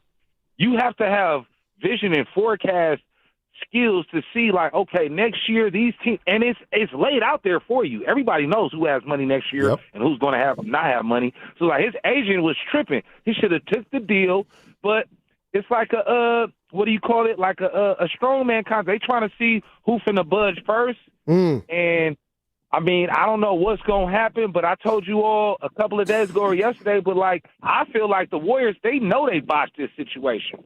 They just feel like I just feel like they know, and they just trying to stand firm and just try to get what they can. But I feel like they understand that they botched the situation. And again, like I said, you talked about it earlier. You can't be.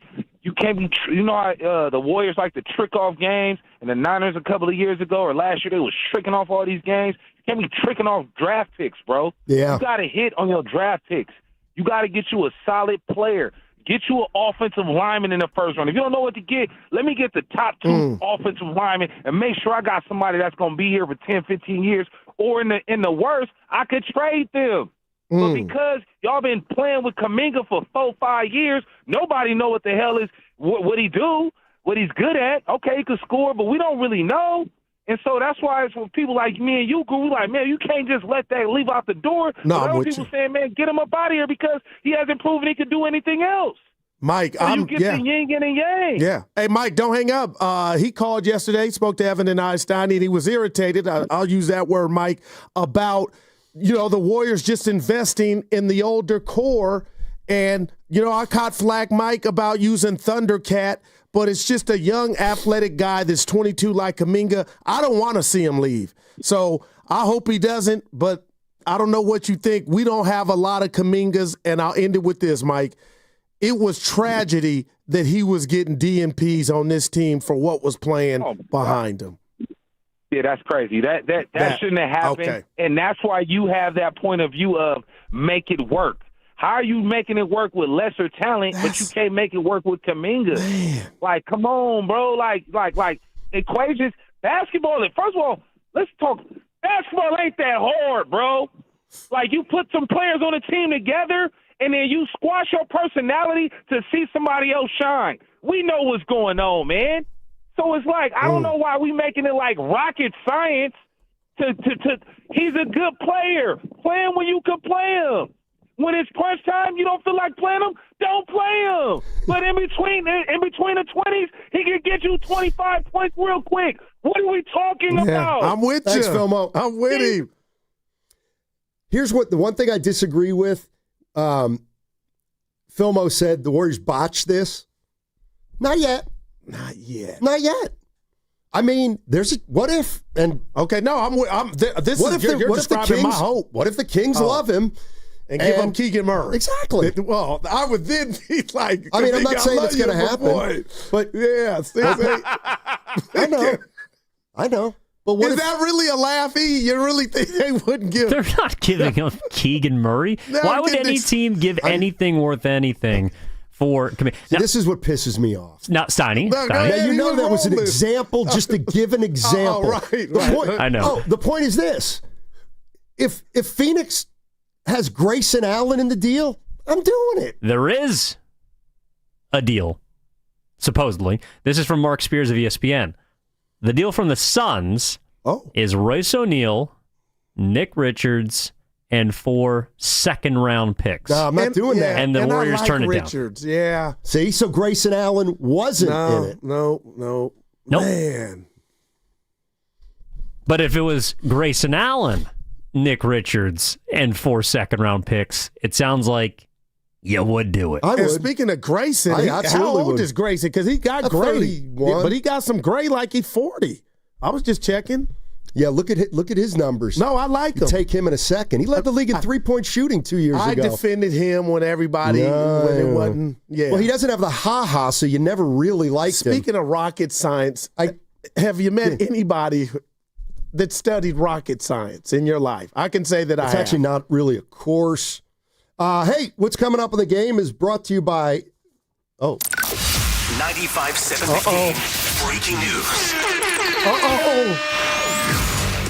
No Kaminga news, but it is MLB trade deadline eve, and the Giants have made a move with the New York Mets. They're sending right-handed reliever Tyler Rogers to the New York Mets. For what? Per Ken Rosenthal. No, for what, Evan? What do we get back? That's the tweet. That's I don't a know. sales, Steiny.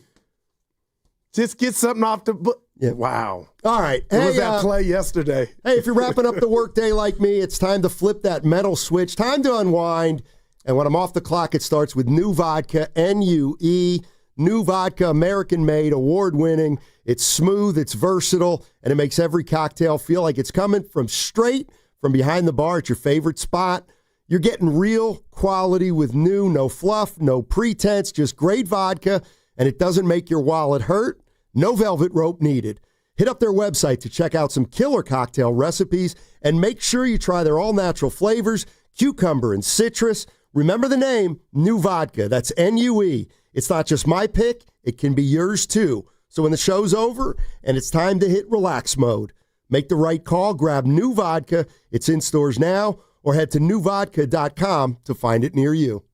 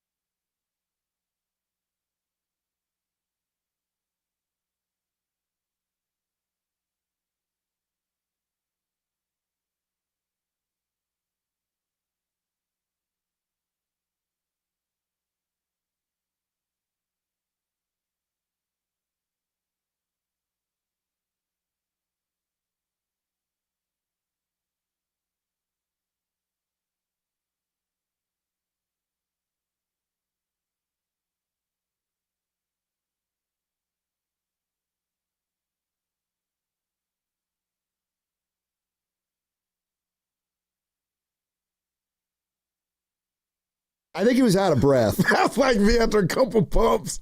Oh, my God. Couple what? Simmer. TMI.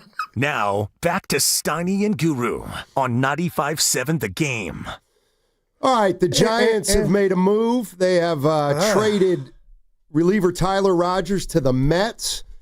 We do not know what's coming back. Well, that's a problem. Rogers led the league in appearances last year and was leading this year with 53 appearances this year. This feels like a sale, partner. 1.80 ERA. Okay. He was going to be a free agent at the end of the season. So that tells me Buster Posey either didn't think of him as a long-term option or whatever they get back from the Mets, he liked. But I mean, Steiny, if you could go ahead, yeah. You could count on this guy, man. And I'm just sitting here saying, if Giant fans were to believe they're in the stretch run or they're trying to salvage it, how do you send him out the door and to be determined? You don't even know if it's cash or whatnot. But this doesn't mean to me that he's going for it. No, I'm shocked. It means to me, it's the first indication they're selling. That's. Huh? I mean, let me ask you this. Go ahead. I'm blown away. I said this feels like they're settling. Yeah, they are. I mean, wow, man. Who saw it coming? Because you got almost a $200 payroll. You could see it coming the last few weeks. Okay, well, but even the last few weeks, who saw that coming? This is terrible. Oh, relax. No, I'm just saying, Steiny, for as much as he pitched, you could count on him. And he was there for you, and now you don't even know what the Giants are getting back. It's almost like, man, just to get it off the books, but it kind of lets – okay, real quick. What if they get Pete Alonso? Well, but Steiny, or Nemo. We would know. Yeah, but as Nemo, as I said yesterday, Steiny, come on. Like, good for Buster. In what way? Being realistic. Man. Who's next? Wilmer Flores. Why not? But that wouldn't hurt. I would understand. Like, you got the best out of him. I mean, you know what I'm saying? So when you said when Devers came over here, you kind of sacrificed. You didn't say it, but you kind of sacrificed Flores. Yeah, that's the point, Steiny. You kind of don't. But now we're back to where Devers wasn't hitting, and you're expecting. Look, Tyler, think about this. Tyler Rogers leads the league in appearances. He's pitched in half their games, essentially. Wow. His ERA is 1.8. They're selling. Man. They're selling. Let me ask you this. If in your best case scenario, okay, hey, Giants are going to get hot. Okay, go ahead. They're gonna pitch well. They're gonna hit well. They're gonna be. Don't you assume Tyler Rogers is on the team? Yeah, no doubt, Steiny. Exactly. No doubt. Like, man. So, boy, I got to be careful, but this reeks of Guru. Forget August. Forget September. I don't like where we're going. It's Saran. So we'll see what they get back. But, man, Steiny, this dude can help, man. He's going to help the Mets big time. Why couldn't he help you? He did. He pitched great. Or I guess the point is, why couldn't Posey foresee him continuing to help this team unless Posey said, I don't think we're playing meaningful. Like, this thing's really you are right. This thing is going the wrong way fast, and we'll get up off of them now and help another National League team. I mean, the way I look at it is, are they selling? Yes. But it doesn't necessarily mean they're giving up. Like, they can, I mean, he's a big part of their bullpen, but. Which was a good bullpen, Yeah. Now it takes hit. Yeah, Steiny, I'm stunned. I'm not going to sit here. You're stunned. Well, I didn't see that. Can you give me that? I didn't see him being moved. Why not? Because he's a positive. And I thought this season's not over.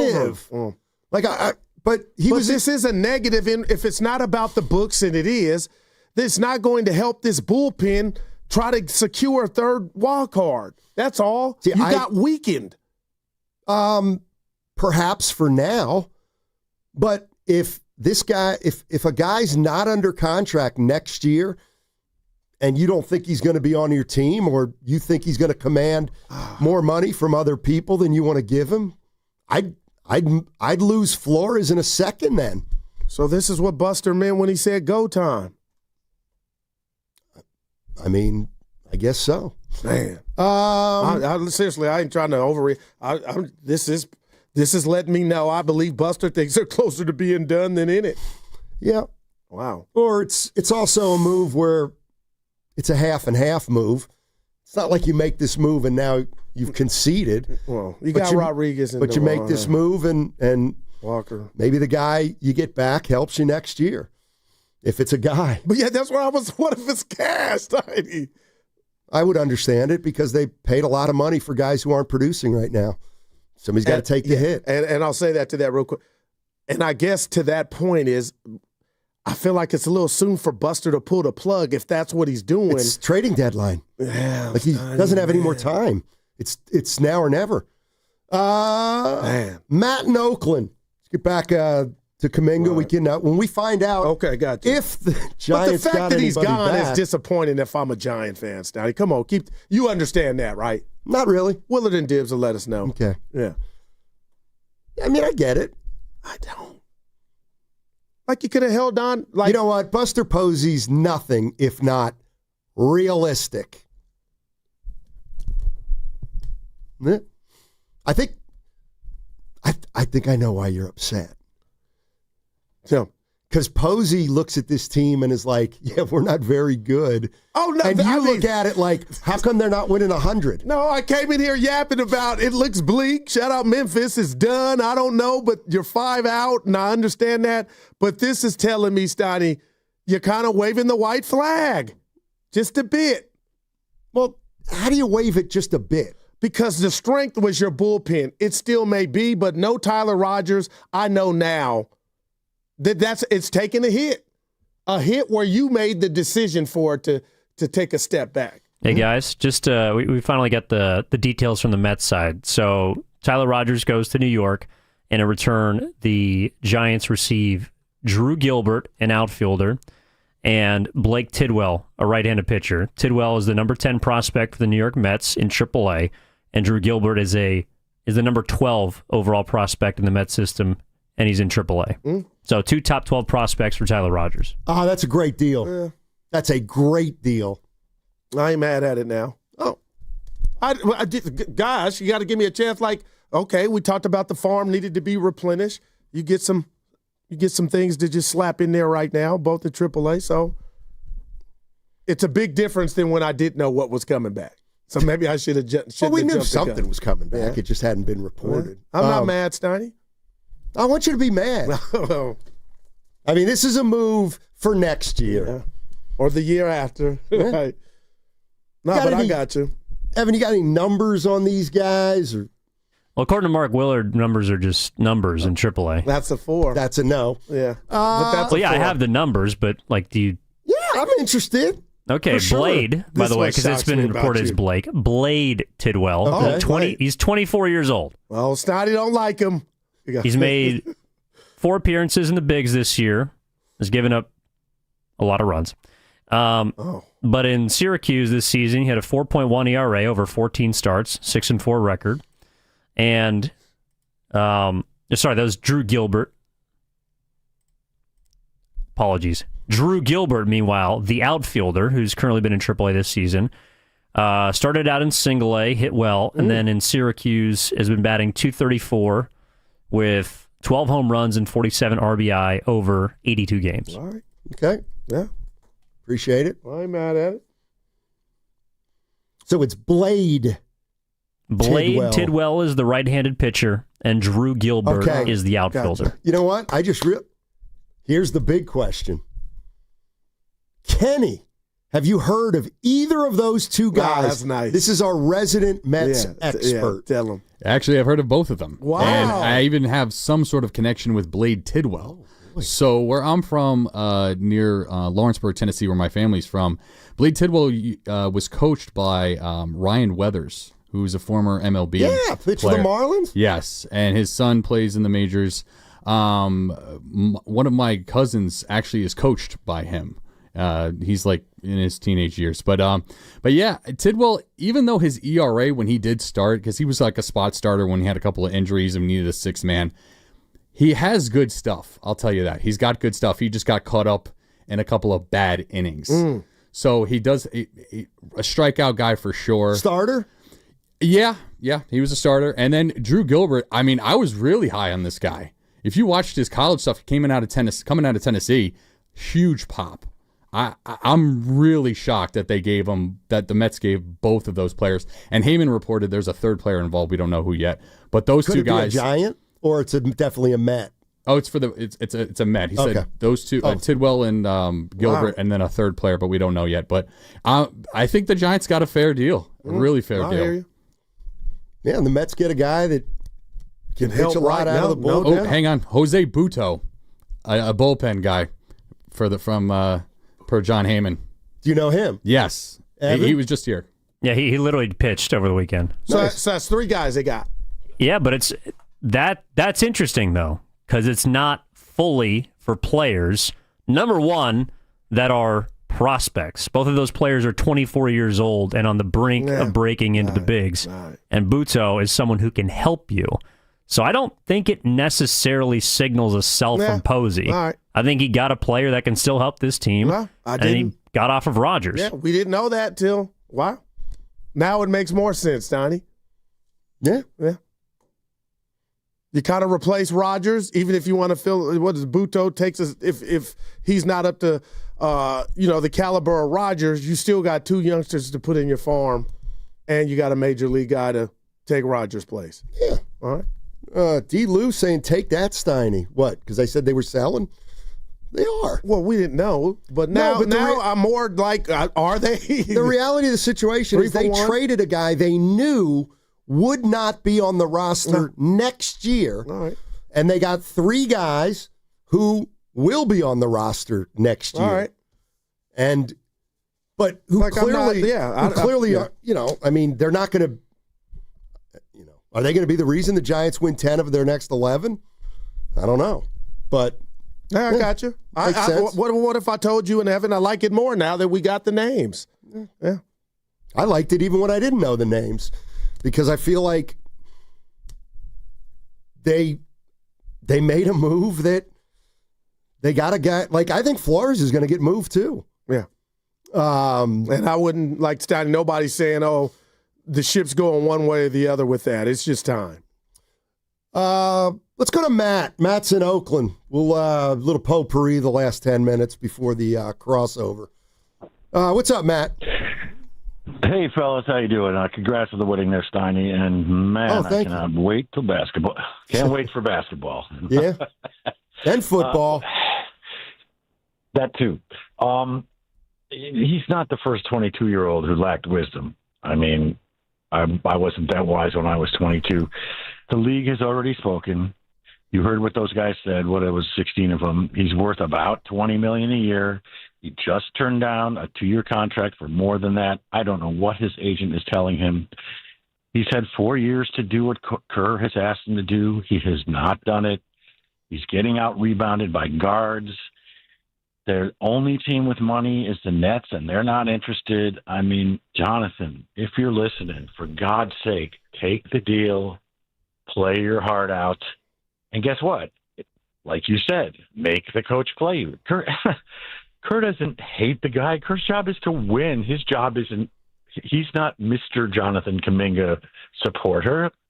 The guy they care about is the guy who has made the franchise, what, $3 to $4 billion since they picked him up? That's the guy they got to take care of. And if he said start Jonathan, I have a feeling they'd be thinking about it. But they're not. The guy needs to get on the floor, do what he can do. And you know what? If he plays really well and they still want to trade him, someone's going to trade him somewhere where they're going to get something for him. But they're not going to trade him for dog meat to the Kings. What does that tell you? 4 second-round picks? I mean, I don't understand these people who are like blaming this on Kerr. The guys had plenty of time. I just don't get it. Can you explain this to me, Steiny? I think I can. Thanks for the call, Matt. I don't think Kuminga trusts the Warriors. I don't think he trusts Kerr. I think he feels, I can just tell you what I think he feels. Not that he's right or wrong. I think he feels like he hasn't gotten a fair shake here. And I think it's to the point now where it's pretty simple. He doesn't want to play for the Warriors. I get all of that. And I think it's valid, man. And I think he doesn't want to play here because, again, the money probably isn't enough for him. The playing time certainly isn't enough for him. The relationship with the coach is, who knows, but without saying Kuminga's right or wrong, I mean, I completely understand why he wants to get out of here. And right or wrong, Steiny, if it were my son or my cousin or friend Kaminga, I could almost feel like he has a knife in his back. He feels like they stabbed him in the back. And we even went back to when Wiggins, and he held it down, and Wiggins came back and he got his. So that's when it started, right? You could make that case. So yeah. I get it, but I'm being selfish just as a Dub fan. And what Fillmore Mike even talked about or alluded to, I want Kaminga on this team because he represents something I don't think the Warriors have a lot of. Well, here's the other thing. Starting that trade, the more I'm thinking about it, I like it, but go ahead. The Giants. You know, I'm always a fan of the grass isn't always greener on the other side. And, you know, Kaminga, look, I got news for everybody. Everybody who says, you know, he may go, what if he goes somewhere and blows up? Yeah. What if he goes somewhere and doesn't? What if he goes to the Kings and he can't, like, they don't like him either? But if he goes to the Kings, what happens when Doug Christie's like, oh my God, I can't play him over Sabonis. Yeah. I can't play him over DeRozan. I can't play him over Levine or Keegan Murray. Gotcha. So what happens if he goes to Sac and doesn't play? Yeah.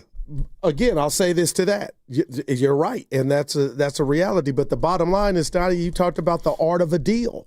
You're hoping that Kaminga's potential can get you something. So let's just say if that were to happen and he didn't bubble and he fizzled out, you still enhance your team with what you got back as opposed to him just walking. Yeah, I'll tell you what, I would love to see the greatest restricted free agent trade of all time, because I'll bet you the greatest free agent, restricted free agent trade of all time still stunk. Like, you just don't get value. Jim's in Martinez. Hey, Jim. How are you? Hey, guys. Been a while. Hey, that sounds like a decent trade by the Giants. Yes. But, this is just killing me. I had to call. I agree with Steiny, I agree with you. Goo, I agree with you. But, I mean, the knife in the back thing, come on, man. Yeah. I agree with Filmo. I agree. I mean, come on. The hokey pokey guy and then the side chick, that guy started losing me, I got to say. But listen, we're all right here. But I agree with the last guy where it's like, we got 4 rings and this thing's worth billions of dollars now, and all of a sudden Kerr's an idiot. Yep. And what I've seen is that Jonathan Kuminga got a ring, and when he got a chance to play, he got hurt, and that was the time, because so many times, and I know you guys know this, Goo, you know this too, and so does Filmo, and I know you know this, Steiny. How many times have we seen Kerr put JK in, and some guard rips the ball away all from day. him? I got you. Some guy gets a rebound on him who's like 6'4". He doesn't hustle, and then he dribbles down, and he's going to start driving, and somebody steals the ball from him, and he doesn't run back. This has happened time and time again, and I can understand his frustration. It seems to me what I think is he's gotten some bad advice. He should have taken that deal, and I think he's gotten bad advice, and now he's feeling like what you're talking about, Guru, like, oh, these guys don't respect me and this and that. But you got to earn it, man. Fair? What world are we talking about where one stinking thing is fair? Come on, man. Give me a break. This kid has potential, and, yeah, he's been, slapped. Hasn't gone perfect. But you talk about the Guy Santos and Moses Moody and the Pajemski and these guys, you know what they do?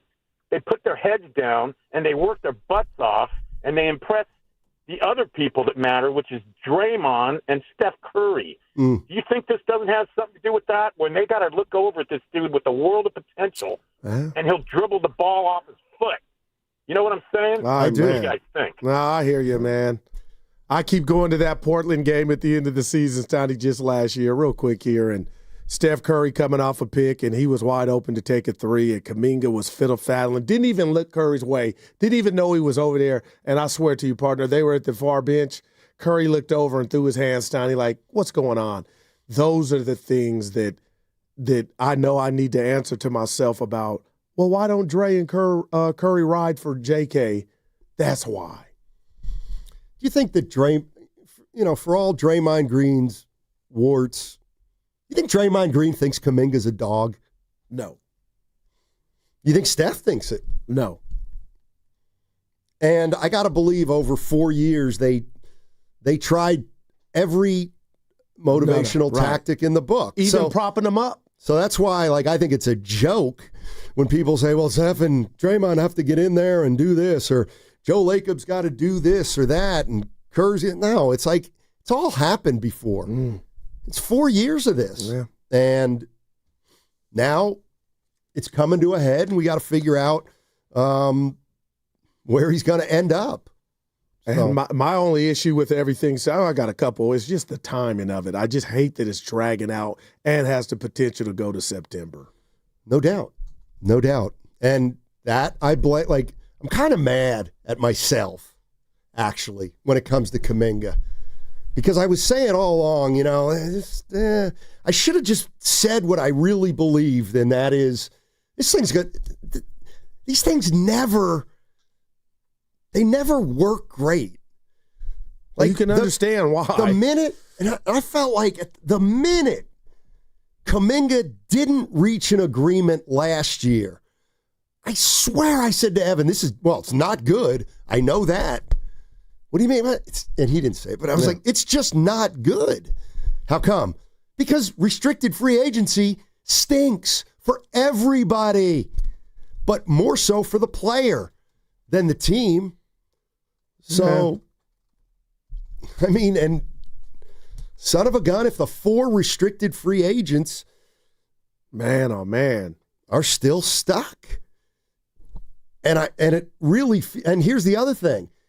It not only feels like all the restricted free agents are stuck, it feels like all the restricted free agents are far apart. Like they're far apart with their teams. No doubt about it, man. So, and that's why I think it's elite. This thing, you kind of hate to see it, but Steiny, this is the first of many more to come. I mean, man, just think about it. Good players out there. Cam Thomas is a good player. Giddey is too, and JK. Just quiet on the set. All for the same reason. Once again, if you're just joining us, the Giants have made a trade. Of course, the trade deadline is tomorrow.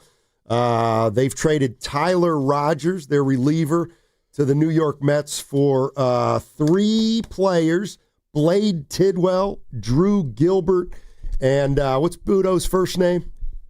Jose. And he pitched against the Giants this past weekend. So the Giants get 3 guys.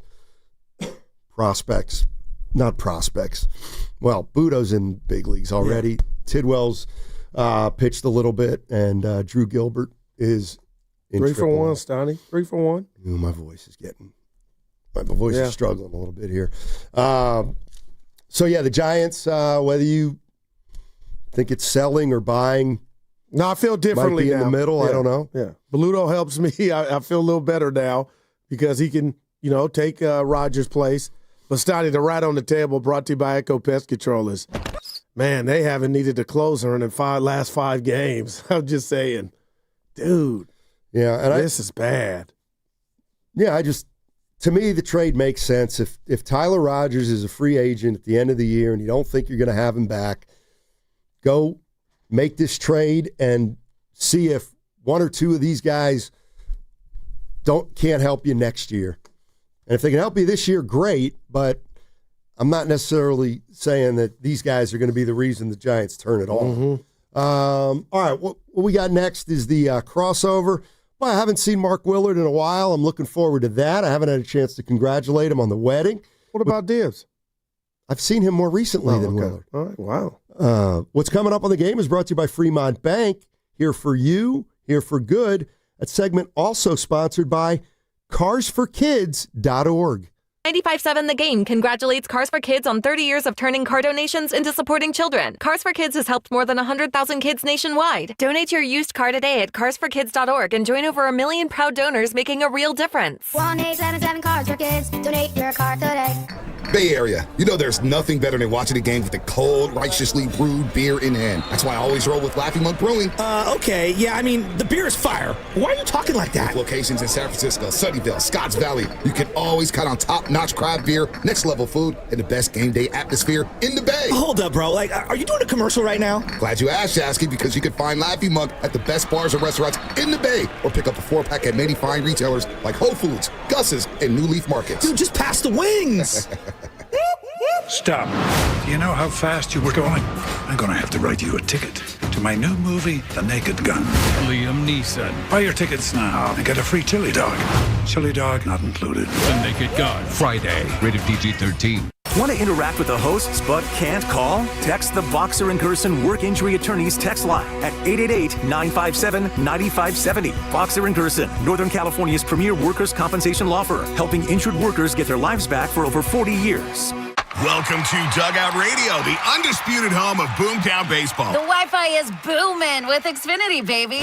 Our next caller is Stacy. How do you stay locked in on every pitch and play? We stream it all live on Xfinity Internet with low lag, 99.99% network reliability, and speeds faster than a base runner beating the throw to home plate. I stream on my TV, tablets, even my smart fridge. Smart fridge? With all those games, we gotta refuel. Stream live baseball with Wi-Fi built for the biggest moments. Xfinity. Restrictions apply. Actual speeds vary, not guaranteed. Jack here. My bonus Jack combo starting at $4.49 comes with fries, a drink, and a burger with 1, 2, or 3 patties. It's a meal that'll actually make you happy. Starting at $4.49. Get so much more. Welcome to Jack in the Box. Plus tax. Limited time only. Price and participation may vary. Losing weight shouldn't be a struggle, and with Jumpstart MD, it doesn't have to be. For a limited time, your first month is free when you join our medically supervised weight loss program. Our licensed clinicians create personalized plans, including GLP-1 medications to help you finally see real results. No insurance, no problem. We have options to meet your individual needs. With 13 Bay Area locations and online visits, expert support is always within reach. But this first month free offer ends soon, so don't wait. Call 855-JUMPSTART or visit jumpstartmd.com to claim your free month and start transforming your health today. Now it's time for the closer of the week.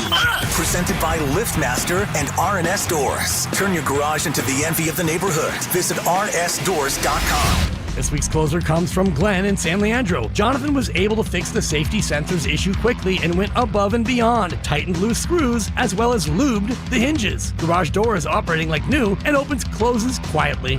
Recently, my garage door opener was not working. I was in need of a closer. I was put in touch with R&S Doors and they hooked me up with a brand new garage door opener from LiftMaster. With LiftMaster's MyQ connectivity, my garage door opener can be controlled right from my smartphone. You'll know when a door or gate has been left open and can close it with a tap, no matter where I am. Be one of the first 10 callers and receive 20% off a LiftMaster garage door opener. Call 1-800-FIX-A-DOOR. That's 800-FIX-A-DOOR. Or visit rsdoors.com. R&S Doors. Look for the red truck. Actual price will depend on product and subscription plan. Featured products are compounded drug products, which the FDA does not approve or verify for safety, effectiveness, or quality. Prescription products require an online consultation with a healthcare provider who will determine if appropriate. See website for details, restrictions, and important safety information. Want a boost in and out of the bedroom? Hims has you covered. Introducing a new 2-in-1 approach to level up your game. Tadalafil for better bedroom performance and zinc for testosterone support. Put it all together and you've got what you need to turn things all the way up. Getting started is simple. Just go to hims.com/joy to start your free online visit. Through Hims, you can access ED treatments including pills, chews, and more. 100% online. No office visits, no pharmacy lines. Just fill out a simple intake form and a licensed medical provider will determine if treatment's right for you. If prescribed, it ships free and discreetly to your door. Find affordable treatment options at up to 95% less than brand names at hims.com/joy. That's hims.com/joy, HIMS.com/JOY. Hey, Joy. Oh, you are glowing. Oh, hey, more like Mirajoyed. That Miralax helped me go. I was so backed up. Tried mega coffees, prune juice, everything. Then Miralax. And hello, gentle relief without the harsh side effects. Ooh, how does it work? It works naturally with the water in your body for constipation relief. Find Miralax today at your local retailer. Use as directed for occasional constipation.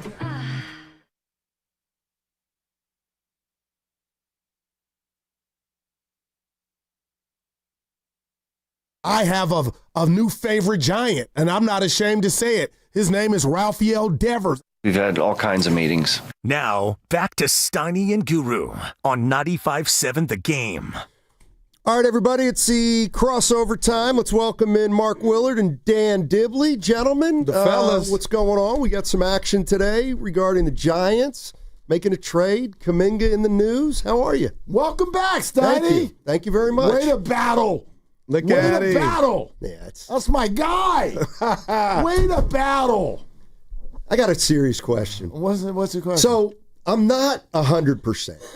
Like, I think you can tell in my voice. Health-wise? Yeah. Who the hell is? Well, I'm liking it early in the crossover. You sound great. Well, what I'm saying is... That's so good and subtle. Thank you. It's so good. In this day and age, what kept me out yesterday was the notion that people in here would be like, I can't believe he came in today. You were Fleming. Yes. Not so like today, Dave. I'm not... Yeah, this morning he was I'm on not the road. all the way back. I'm getting there. But today's okay?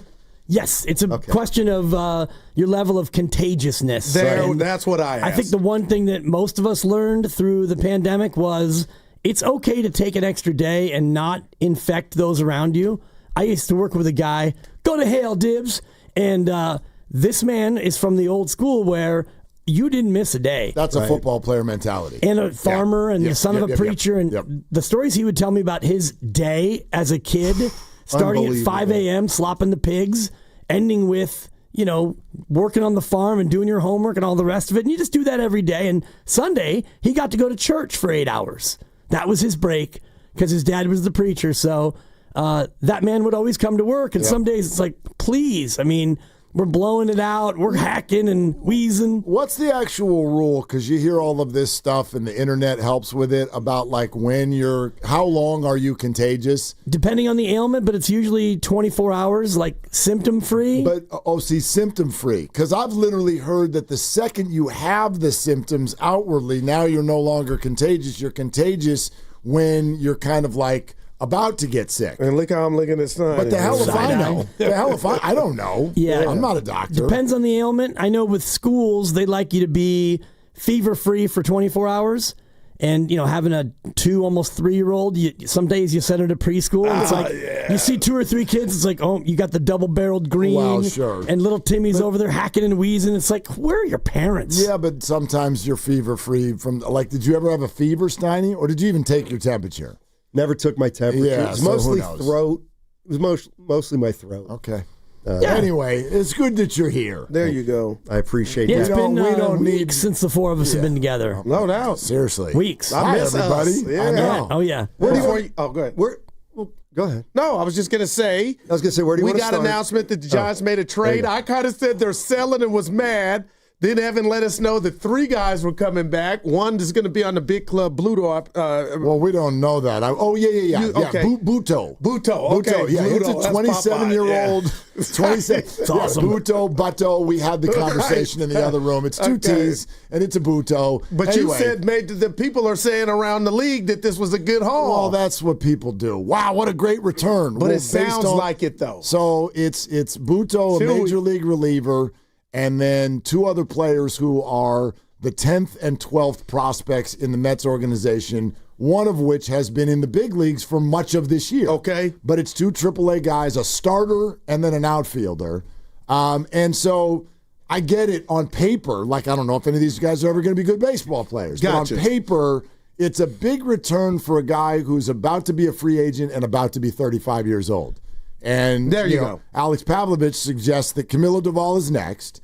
And if an almost free agent 35-year-old sidewinder got you this, then what the hell is a 100-mile-an-hour tossing player with 2 more years of team control going to get you? Yeah, right fielder, second base. I mean, it could be a hell of a haul. Yeah, and it's not even like, but it's wildly disappointing. There we go. This is a stunning, it's mildly disappointing. No, this is an unbelievable, disastrous collapse.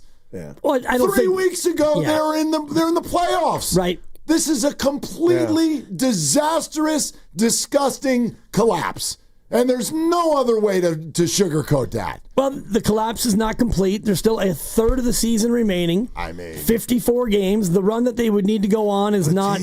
I'm not even going to get to the math is still there because they're still within enough reach to where the collapse is not complete. But you got to win a game. Yeah, you got to tie your shoe. You got to win a game. And you've got to, especially against this team that you've been playing and you get to play them again. And the one thing that makes me understand the trade a little bit more is one of the guys you got, Blade Tidwell, is a starter. He started a couple of games this year already, and he might be a guy. So, I mean, I'll take Wesley Snipes. He went to the University of Tennessee, so I reached out on our golf thread for one of the youngsters in our group, Jared Archer, who lives in Tennessee, went to Tennessee. Okay. I'm looking for the scouting report, so hopefully I'll have that by the close of business today. But he looks like he's a second-rounder, a highly regarded 24, so he might be somebody who actually can come in and help where you need it this year, which is the rotation. And we can do a recap if you hadn't been listening, and we didn't argue. Steiny back, I'm juiced. But my whole point is what you said, Willard, before the mic was on. I don't care what you say. This is disappointing watching this brand of baseball from the Giants. You can tell me, they were supposed to come back to earth or whatnot, but what we've been watching, especially here the last couple of weeks, the blunders, the balls dropping in the outfield, not knowing the rule, that's what's disappointing. And I felt you for saying that I'm right to be disappointed. So is Giant fans. Beyond. Like, again, 3 weeks ago, you're in a playoff spot, and now – the day before the deadline, you're selling? You're selling. So, again, it is their only position of strength. It's their bullpen. But the word is that Buster put out the APB to the league last night after the loss. Bullpen's available, which tells me he's furious, and he should be. The Pittsburgh Pirates are in town, and you don't know the infield fly rule? And you want me to help you? Bleep you. If I'm Buster, forget all of you. You don't know the infield fly rule? Wow. You don't know where the ball's coming from when you cover first base? Now, is a Melvin part of this, though? Of course he is. Man. Nobody's not a part of this. This has been an absolute joke. An absolute joke of a run of baseball. Absolutely embarrassing for a major league team that was in a playoff spot 3 weeks ago. Man. And this is the only way to react. They don't deserve an addition. Wow. They've not earned it. To me, the nadir, which is the low point, was that play last night.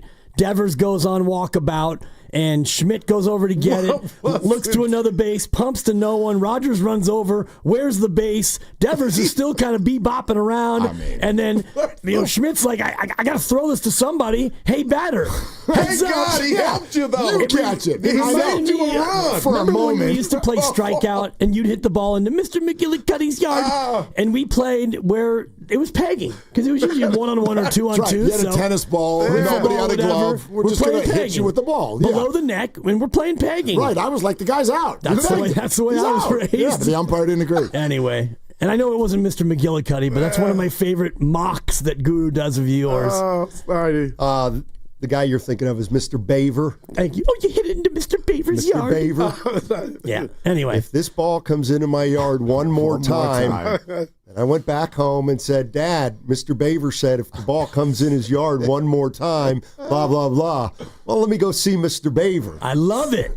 Knuckle up. That's great. Your dad not one to take those sorts of things. Well, he's never fought. I know, but he's not that he's a confrontational man, but he was a bit brusque. And as a former official, he's not afraid of confrontation. Yeah, I don't mind this trade because you can call it a sell, but if they're going to get if they have anything in them, it wasn't going to be dependent solely on Tyler. No, Rod. of course not. It looks like a smart move, but at the same time, you just sent your 7th and 8th inning out the door. You can't tell me that this isn't some sort of a white flag. Who's lightweight automatic. Yeah, by the way, I stand corrected. What have we said for the last 48 hours? You got Rafi Devers, you're pot committed. I guess not. I guess not. But I didn't realize that you'd literally come home and lose all your games. Man. I remember all of them. Well, I swear. The whole homestand. Dude, right after the All-Star break, I think there were like 10 games or 11 before the trade deadline, and I distinctly remember Fleming saying, well, they're not going to sell unless they lose every game. And they've lost 11 of 13. Almost, other than those 2 in Atlanta, they've lost them all. That's incredible. I don't see this as a sell, and pending what these 3 guys can actually do. But for me, it is more of a reshuffle. Rodgers has been great, and you got value for him. You got a reliever who won't be as great. You got a potential starter, and you've got a potential outfielder. So for me, it's more of a reshuffle. But they're in the minors, Dibs. Well, they've been in the majors this year. But the guys get 5 starts. Like, you're not going to. That's not somebody going, hey, we need a starter for a playoff push. Let's get a 24-year-old. He's at 2 starts this year. Yeah, it's 5 games, I think. Whatever it was. But the point is, that's not somebody you're like, let's go rely on him down the stretch run. Right. That's let's bolster our farm system and our depth in a 3-for-1 deal. So I hear you. It's not a dumb baseball move. Yeah, and I don't see it as a straight sell. Well, if you trade your closer, that's a sell to me. Sounds like they're about to. But what if you get something big like the Orca? What if something comes back to where you're like, okay? I mean, it's possible, right? If you get a really big major league bat who can help you this year, then maybe you just are reshuffling, and it's not a pure sell, but I don't know. Is there a team out there that's contending that would give up a big bat for a closer? Maybe. Because now is that big bat in AAA or is it on the big club? Like not their cleanup. Probably, right. No doubt. I would say AAA. Yeah. Sure. I mean, I think Duvall, if they send him, is going to get you. It's going to get you a lot. The Dodgers would kill for him. Everybody would. Everybody would. He's a Giants closer. He throws 100 miles an hour, and you get him for 2 more years. He's in his mid-20s. Like that's a hell of a chip. Yeah, I think the move is Rodgers is really good. He's not going to be on the team next year, probably, for whatever reason. Maybe free agent, right? Maybe Posey was like, he's gonna go somewhere else and make more money. Probably. Okay, well then I understand. And let's get 3 guys, a prospect, a middling, and this guy. And if next year 1 or 2 of these guys is contributing, then it's going to be a good move. And we've all talked about the farm being top heavy and middle weak and bottom absent. And so if none of these 3 guys does much of anything this year, but they're all AAA and maybe major leaguers next year, well, then your farm got better. And if that makes it feel like a sell, well, then so be it. And like you guys are saying, the last 2 weeks have been abysmal. And it's one thing to lose games. It's another thing to lose in the way you have with Ramos wandering into third, not knowing the infield fly rule, outfield gaffes. Cue up the Benny Hill music. Well, last night to me was the low point where you text me. I got a personal text from Dibs. Well, and I also had to let you know that you were officially exonerated for your reckless take about Elliot Ramos. After he did it again, I did it again, Britney Spears. But, he led off today. He was in the lineup. I'll say this to you all, and I just want to ask. So McCaffrey, he comes here and changes, and the Niners already had something, but he took it to another level, right? They get to the Super Bowl. Jimmy Butler saved a season that was going down. I know you got to do it down the drain. How do you get Devers and get worse? That's baseball. Nah. Yeah, that's sports. Well, it can't be explained. That's why it's baseball. Seriously. You're listening to 95.7 The Game, KGMZ FM and HD1 San Francisco, and Odyssey Sports Station, and the home of the Golden State Warriors and Valkyries, always live on the free Odyssey app, coming to you live from the Laughing Monk Studios. Laughing Monk, righteously brewed in San Francisco. I'll see if you two can help me. You can't explain it. You can't really, and I don't actually think it even has anything to do with Devers. Because he's been disappointing, but you didn't really give up anything that was helping you. And I heard your guys talk earlier about how Devers' arrival meant Flores stopped producing. But if you also look at the numbers, he stopped producing before Devers got here. Right. He hit a wall. His body, to me, has about 2 months in it, and they used him. You can't explain it. Somehow this was already in their makeup. And 2 hits last night. Yeah, like they're again, remember at the beginning of the week when we were talking about, and this is just runs scored, and we looked at the months of May, June, and July, and the Giants are 22nd or worst in all 3 of those months across baseball. So you can't do they're snake bit and, come out of it. No, they're consistently an underperforming offensive club. And Devers is here to help that, but he hasn't had his fastball since he got here. And I think the pressure they put on the pitching staff is catching up with him. I would agree with that. Yeah. Like the way I look at it is they were 10 over when they got Devers. Okay. Yeah. And I know this, so why'd he go get Devers? You were 10 up. Well, he got Devers because clearly he didn't think they were going to be able to sustain that for the whole year. Right? Well, no, it's not just for this year. You didn't rent Devers. No doubt. But what's ended up happening is, the guys who offensively were kind of carrying you early, they've maybe come back to earth a little bit, and Devers has gotten off to a slow start. And so that's kind of how it happened, but it doesn't explain why. Can I throw something at you guys? Yeah. And so, Dibs, I'll meet you halfway. Okay. That's not a straight traditional sell. Yeah. The Tyler Rogers deal. But what if I told you that someone with very deep knowledge of the situation just texted me and said nothing more than more deals coming? Mm-hmm. Okay.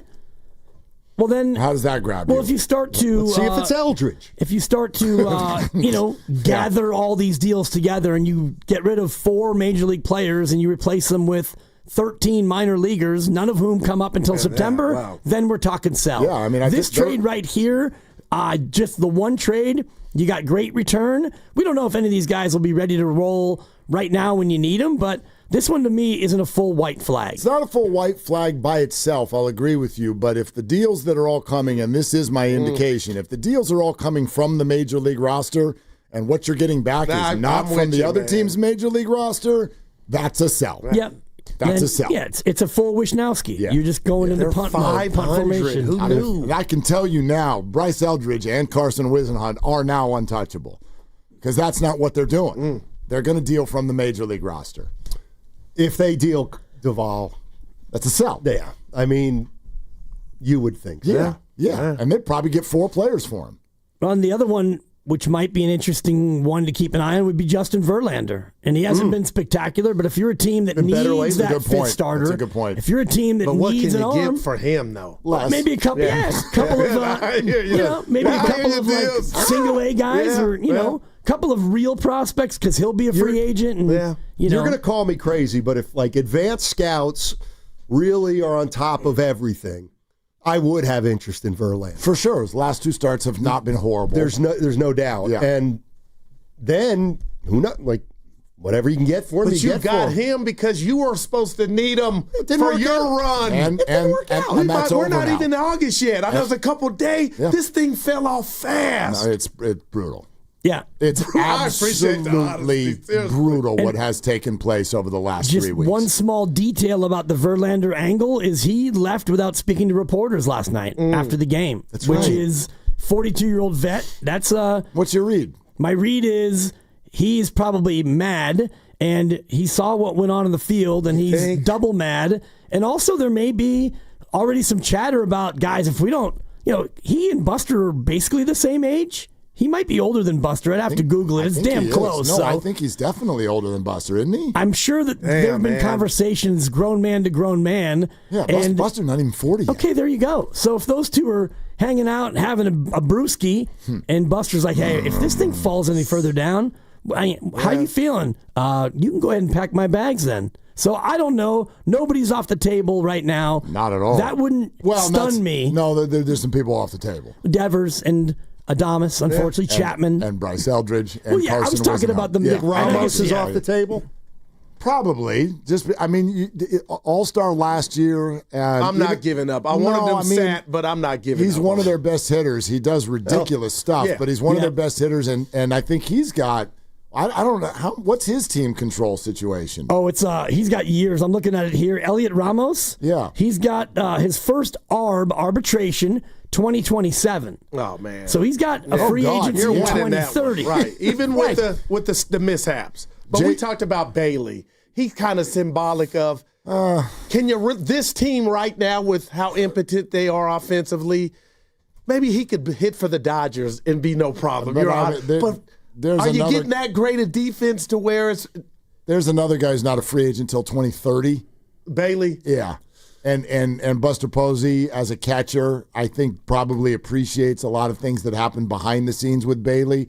But I think it's a fair question, looking deep into the future with Patrick Bailey, I really wonder, as the robo-umps come to play, how much do you want your non-hitting framing catcher? Because framing doesn't matter anymore. Because they can just review it, you know? And I don't know how quickly that's coming, but it certainly feels like it's coming. Yeah. I text Evan Sunday night in the second inning. I go, this home plate ump is horrible. He goes, I agree. Like, it's business. That was right there. Yep.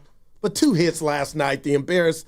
I don't get it, man. The other one to keep a little bit of a half eye on, I think, is Yaz, who, if you're a really good team and you have him as your fourth outfielder and a pinch hitter, lefty bat off the bench, he would be somebody that I would think would be attractive. I just chuckled because literally as we were having this conversation, no joke, 2 minutes ago, J.P. Morosi. Justin Verlander is available on the trade market. Stay off my jock, JP. Verlander is on an expiring contract, and out of respect to the future Hall of Famer, the Giants are open to working out a deal if it makes sense for Verlander and the organization. So he will get to play postseason, or the opportunity possibly if somebody wants to him. pitch in the postseason. Anybody still think the Giants aren't in sell mode? Well, I mean, again, if we start to tick off Yaz and Doval and Verlander, and you get back 9 prospects and a guy who's 17 years old, then it's a sell. But one trade in right now, I'm not sold on it being a sell. I hear you, but I'm more looking at it from the standpoint of clearly what happened on the phone last night.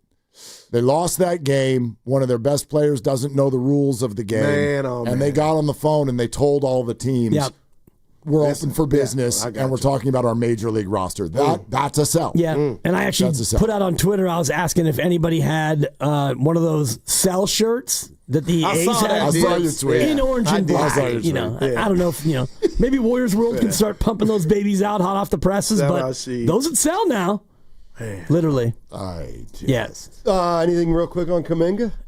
It's just fascinating where we are in this thing, and yesterday, how would you describe where Mark we are? Mark and I actually had this conversation, and I said, well, if I'm Kaminga, if it's a 2-year deal, I want that second year to be a player option. And Mark's like, no chance. And so we did a little role play like he you just guys put do. on IG, him and his we saw it. So that's the exception. Oh, can I say something about that? Betting on himself. Everyone Johnny, do the QO and bet on yourself. Yeah. You're also betting on the Warriors playing you. So don't forget that part. Oh, yeah, John, 7.9 and show them who's boss. I feel like the older team needs him to play. That's fine. And actually, it's not fine. That'd be my other point. Based on where we are right now, and I saw your quote earlier, that there's some acrimony here, and there is. And I would tell the Golden State Warriors. Where'd you see that at? They clipped 95.7. Okay. Yeah, 95.7 Twitter. Anyway, if I'm the Golden State Warriors, I'd like them to go study the San Francisco 49ers training camp last year. Man. Don't let this crap into the building. It ruins seasons. Steiny made a point like it might already was there, just little speckles. Listen, you can take whichever. I'm done taking sides. It's time to break up. Wow. I do not want this in camp. It will ruin your season. You guys don't like each other. He's mad at you. You're now mad at him. You don't bring that to camp. Don't bring it to your bench. Don't bring it to your season. Don't bring it. It will ruin everything. There's no out. You got to get him out to a different team. The one thing I just love to know is, okay, there's 4 restricted free agents, all of whom are in the same boat. Yep. This one feels a little acrimonious. I wonder what the truth is about the other 3. That's a good question. Does Josh Giddey feel like they are really hosing him? Probably. Well, he's but maybe it hasn't gotten as much attention. But the other guys play. Cam Thomas is a baller. They all get minutes. Yeah. Oh. That's I don't think JK's mad at the because by the way, can I comment on your conversation with Austin? He called in and was like, Steiny, you don't know what JK's worth. And you were like, no, that's just my opinion that JK's not worth $28 million. Austin, San Jose. And I was like, no, that's not your opinion. That's the market's opinion. You were right. And it is a fact that he's not worth $28 million because nobody's offered him $28 million. Well, he's not worth $28 million right now. Right. Or this offseason. Correct. Now, next offseason, he might be. Who knows? Right. Who knows? He might be worth less. Wow. That's true. That's why it's a risk if you try to do that. Yeah, if he watches ball all year. 7.9 Dibs. Yeah, I mean, he's not going to watch ball all year because you're an older team. Yeah, and I was running through the math of minutes, and I get that, though. 19,000 minutes in a season, you're not going to have, these guys aren't playing 2,500, a piece. Yeah, right, but again, your trust, you are giving some of your worth to the Warriors if you're on the QO. Right. Because let's say he plays 12 minutes a game. Let's say he plays 15 minutes a game. You're not going to put up numbers that make you worth something next year. Even last year after the injury, when he came back and they had Jimmy Butler, he averaged 21 minutes a game. He played in 15 of their 17. He had the 2 DNPs. Before that, he was getting 26 minutes. Right, but that was exploration mode. They wanted to see, and then they did not like what they saw. Well, and I think that part of that was Jonathan was feeling some type of way. Sure. And you look at his numbers, he shot it less, he could not hit a 3, and he was clearly shaken. So I don't believe that it is so broken that you can't still have a come to Jesus and make it work. Maybe it's just my optimism versus your constant rampant pessimism. Thank you. It's usually the other way around. I do feel that way. I feel like this is irreparable. I do. And you might end up being right. It might be irreparable, and he's still a Warrior next year. It might be. Because that's what you don't want. No, I don't want that's that. What you brought the Niners the Warriors are going to play hardball in terms of they're seeing Jonathan as an asset, no doubt. And they should. They should. Okay. They should. But I'm sort of willing. I'm getting what is this sign and trade offer from Phoenix? And if it gets a little bit better, even if you still don't like it, I think you take it. They put Grayson Allen in. I'm in. I think that'd be better for the team. All right, gents. You haven't heard that in a few days. I missed it. Arenas got arrested. Yeah, Gilbert. Bring it home. Bring it home on 95.7. The game. Yeah, the game. That's what we're calling.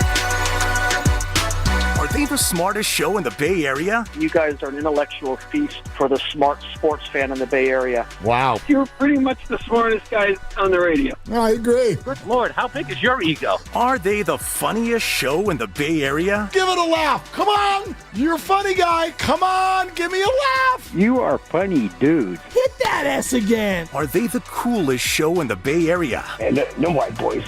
They're cool. That's what people are saying. You guys are phenomenal. This is one of the most perfect ways that I could end my day, getting a chance to talk to Mr. Mark and Dan, We'll let you be the judge. Oh. All I know is it's a couple of Bay Area boys talking sports. I know nothing. Thanks. It's Willard and Dibs on 95.7 The Game. All right, let's go. I can't believe it. And I want to say it very, very clearly. I stand corrected. I said all week, you don't trade for Rafi Devers and then sell. You're pot committed.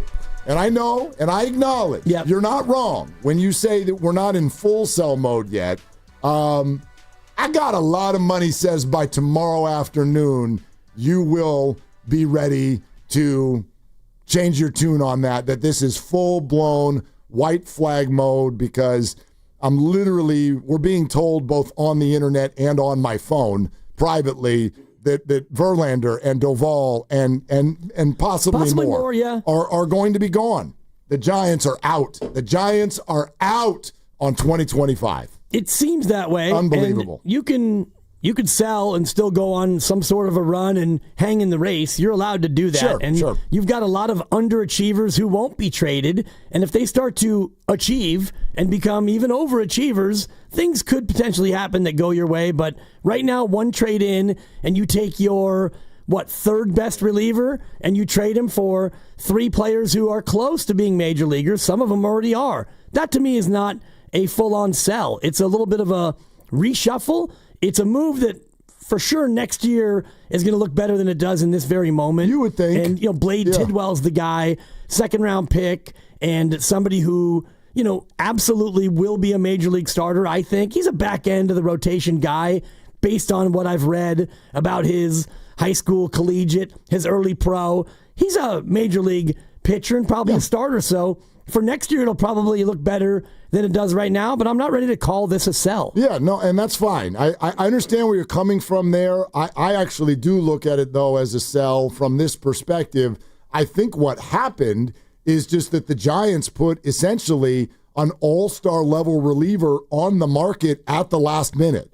Like, these guys were not available. A week ago, yeah. They were not available 24 hours ago.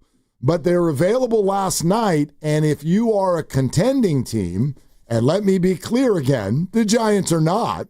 If you're a contending team and you've been having these phone calls for 2 weeks, and what you want are bullpen arms, and at the last second the Giants suddenly call, who essentially, by the way, and I know only Randy Rodriguez made the All-Star team, but Camilo Doval is a former All-Star, and Tyler Rogers, they lobbied for him to be an All-Star this year.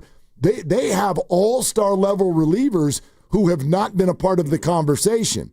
And so you get to 24 hours to go to the deadline, and all of a sudden the Giants call, and they're like, hey, how about Tyler Rogers and Camilo Doval? And we know that there were reports that the Mets wanted to leave town with Doval earlier this week when they were here. We were talking about kidnapping yesterday. There you go. So this was clearly the Giants saying, we know that we can get a very big return, which is why you don't take minor leaguers that are in single A. You take minor leaguers who are in triple A. Right. People who could be on the major league team either later this year or next year. And so you're right. That's why it doesn't feel like a full-blown sell. I firmly believe that by this time tomorrow, you will have that full-blown sell feel because it's not just going to be Tyler. And it might be before our show ends today. Absolutely. And, you're starting to see J.P. Morosi talking about Verlander, and I hadn't seen that tweet when I threw that out on the crossover. It's just something I thought about last night where he's clearly frustrated, and he didn't talk to reporters, which is very unusual in a spot like that. When he didn't get lit up, he didn't get squeezed or lose his temper. He's a 42-year-old veteran, and I don't think that he is that guy, but whatever took place was frustrating enough, and maybe he was out there calling his agent and he didn't want to make himself available. I wonder, and look, we can all read this however we want, and so I have no idea, kind of like, was he frustrated with something? I would more lean toward, because for those of you who don't know, the starting pitcher always talks. Yep. Period. No matter what. Like, not even just at the locker. There's a specific spot that is built for the starting pitcher to come in the clubhouse and sit with the assembled media and talk. And Justin didn't do that last night, and I believe it's because the San Francisco Giants probably stepped in and said, we're not going to have you talk because we don't want you to have to answer the question you're probably going to get, which is, would you like to be on a different team, right? As opposed to, hey, was the fastball working tonight? The kinds of questions would be like, are you going somewhere? And I don't think the Giants wanted that kind of stuff answered yet because they probably wanted to lay in the weeds, which they sure did because this caught everybody by surprise today. When you think about from the final out last night to about 1:15 today when the news breaks that Tyler Rogers has been traded and Buster clearly frustrated after that game, he probably spent the majority of the night last night, got up early today, and was just canvassing the league saying, oh, yeah, remember 2 weeks ago how I said we're looking to add and keep our guys intact? Well, now, who are you looking for? Mets GM? Yep. Hey, Cardinals, now that you've passed us, what interests you about our flailing roster? And so what a difference 2 games makes, and it's been more than that. And all of a sudden you get past last night, which I think was a new low point, and Buster's not acting out of just pure temper, but you get to this point and you're 54 and 54. At some point, you got to make hard decisions. Brother, the Marlins, D-backs, Pirates, Braves, Nats, Rockies. That's who the Giants are ahead of right now in the National League. That's it? That's the list. That's the list? That's the list. Yeah. And you got your 3 wild card teams, and then you got 2 more teams ahead of you before the San Diego Padres, and you're a full 5 out from that third spot. And so, Mr. Optimism over here, Mr. Homer, I am in full agreement. No, your playoff possibilities are no longer realistic. And I mean that not even just from a mathematical standpoint. I mean that from what I think is the way Buster looked at this particular week at home, where you lost, remember now, all of your games. The entire pitching rotation faced the Mets and the Pirates, and you lost them all. And you didn't just lose them all, you had characteristics throughout. You had a game against Pittsburgh where you only mustered 2 hits. You had people who didn't know the infield fly rule. You had people who had balls thrown at them and they didn't know where they were coming from. You had a ball thrown over a guy's head who was 22 feet away. You had all of these things. Like you had those games against the Mets where you had the lead in both of the games over the weekend in the late innings, and you found ways to lose those baseball games and have all the fans rush to the radio to talk about how that damn Triples Alley did us in again. This is what happened just over the last 5 days. And so I really believe that this is the way Buster Posey thinks, because he's talked about it in the past. When it comes to the trade deadline, you look at the team and what they're doing, and sometimes you make a deal just because they've earned a deal. And sometimes you don't because they haven't. And that is very, very clearly in ink what has happened over the last 3 weeks. This team has not earned. They have not earned anything near help at all. Yeah. And so that's it. So that's a wrap. And again, if you're just joining us, here's the deal. Tyler Rogers is now on his way to the Mets, which means the Giants will actually get to try to hit against him starting on Friday. That'll be fun. Tyler Rogers is a New York Met, and in return, they are getting Blade Tidwell, who is a starting pitcher who's been up and down from AAA this year, but is pretty much Major League ready, 24 years old. Drew Gilbert, AAA outfielder, and those two guys are the number 10 and 12 prospects in the Mets organization. And then they're also getting 27-year-old Jose Butto, who is a Major League member of the Mets bullpen. So if you're a baseball person, all of them are saying, dude, this is a huge return. Yep.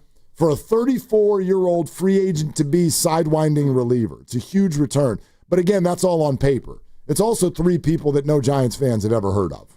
Right, and so until they come up and actually do things at third and king, it's going to feel like a sell. And, Blade Tidwell is the one who he might come up. He's pitched in 4 games. He started 2. He's been back down in AAA. But you look at a Giants team, and this trade goes through, and put aside the Verlander question for a moment, but right now your rotation is Ray Webb and Verlander and Carson Whisenhunt and a bullpen spot. And Roop when he's ready, yeah. Right, so Roop, I think he's still a week away. And at least, that might be a couple weeks depending on if he needs a rehab start or if he can just throw on the side or simulated game. Well, now, there's no rush now. Exactly, but I think that you might see Blade Tidwell get an early crack at being that guy. And you mentioned Butto. He's a reliever, so you replace a reliever with another reliever, and Butto's not as good as Rogers, but there's an arm that you can put in the pen. And Eric Miller may come back at some point. Don't know exactly what's going on there. And oh, by the way, there's a statement you made yesterday, which I agreed with then, and now it's probably factually incorrect. Oh, boy. It's the idea that Hayden Birdsong will not pitch for the Giants again this year. That's a fair point. Now he will. Well, perhaps. As soon as you really fall out. I mean, you're not all the way out yet. And I know that you're reacting angrily. They're only 5 out. No. Padres are leading today, so make it 5.5. They're allowed to come back, but this isn't about like whether or not they can come back or how realistic that is. It's more about organizational philosophy. And as we sit here today, the organizational philosophy is that we are now looking at 2026. So why wouldn't you pitch Hayden Birdsong? Pitch him this weekend. Yeah, I mean, let's go. Why not? That's the philosophy. Camilo Doval has pitched his last pitch for the Giants. You think so? I firmly believe so. Okay. I mean, you still have, I guess today would be the last crack at it. Mm-hmm. And then the deadline is now in 24 hours and 34 minutes. Correct. So that's right around the corner. You may be right. for Birdsong, I want to see him actually look like a professional pitcher again before I throw him to the Wolves. But you're right. If this continues on this trajectory, then Birdsong will get probably some September looks. But right now, he's lost. He's lost. Right. Well, he had another start in the minors where he actually was able to throw the ball over the plate a little bit. So that's nice.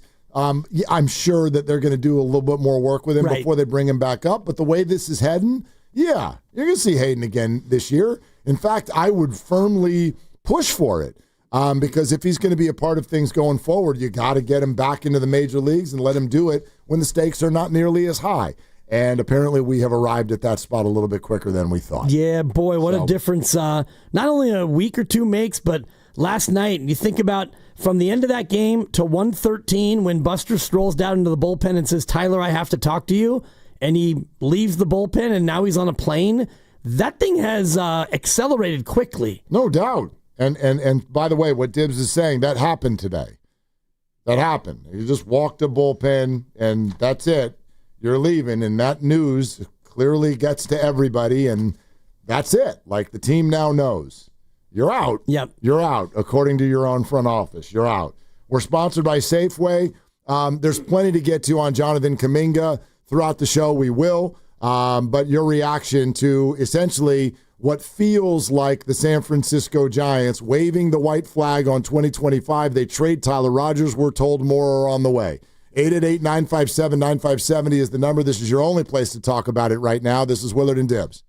Head to Safeway this week for this amazing deal and more for members. Cook something delicious with USDA choice boneless beef, tri-tip roast, untrimmed twin pack, just $5.99 per pound. Visit Safeway.com for more details. See you in the aisles. We finally switched to T-Mobile because with them, we can be connected here and there. Listos todos. Estas son las mañanas. Now we just need to harmonize. Switch today. Get 4 Samsung Galaxy S25 phones with Galaxy AI. Plus, get 4 lines for just $25 per line. Visit a store, T-Mobile.com, or call 1-800-T-Mobile. 1-800-T-Mobile. For well-qualified customers with autopay plus taxes and fees and $35 per line connection charge. Minimum 4 lines on plan. Contact us if canceling lines. Plus $5 per line without autopay. Debit or bank account required. Visit T-Mobile.com. Transform your kitchen with a cutting-edge design and performance of Genair luxury appliances available at Friedman's Appliance in Pleasant Hill. Known for pushing the boundaries of innovation and style, Genair offers a bold selection of exclusive appliances that bring sophistication and function to any space. For a limited time, save up to 15% on qualifying Genair purchases. Discover your statement piece and explore the full Genair collection in-store at Friedman's Appliance in Pleasant Hill or online at friedmansappliance.com. When you own your own business, you need to keep things moving. Need to book a last-minute flight? Earn a $300 travel credit to cover that. Need to take a meeting before takeoff? Do it from the comfort of the Chase Sapphire Lounge by the club. Need to catch your breath before you board? Done. With $2,500 in annual value, the new Chase Sapphire Reserve for Business is the card that gives back all you put in. Visit chase.com/reserve business to learn more. Cards issued by JPMorgan Chase Bank and a member FDIC, subject to credit approval. Terms apply. 1-877 Cars for Kids. KARS Cars for Kids. 1-877 Cars for Kids. Donate your car today. 1-877 Cars for Kids. KARS Cars for Kids. 1-877 Cars for Kids. Donate your car today. Ready to get rid of that old car? Donate it to Cars for Kids. Call 1-877-CARS-FOR-KIDS to reach a friendly live agent. Donation is super easy, and your car can be picked up as soon as tomorrow. Call us now, 877-CARS-FOR-KIDS. That's cars with a K to donate your car today. 1-877 Cars for Kids. KARS Cars for Kids. 1-877 Cars for Kids. Donate your. Did you know you can donate real estate too? Go to carsforkids.org. That's carsforkids.org. The Floor Store is your Bay Area flooring authority. Selection, expertise, price, guaranteed installation. Visit floorstores.com. We all hear the radio ads about the IRS. They tell you to be afraid, to be scared, and they try to frighten you into calling. I'm not here to do that. Tax Relief Advocates is different. TRA is here to tell you that if you owe money to the IRS, whether it's $5,000, $50,000, or $500,000, we have a solution. It doesn't matter if you're sitting in your car, at work, or with your kids. No matter where you are, call now. 800-575-6812. Don't lose hope. TRA can eliminate or reduce what you owe to the IRS. Generous programs are now available that can give you a fresh start. Our passion is taxes and helping individuals fix their IRS problems. We have over 1,000 5-star reviews on Google and an A+ with the Better Business Bureau. You don't need to be afraid of the IRS any longer. End your tax nightmare today by visiting us online at TRA.com or call 800-575-6812. That's 800-575-6812. Tax Relief Advocates. Real solutions for real people. Oh, hey. Hey, thanks for meeting me here. It's just, you're my only lawyer friend, and I need your professional opinion. Do you see that brand new Hyundai Tucson out there? That's all I paid for it. Let me get back to you on that. Deal's so right, it almost feels wrong at the Hyundai Getaway Sales Event. Get 0% APR for 60 months, plus 0 payments for 90 days on all Hyundai Palisade, Santa Fe, and Santa Fe hybrid models. And check out our other great deals at your Hyundai dealer today. Offer ends September 2nd. Call 562-314-4603 for details. It's time. Time for the pro to get everything for the entire job, all from one partner. To get access to over 3 million products, including many products you won't find in our stores. It's time to get delivery on your schedule or next day on over 50,000 products. And time to get dedicated support on the job site or in our stores. From ordering to planning, we've got you. One partner, any job, all in. Ask about all we can now do at the Pro Desk. The Home Depot Pro, it's about time.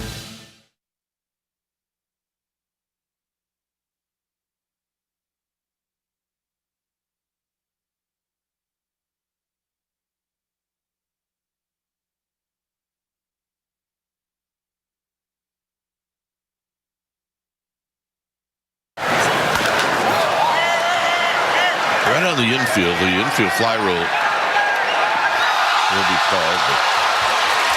Now Ramos has got to get back. Unbelievable. Elliot Ramos did not know the rules, and that's the infield fly rule. You don't have to move. As far as Elliot goes, just lost track of the rule. You know, he saw him call the infield fly rule, just lost track of what he needed to do. Now, back to Willard and Dibs on 95.7 The Game. Lost track of the rule. Right. Talk about, that's all on NBC Sports Bay Area last night, by the way. Thank you. It would be like a wide receiver catching a 7-yard slant and cutting up field and seeing another receiver 20 yards further downfield and just throwing him the ball.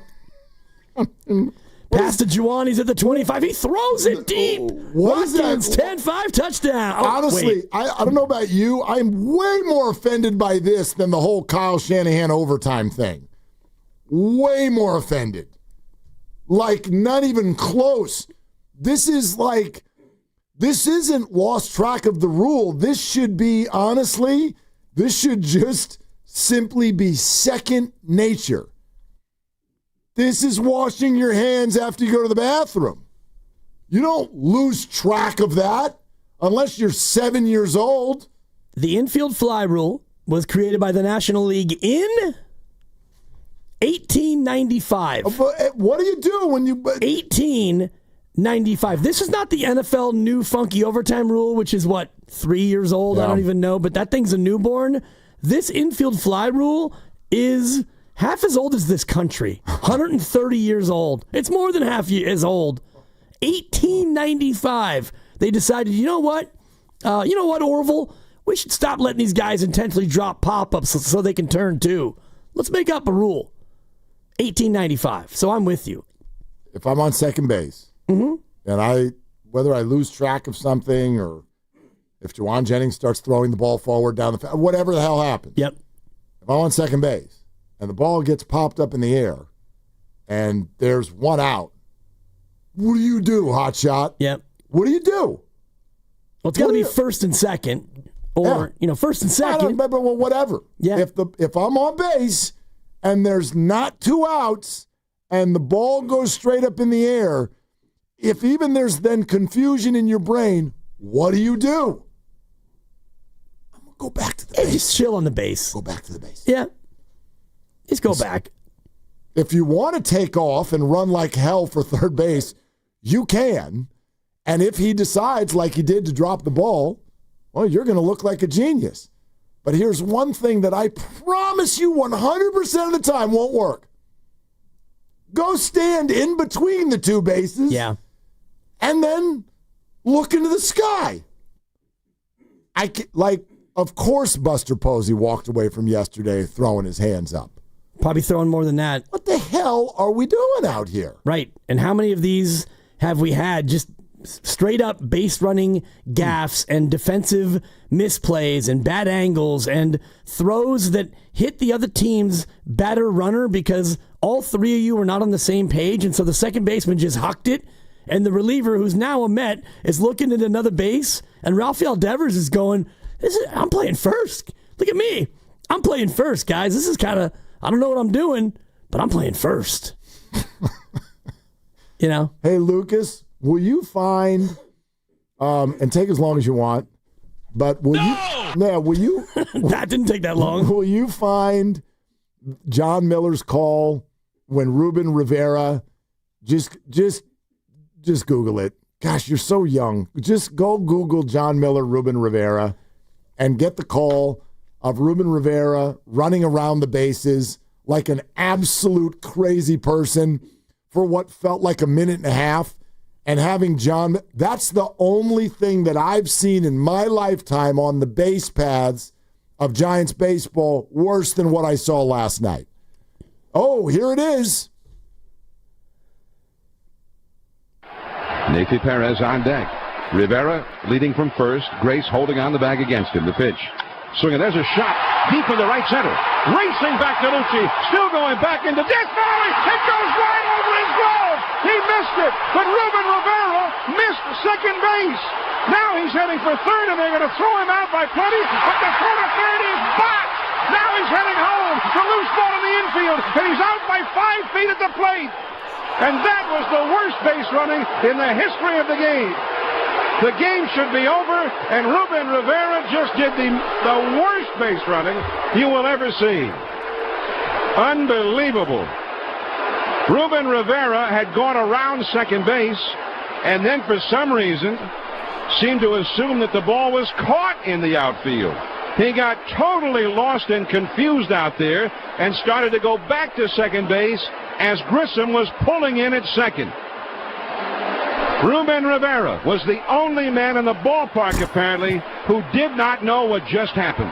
And that was the worst base running in the history of the game. Thank you, John. Yeah. And thank you, Lucas. That was on Fox many, many years ago. 25 years ago. And that was worse than last night, but only that. Only that was worse. You'd be hard-pressed, and this is coming off another bad base running move by the same player, and so it's just been a complete cacophony, a collection of errors. Little fundamental stuff where if you're going to be pitching and defense, the pitching has been mostly great, the defense is not, and then now we're going to throw in base running calamities to the mix for a team that only gets 2 hits? No wonder why you've lost 12 of 14. Well, something happened to Ramos. I mean, he's not been a good defender all year, but something on this, even on the previous road trip, where Willie Adames is like 10 feet from him, and he just lost his damn marbles out on a baseball field. He can still hit, but I don't know if there's anything else that he can do right now. He can't catch a ball. Yep. He can't throw he can't a cut ball. off a ball. He can't run the bases. He has absolutely right now no clue what the hell happens when you put on a baseball uniform. And he's not alone, and that's why you have Buster Posey do what he did in a rash fashion today where you trade one of your best relievers. Tyler Rogers goes to the Mets, and you're mentioning your sources tell you there's more to follow. Logic would indicate there's more to follow. We mentioned Yaz and Verlander as possibilities. Camilo Doval could get a nice haul back. Camilo Doval. I knew that was coming. Had to be. Trying to lighten the mood. I know. The mood is light. But I've got people on Twitter. I know. What'd they say? That I need your shoulder or something like that? Yeah. I want to get the person out there from 510 MLP. Oh, what up, MLP? On X. Willard the Homer needs your shoulder. Yeah, so I don't need a shoulder. You want to bring it in during the break? I'm here for you. Fine. Okay. I love a good hug. I'm a hugger. That's fine. But I don't need a shoulder or a hug. I really don't. I am completely fine. I am trying to allow how I actually feel right now to connect directly with what I feel the situation is. I'm blown away. This is stunning to me. This is stunning. And maybe to some of you, this isn't stunning. And part of that is, sort of whatever you thought was the baseline for the San Francisco Giants this year. And they were at least slightly overperforming for a certain period of time. But I think even the biggest cynic has to admit that what we've seen since the All-Star break is underperforming. The Giants are not the worst team in baseball. Since they got Devers, but they are right now. Well, since the Devers trade, they have the worst record in baseball. And so I'm just trying to tell you what this is. We're not half-stepping, there's a good baseball deal, and so maybe they'll still. No. Buster is livid and giving up. I see this, and I know you don't agree with me yet, and that's fine. I see this as a complete and total white flag that literally wasn't even in the plan Sunday night when they went to bed. But it is now. The Giants, according to reports, got on the phone last night, or maybe it was a mass email, and said, give us a call. Yard sale. Yard sale. I know that we talked 3 days ago, and we wanted your reliever. We wanted your starter. Now you can have ours. We're done here. And it is stunning. This is an absolutely tremendous collapse. And I'm against anybody saying, well, the Giants weren't really going to be in it this year or whatever. It's okay. It's not okay. It's just not. This is a disaster. Yeah. In terms of the launching point for Posey, for Bob Melvin, for Rafi Devers. Devers came here and feel how that felt 6 weeks ago. Unbelievable optimism and excitement, and Giants baseball ran the town for a couple of weeks, and they finally had their power hitter here at Oracle Park and all of that. And that's what it comes to on July 30th? A white flag? Look, great. Maybe this will be wonderful in 2028. Good Lord. That's not what I came here for. And so I find this to be an absolute calamity over the last month. And it's the way they've gone about losing, which is to say they've done it in about, they've lost 12 of 14. They've done it in 12 different ways. And I just was starting to click through this losing stretch. And, going into the break, you lose to the Dodgers in 11, where you held them off and you couldn't get that automatic runner aboard, and you lose it. You come out of the break, no runs on 11 hits, Mark, against Toronto. No runs on 11 hits. So even when you have the bats kind of going, you can't score. Yep. When the pitching is good, the offense is a no-show. When the offense is good or mediocre, well, then the pitching has a hard time. The fielding has been patently bad, and the base running, we've already detailed it. So the idea of complementary baseball is you got your ace out there, he's dealing.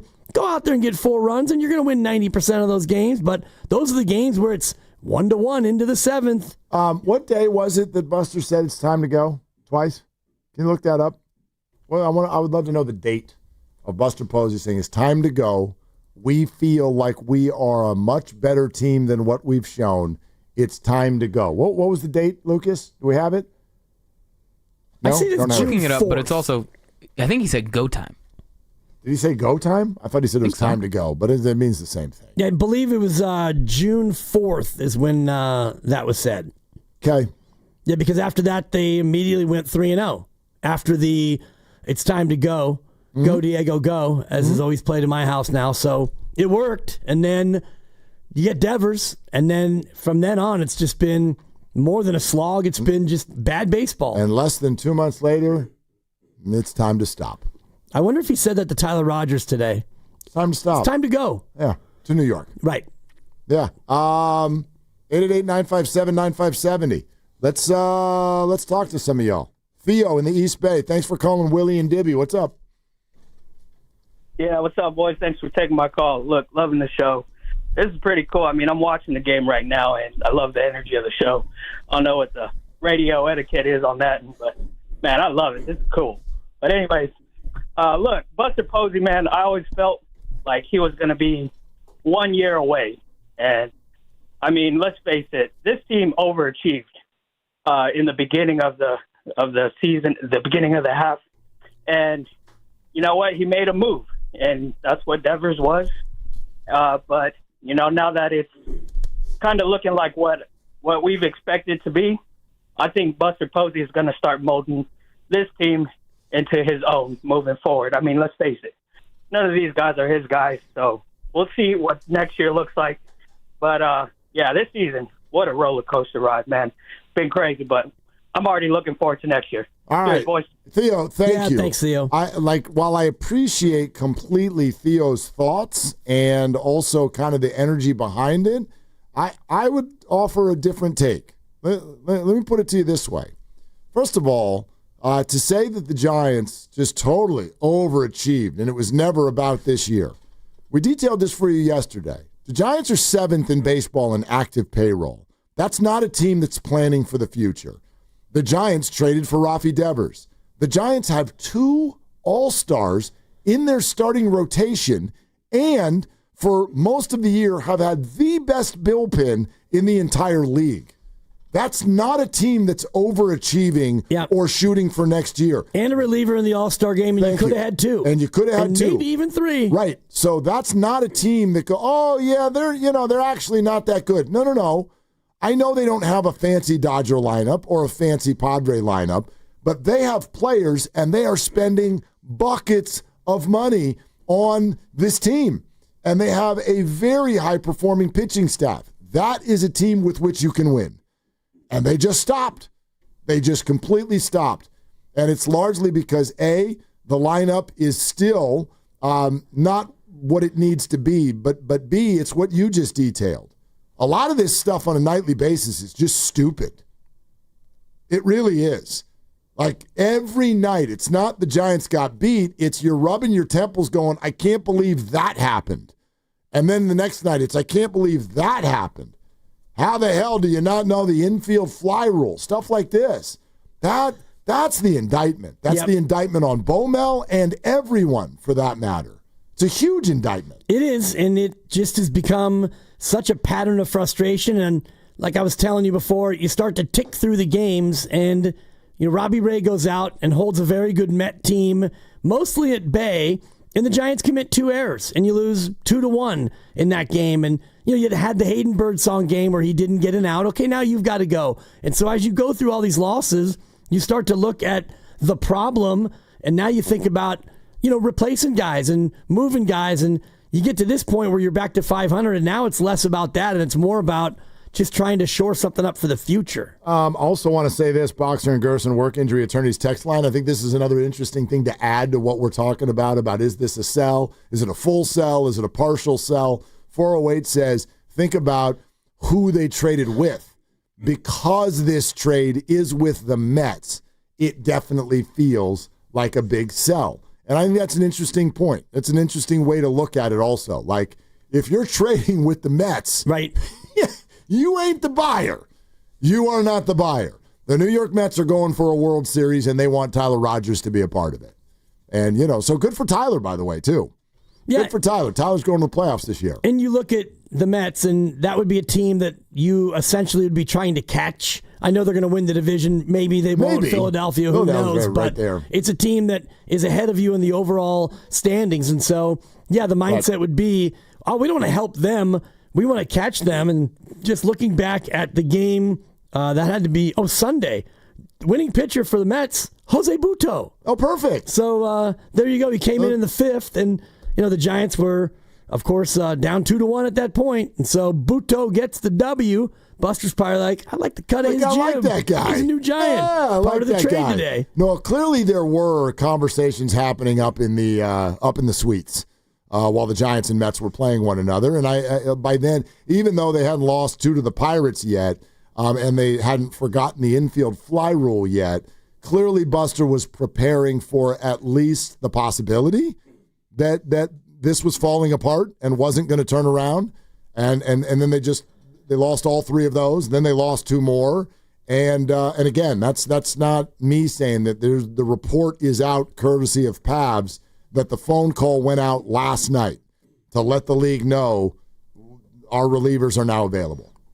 And so that's why the belief is that Camilo Doval is also going to be in a different uniform by tomorrow. It's very possible. And, you start to look at the anatomy of all these losses, and you're leading the Mets 3-2 into the 7th, and things are lining up, right? Because you got this great bullpen. So you go to Randy Rodriguez, and he pitches one, and then he gets into a second inning. It's pop, pop, 2 big flies, and now you're trailing, and we know how that goes. So even when you have things lined up of late, and you played a clean game that day, you mustered at 6 hits, actually, which is a pretty big haul. That's still not enough because the bullpen couldn't get it done. Let's go to Gary in Daly City. Hi, Gary. Thank you for calling. What's up? How you guys doing? Been a fan since the 60s. I was just saying, one, there was never an adult in the room. Like, just say a John McVay, Jerry West, somebody that Buster could learn under. He kind of is doing this on the fly because he's surrounding himself with the same guys that Farhan had around him. But I would say right now, back the truck up. I've been saying this before. What's the wrong with calling the New York Yankees and say, what do you want for Rafael Devers in the American League East? My mom always said it never hurts to make a call. You might not like the answer, but at least you make the call. Call around to see what these guys can offer. Robbie Ray's got one more year left, and how many throws left in his arm? Well, your Robbie Ray comment is not a crazy one. Respectfully, Gary, I think the Devers one is. I get the point that you're trying to make, but by the same token, we're 6 weeks removed from the Giants making an 8-year commitment. I don't think one, although hefty, losing streak would change that philosophy. That sounds like a little bit too much of an about-face for me. I still would just call around and ask about a lot of different guys on the team to see what you can get. Sure. Because it doesn't hurt. Because it just right now, this is, and then you extend Bomel for one more year, which is insane. There was no reason for that. Right. And also, he needs to bring, like I said, a Ned Coletti, a baseball guy in the front office that can teach Buster the ropes. Well, Gary, thank you. Zach Manassian's been around, right? Yeah, he is a baseball guy. Kyle Bailey, we had him on earlier in the week, head of scouting. Look, Buster Posey, when did he join the ownership group? I think that there's no doubt that Buster has been learning. And I don't think there's any evidence to the idea that he's doing things like Farhan. He's walked in here and done the exact opposite. He's walked in here and handed out long-term contracts to 2 players, makes a humongous trade, and another commitment to another player, and has everyday position players all over the diamond. Very little platooning going on, a little bit in right field, a touch over at second base, and that's it. And that's largely because they don't have a good player at either of those positions. Right. They would freely change that too if they could. So I don't think there's any Farhan residue on Buster Posey at all. I'll admit that, he's still learning on the job, but I don't think that any of his moves so far have been silly or out of pocket. He does not share the public's opinion about Bob Melvin. And what I would say to that right now is that's still very much TBD. I think it's popular today when they're playing like this to come down the road of the manager, and I'm not going to say that that's unfair, but I also don't think that that's fully come into focus yet either. And if I got players out there losing track of the infield fly rule, you can get mad at the manager. I'm going to get more mad at the player. This is Major League Baseball. Yes, for me, it's more about the general sloppiness of the team, and that's not a direct reflection on the manager, but similarly, when your hitters are also really struggling, that can be an indictment of the hitting coach. Doesn't mean that you necessarily fire a guy right away and because you've lost 12 or 14, but it's something to keep an eye on moving into the offseason. And you gave Bob Melvin 1 year. You gave him an extra year. It's not like you gave him 5 years. So you get into next year, Mark, and if it is going like this again with them playing this sloppily, I guarantee you that Bob Melvin will be in a tougher spot next year. We're brought to you by Fremont Bank. Here for you, here for good. There is Jonathan Kaminga news. We will be getting to it shortly. However, still licking wounds and figuring out what appears to be a white flag for the San Francisco Giants as they trade Tyler Rogers, and we're told more are on the way. 888-957-9570 as the Giants say, forget it on 2025, at least in my eyes. What do you think? We'll take your calls. It's Willard and Dibs. Ain't nothing gonna break my stride. Nobody gonna slow me down. Don't let pneumococcal pneumonia break your stride. If you're 50 or older, you're at increased risk. So be proactive with Capvaxive pneumococcal 21-valent conjugate vaccine to help protect against invasive pneumococcal disease and pneumonia caused by certain types of pneumococcal bacteria. Capvaxive helps protect against the strains of bacteria that cause about 30% more IPD cases than any other pneumococcal conjugate vaccine in adults over 50, according to national-level CDC stats. Regional variations may exist. Don't get Capvaxive if you're allergic to the vaccine or its ingredients. Tell your doctor if you have a weakened immune system. Common side effects include injection site reactions, feeling tired, headache, muscle aches, and fever. Capvaxive does not protect against all strains. For more information, call 1-800-927-8888 or visit capvaxive.com. Ask your doctor or pharmacist about Capvaxive. Need help paying for your Merck vaccine? Visit merckhelps.com. Sponsored by Merck. Being a deputy for the San Francisco Sheriff's Office means maintaining high standards of compassion and professionalism. It means representing the office with honor and distinction and being proud to serve and protect the people of our community. It's about being a role model for the next generation and being able to show them that they can be anything they want to be. SF Sheriff's Office is hiring. Your future begins here. Head to joinsfsheriff.com to learn more. This is an important notice to all U.S. taxpayers. The IRS is giving away billions of dollars in tax savings through a federal program called the Fresh Start Initiative to aid delinquent taxpayers. This initiative was established for anyone facing financial hardship and unable to pay their back taxes. Qualifying and enrolling in this program will stop all collections, settle your delinquent tax problem, and even reduce what you owe by thousands of dollars. Call the hotline at People's Tax Relief to see if you qualify and get this free information by dialing 800-922-1284. If you have unfiled tax returns or cannot afford to pay your personal or business back taxes, you can now get the help you need. One simple phone call can resolve your tax problem and save you thousands of dollars. To see if you qualify and to get this important free information, call 800-922-1284. 800-922-1284. 800-922-1284. Hey, it's Willard and Steiny for New Vodka. Steiny, famously, a few weeks ago, you said that you're liking it early. Now it's not as early. Are you still liking it? No, Mark, I'm loving it. And this past weekend, my daughter got married, and we had new vodka available at our weekend parties. So we had a lot of people drinking it. They're mixing it with everything. I know a few of our guests had the cucumber and citrus.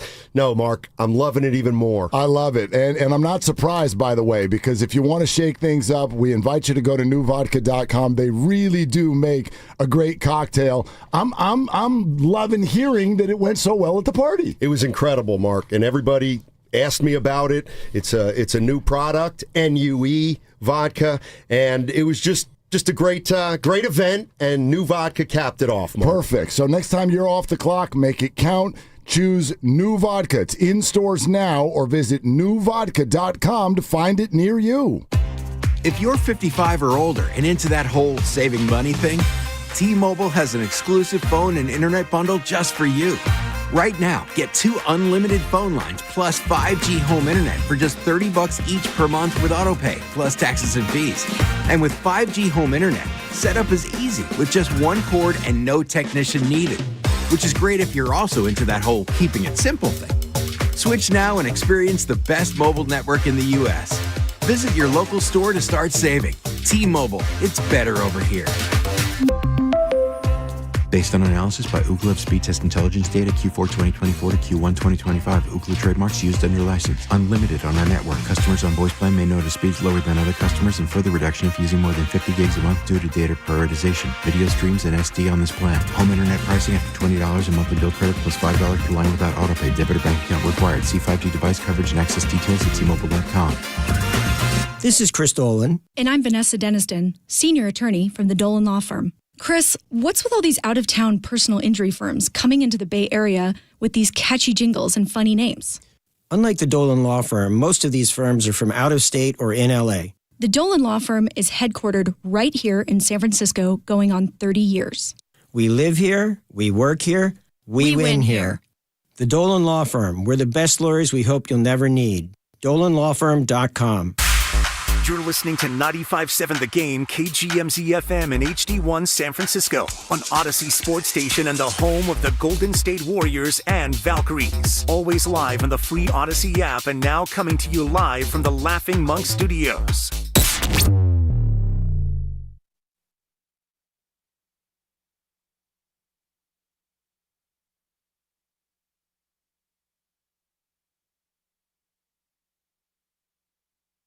Now, back to Willard and Dibs. What is your favorite or the best play on words using your last name that you've heard? That ball got Schmidt on.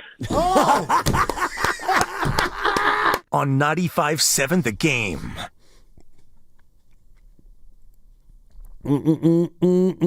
What's over? What's going on, Smiley? You got the Cheshire Cat grin over there. It's not so much Cheshire Cat grin. That would mean I got something cooking. And it's kind of the opposite of that. Mm-hmm. It's kind of like, well, there's Casey Schmidt. Remember when he was talking to us at a lighter time in life? Yep. And it's not upset. I'm just stunned.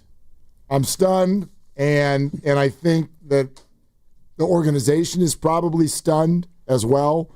I mean, again, run this sort of through your timeline and your measurements, if you will. And against Willie and Dibby and 888-957-9570 and the Giants have traded Tyler Rogers. The Giants have traded Tyler Rogers, and they stink, and they are white flagging it, and we're told that more trades are coming, and they are coming from the Major League roster. The day that Rafi Devers was acquired by the San Francisco Giants was a stop what you're doing, because apparently he's about to ruin the image and the style that you're used to. But like in the season, but it was a stop what you're doing and usher in a new era type of a celebration. You saw the way the Giants handled it.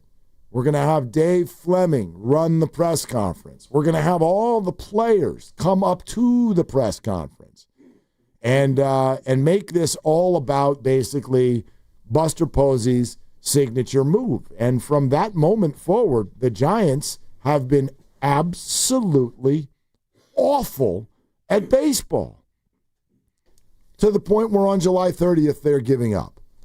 And I just think that's wild. I think it's stunning. I feel for fans. I mean, people, I'm sure, bought August and September tickets with the idea that stretch run baseball was coming, and instead you're going to get, hey, we finished ahead of the Rockies again. That's what you're going to get. We occasionally hear from a guy named Richie in Queens, and he's called us a few times, and every time he says, hey, guys, I just hope that my trip to Milwaukee in August is still going to matter because, I really want them to still be in contention. Well, they're not. Well, and I told him every time, I said, Richie, come on. They're going to be very relevant. They're going to be right in the mix. You don't have to worry about your trip to Milwaukee in August. Thanks, Dibs. You're dead to me now. So Lucas just whispered in my ear when I said, hey, you're going to finish ahead of the Rockies. He goes, it's not over yet. Which it's funny because when you hear right now, it's not over yet. It's like, well, the Giants are still a 500 team. It's not over yet. That's not what he meant. He meant that the Giants have not clinched finishing ahead of the Rockies. Okay. Well, I'm looking at the standings that day you just described. I was in Santa Barbara, and I had just gotten all my son's stuff in my car so I could drive home the next day. He's graduating college, and I'm listening to Roxy Bernstein, and Rafi Devers is a Giant. Hold on. Pull over. Mm-hmm. Wow, this is incredible. The Giants were the 5th team in the National League. They were a game and a half back of Philadelphia for the number 1 wild card. They were 41-31 despite losing to the Dodgers that day, and they've proceeded to lose 23 of 36 since that day. And on that day, Mark, they had a 26.5 game lead on the Rockies. Where are we at now? They lead the Rockies by, quick math, 25.5. Oh, so Colorado's only picked up 1 game? Yep, because That's they're Colorado. Hilarious. I know. They win a game a week. Right.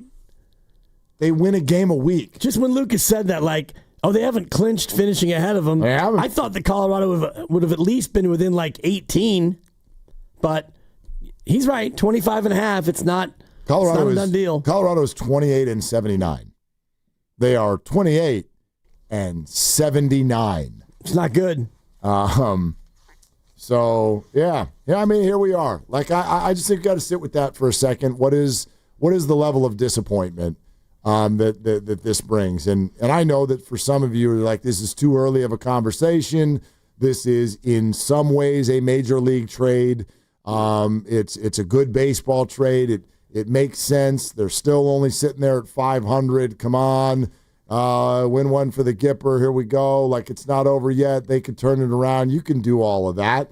But I'm just not going to do that with you. Those things aren't wrong. I understand that. Like, that's all allowed, and that's certainly within the realm of possibility. Like, we just looked at their playoff odds yesterday, and they were about 20%, which is not nothing. I don't know what they are today, but I'm going to go a different route because where my mind goes is not math, and it's not like, hey, guys are going to turn it around. It's much more about organizational philosophy. And I do go back to that day. And that day when Buster and Larry Bear and everybody sat up there on the dais with Rafi Devers, the optimism was overflowing, the excitement, the thought of finally. Remember, Buster started that whole conversation with a dude. Remember that? Y'all know what it means to be a dude in a sport? I know some people just think a dude means a guy. No, a dude in sports means like you got one of the uber elite people on planet Earth doing what he does. Steph Curry is a dude. Jimmy Butler, a dude. And he goes, we got a dude. We got Rafi Devers. And the optimism was everywhere. And like everything has sucked from that moment. Everything has been absolutely awful, and so I just want to acknowledge the fans out there who really thought that this might be heading somewhere and this was exciting, and we're not, like, because, man, that phrase in professional sports in a major market like San Francisco, building for the future, I can't stand it.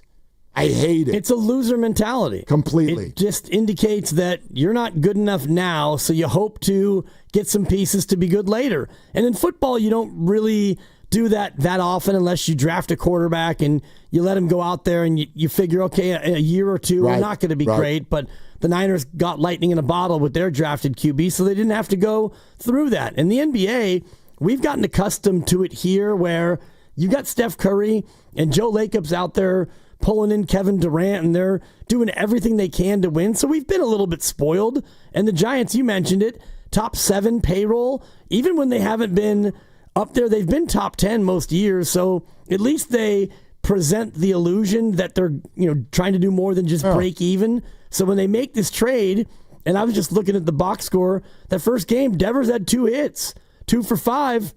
Giants lose 3-2. Yeah, which it's what they do. It's what the Giants are best at. His second at bat, he hit a rocket into the alley. His second at bat, he rocketed a ball into Triple's alley all the way to the wall. Like it couldn't have been a more exciting start. But this is about more than just that, and I think this is another indictment on where things have been over the last 5 years. To get to this point and be motivated by not just the failings of your major league roster, but to be motivated to start bolstering your farm system because of its failings over the last handful of years. That's the big thing. That's a huge piece of this, which is that the Giants right now are looking for reinforcements to come up from the minor leagues, and they're not there. Yeah. 2 seasons ago, well, Marco Luciano's going to be a shortstop. Oh, he's got a brick on his hand. All right, well, Matos is going to develop. No, he won't. He's going to hit 160 for you. Well, let's go down and pull up our top pitching prospect, Carson Wisenhunt. Pirates have 4 on the board before he's got 5 outs. Even Hayden Birdsong, same thing. And, Kyle Harrison was a net disappointment. Patrick Bailey has been good defensively, but he's hitting 209 now, and we're ready to throw a parade. And I know that Kyle Haynes, and he's probably got a point, will say, Baseball America, what do they know that we're the 28th ranked farm system? But even if you're like, I don't know, Kyle, what if you're 24th? The bottom line is this: you ain't got a lot of dudes down there. You don't have a lot of people that you're excited about. And so that's part of this motivation, which is let's get some more people that are exciting who are in their early 20s. Yeah. And I don't know. I find that to be it's disheartening. Very, very disheartening. If you were going to have this major league season, yet you had a bunch of 4 or 5 guys down there who you knew were going to come up and at least do something, make some impact. Right now it's Bryce Eldridge. And, Wisenhunt and Birdsong has already been up. So there's some guys that you're not obviously giving up on. But even if you look at the major league roster and you look at your 25-man roster, it's not like you have 20 guys from your farm, and your farm's been so good that you're just pumping prospects into the big club. No. I mean, the majority of your best players are from outside. We asked him at the end of the conversation, again, Kyle Haynes, who is the director of player development for the Giants, we asked him about who are you excited about that you don't hear fans talking a lot about? And he mentioned somebody who literally just arrived at AA. He just got there. Yep. And he did a nice sales job on it, and the kid is playing really well, but it's like he's not on the doorstep at all. And maybe Eldridge is, and maybe that'll be really exciting. It'll be exciting to come back next year and see Devers is the DH and Eldridge is the first baseman, and you got Chapman and Adames and Jung-Hoo, and maybe you got a lineup that actually really is exciting. But I don't know, man. To be looking at next year before we get out of the J months is absolutely bananas based on where this season has been. Well, to act on that with a move at the deadline where you trade an almost all-star reliever, that's the real tell. We are sponsored by carsforkids.org. 888-957-9570. All right. There's Jonathan Kaminga news. You must hear it. We are going to have a very specific question to ask each of you. You will need to engage because we demand it. We need answers. And I think by a show of hands, we can figure this thing out if we work on it together. So let's do that coming up next on Willard and Dibs. 95.7 The Game congratulates Cars for Kids on 30 years of changing lives. Over 1 million cars donated. More than 100,000 kids helped. Be part of the legacy. Donate your car today at carsforkids.org and join over 1 million satisfied donors. 1-877 Cars for Kids. Donate your car today. Hey, Dan Dibley here, and it's the deadline, and there's one thing I would never swap. I would never trade my bank. It's Fremont Bank, and it is untouchable. It's never going to be on the block because it's a family-owned bank, and it's got a family-owned feel. And even though some of us out there might trade family members, I would never trade this bank that feels like a big part of my family. I've been a customer for almost 7 years now, and I've loved being a part of a good local independent bank. The personal touches are far better than the big box bank that doesn't have the same level of care about you. They're not monitoring your banking performance. They're not keeping your banking goals in mind. And that's what Fremont Bank does. They've helped me get into some higher interest rate accounts with some of my largesse, and that's important to me so I can earn more with my money. And when I deposit my money with Fremont Bank, they reinvest it into businesses and home ownership, philanthropy, all the other good things that make our Bay Area so strong. 21 branches around the Bay Area. There's no excuse. Go in and see for yourself what full-service banking looks like. It's Fremont Bank, here for you and here for good. Citizens, since we each upgraded to Xfinity in our homes, the Wi-Fi has been booming. It's fair to say our town has officially become a boomtown. Mayor, will I be able to drop into multiplayer gaming battles with low lag? The lag won't be an issue, but your questionable skills may be. And what if I have hundreds of devices on the Wi-Fi? Purely hypothetical. Seems like a lot, but sure, hundreds of devices all booming together with the Xfinity Gateway.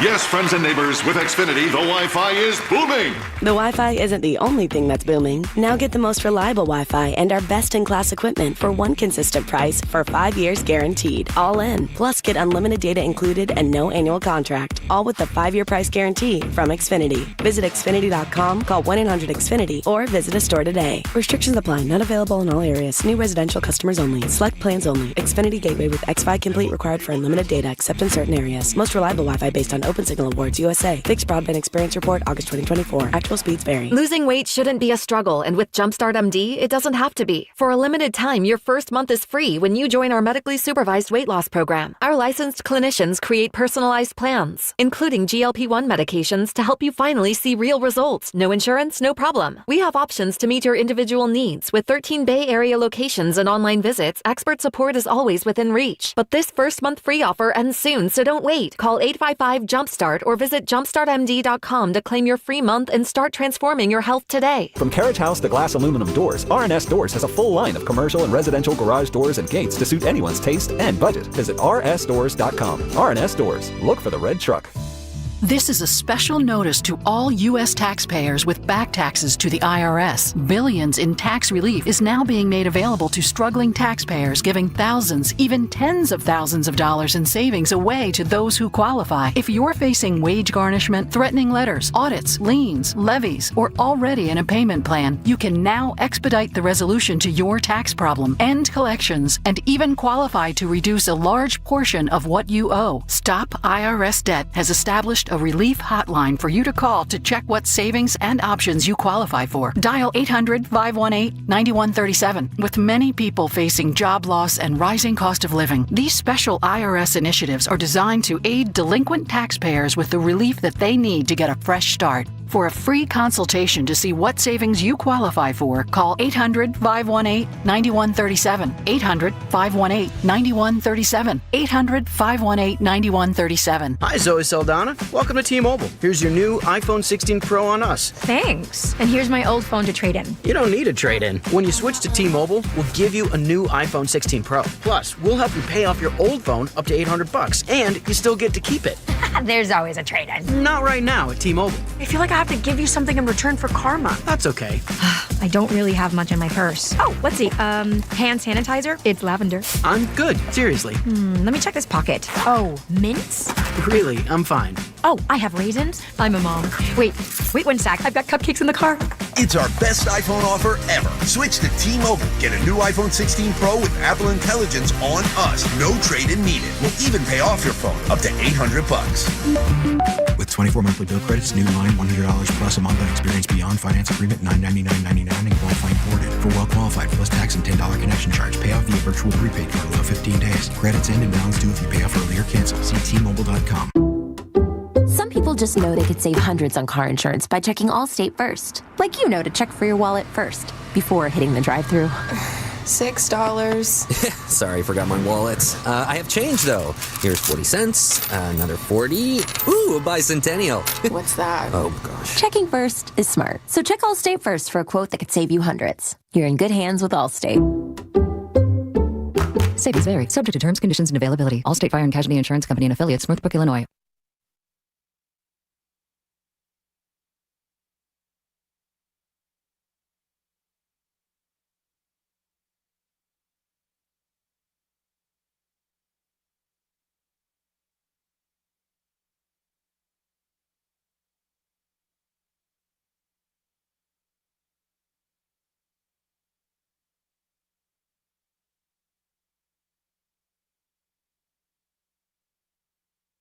Bay Area, this is Jonathan Kuminga. You're listening to Willard Dibs on 95.7 The Game. All right. Here's what I want to say about JK. Yeah, take your time. Collect your thoughts. Actually, no, I got my thoughts. They done collected. Yeah. Okay? We can get into it because you and I have a difference of opinion about a couple different aspects of this. Okay. So lay it out, and then I'll just rat-a-tat-tat you. Okay. So he cannot be on this team this year. Why? I mean, can't grown-ups work through their differences? Sure, but not these. Why not? Because they've been trying for years and it doesn't work, and they're getting further apart. They're not working it out. It's getting worse. People are on social media. I'm gonna bet on myself. Right. Like that just happened today. There are free agents who have essentially signed with the Warriors who won't sign because everybody is completely stuck in cement on this thing. And so here's what I want to say. This is not Team Kaminga, and it's not Team Warriors. Because they're both to blame on where we are here at the end of July. Completely and whatever, and sometimes it doesn't work out, and if you want to make it about like, oh, you mismanaged this, that, the other, doesn't matter anymore. To me, my word to the wise is this. Look at training camp for the Niners last year. You and I just talked this out yesterday. Charvarius Ward was very open in a lengthy interview with Mike Silver about all of the contractual crap that came into Niners camp last year, and it ruined everything. And if you'd like to do that with the Warriors this year, be my guest. I vote against it. It ain't possible. It is not. There is not an avenue, in my opinion, for Jonathan Kuminga to get what he wants, the Warriors to get what they want, bring this circus to town and have people handle it like grown-ups, and win basketball games and have everybody feel like what they need and want is taken care of. That, to me, does not exist. Instead, if you force this issue and you bring this guy back, you're literally bringing to your bench somebody who does not want to be there, has a major presence, is the person who's going to be talked about. Like all last summer, what was it? Brandon Ayuk. Yeah. Ayuk Brandon Ayuk. They brought him back. Right. And how's that going? Well, he got hurt. So that's an unfair. No, it's not. Yeah, because he got hurt. No, because it's not just about him. You went 6-11. Right. And it wasn't just Brandon. It was many other things. And a lot of them were contractual. Charvarius literally said it yesterday. And it was McCaffrey and Trent. And Charvarius. Right. Like everybody's up in their feelings and they're not getting out of them. And so that to me is exactly where we stand with Jonathan Kuminga and the Warriors. And so there are three options on the table. Either he takes this 2-year offer that's there, or he plays on the qualifying offer, or they find a sign and trade.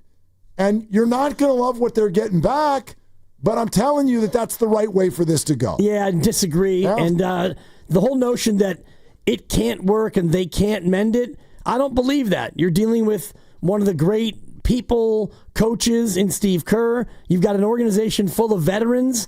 And Draymond already had his comments, and he told everyone it's not about JK, what he's saying about these guys who don't understand the nature of it. So I take you at your word, Draymond. You said it with your chest. He stands on it. I think that if Kuminga comes back in whatever fashion, they can make it work. Now, will it be? Tell me how. You sit down and you agree that this can't be done with words. I'm trying to tell you how. But this has already been happening for 3 years. It can be done with words, and then it gets followed up with actions. And if he plays on the qualifying offer, which he's already kind of saying that he's not afraid to do it, he'll bet on himself. And I would tell you this, if you're Kuminga, and it seems like he would rather play on the qualifying offer for $8 million than sign for $2 and $45, because if that's what the Warriors are continuing to put in front of him, and he says no thank you because he doesn't want 2 years of Warrior team control, that tells me that he wants to be out of here. But he may not have a sign and trade option because the Warriors, for their part, they're not going to take a crap offer. Yeah, so I don't believe that they're going to take a crap offer. Do it. Bring toxicity into your dinner table. Well, you've done it before, and you made it to the second round of the playoffs. How so? When did they done it before? You told me that Jordan Poole, that was not a toxic situation. When Draymond Green knocks him out, he played 82 games, and you went to the playoffs. And you won almost 0 road games because you all hated each other. You were a playoff team. You won a series on the road, and you went to the second round. You got lucky because you lucky. Steph had 50. No, you got lucky. You played an adorable team that wasn't even ready to be in the playoffs. That happened to be the 3 seed. Last year you played against a team who was equally young and equally precocious, who was a 2 seed. Yeah, that's why I don't really find the two situations comparable. To be honest with you, because it was toxic, and it was toxic before Draymond punched him. Klay Thompson had already made comments, and during the year, Steph Curry threw a mouthpiece. But he'd been paid. He was already. But the distraction factor was already there, and it was. Again, I think that it was probably a bigger factor than what this would be. But it was training camp.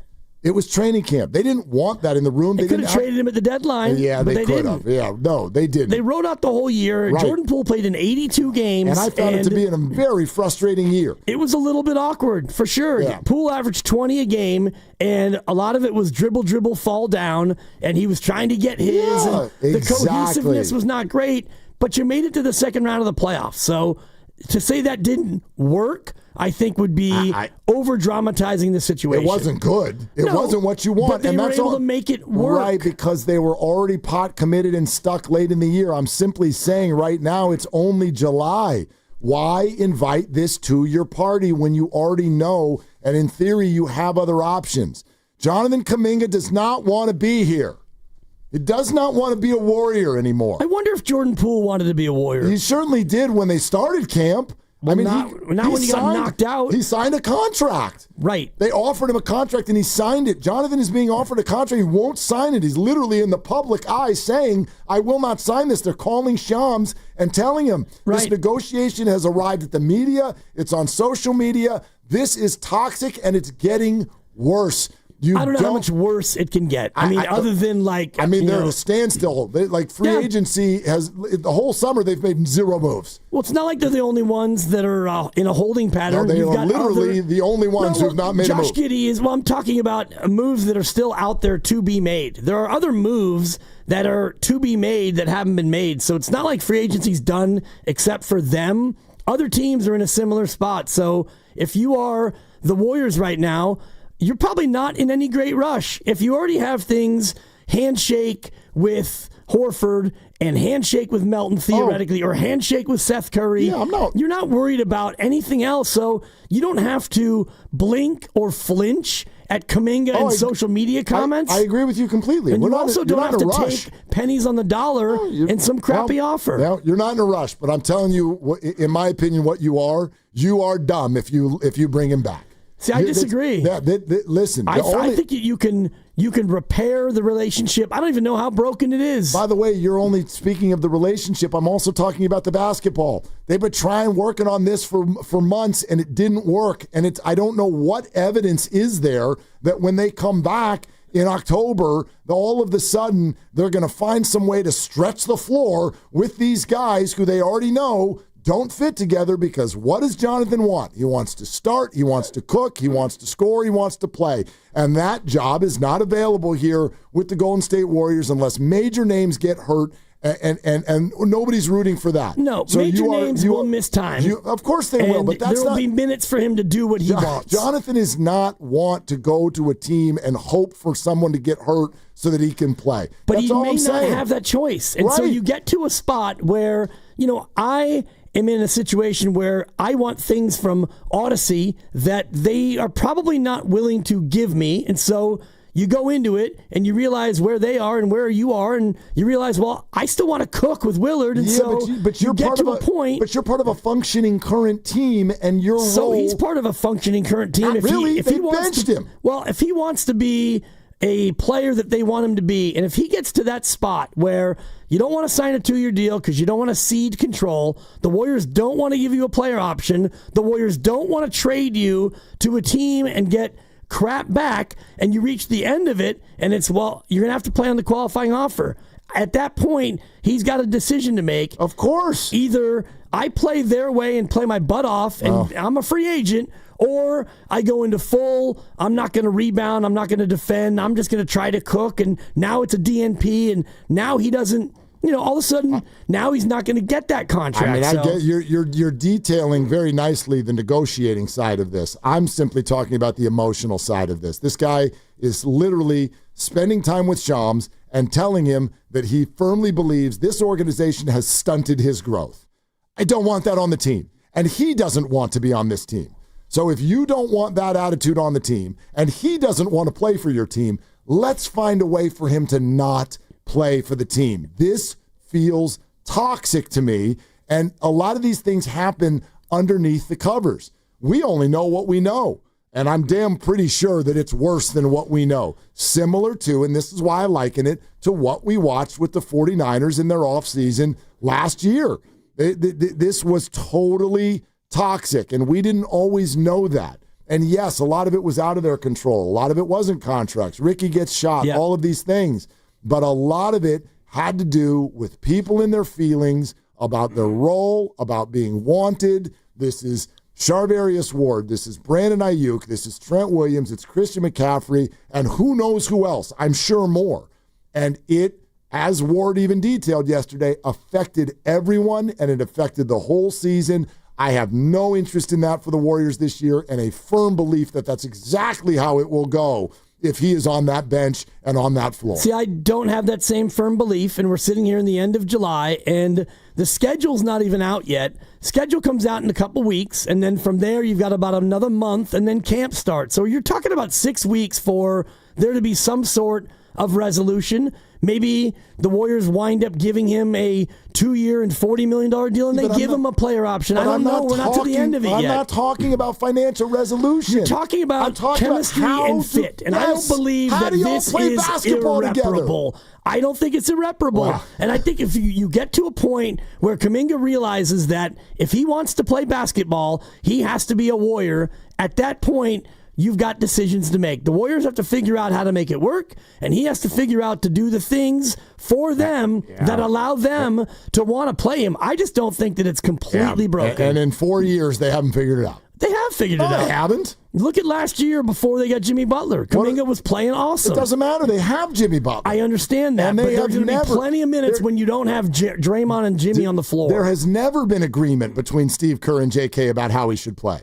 And every year that he gets older, it gets worse because he becomes a more experienced player who is closer to free agency, and the stakes go up. It's not going to get better. It's going to get worse. I don't think it necessarily has to get worse. I do. Jonathan's going to be 24, and then he's going to be 25, and he doesn't want $15 million. He wants $35 million. He wants to start. He wants to score 25 a night. But if that's not available right now, and it may not be available right now, what do you do, hotshot? Yeah, what do you do? That's a great question. If the only thing that's available is 7.9 and you're our seventh man, like, that's it, Jonathan. You didn't want our offer. We don't want to sign and trade you for crap. So what are you going to do? Do you want to come and play well and maybe be a part of winning? Then you can be a free agent. You go out and you can get your 3 and 90 or whatever. You have a lot of faith that suddenly just because he plays on that QO, that means that when Steve Kerr puts him in the game, he's going to play the role that Steve wants him to play, or vice versa, that Jonathan's going to go put up these numbers, or are the Warriors even going to put him in the game? Like, that's what I'm talking about. They're going to have to put him in the game. They don't. Well, if you look at their team and their roster, like, you're not going to give him 82 DNPs. He's not going to get the Reese Beekman treatment. No, but this isn't about like whether or not he can play 10 to 12 minutes a game. My point is you are going to almost assuredly, in my mind, have a very unhappy camper. He doesn't want to be here. It's as clear as day in everything he's saying and doing. Okay. And you, as the Warriors, you have done nothing to suggest that you want him here. You just you offered him 2 and 45. Right, because they want return on their asset. Exactly. They want 2 and 45 because it's a very tradable contract. Right. So what you have, in my mind, is two sides that are negotiating to both find a way to part. So exactly. Okay, so if you're going to find a way to part and you're the Warriors, you're not going to do it now. But you haven't found that resolution, and you may well end up with Jonathan, as you're detailing, playing on a QO, which creates a no-trade clause and unrestricted free agency next year, which is not good because now you're literally going to get, not pennies on the dollar, zero. Right. You're going to get zero on the dollar. So do it now. Get this toxicity do it now out. and bring back Dario Saric and some guy whose name I always forget because I've never heard of him. No, it doesn't have to be that. And it could be with Phoenix, and that deal could change. My point is, you're right. It doesn't need to be right now.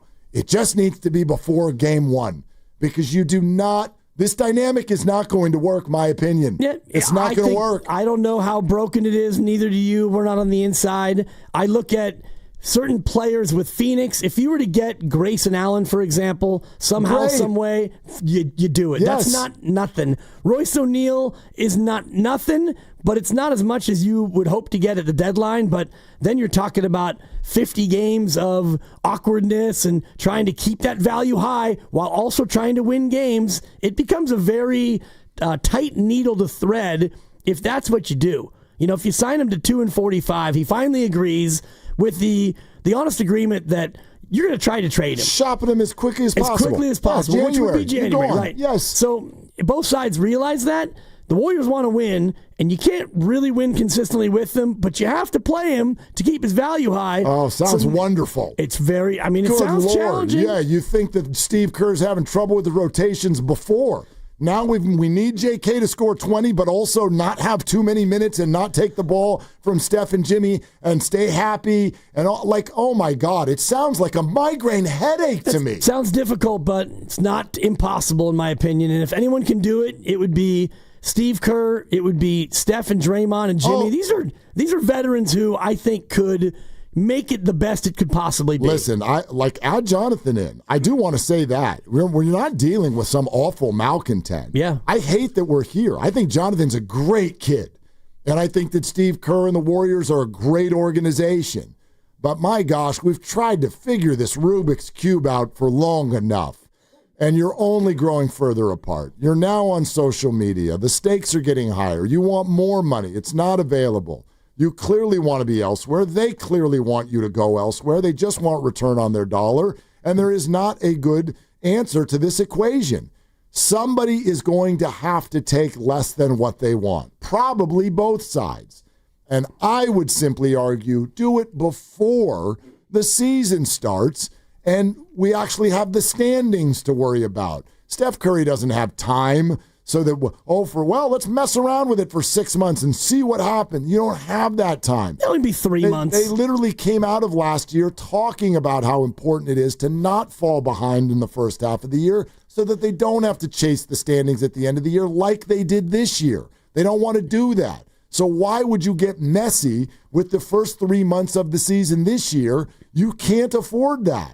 And this feels very messy to me. You don't know whether or not you can afford it, and we don't know how broken it is, but it comes down to asset management. And if this is an asset, and he is, then you don't just throw him out there at a garage sale. You've got a Picasso, and you're going to sell it like it's finger painting? Because that's basically, and I know he's not quite a Picasso, and you might get more than finger painting, but that's what this feels like. You've got something of value, and you just slap it out at a garage sale for $6. If it's a ticking time bomb, I want it out of my house. And I don't that's think why that this you is a have ticking it. time Why bomb. you have? I do. I mean, my God. Well, you just said that he's not a malcontent. No, he's not a malcontent, but that doesn't mean that it works. I mean, look at what's unfolded here just in the last 6 months alone. Very small sample of on-court play, and I think that... Very large sample of off-court discussion. Right, but this is Very business. large. This is what we do. This is just, this is business, I know, right, but in pro sports. Right, but when you get to the business, when you get back to the business of winning basketball games, listen, I am just a firm believer in removing toxicity from your house. And sometimes you ain't going to get a good return on the dollar when you have toxicity in the house, but you have got to get toxicity out of the house. And when I say that, please understand, I am not calling JK a toxic person. And we don't even know how toxic this is. I feel it is. I don't think we end up with Slater in Cleveland and Shams on the phone. I don't think we end up here if it's not toxic. Well, that's obviously his greatest desire has been made very clear. The statement was made, I feel like this organization has stunted my career. Right. That's toxic. I mean, it's That's real. toxic. It's his real, honest feelings, Right. but it doesn't mean that, oh boy, he said that and we better get him out of here because, man, we can't stunt him another year. We're going to just give him away for Dario Saric. I think it equals losses. That's what I'm saying. It's not about the contract and who wins the deal. This is about losses. I think it will add losses to the standings if you have him on the team this year And that's not about his basketball acumen. That is about two sides who do not see eye to eye, and they need to get away from each other. That's how I see it. Yeah, it's end of July, and as I've mentioned before, the season starts usually mid-October, so you've got August and September and half of October to figure out, if he stays, how you make it work. And I do believe Steve Kerr when he says, if he's back in camp, we're going to try everything we can to make these combos work. We're going to try. I think that you can make it better than it was at the end of the year.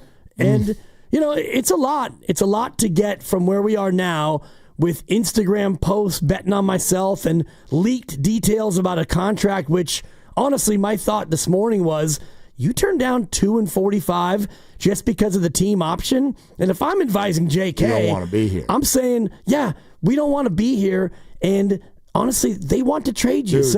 Let's take the 45.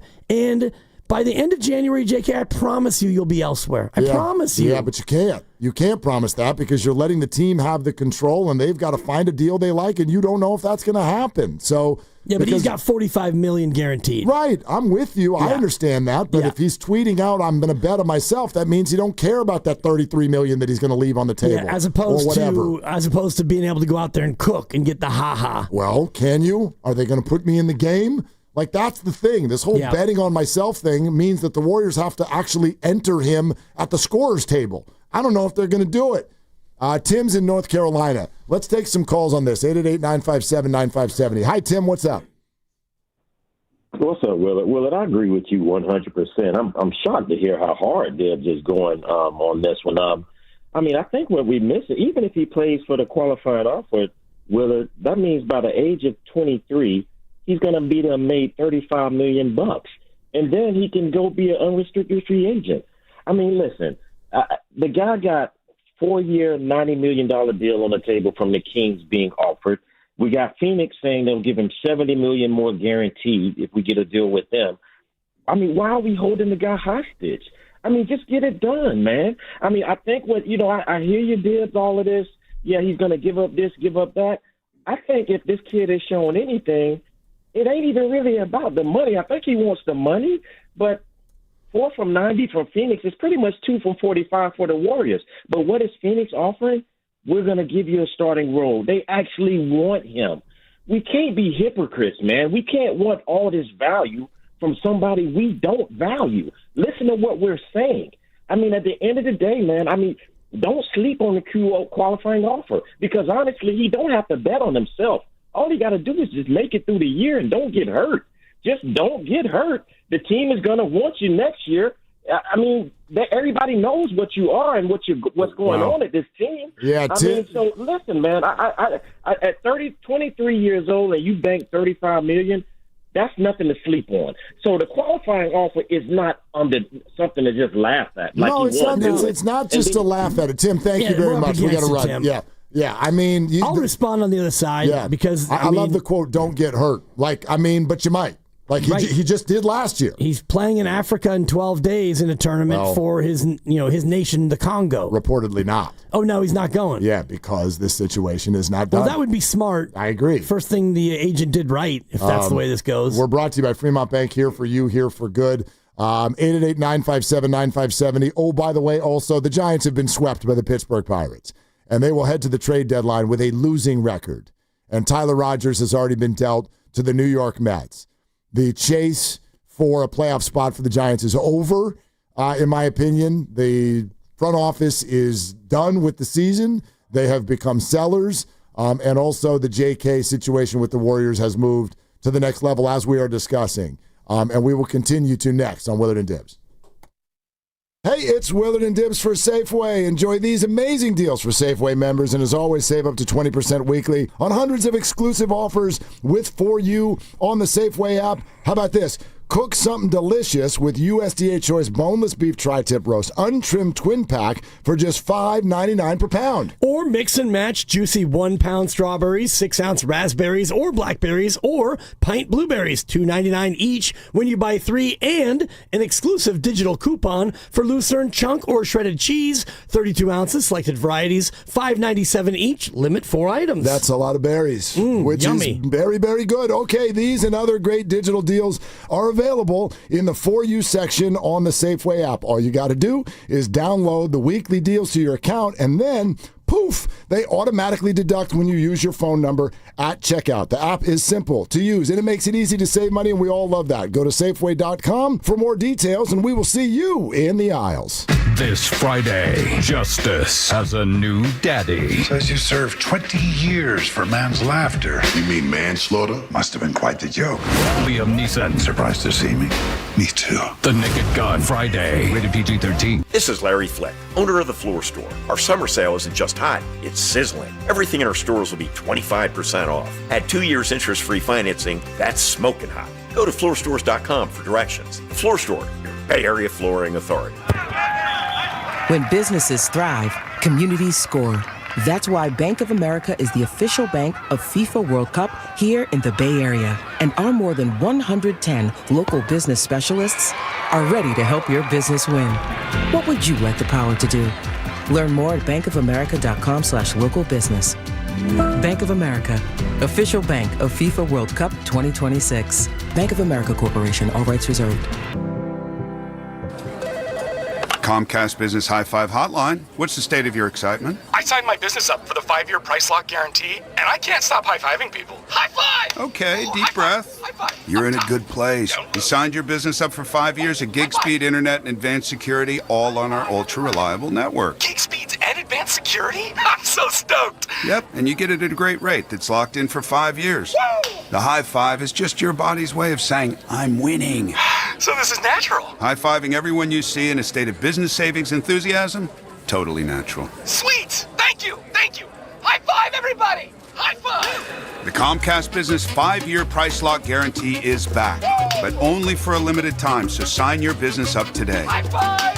Comcast Business, powering possibilities. Ends 9/21/25 for new customers with qualifying bundle. Current customers may be eligible depending on services and area. Guaranteed rate applies to monthly service charge, excluding taxes and fees. Other restrictions apply.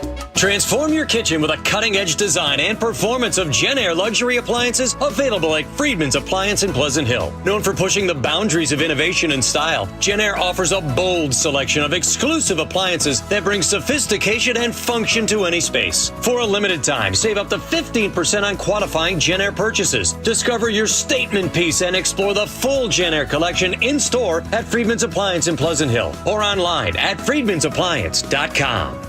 I'm Jenna Fisher. And I'm Angela Kinsey. And together we have the podcast Office Ladies. Just because we finished rewatching The Office does not mean we're going anywhere. Every Wednesday, we'll be sharing even more exclusive stories from The Office and our friendship with brand new guests. Plus, you can revisit all the Office Ladies rewatch episodes every Monday with new bonus tidbits before every episode. So follow and listen to Office Ladies on the free Odyssey app and wherever you get your podcasts. What's that sound? That's the sound of Downy Unstoppable scent beads going into your washing machine and giving your clothes freshness that lasts all day long. There it is again. It's like music to your ears, or more like music to your nose. That freshness is irresistible. Let's get a Downy Unstoppables bottle shake. And now a sniff solo. Nice. With Downy Unstoppables, you just toss, wash, wow, for all-day freshness. In a world parched for excitement, one drink will emerge. Twisted Tea, the refreshing thrill ride of flavor. Recreating its classic role as the hard iced tea that goes down smooth. Twisted Tea doesn't just taste like real iced tea, it's made with real brewed tea and a 5% kick of alcohol. Taste the adventure with Twisted Tea Hard Iced Tea. Keep it twisted. Twisted Tea Brewing Company, Cincinnati, Ohio. Please drink responsibly.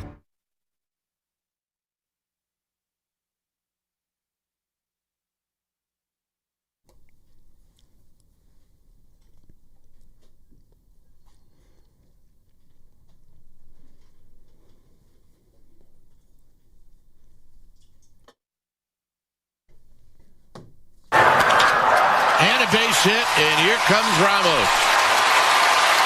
Giants are going to take the lead. Cut off at short, 1-0.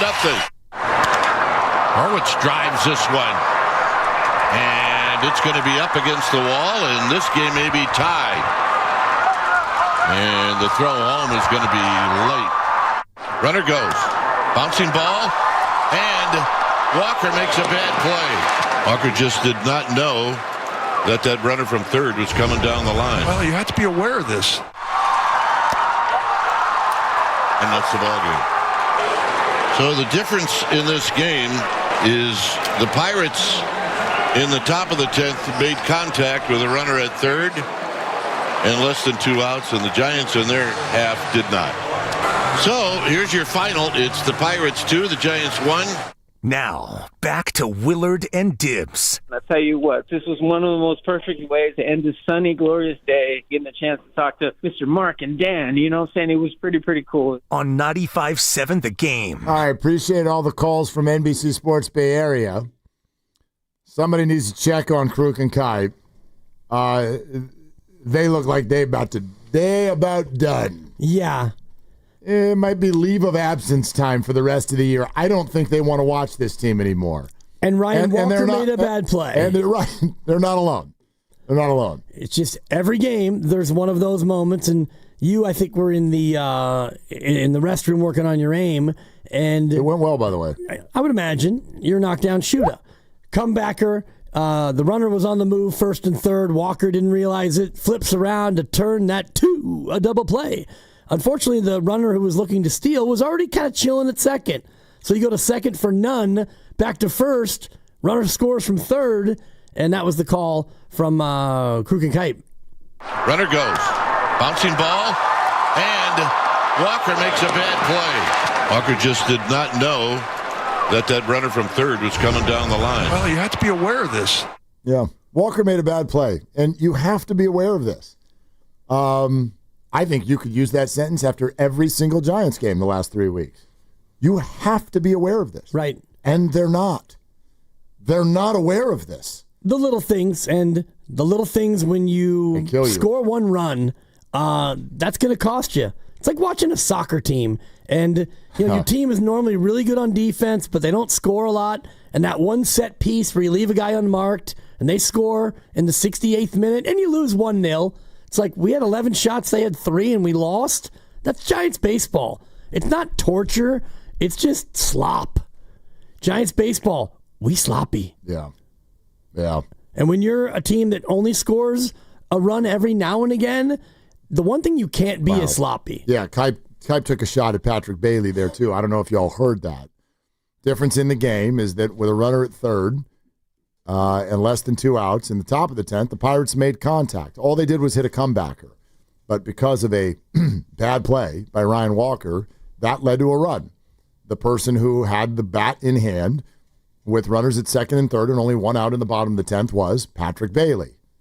Just who you want up there. Oh, because he's got a knack for the walk-off, doesn't he? And he struck out.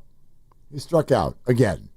So the Giants are under 500. Tyler Rogers is a Met. Enjoy your off day. The deadline's tomorrow, and I think some of you who are getting out of your uniforms right now are getting out of your Giants uniform for the last time.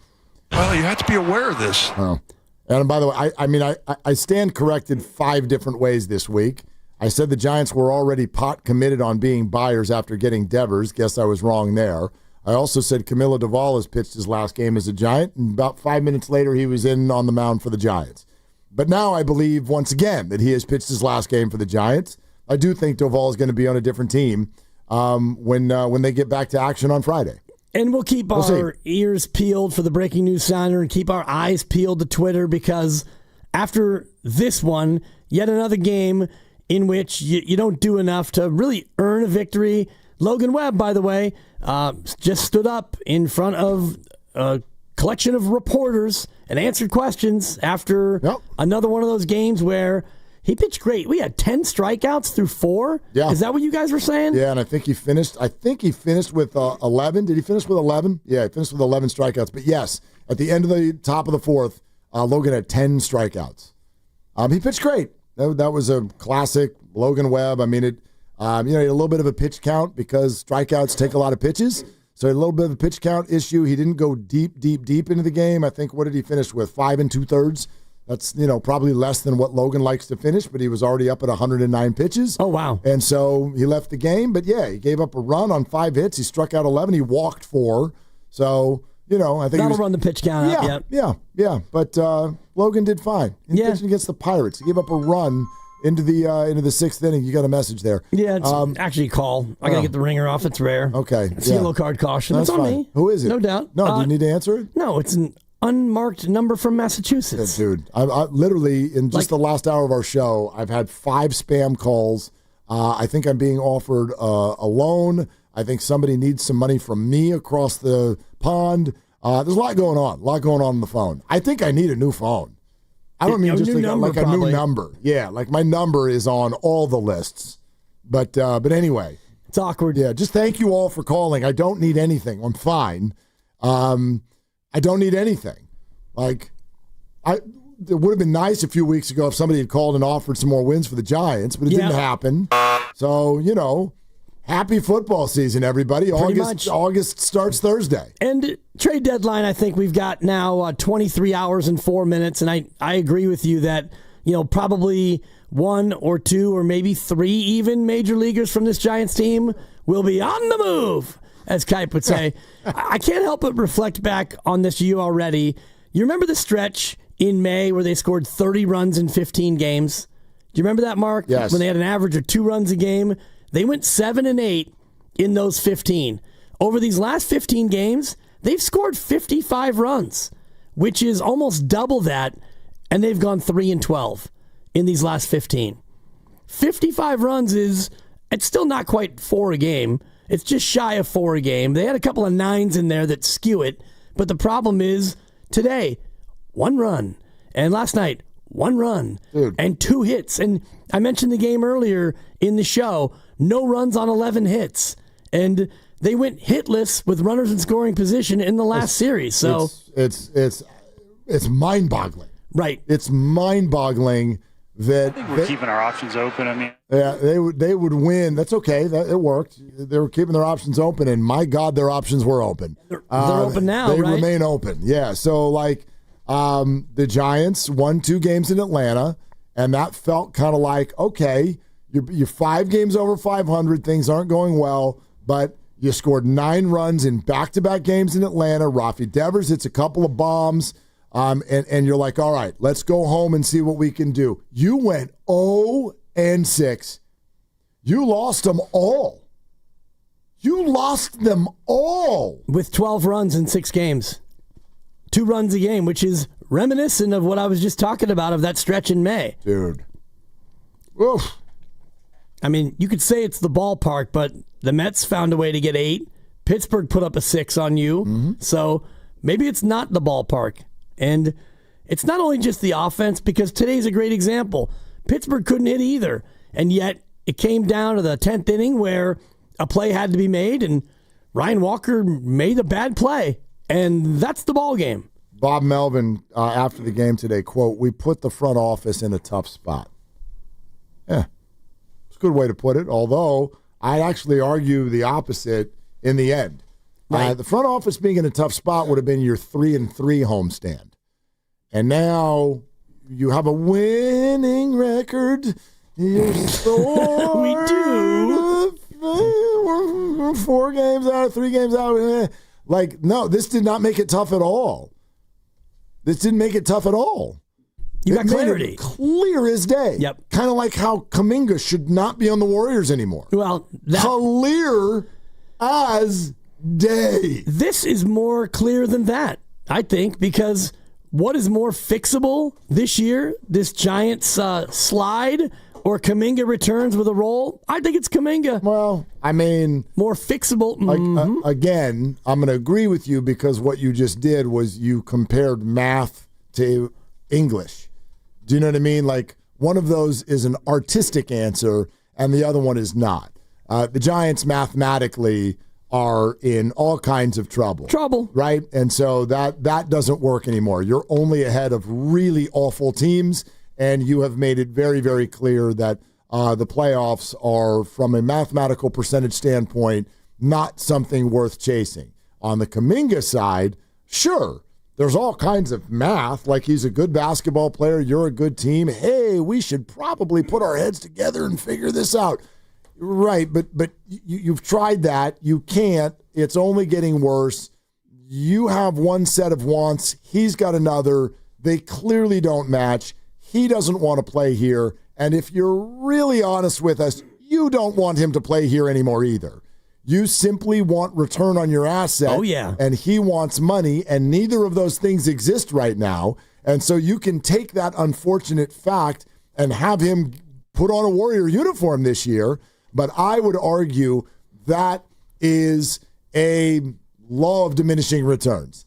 Very, very clearly. That is outweighed. That is a net loss by the fact that what you are bringing to your bench and what you are bringing into your locker room is a toxic situation. Somebody who does not want to be here will continue to push for what he wants while you continue to push for what you want, which is the ball in Steph Curry and Jimmy Butler's hands.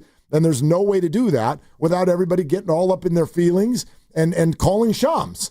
So I just this is what's been happening for 2 years already. And this is off-season stuff, and I don't believe that it has to carry over into the regular season. It already has. Well, to an extent, and he got DNPs because he was not doing the things that Steve Kerr wanted, hustle plays and rebounding and defending and all the rest of those types of things. And so, yeah, JK, we're not gonna have you out there in these high leverage games, but you do get into certain spots on the schedule. And again, the schedule's not out yet, where you've got games that you're going to be able to win. And maybe it's a vet rest day for Jimmy or Steph, or maybe it's Draymond, whatever it is. You're going to have times when you can go to JK and say, you're going to play 34 minutes tonight because we're taking on Charlotte. You're going to have a chance to cook. And I know it's not what he really wants. That's not what he wants. He wants that every night. I know he does, but if that's not available here and you don't want to make it available elsewhere, then JK is in a spot. Correct. He's in a spot. That's and correct. It's not ideal. No, it's but not. You can, and I think Steve Kerr is a master communicator, and I think that you can get into a spot where you could try to work with JK if you wind up stuck together. I think about a marriage. I think that's what they've been doing that. And he has been a master communicator. And they've made the most of it. Not really. JK is ticked at him. Well, JK He's been ticked at him for 2 years. JK was getting what he mostly wanted last year before he got hurt, which is 26 minutes. He probably wants more than 30, but he was getting the minutes. He was getting the shots. And he was getting to cook. And they were not good. They were fine. They were not fine. They had to trade for Jimmy Butler because they were 18 and 14 when he played, when Kuminga played. That's not good enough. It's not good enough in the West.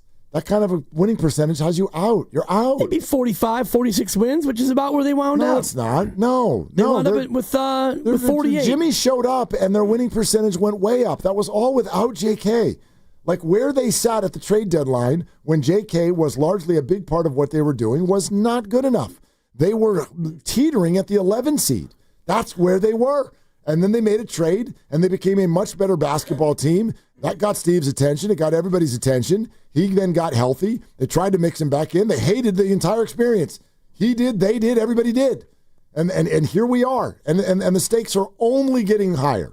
So I just, listen, 888-957-9570. We can get back to that in a sec.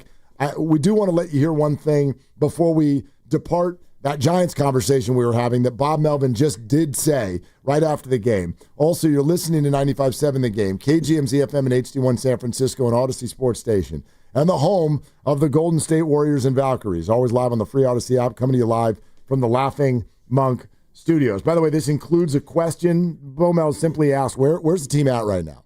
Bob, this is the first time this team has been under 500 the entirety of this season. Just where is this team at as a collective? Under 500. Unfortunately, that's where we're at. Put ourselves in this position, and when you play like we did again today, you lose games. Yeah, he's had it. He's had it. I mean, where you guys at, Bob?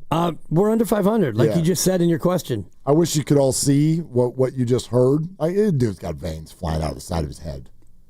Like, he's had it. Yeah. He's had it, and yes, some of this stench is totally on him. And I think Bomel is a good manager. I think he's a great baseball man. I think he commands a clubhouse. I think his resume speaks for itself. But there's no way you can argue he's done a good job this year. Like, this is a reflection of all things. When you got people out there running around on a daily basis making mental errors, it is a reflection of everybody. Like, every single game right now ends with Kruk and Kipe going, you can't do that. You got to know that. You got to know these things. You got to understand that every game ends that way right now. It's a reflection of everybody. Right. And it's, the hitting coach and the defensive coach and the manager and everybody else, because the way they're going about losing is just completely sloppy and no timely hitting. They had 0 runs and 11 hits in the game, and they went 0 for with runners in scoring position. And that is not ballpark factors. And even today, when you get first and second, you get a bunt down in the 10th. All right, we're set up to give me a sac fly. Can I get a sac fly from the congregation? No, you can't. And a couple outs later, you lose. And so even the guys who try to make the right play, Yaz with an unbelievable, it's not catch of the year candidate, but it's nice a top catch. 10 catch. Yes, it's a nice catch. Well, he dove into the net, and while diving into the net, was able to bring his legs up and basically high jump the low wall. You high jump the wall, you go into the net, and you make the play. Phenomenal catch. It actually looks kind of fun. Like, it looks like something that would happen at a bounce house. You know what I mean? Yeah. Like the kids do this at birthday parties. Like, you just jump over and fly into the net. Yaz is a good defensive player. He's always been a very, very good defensive player. You lose something when he's out, and Matos goes in. No doubt. Defensively. But anyway, look, I'm a big believer in these things. We've learned this through the years. This is not to be self-serving, but the sports teams in this market and in all markets, when there are big things going on, they want to know what's going on in the minds of their fans. They do. And there's a few ways that they can do that. They'll dip their toe in the water by sending some things out to social media so that they can learn a little bit about what the reaction might be. And as we've learned from people like the Petty Kings, that the great Golden State Warrior players are, they listen. They listen to these stations, they listen to these shows, and they want to know what people think. So we have arrived at the trade deadline. The Giants are under 500, and they've already done one deal that certainly reeks of selling. And so Giants fans, we want to make sure that you know that it is an open invite right now to air it out. Whatever your grievances are, whatever your thoughts are, your feelings right now, as we have arrived at a 6 to 7 week period where the team was in a playoff spot and then went out and acquired literally one of the great hitters in the game and signed up to have him for the next 8 years of Giants baseball. And from that moment forward, that moment of optimism that owned the airwaves of the Bay Area, from that moment, the San Francisco Giants have been flat last, worst team in baseball, arriving today at the end of July, selling, getting swept by the Pirates, and heading for social media for the next 24 hours, literally with a losing record. What do you all have to say about that? I cannot think of a moment in the last 15 years that has felt more disappointing than this one. Again, disappointment is married to expectation. No doubt. And so I'm not saying this is their worst moment. I'm saying it's the most disappointing. This is a stunning turn of events since mid-June. Absolutely stunning turn of events. You've lost 12 of 15, even more recent than that. And these are mostly embarrassing losses. Against teams that aren't very good. Right. Not just losses, but losses where you look like you have no clue what you're doing out there. Infield fly rule, we don't know it. Dribbler to third, we just run into the out. And last night, where your first baseman strays, your second baseman pumps, your pitcher goes to cover and looks the wrong way, and we throw it and it hits the runner. I mean, that play in and of itself was like, you may not see that. It was hilarious. In a Little League game. No. And this is what, like, the Giants right now are losing games the way they used to win them. You bring up Little League. Remember earlier this year when Ramos won a game with a Little League homer? That's right. Remember that? And the Giants famously at Oracle Park are known for this. Keep the game close till the 8th inning and find a way. Well, now what they're doing is they're keeping the game close to the 8th inning, and then they are finding a way to lose as opposed to win. That rally for 2 runs for the Pirates last night, nobody ever hit the ball hard. They barely hit the ball out of the infield. People are just dribbling ground balls all over the field, and you found a way to let them turn that into 2 runs and lose a baseball game. Meantime, Rafi Devers has a hole in his bat. He is swinging through everything. And every now and again, he gets a hold of one, and there it's like, okay, there's Rafi Devers. But my image of Rafi Devers, that big moment for Devers right now, is simply the constant look where he's looking back out into right field as he walks back to the dugout after striking out. And it's he's the doing same it constantly. Pitch. It's either a changeup or a splitter down, and it's 3 to 8 inches out of the strike zone, and he swings over the top of it. And the one big moment probably in his tenure, you mentioned it earlier, that first game, when he laces one off of the wall into the gap in right center field. You haven't had too many of those where it's like, there's Rafi Devers. There's the player we all were expecting to see. Yeah. The big bat. It just hasn't emerged that often. Whew. Pretty bad. Wow. Yeah, Coach. Bad. Really bad. I mean, I've seen losing streaks. I've seen June swoon. I've seen valleys. But good God, what on earth are y'all doing out there? Just throwing the ball over people's heads who are 10 feet away from you? Like not knowing the rules of the game? Constantly looking like, I mean, you get people out of position. Just constantly not being able to put the bat on the ball when there's a runner at second or third. It's not even just like, oh, they got a bad average. They don't even put the ball in play. They just constantly strike out. Yeah. What an indictment on everybody involved. Well, it's a disaster. And, 888-957-9570, if you're watching this and you see him lose 12 of 15, and it's pretty easy to point to Bob Melvin and say, it's a Melvin issue. And I do think, it all falls on his desk essentially, right? When you talk about being sure, the manager, boss. Yeah, and you're the boss, and you got to get everything buttoned up. If we go through a stretch where we're as bad as the Giants have been, our boss would be in a little bit of trouble himself just by the very nature of any business. That's how it works. But I look around and it's a bigger problem than just that. And every game they've lost of these last 12 games you've lost, 12 out of 15, they've done it in so many different fashions. That is what's most troubling, 888-957-9570 is the number. We got time still over the next almost 2 hours to circle back. I know you wanted to respond to some of that Kaminga stuff, but let's create a lane for Giants fans to let it out. Let it out. 888-957-9570. Tyler Rogers is a Met. You have a losing record. The trade deadline is here, and there are very, very strong rumors that Camilo Doval and Justin Verlander are not going to be Giants when you see them suit up yet again. Okay? All guests on 95.7 The Game appear on the River Islands guest line. Isn't it time for you to discover the islands? River Islands in Lathrop, and this is Willard and Dibs. And it's Willard for New Vodka. And I can tell you what, when my favorite baseball team just absolutely craps the big one, I love to have a drink. So here we go. NUE Vodka. I know that I'm going to open up a bottle tonight. You should too. New Vodka delivers quality you can taste every pour. And this is probably my favorite part. It comes at a price that absolutely makes sense. The quality of the drink is definitely higher than the price.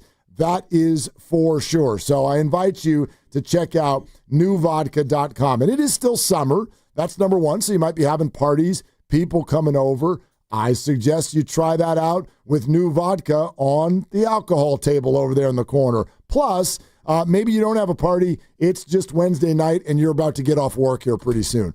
That works too. It makes a great cocktail. Or you can try one of their flavored vodkas. They've got cucumber. They've got citrus. You should check it out. Find New, that's N-U-E, at your local liquor store or visit newvodka.com, NUEvodka.com to find a retailer near you. We finally switched to T-Mobile because with them, we can be connected here and there. Let's watch a movie. And we have Netflix included to enjoy our favorite shows and movies. ¿Qué tal esta? Bacanísima, pero ya la vi. Now the hard part is getting them to agree on a movie.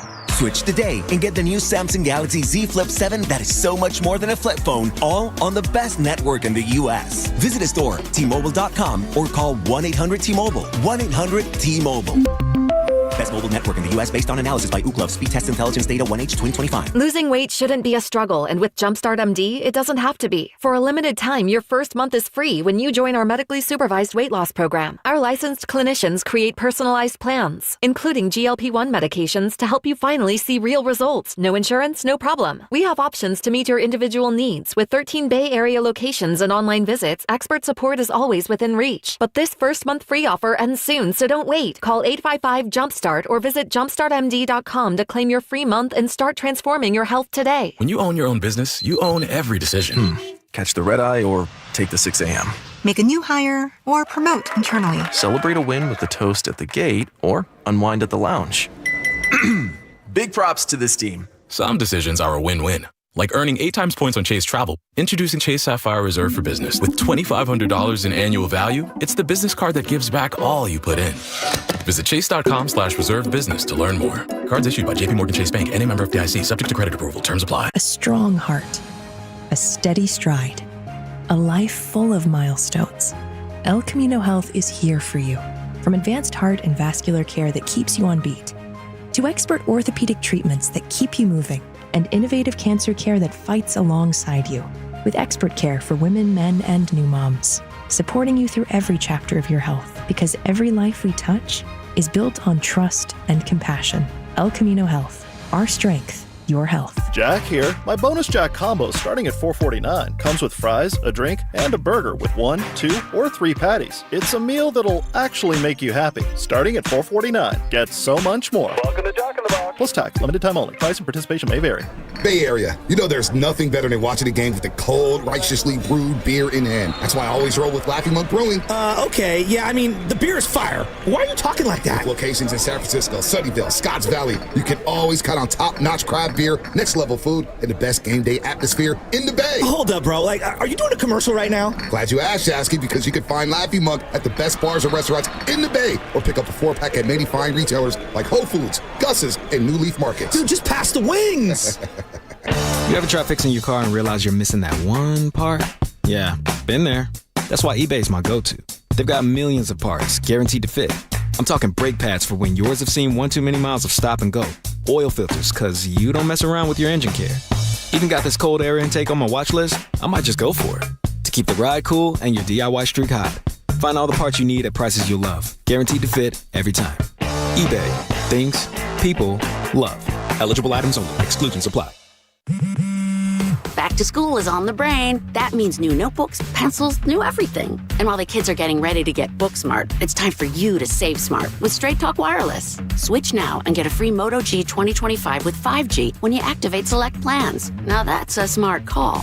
Get Straight Talk covered by Verizon's 5G network. Available at straighttalk.com and Walmart. Offer valid through 10/19/25. Taxes and fees apply. Purchase of gold unlimited plan or higher required for offer. Must activate the plan in-store at Walmart. Cannot be combined with other offers. In San Francisco, it's 64 degrees and partly cloudy. Weather brought to you by Staples. Have you heard? The Staples Easy button is back with even more easy. Press it for custom prints, shipping services, even passport photos. Staples. That was easy. Don't miss your chance to see comedian Tom Papa on his Grateful Bread tour at the Masonic in San Francisco on October 4th. Buy your tickets at livenation.com. And for your chance to win your way into the show, visit the contest page at 957thegame.com.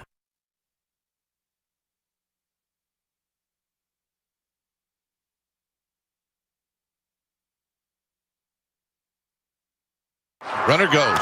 Bouncing ball. And Walker makes a bad play. Walker just did not know that runner from third was coming down the line. Well, you have to be aware of this. And that's the ball game. So the difference in this game is the Pirates in the top of the 10th made contact with a runner at third and less than 2 outs, and the Giants in their half did not. So here's your final. It's the Pirates 2, the Giants 1. Look, we're still trying to win games here. I mean, we have a pretty deep bullpen, and we got a bullpen arm back too. So it hasn't changed in what our expectations of ourselves. But you also understand that we put the front office in a tough spot too, and they have to look at the future and the now. I think this might be a combination to where we have some depth in the bullpen and got something back obviously they liked. Now, back to Willard and Dibs on 95.7 The Game. Woo! What do you expect him to say? And that's the ball game. Yeah. The Dwayne Kuiper, and that's the ball game. That's the ball game. Well, you have to be aware of this. Yeah.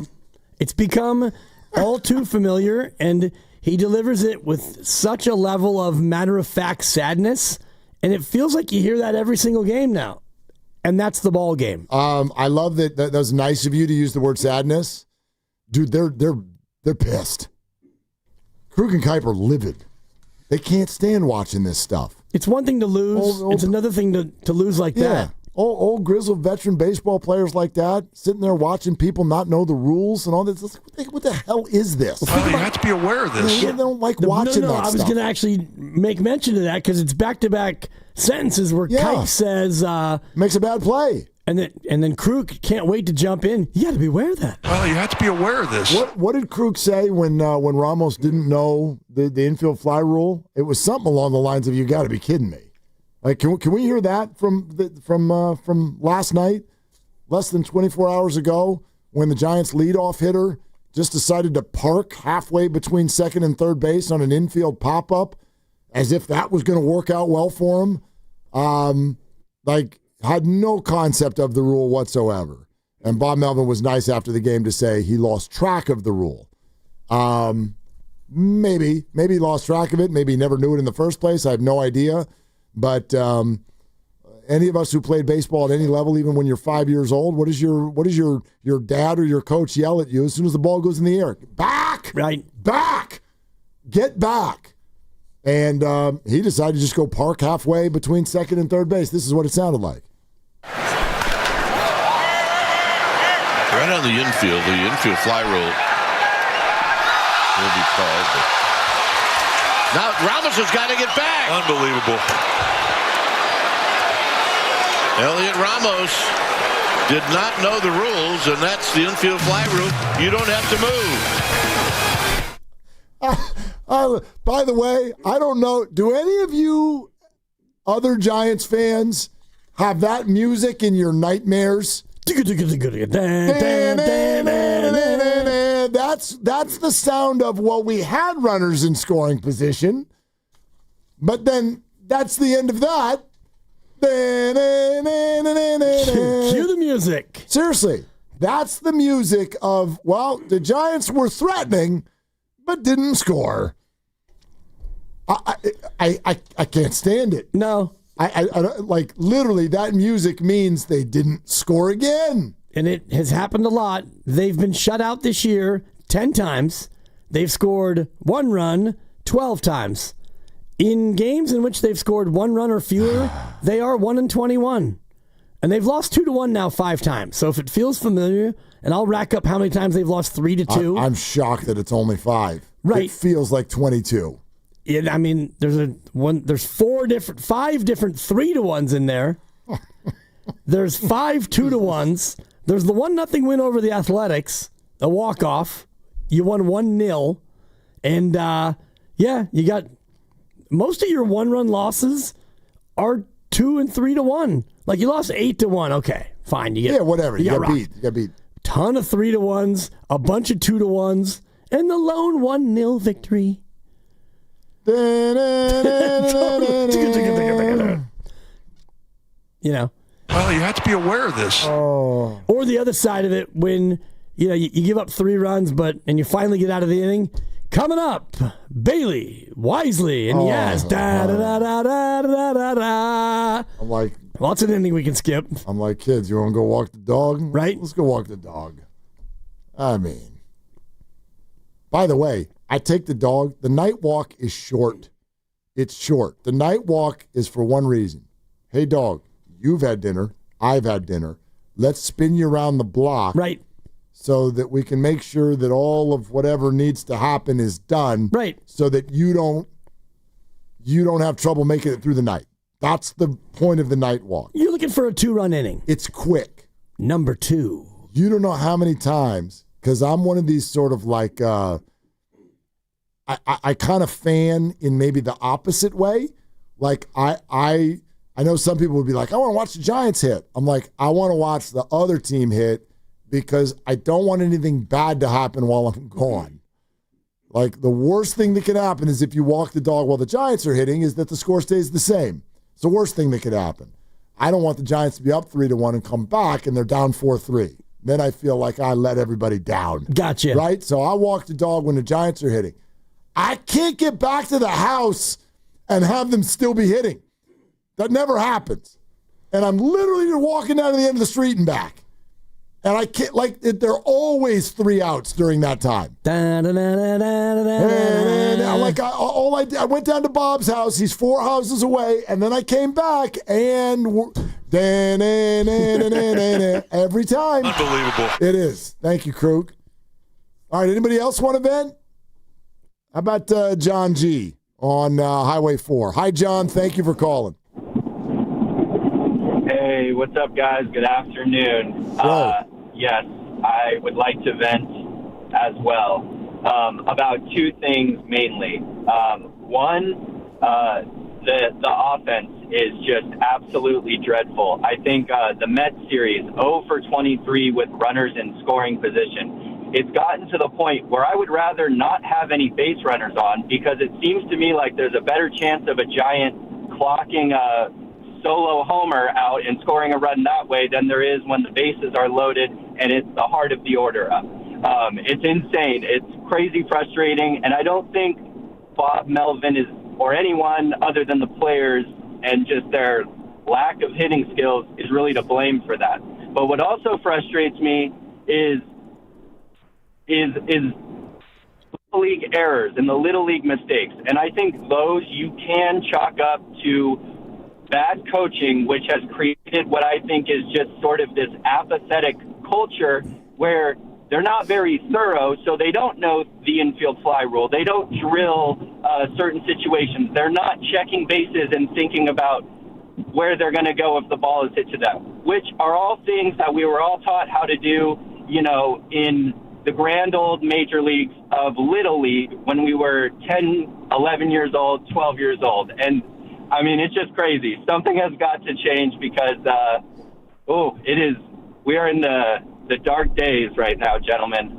But thanks for letting me vent. I appreciate it. John, hope you feel better. Thank you for calling 888-957-9570. If you would like John, 1895 is when the infield fly rule got instituted, as we learned earlier in this program. So it was pre-Ramos.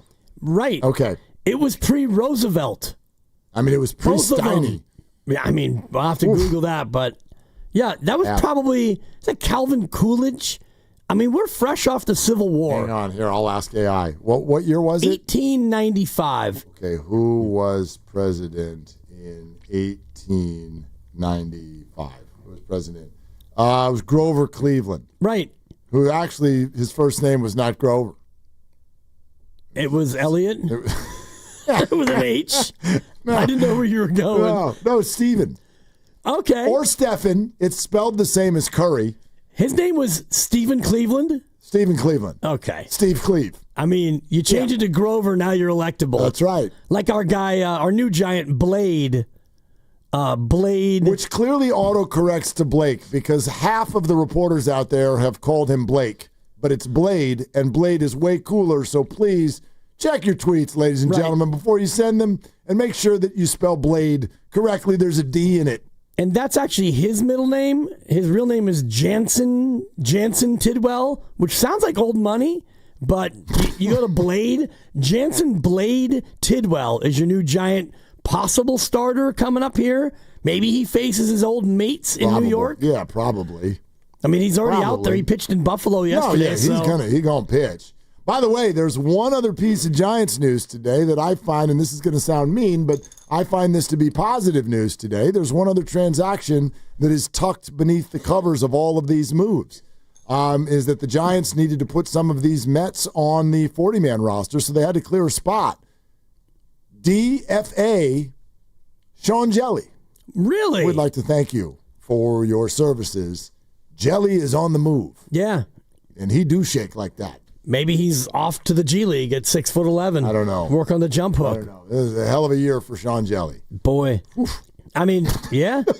Well, that didn't go well. Didn't. And you take him out of the possibility as a long man if you do have another bullpen game. Not that we're getting too deep in the X's and O's about who's going to be in the rotation, but who's going to replace Jelly is not something that had crossed my mind as of yet. And maybe by tomorrow we talk about who's going to replace Verlander if he eventually gets traded. The Mets have made another move. They picked up Helsley from St. Louis, so they've used Helsley. 6 players to acquire 2 legitimate back-end relievers, and the Cardinals and the Giants both selling off pieces, so expect a lot more movement here over the next 90 minutes of our show and then throughout the day again tomorrow. Yeah. It's interesting, though, by the way. I'm seeing a lot of tweeting right now about David Bednar, who is an interesting character to Giants fans. He is the closer that you watched for the Pirates go against the Giants 2 nights ago in the 6-4, would-be 6-5 loss, the game that Baumel said it felt like we were going to win, but they didn't. But anyway, he's a real good closer, and there's a lot of tweeting about how he is the best reliever still on the board, and I don't know about that. Because Camilo Doval is now on the board. Who would you rather have? David Bednar? He hasn't blown a save yet this year, but the more devastating stuff and the younger guy, David Bednar, by the way, I think the older brother of Giants farmhand Will Bednar. Yeah. Yeah. So, anyway. For me, it's Bednar. Really? I think the volatility of Doval would scare me a little bit. I know today he was spectacular, and if you're going to shop and move Doval, you wanted that performance today.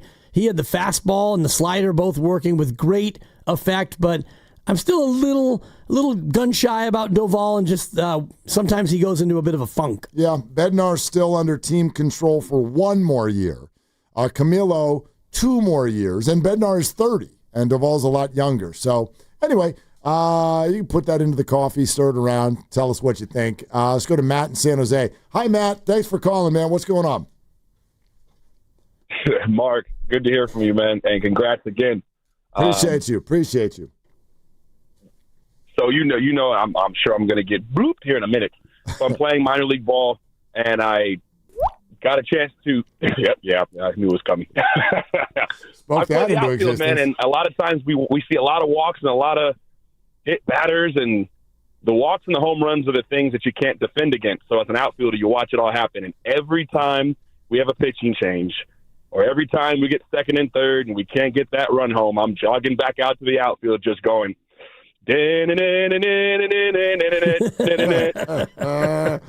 Exactly. And that's not good. Never fails. Matt, thanks, man. Appreciate it. Yeah, I just it's a very triggering year is what it kind of is. Giants are 27th in the bigs in batting average with runners in scoring position. Interestingly enough, they're ahead of the Mets. Your bottom 3 are, you'd expect, the White Sox, the Rockies, and the Mets. Only hitting 227 with runners in scoring position. That's interesting. Yeah. Really good pitching team, though. Right. Again, this is why I defended the Giants earlier in the year. You don't need to be a great hitting team to be good. You don't. We already know this. They weren't a great hitting team when they won World Series titles. So you can win with average, even a little bit below average hitting if you have really good defense and really good pitching. But the Giants, A, do not have really good defense. B, their hitting isn't slightly below average. It's turned into awful. And C, their pitching is really good, but you can only ask so much. You can't ask them. It's like the Giants play baseball where it's like they go up 2-1, and you're like, okay, we got this one. Let's ride it out. It's the 4th inning. Right. You're asking the bullpen to be rock solid perfect almost every night. And it's like Randy Rodriguez the other night. Or when Bivens was getting tired and Beaumel's like, we're going to stick with him for a couple more pitches. Whack. Yep. And the ball starts getting hit all over the yard. You can't ask them to be absolutely perfect, and it feels like they have to be. And that's going to bite you after a while, and it really bit them hard these last 3 weeks. Especially when your defense is allowing the other team to get additional outs. And I'm looking back to that stretch I was talking about, mid-May to end of May, where you had 30 runs in 15 games, yet you went 7-8. So at that time, Mark, your pitching was beyond amazing. And you won 1-0 and 3-2. You won 3-2 and 4-0, 3-2 and 2-0. Your offense was crap.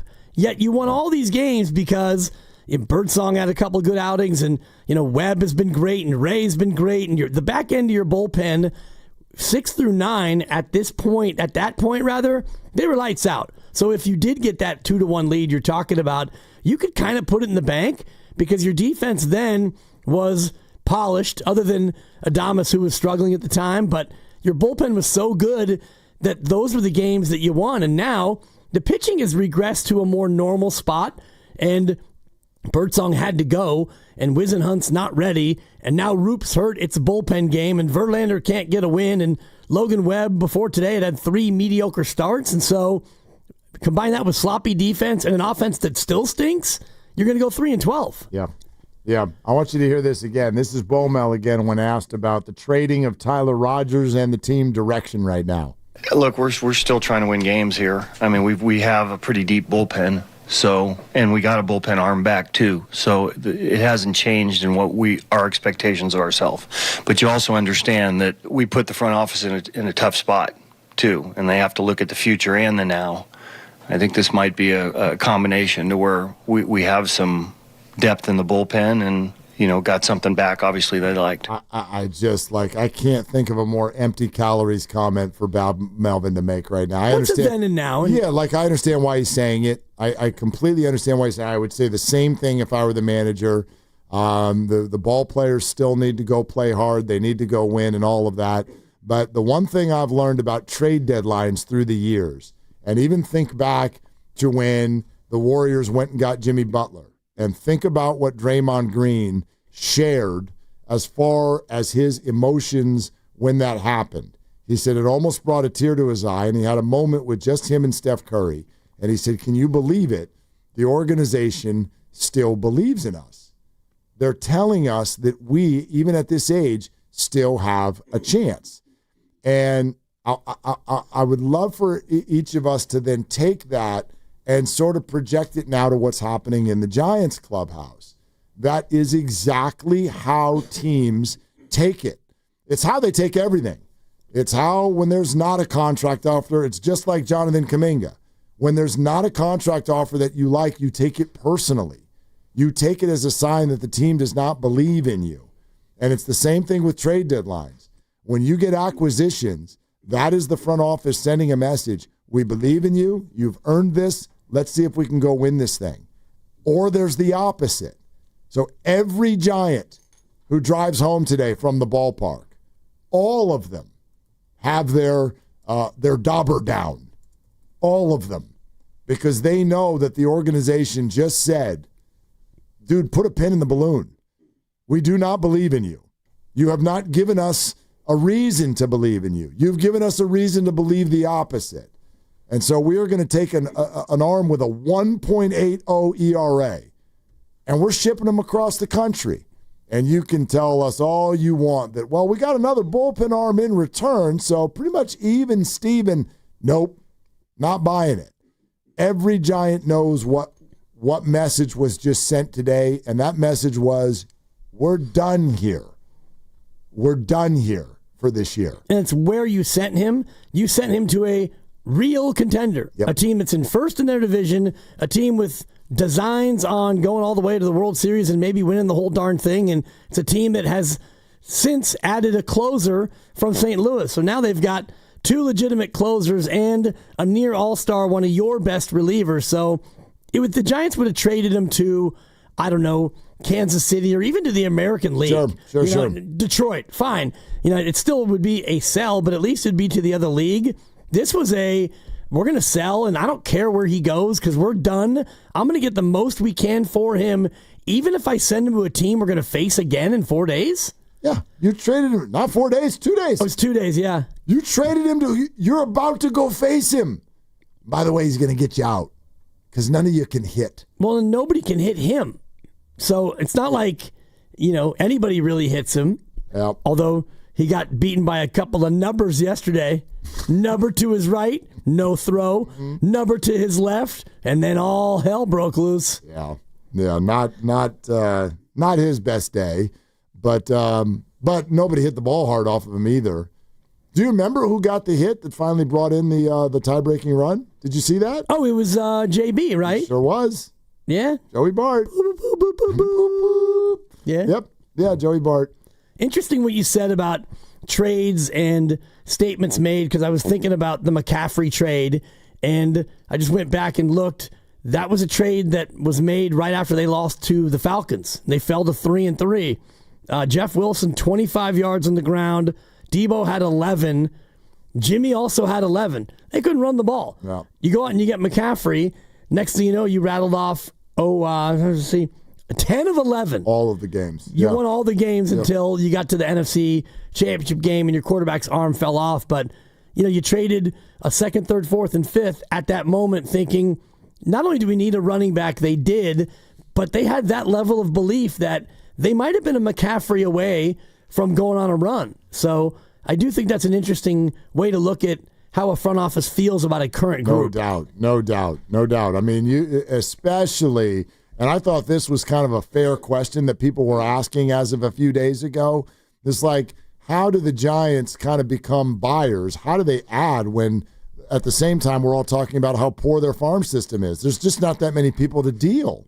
So, that's why, at least for the moment, they can almost be like, well, that's actually our way of buying, is instead of dealing from the farm system, we'll deal from the bullpen, because that's where we have a surplus. But it wasn't going to be Tyler Rogers and Camilo Doval and all of that. Again, I want to reiterate the report that comes from Alex Pavlovich that Buster Posey put out the information just last night. The Giants lost their second in a row to the Pirates, lost all the games on their homestand, and he put the word out to all of baseball last night, bullpens available. It had not been until last night. And they've already got a taker on Tyler Rogers, and I would put a chip in the corner of Camilo Doval will be gone when the Giants play again as well.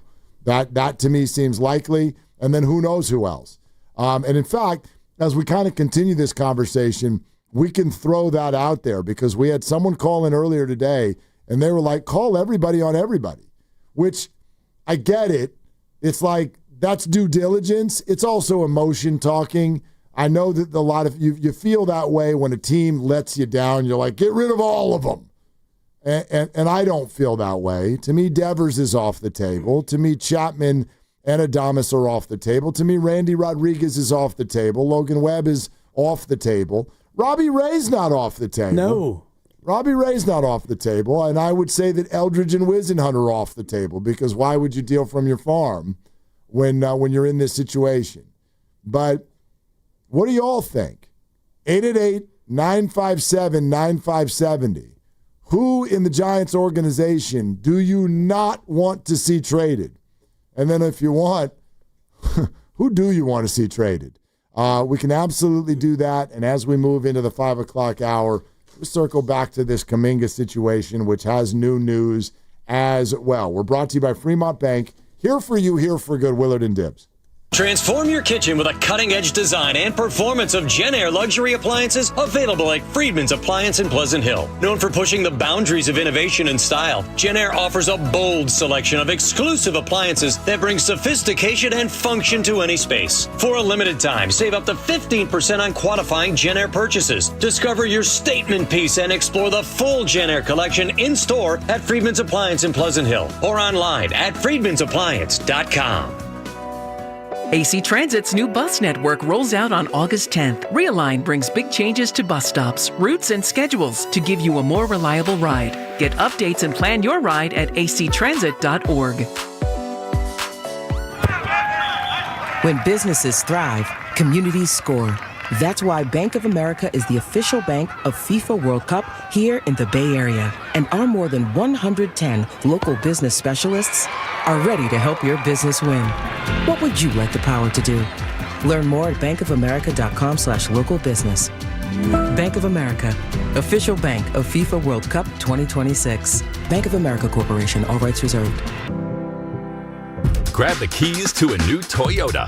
This summer comes with a full tank and endless possibilities. Your Toyota's ready for it, and right now, so are the deals. Get a low-cost lease on the all-hybrid 51 MPG 2025 Camry or Dynamic RAV4 and meet the all-new 2025 4Runner. Summer doesn't last forever, and neither do these deals. So hurry into your Toyota dealer and don't miss your chance to roam. Toyota, let's go places. Offers available through TFS buyers with premium rated credit. Offers end date 4/25. Change is always happening. It's part of life. And when it comes to music, change is all around us. Songs are rewritten. Classics are remixed. Bands and artists come and go. Even our taste in music changes. Here at Xfinity, we know there's still good in keeping some things the same. That's why we want to do our part with a 5-year price guarantee on our internet. It means no matter what changes, you get 5 years of the most reliable Wi-Fi with our best equipment included for a price that stays exactly the same. Surprised? Life is full of them. One internet price, 5 years, guaranteed. Learn more at xfinity.com/deals. Restrictions apply. New residential customers only. Taxes and fees extra and subject to change. Most reliable Wi-Fi based on Open Signal Awards USA. Fixed Broadband Experience Report, August 2024. This is Larry Flick, owner of The Floor Store. Our summer sale is heating up, and it's about to start sizzling. Now to August 4th, get a scorching 25% off everything in the store. On carpet, hardwood, laminate, waterproof flooring, and much more. That's 25% off every product. Add 2 years interest-free financing, and we're smoking hot. The Floor Store's summer sale. It's not just hot, it's sizzling. Go to floorstores.com to find the nearest of our 10 showrooms, from Santa Rosa to San Jose. The Floor Store, your Bay Area flooring authority. Injured at work? Don't wait. Every day you delay can mean lost wages, delayed medical care, and more stress for your family. At Boxer & Gerson, we fight for people just like you. Construction workers, delivery drivers, factory workers, restaurant staff, hardworking folks who get hurt just trying to earn a living. We won't back down. We get results. You work hard, you deserve real help. Call Boxer & Gerson now at 510-835-8870 or visit boxerlaw.com. The consultation is free, but waiting could cost you. Boxer & Gerson, justice for workers. 95.7 The Game congratulates Cars for Kids on 30 years of turning car donations into supporting children. Cars for Kids has helped more than 100,000 kids nationwide. Donate your used car today at carsforkids.org and join over 1 million proud donors making a real difference. 1-877 Cars for Kids. Donate your car today. Upgrade your learning experience during Dell Technologies Back to School event with AI PCs like the Dell 14 Plus featuring an Intel Core Ultra processor starting at $749.99. Supercharge your studies with features like real-time notes transcription, AI accelerated hardware to run multiple apps without slowing down, extended battery life, and more. That's the power of new AI PCs with Intel inside. Discover a smarter way to learn at Dell.com/deals. That's Dell.com/deals. Some things can steal your sunshine. Ugh, I just got my hair done. Sorry, the cooler's broken. Anyone see my flip-flops? Anyone? But COVID-19 can steal a lot more. I just took a COVID test. Ugh. Prescription medications for COVID exist. If you test positive this summer, ask your doctor if they're right for you. Visit PfizerForAll.com/COVID-19 to learn more. Sponsored by Pfizer. Some people just know they could save hundreds on car insurance by checking Allstate first. Like, you know to check you have your phone first, before the cab pulls away. Hey, thanks, man.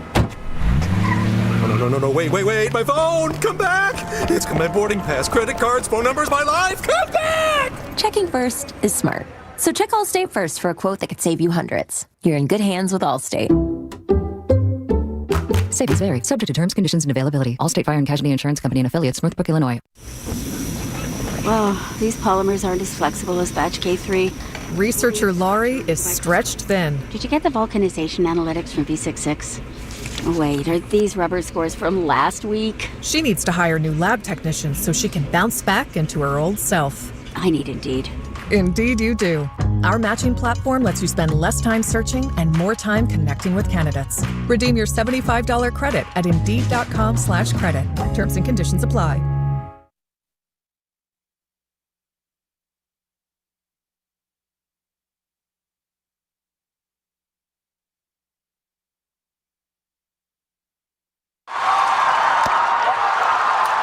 And that's the ball game. So the difference in this game is the Pirates in the top of the 10th made contact with a runner at third and less than 2 outs, and the Giants in their half did not. So here's your final. It's the Pirates 2, the Giants 1. Well, you have to be aware of this. Unbelievable. Now, back to Willard and Dibs on 95.7 The Game. All those calls on NBC Sports Bay Area. We're listening to you, venting Giants fans. We're here for you, 888-957-9570. And I'd like to say hello to the San Francisco 49ers social media team. Hello. Johnny on the spot. Yeah. Want to know what they just tweeted?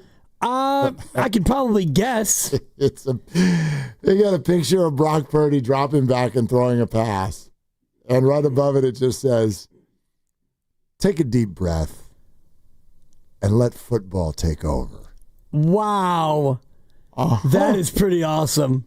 Kaboo. Total kaboo. That is pretty sweet. Hey, that's 4 minutes ago. The Niners are like monitoring, I'm sure, the airwaves and social media, and they're like, hey, all of you angry people. RELAX. Unbelievable. Relax. We're here. We're coming. We're playing. We're open for business. Well, and we're actually not below 500. No, we're actually at 500. We're 500. We're first place. Yeah. Four-way tie. We're buyers. That's right. We're buyers. We're buyers at the deadline. That's pretty funny. Oh, dude, I passive-aggressive genius is what that is. It's tremendous. It's tremendous. You know, the Bay Area teams always congratulate each other, right? Well, it's Steph Curry bobblehead day. You know, we're all in the same gang. Right. Yeah, not really. You are competing with one another on many levels. And the 49ers are about, like, camp is open. You got preseason football coming up right around the bend. They want to generate excitement, and they know exactly what's going on. You got a Warrior fan base that's like, Kaminga! And Giants fans are over here going, what the hell just happened? The Niners could have gone even further. They could have said, here's Brock Purdy throwing a pass, and the person he's going to throw it to is actually going to catch it. Yeah, Niners. Yeah. Yeah. Totally. 49er football, we know the rules. I don't know. There's all kinds of things they could have done. Yeah, maybe 2 years ago they didn't, but they're like, we know now. Right. Anyway, take a deep breath and let football take over. That's right. Okay. I mean, yeah. I mean, we would anyway, but the fact that you're saying that now on July 30th, that tells us that they're paying attention to what's going on. The Giants are 3-12 in their last 15. They're done. They're starting to sell ahead of the deadline, which is now coming up on 22 hours and 9 minutes away. So, yeah, when you get through tomorrow and you realize that maybe a couple more of your regular major leaguers are gone and you got a bunch of new guys around, football. We're here for you. Listen, and I did this last year and I'll do it again. This is the real now, okay? Let's talk about life for a second because we're all sports fans, and so we love this stuff, and it's disappointing when they don't win. It's just joyous when they do. But at the end of whatever game and at the end of whatever season, what do? Right? You go eat. You check in on your family. You got work.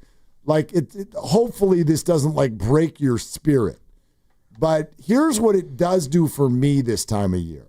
And even if you're sellers, which I clearly believe you are, you're also one game under 500, and what did you detail? What are they, 5 games out of a playoff spot? Going into that game, I believe, the Padres won, so you might have slipped a little further back. But you're 5 back, basically. Yeah, like even if I did the same thing I did yesterday, which was 19.8, MLB playoff odds. Where do you think the Giants sit now? They were 19.8 yesterday. They have lost 2 baseball games since then. And traded one of their best relievers. That's all happened since I last asked you. And are these odds updated in real time? All the time. Fangraphs it's like Darren Ruff. They're on the move. Giants, by the way, are officially 6 back in the card. All right, so 6 back. So they were 19.8% at yesterday's crossover. But they've lost 2 one-run games since then. And now here we are. So, what do you think their playoff odds are in this moment? What sort of a plus or minus do I get so that we can utilize the buzzer and the ding if I'm within the proper parameters? 1.5%. Either way. Yep.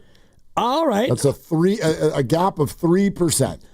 Well, there's about 8 teams still in the wild card mix. Mm-hmm. That would imply a 1-8, which is 12.5. I'm going to say 12.5%. Was I too high or too low? I have to give you a thumbs up or a thumbs down. You can't just hit the buzzer. I can guess and no. There are times where you just impress the living hell out of me. Oh, I hope this is one of them. You're going to take that buzzer back now. Don't do the Dan Dibley could win at nothing thing. Don't do that. You still owe me an explanation for that. I know you do, and it'll be an explanation sensation. Dan Dibley could win at nothing. It's not today. Listen. Busy day today. You flipping nailed it. Nailed it. Yeah. 12.8%. And in fact, to clinch the wild card, 12.5%. Exactly what you said. Crazy. Because Nice job. Thank you. I just used the implied odds, and right now there are 3 teams who are your wild cards, and there are 2 more ahead of them. But in actuality, Arizona's 9 back. They're probably not in it, but there are 8 teams within 12.5 games of each other. So I just took the 1-8 shot and thought, that's what we're going to go with. Look, they're 12.8%. The Reds are 16.2%, and they bought today. Mm-hmm. They think they're in it. Brian Hayes, right? Yes, they did, from the Pirates. So they bought today, and they are only 3.5% higher than the Giants are. And they're 3.5 back of San Diego. Right. But here's on the real, okay? So, yeah, the Giants can still make the playoffs. It's a little early in the year for the math is there. Whip-de-doo. But, yeah. This is life now. I'm talking about the Niners can tweet, hey, let football take over. Well, there's not a game that I actually care about for still more than another month. August calendar still has not technically started. And I was just thinking about the fact that school starts in about 3 weeks. Some are already back, by the way. Right, some are already back, but mine still have 3 weeks to go here or so, maybe even a little bit more. I got to look and see exactly when they start. I don't know.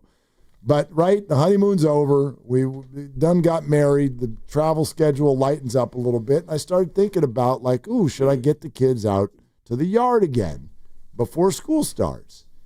And this is where my mind goes when you get to a moment like this.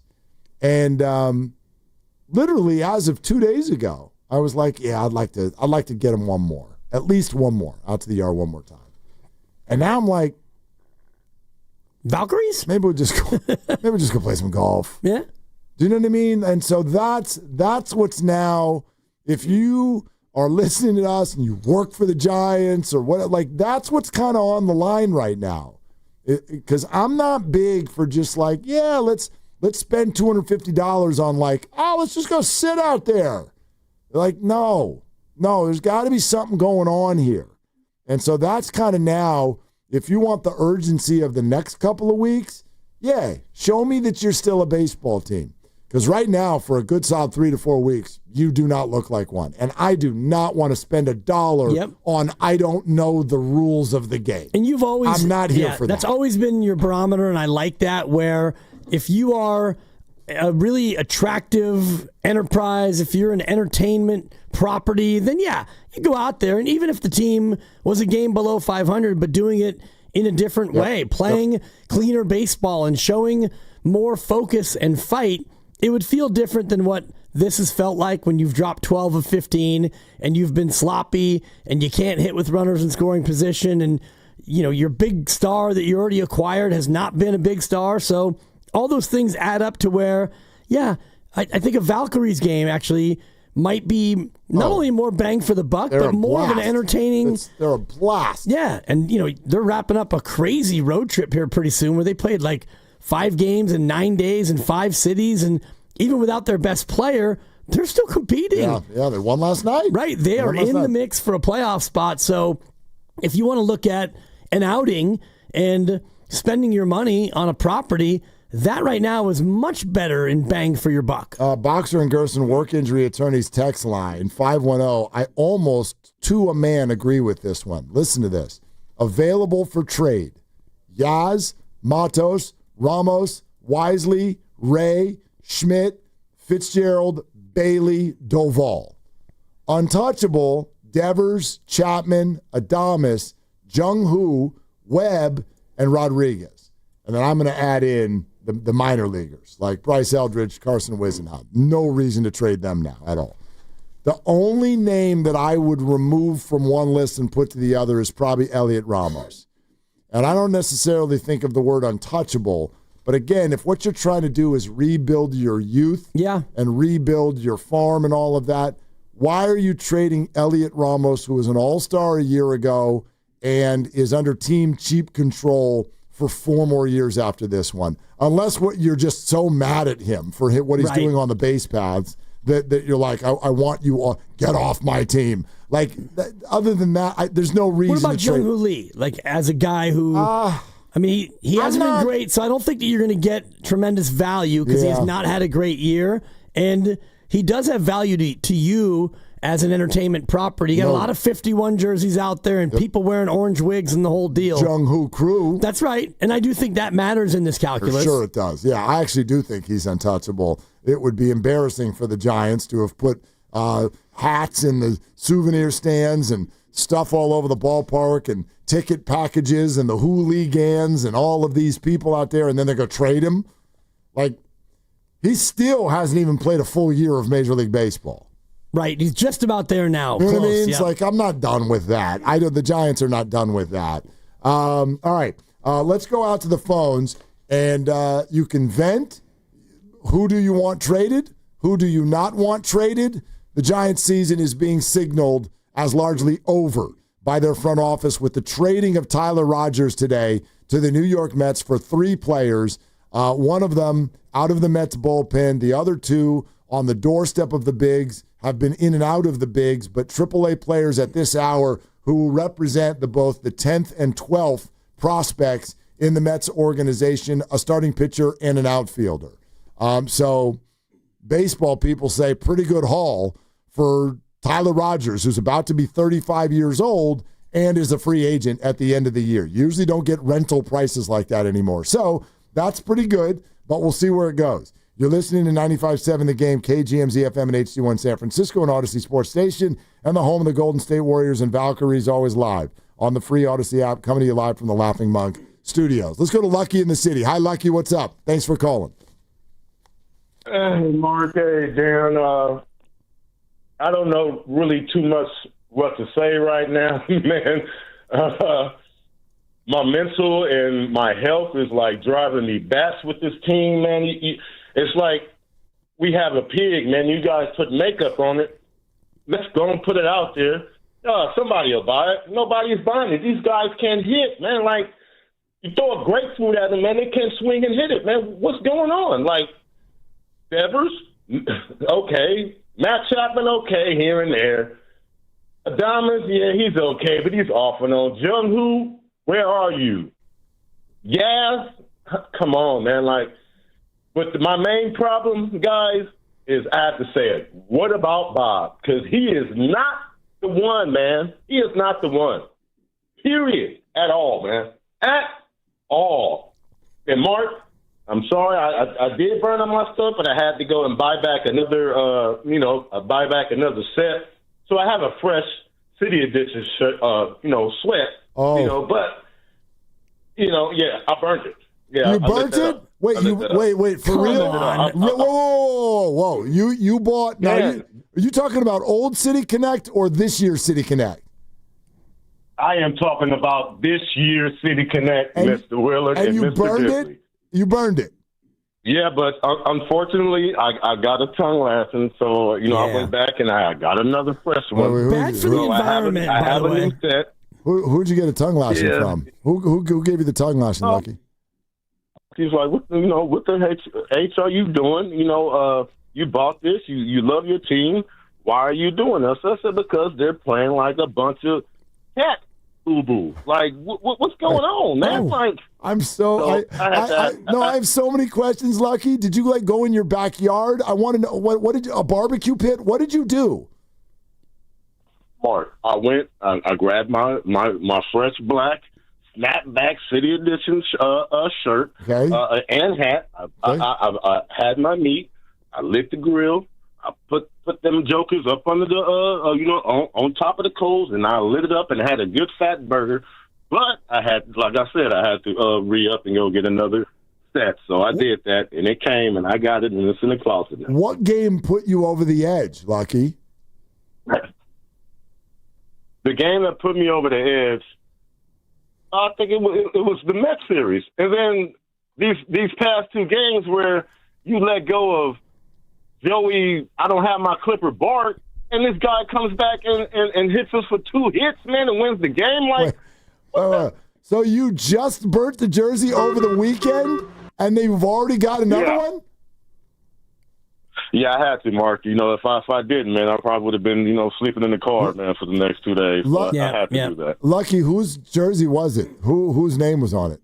Oh, no, it was. I'm sorry, my bag on the jersey. It wasn't a jersey. It was just the basic shirt and hat set. Just the hat. Okay, just the hat. And then, the hat and the shirt and the hat. And you actually burned the fumes of this into a burger and then ate it.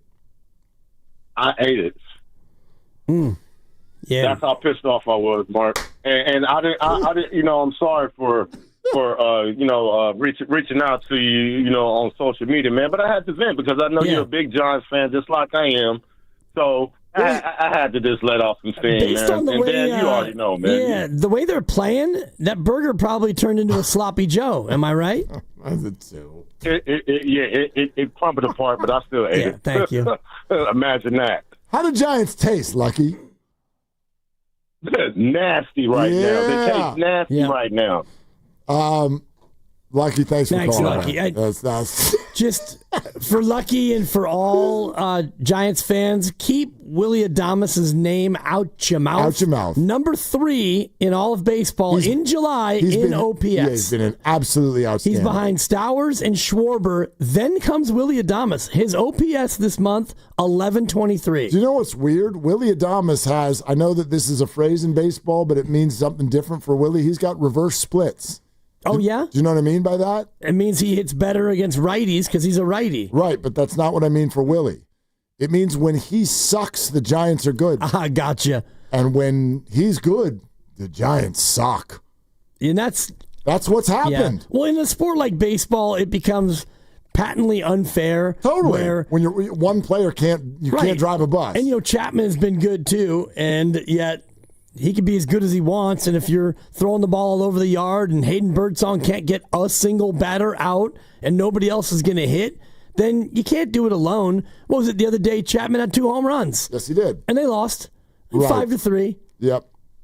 Because your offense was basically that. And he struck out twice in the late innings with runners on him. Right, but 2 home runs, what are you going to do? I get it. But that's what defines the Giants. Like, even when somebody has one of those go-off games, Willie did it in Toronto. When he homered twice. They can't win. Yeah.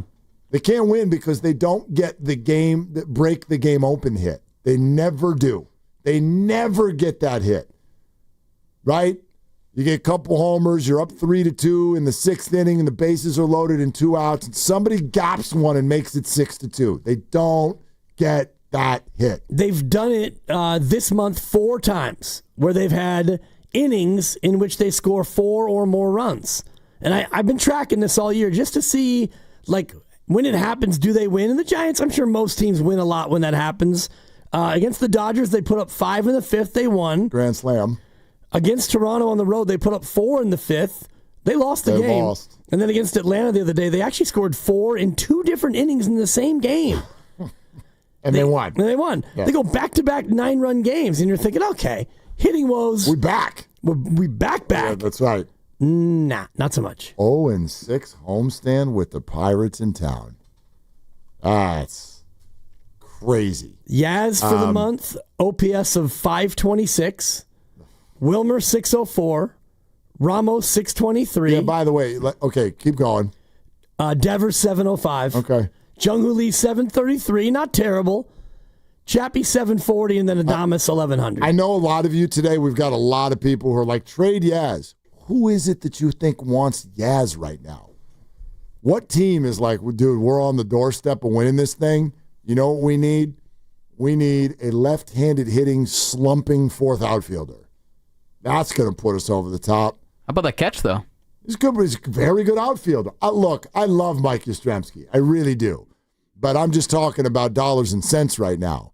That's not somebody who's going to get you much in return, especially as a rental down the stretch. Nobody's looking for a slumping, platooning outfielder.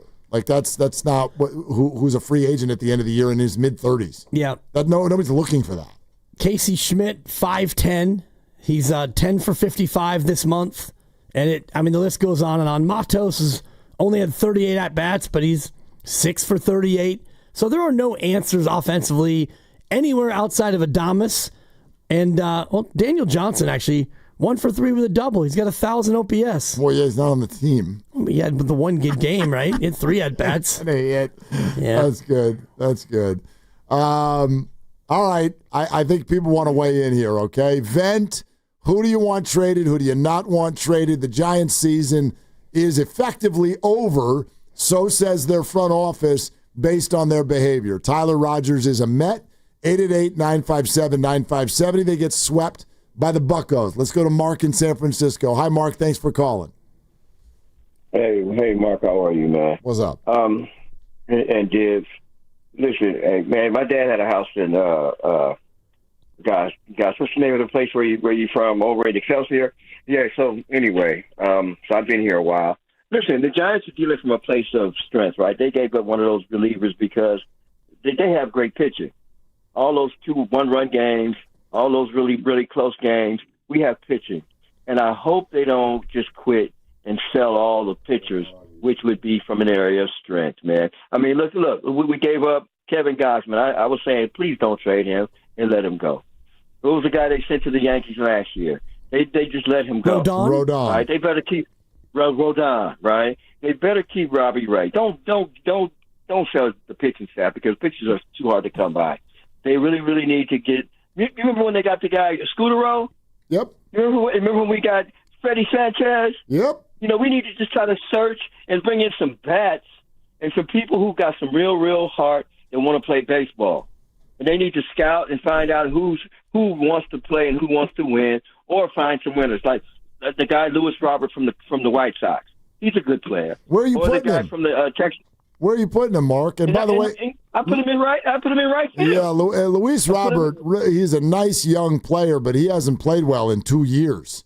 You know what I mean? Like I think the only issue I have with your thinking right now, Mark, is that the examples you're giving are nice supplemental pieces that joined a really good baseball team. This isn't a really good baseball team. Like, you want this Giants team to go get good hitters? They went and got Rafi Devers. That's one of the greatest hitters in the game, and they sucked since they got him.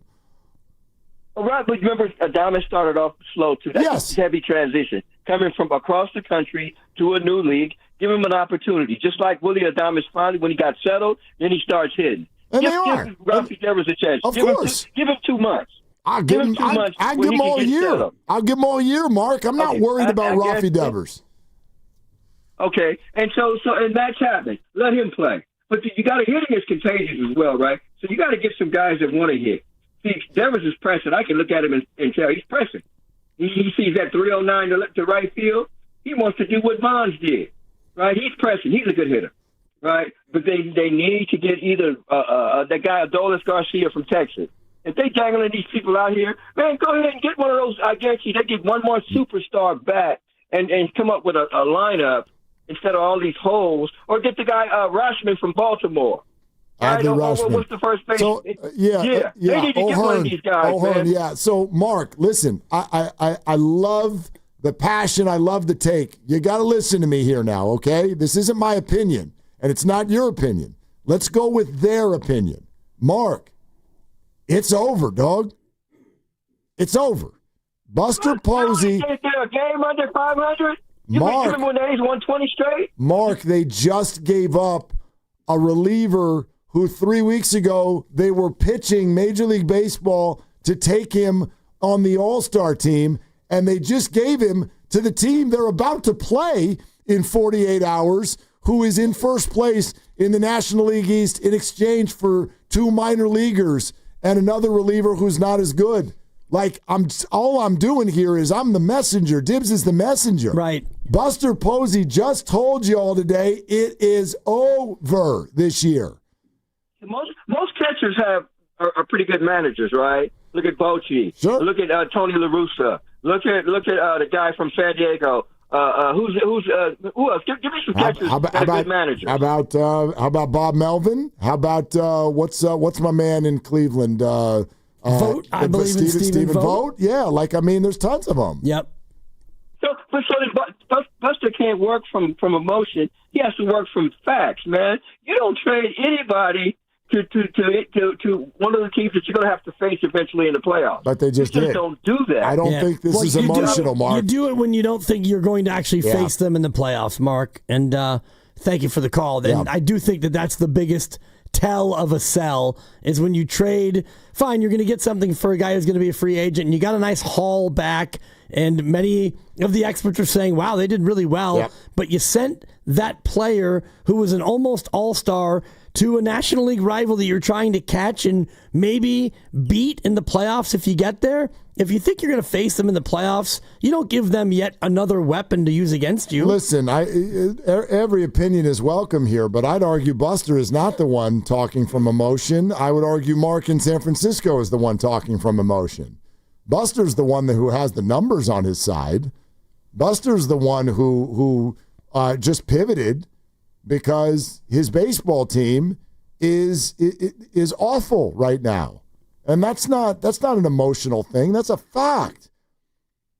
They're the worst team in baseball since they got Rafi Devers, and it's not just losing games, it's doing embarrassing things on the diamond. And that's now more than 6 weeks. Yeah, this is not a small sample.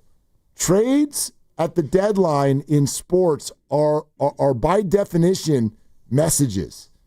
You either earn that they spend more money and give up future assets to go for a ring, or you don't earn it.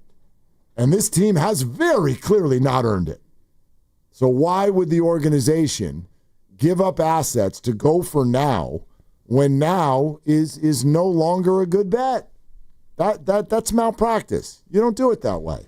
You just don't. Yeah, it's risky, and if you did, you'd have to use some of your assets in the farm that you don't even have that many of anyway. So a trade like this today, you can pitch it as a combo platter where, yeah, you sold one of your better relievers, but you did get 3 players back. Maybe they can help you now. They hopefully will help you next year. So it's not a complete give up and wait till 2028 because you acquired a bunch of 18-year-olds. No. You got a major league reliever who goes right in your bullpen when you get out to New York, and you got a starter who I think will be in the rotation sooner rather than later. And so you got guys who you hope can help you right away.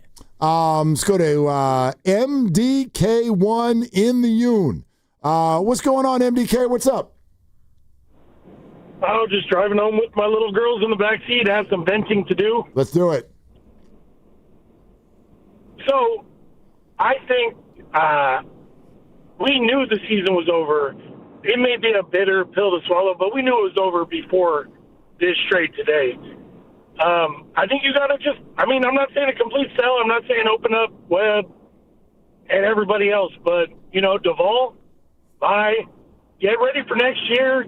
When we're free of Flores and Yastrzemski, go sign Kyle Tucker, bring him in, bring up Eldridge. Much better lineup right off the bat. That's not even including anybody else you got. So I think, and then Melvin and his coaching staff, I think, honestly, I'm at the end of my rope with them too. Like, we have a third base coach who doesn't know when to send people, know when to hold them up. I have a theory about Mark Hallberg being the next manager because he's Buster's buddy, and yeah. So it's time to move on. This Rogers trade today is just the next step. I think we knew for a while now, for the last few weeks at least, it was over, man. MDK, thanks, man. Appreciate it. It's a good rant. I know that look, this is normal in sports. When something doesn't go well, you go after whoever's in charge of the on-field or on-court product. Totally get it. Don't think it's necessarily unfair, but this is just my read. I do not believe that Buster Posey and this front office I don't think they're pointing at Bob Melvin. You can, I get it. I don't think that they're pointing at Bob Melvin. I don't think it's been a good year for Bob Melvin. I think that the stench of what we've seen the last month is on everyone. But at the same time, I don't think this early into his tenure and some of the sort of like keen aspects of what you're seeing these players do, I don't think Buster thinks that this is a Bo Mel issue. And they recently gave him another year, and they did it purposefully so that people wouldn't start to kind of go after Bob during a losing streak. And I think that that's going to continue at least for next season. Or into next season. Yeah. And I do think that if these issues and these mistakes continue to percolate to the surface next year, and that next year's team has a similar kind of up and down year where you're not playing very buttoned up, you might see a move made. But I also think about the bigger picture of what's going on at 3rd and King. And this year is almost like the bonus year. You want to compete. You want to be good. You always want to win. I get that. But when you do what you've done this year and you bring in Devers and you sign Adames and you've got a pitching staff that, let's be fair, Logan Webb and Robbie Ray at the top, proven, legit Cy Young restaurant quality. Beyond that, if it's Birdsong and Roop, it's Harrison and Hicks, it is Carson Wisenhunt. It's a wildly unproven and young rotation. Your bullpen looked good and it has been good, but beyond that, your offense is still not even league average. So if you want to start making desperate moves, I don't think that now is the time. I think that this year was a look and see kind of year. You had a chance to get Devers and you did, and you've made some good moves. And I'm not saying it's look and see like you go ahead and be 70 and 92, but I don't think that you're in a spot where you're going to make a managerial move just because you're struggling. You're not going to make a desperation trade to bring in a big bat. No. You're not going to I think that this is a year where you're taking a look at what you have. You've been better than you thought. You've been worse than you thought. And here you are, a game below 500. I hear you, but I'm going to stick to what I said a number of weeks ago, which is that, I hate the word expectation, but for this to be a good season, the Giants had to go to the playoffs. And I laugh every time everyone's like, well, this was never going to be a good year. Listen, you have 4 players. You have 4 offensive players who have 9-figure contracts. You had the best bullpen in the league and 2 all-stars in your starting rotation. You're telling me you can't make the playoffs with that when half the league doesn't even try? I think you're crazy. Every one of you out there who is like, no, we never expected anything this year. Come on, Mark. They weren't really that good. This was just a lucky start. Anybody who's saying that, I respectfully, I don't think you're understanding the analytics of baseball. When you've got the best bullpen in the league, 2 all-stars out of your starting 5 rotation, and 4 regulars who have 9-figure contracts, you're telling me that we shouldn't be talking playoffs? I'm not saying they're the Dodgers. They're definitely not the Dodgers. I wouldn't have even favored them to win a round in the playoffs, but that's a playoff team. That should be a playoff team. And what has happened for the last month is absolutely stunning and totally unacceptable. I agree. So this is not like, I don't buy the whole this year didn't matter. This year mattered. And this is a disaster. It's a disappointment, yeah, and it's not over yet. And they are 6 out, and so it's not looking great. You mentioned before their StatCast or their baseball playoff prediction number now is at 12.5%, which, so you're saying there's a chance, not a great chance. The preseason win total over-under as set by DraftKings was 80.5. So the Vegas experts who make a living and they build multi-million-dollar casinos based on these odds that they set, they had them as an 81-81 team. That's prior to Rafi Devers being on the team. That's prior to knowing that Robbie Ray was going to pitch the way he did. Is prior to knowing that it's the best bullpen in baseball. It's prior to a lot of things. Sure. If you would say, okay, the baseline is 500 baseball, and then if I had told Vegas before the season those factors, the bullpen would perform at the highest level, 2 of your 5 starters would make the All-Star team, and actually Rafi Devers is on the squad. And I'd say and you'd give up almost nothing off of the Major League roster to make that happen. That win total goes up 5 or 6 games, for sure, in my opinion. What if I added in to your mix, and you're not wrong about those factors, but you're going to be a below replacement level defense at a number of different spots. You're going to have a multitude of offensive players who are more offensive than offensive, and you're going to have a situation where the back half of your rotation is not going to be as good as you thought it was going to be. So, I see that as a mixed bag. I mean, Landon Roop has been way better than you thought he was going to be. Birdsong was pretty good, and then mentally went into a total tank and whatnot. Verlander, that's been a little bit disappointing. Yep. Harrison's not on the team anymore, et cetera, et cetera. Hicks is gone. Yep. So, I mean, I don't know, a little bit of a mixed bag. Yep. But yeah, you're not wrong. That's the way that it played out. But I think the projection of what you're looking at when you have that level of money and commitment onto your offensive side, everyday players, really actually pretty good health. You lost Chapman for a little while, but outside of that, pretty good health. You acquire Rafi Devers, and your pitching staff, its metrics are wonderful, and you play in a pitcher's park. Dude, you should be a good baseball team. Not great, but good. Yeah. And they're not good. Well, they're a game below 500. Right, but this is an extended period of what I would argue is like, you're not struggling. You're just not good. Like you're doing all kinds of things. Your characteristics of your losses are of a team that like doesn't even focus on what they're doing. Agreed. And if I had bet the over at 80.5 or 81.5, wherever it eventually landed, I would have been feeling pretty really good for a long time, even as most recently as when they get to 52 and 43.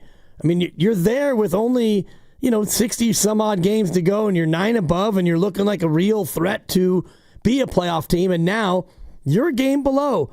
And I would be sick to my stomach if I would have made that season win total bet at the start of the year, especially when you look at the schedule that they had in the second half. Based on the opponents that you're facing, you had one of the easier schedules in Major League Baseball, and you've gone out and been swept by a Pirates team that's not very good. Swept by the Marlins. Not very good. 2 out of 3 in Chicago. Right. And so when you look at these games where you should be fattening up and you're not, and now you've got the Mets and you get the Padres coming up, so it just becomes difficult to even scratch out a 500 year. Next up, Sean in San Jose. Hi, Sean. We appreciate your call. What's up? Yeah, what's going on, guys? Just wanted to call in and talk some Giants baseball. You guys keep talking. You're not the first person to say this. A lot of people are saying, well, you trade Mike Yastrzemski. Who do you trade him for, or who's next? Don't they have Luis Matos sitting on a bench every day? He never gets any run. All I've heard for the last 4 or 5 years from the Farhan era, we have a great farm system. Matos, Luciano, Eldridge, all these other players that have come up and they haven't performed. Helio Ramos hasn't been performing. It's time to get these guys more at-bats. Get Yastrzemski out. Had a great play in the outfield today. Hitting-wise, he's not it. Let's move on from him. Trade him for cash considerations, whatever you can get. I'm not saying he's going to be a star somewhere else and we're going to light up and get a huge haul for him, but let's see what else we have in the depth. The other area where Buster Posey kind of messed up too as well with the Devers trade is you added too many DHs and first basemen to the team.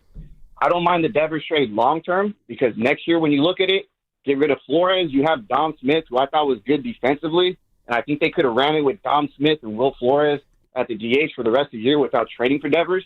But now let's put Devers at first base, and let's get ready for Bryce Eldridge next year. That's your DH. That's your first baseman combo next year. That's pretty much all I got to say. Go Giants. Sean, thanks. Appreciate it. Some interesting points in there. I will say this, and this goes for the Golden State Warrior conversation too.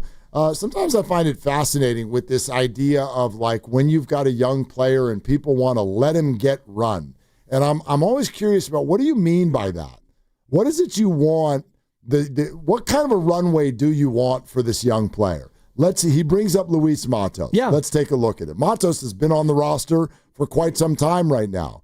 Matos has played in 13 games in the month of July. He has 38 at-bats. He has had quite a few starts out there in right field in a platoon role with Mike Yastrzemski. Why does Yaz get more starts? Because there are more right-handed people than left-handed people on planet Earth. Therefore, the left-hander is going to get more of the starts. And I would argue, with this opportunity that Matos clearly has so far this year, he's been awful. Now, he's a young player, so I'm not done with him or anything like that. I'm not saying his career's over. But Luis Matos been around for a little while right now, and 38 bats in the month of July. He has 6 hits. He has 6 hits. And if you take away the moment where he hit the game-tying home run against the Dodgers late, there's very little going on there. And, oh, by the way, he's been a minus on defense as well. What kind of ramp-up do you want professional teams to give to young players? Because it feels to me sometimes like people are just screw winning. Just forget it. He needs a runway. Let's just watch young people develop all day. Is that what y'all want out of pro sports? I mean, maybe in September we do. Yeah, exactly. I don't want people doing that with your season. The point is to win, not develop. Unless you like Marlins baseball. Well, unless you can develop and win, which everybody wants that. And this is 38 at-bats this month. And, he's playing. We can save what I was going to bring for the Kaminga conversation, which all roads lead to Kaminga, and there's more we can talk about tomorrow. This Giants thing today sure it's coming. Took on a life of its own, but the idea of the Warriors in development is an interesting notion because the Warriors won. So can you win and develop? It's really hard. You love the stat WAR in baseball, wins above replacement, which indicates how good you are versus the average player at your position in baseball. Lamont Wade Jr. this year was a minus 1.1. He got DFA'd. The next worst position player is Luis Matos, who's a negative 0.6. Young player, still has a lot of upside and a future at 23, but right now, he is not. If you're in a pennant chase, and the Giants have been up until a couple hours ago, if you're in that spot, you can't keep rolling a guy like that out there who is lost at the plate and is not a good defensive player. He's got a career negative 1.2 WAR. And, look, again, he's a young player. He's 23. But I guess my argument is they are having him play. He is. He's on the roster. Right. He starts every second or third game. He comes in to pinch hit for Yaz when there's a lefty on the mound. That's his role. That's what his role is. So he's up. He's playing. You don't turn the baton over to all of the kids, especially when you're 10 games over 500, which is what the Giants were not that many weeks ago. So I just always who's number 2 in WAR on the Giants in position players? Number 2? Yeah. Because number 1 is Matt Chapman, 3.3. Number 2 is Yaz with a 2.0 wins above replacement because he's such a great defensive player. Yep. And offensively, when he does something well, it's usually a big hit, a home run. He doesn't get a lot of hits, it seems, but he's got a 2.0 WAR this year. Interesting. Yeah. I mean, he was doing well. I mean, he's completely fallen off. But, I mean, it wasn't that long ago that you're like, hey, he's having a nice year. And then he hit another wall. Let's go to Gene in Oakland. Hi, Gene. Thank you for calling. Hey, how you doing? What's up? So, listen, you guys, I'm sitting here with the pooch. We can talk, so here we go. Yeah. Anyways, you're going to vehemently disagree with me on this. You already have, actually. But I think they should pretty much stay pat with the team and start looking around for a replacement for Bob Melvin. So hear me out, okay? I followed this guy's career pretty closely. I was a big A's fan for years when he was there. He was one of the best A's managers of all times. Manager of the year in both leagues. Very few have accomplished that. But the thing about Bob is he tends to wear out his welcome. So he's done it with 3 teams. He didn't do it with Oakland because basically they sabotaged him. The owner went to him and said, hey, we're getting rid of anybody that's any good, replacing him with, a bunch of rookies, has-beens, and never-weres. So here's your chance to leave. But in every other case, teams started losing, things went south or sideways. They said, okay, time for you to go. I mean, his last gig with San Diego was, with a team with a bunch of stars that underperformed. And that's the point I want to make here. We have, more than anything, a bunch of players that are underperforming. And that's mental to me, okay? They're just not out there focused, doing the right things, making silly mistakes. And that's the purview of the manager and his coaching staff to fix that. It's not getting any better. It's getting worse. So I really think they should start looking for somebody. And finding a good replacement, that's not easy. I get it. But before we start looking at getting rid of players that are underperforming, let's look more carefully at the management position. Well, Gene, look, I think it's an opinion that probably a lot of people share right now. At the same time, my answer to you on this one would be that it's first of all, it's too early for that, and second of all, this is what I would wonder. For example, a lot of people bring up the tenure in San Diego, and they go, dude, you had a lot of good players, and that didn't go well. Does it do anything for you that Chapman, who used to play for him, and Blake Snell, who was on that team in San Diego, when given the opportunity, both chased Baumel to go play for him again? Does that do anything for you? I know some of you will go, oh, that just means he's a nice guy.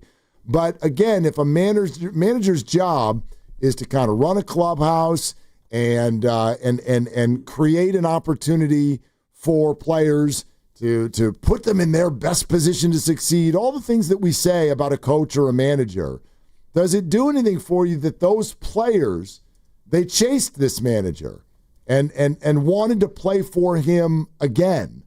I have a hard time blaming the San Diego situation on him, knowing that there was a terrible relationship between him and his general manager. Yeah, A.J. Preller. And you've detailed this. Yeah, and I'm never going to come down a manager's road for not winning in Oakland with the resources that are not allowed based on the overall leadership in the last handful of years with that organization. In Oakland. And he did win, exactly. His last 5 years were all winning seasons, including the COVID year, 36-24. And I was looking back, doing the deep dive on all playoffs and all three big sports. They had 8 playoff teams in each league in that COVID year. 16 teams made the playoffs. It was like a funky NBA sort of 1 versus 8 format, but he backed it up the next year going 86-76. And the A's haven't sniffed it since. So I do think there's a Bob Melvin conversation about how has he done this year.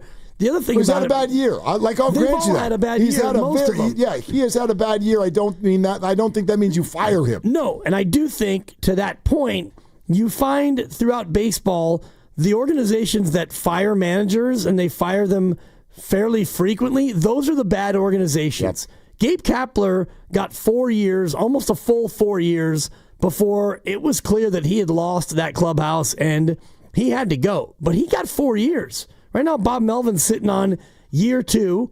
And, yeah, he has not knocked it out of the park, pun intended, but I think that there's still enough that he's done right to give him plenty more opportunity.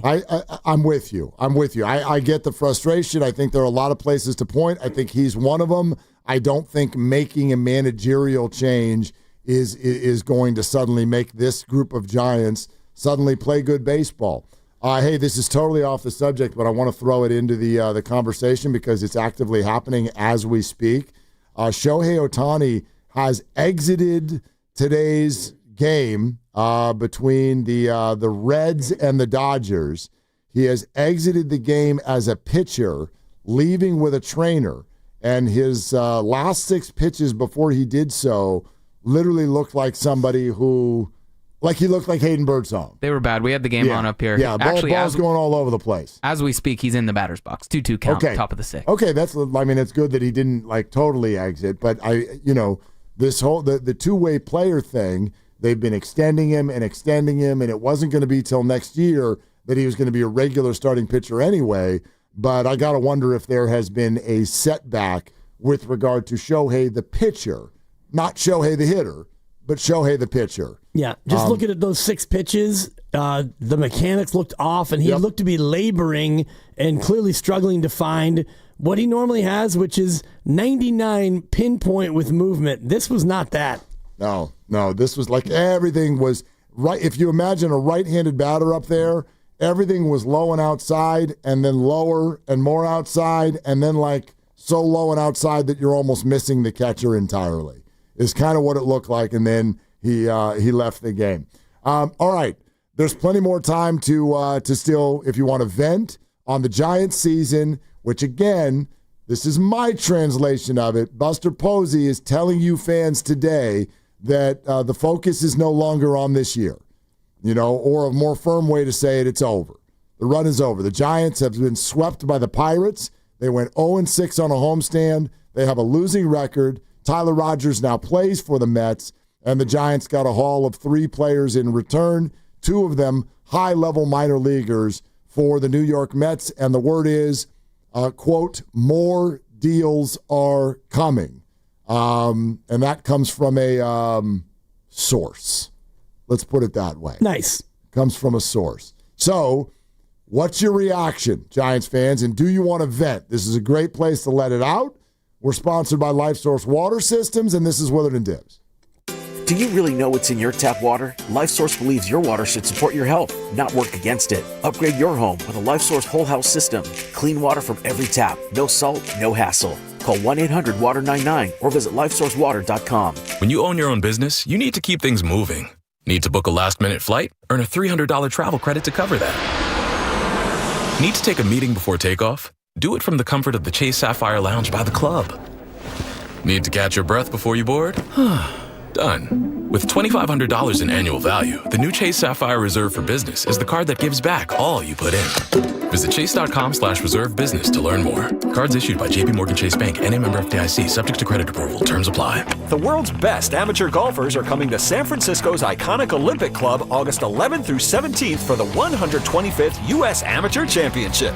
312 players will compete on the legendary lake and ocean courses, where the winner will join past U.S. amateur champs like Tiger Woods, Phil Mickelson, Jack Nicklaus, and Arnold Palmer. Walk the fairways and see the future stars of golf up close. Get your tickets now at usga.org.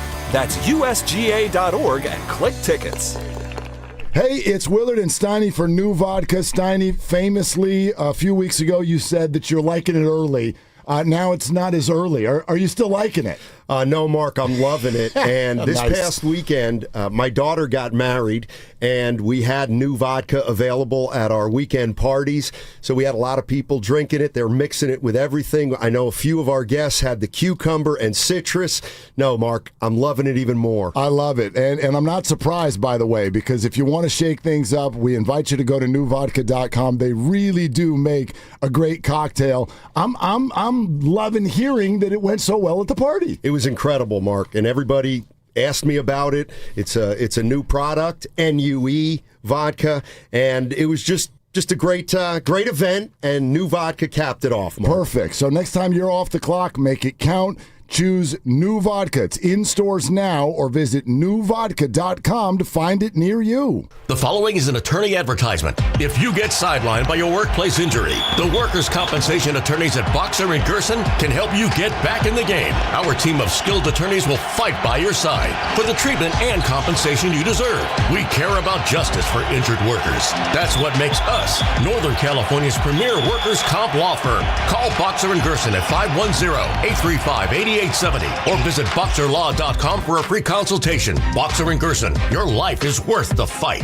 Are you interested in being an install or service technician?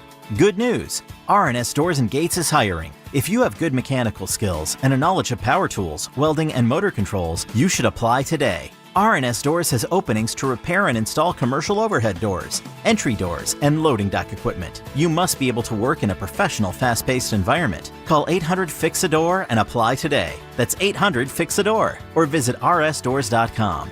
R&S Doors. Look for the red truck. Welcome to Dugout Radio, the undisputed home of Boomtown Baseball. The Wi-Fi is booming with Xfinity, baby.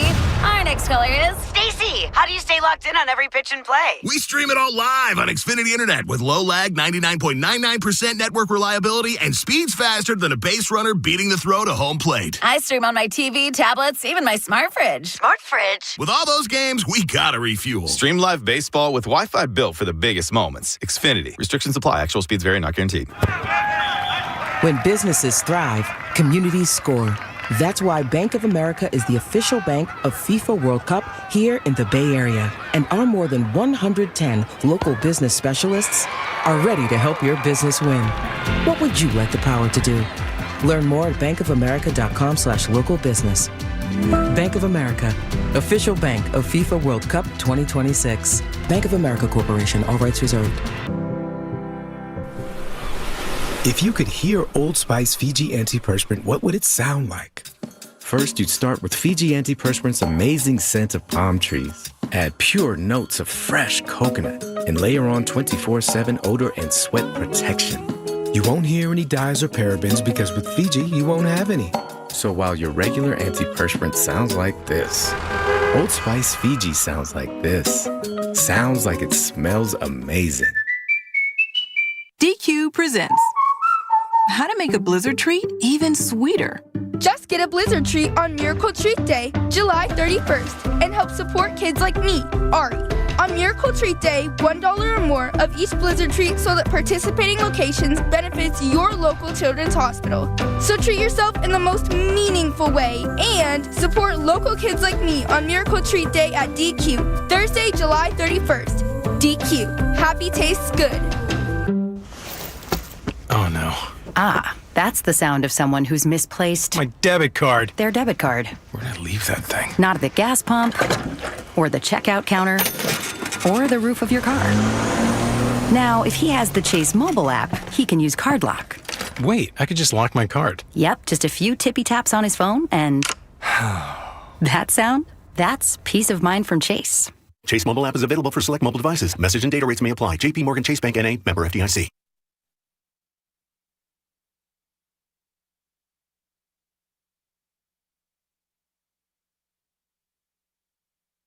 Certain I had. And you actually burned the fumes of this into a burger and then ate it. I ate it. That's how pissed off I was, Mark. How do Giants taste, Lucky? Nasty right now. They taste nasty right now. Now, back to Will and Dibby on 95.7 The Game. Yeah, so Tyler Rogers doesn't play for the Giants anymore, and we got fans eating the remnants of their own hats. I didn't have the season going that way. I really didn't. It turned in a hurry, too, is the thing. Sure did. Yeah, and that's the real shameful part. It didn't have to be like this. You had things in a good spot, and there was excitement. Roop gets hurt. Okay, that's not good. Verlander gets a win. You put up back-to-back 9 spots in Atlanta. All right, Giants, here we go. Got a pretty soft schedule coming up in a 6-game homestand. Let's get excited. Lick your chops because you're facing the Buccos and you don't face Skeens and they're not very good. And it's 1, 2, 3 games you're out. And now we're in the seller's market. My God. It happens quick. Life comes at you fast. It happens so fast. And again, we talked about it about an hour ago. The San Francisco 49ers are there to pounce on social media as just about an hour or so ago, they tweet out some video of their players working out at camp, including Brock Purdy dropping back to throw a long pass. And they write, take a deep breath and let football take over. And guess what? That's exactly what's going to happen. That's it. That's it. You have multiple opportunities in the summertime to capture an audience if you're baseball. And look at what's been granted to you. The 49ers are coming off of a 6-11 campaign, and the Warriors are the only team in the NBA that did not make a free agency move so far. And right now, while there is drama, there's nothing to sink your teeth into, and people are actually frustrated by the conversation surrounding Jonathan Kaminga blocking everything up. Absolutely ripe for the Giants to come in and have a great summer and it looked like they were capitalizing in a major way with both a winning record and a blockbuster trade, bringing a great player to the team. And here we are before August. And you're going to sit here, any of you, and tell me, this is what the Giants were. Of course, predictable. You're funny for even thinking it was going to be good. Do you understand the disaster that this is behind closed doors for that organization right now? Disaster. It is embarrassing. It is financially preventative. For sure. It is so many things that I'm trying to tell you. This is bad. This is really, really bad what has taken place. And you just laid that out in a way that had me thinking about the sports calendar and the way the ebbs and flows go, because football is king. We get that. And even when the Warrior season starts, we're jacked up about the first game, certain games. We love Steph Curry, so we watch everything. But come Sunday, if the Warriors have a game on a Sunday, you're going to have to record that baby because it's 7 hours and we're all locked in. And even Monday night, whatever, football's king. The Warriors season ended on May 14th in a Game 5 loss to the T-Wolves. Yep. On that same day, the Giants, they lost, but they fell to 25-19, and you didn't have any draft yet. The 49ers were maybe in some voluntary this or some organized team that. Starting on May 16th, the Giants beat the Athletics, and the Giants got May and June, and they got all of July to have it to themselves. And had they not spit up on themselves over the course of these last couple of weeks, honestly, Mark, we'd be humming into August, and it'd be like Kaminga. All roads lead to Kaminga. For sure. I mean, Niners were getting ramped up, but hey, you've got to watch this orange and black because they're cooking. They're a thing, but they took a golden opportunity to own us, and that's why the Niners are like, thanks, Giants. Basically, we'll go ahead and take it from here. Like, real talk, I am more interested in this moment in the 49ers kicking competition than I am in this series against New York this weekend. Wow, that's pretty damning. And it's you keep it real. Like, you're a big-time fan and people call you a homer and all that, but in a moment like this, when you say that tells me the depth of your frustration. Well, I'm taking my cues from the leader. Buster Posey. Buster Posey thinks it's over. So, well, Buster Posey thinks it's over, and players on the team don't know the rules. They don't catch the ball. They don't hit the ball. They don't like. I don't throw it at the other team. You know what I mean? Like what? What are we supposed to do with all that? Well, you have to be aware of this. And then you're over there with 7 hours. And that gets my mind going in a completely different space. Right. When are we getting him on? When's the right time to... Yeah, Scott Hansen. When are we getting him on? By the way, and I have a selfish reason for asking. This is kind of fun. We should probably end the show with this. This is fun. So I got a text about 2 hours ago. It's from my oldest son. And we're going to be... he's going to be down in L.A. for a few days. And his cousin, my nephew, lives down there. They have a fantasy league together. And I guess they're doing their draft next week. And I try to tell them, part of it is because they don't live in the same city, and so they want to do it when they're together. But I'm like, just understand, because I've fallen into this trap before earlier in life, your draft is way too early, and you're going to regret it. Mm-hmm. You're going to do your draft on Tuesday, and at least 3 players on your team will be hurt or cut or traded or demoted or whatever. You're going to draft somebody in the 6th round who's not even on the team. I promise you it'll happen, and you're going to regret it. But whatever. Yeah. Do you? I think I know where you're going, but... I bet you don't. Where do you think I'm going?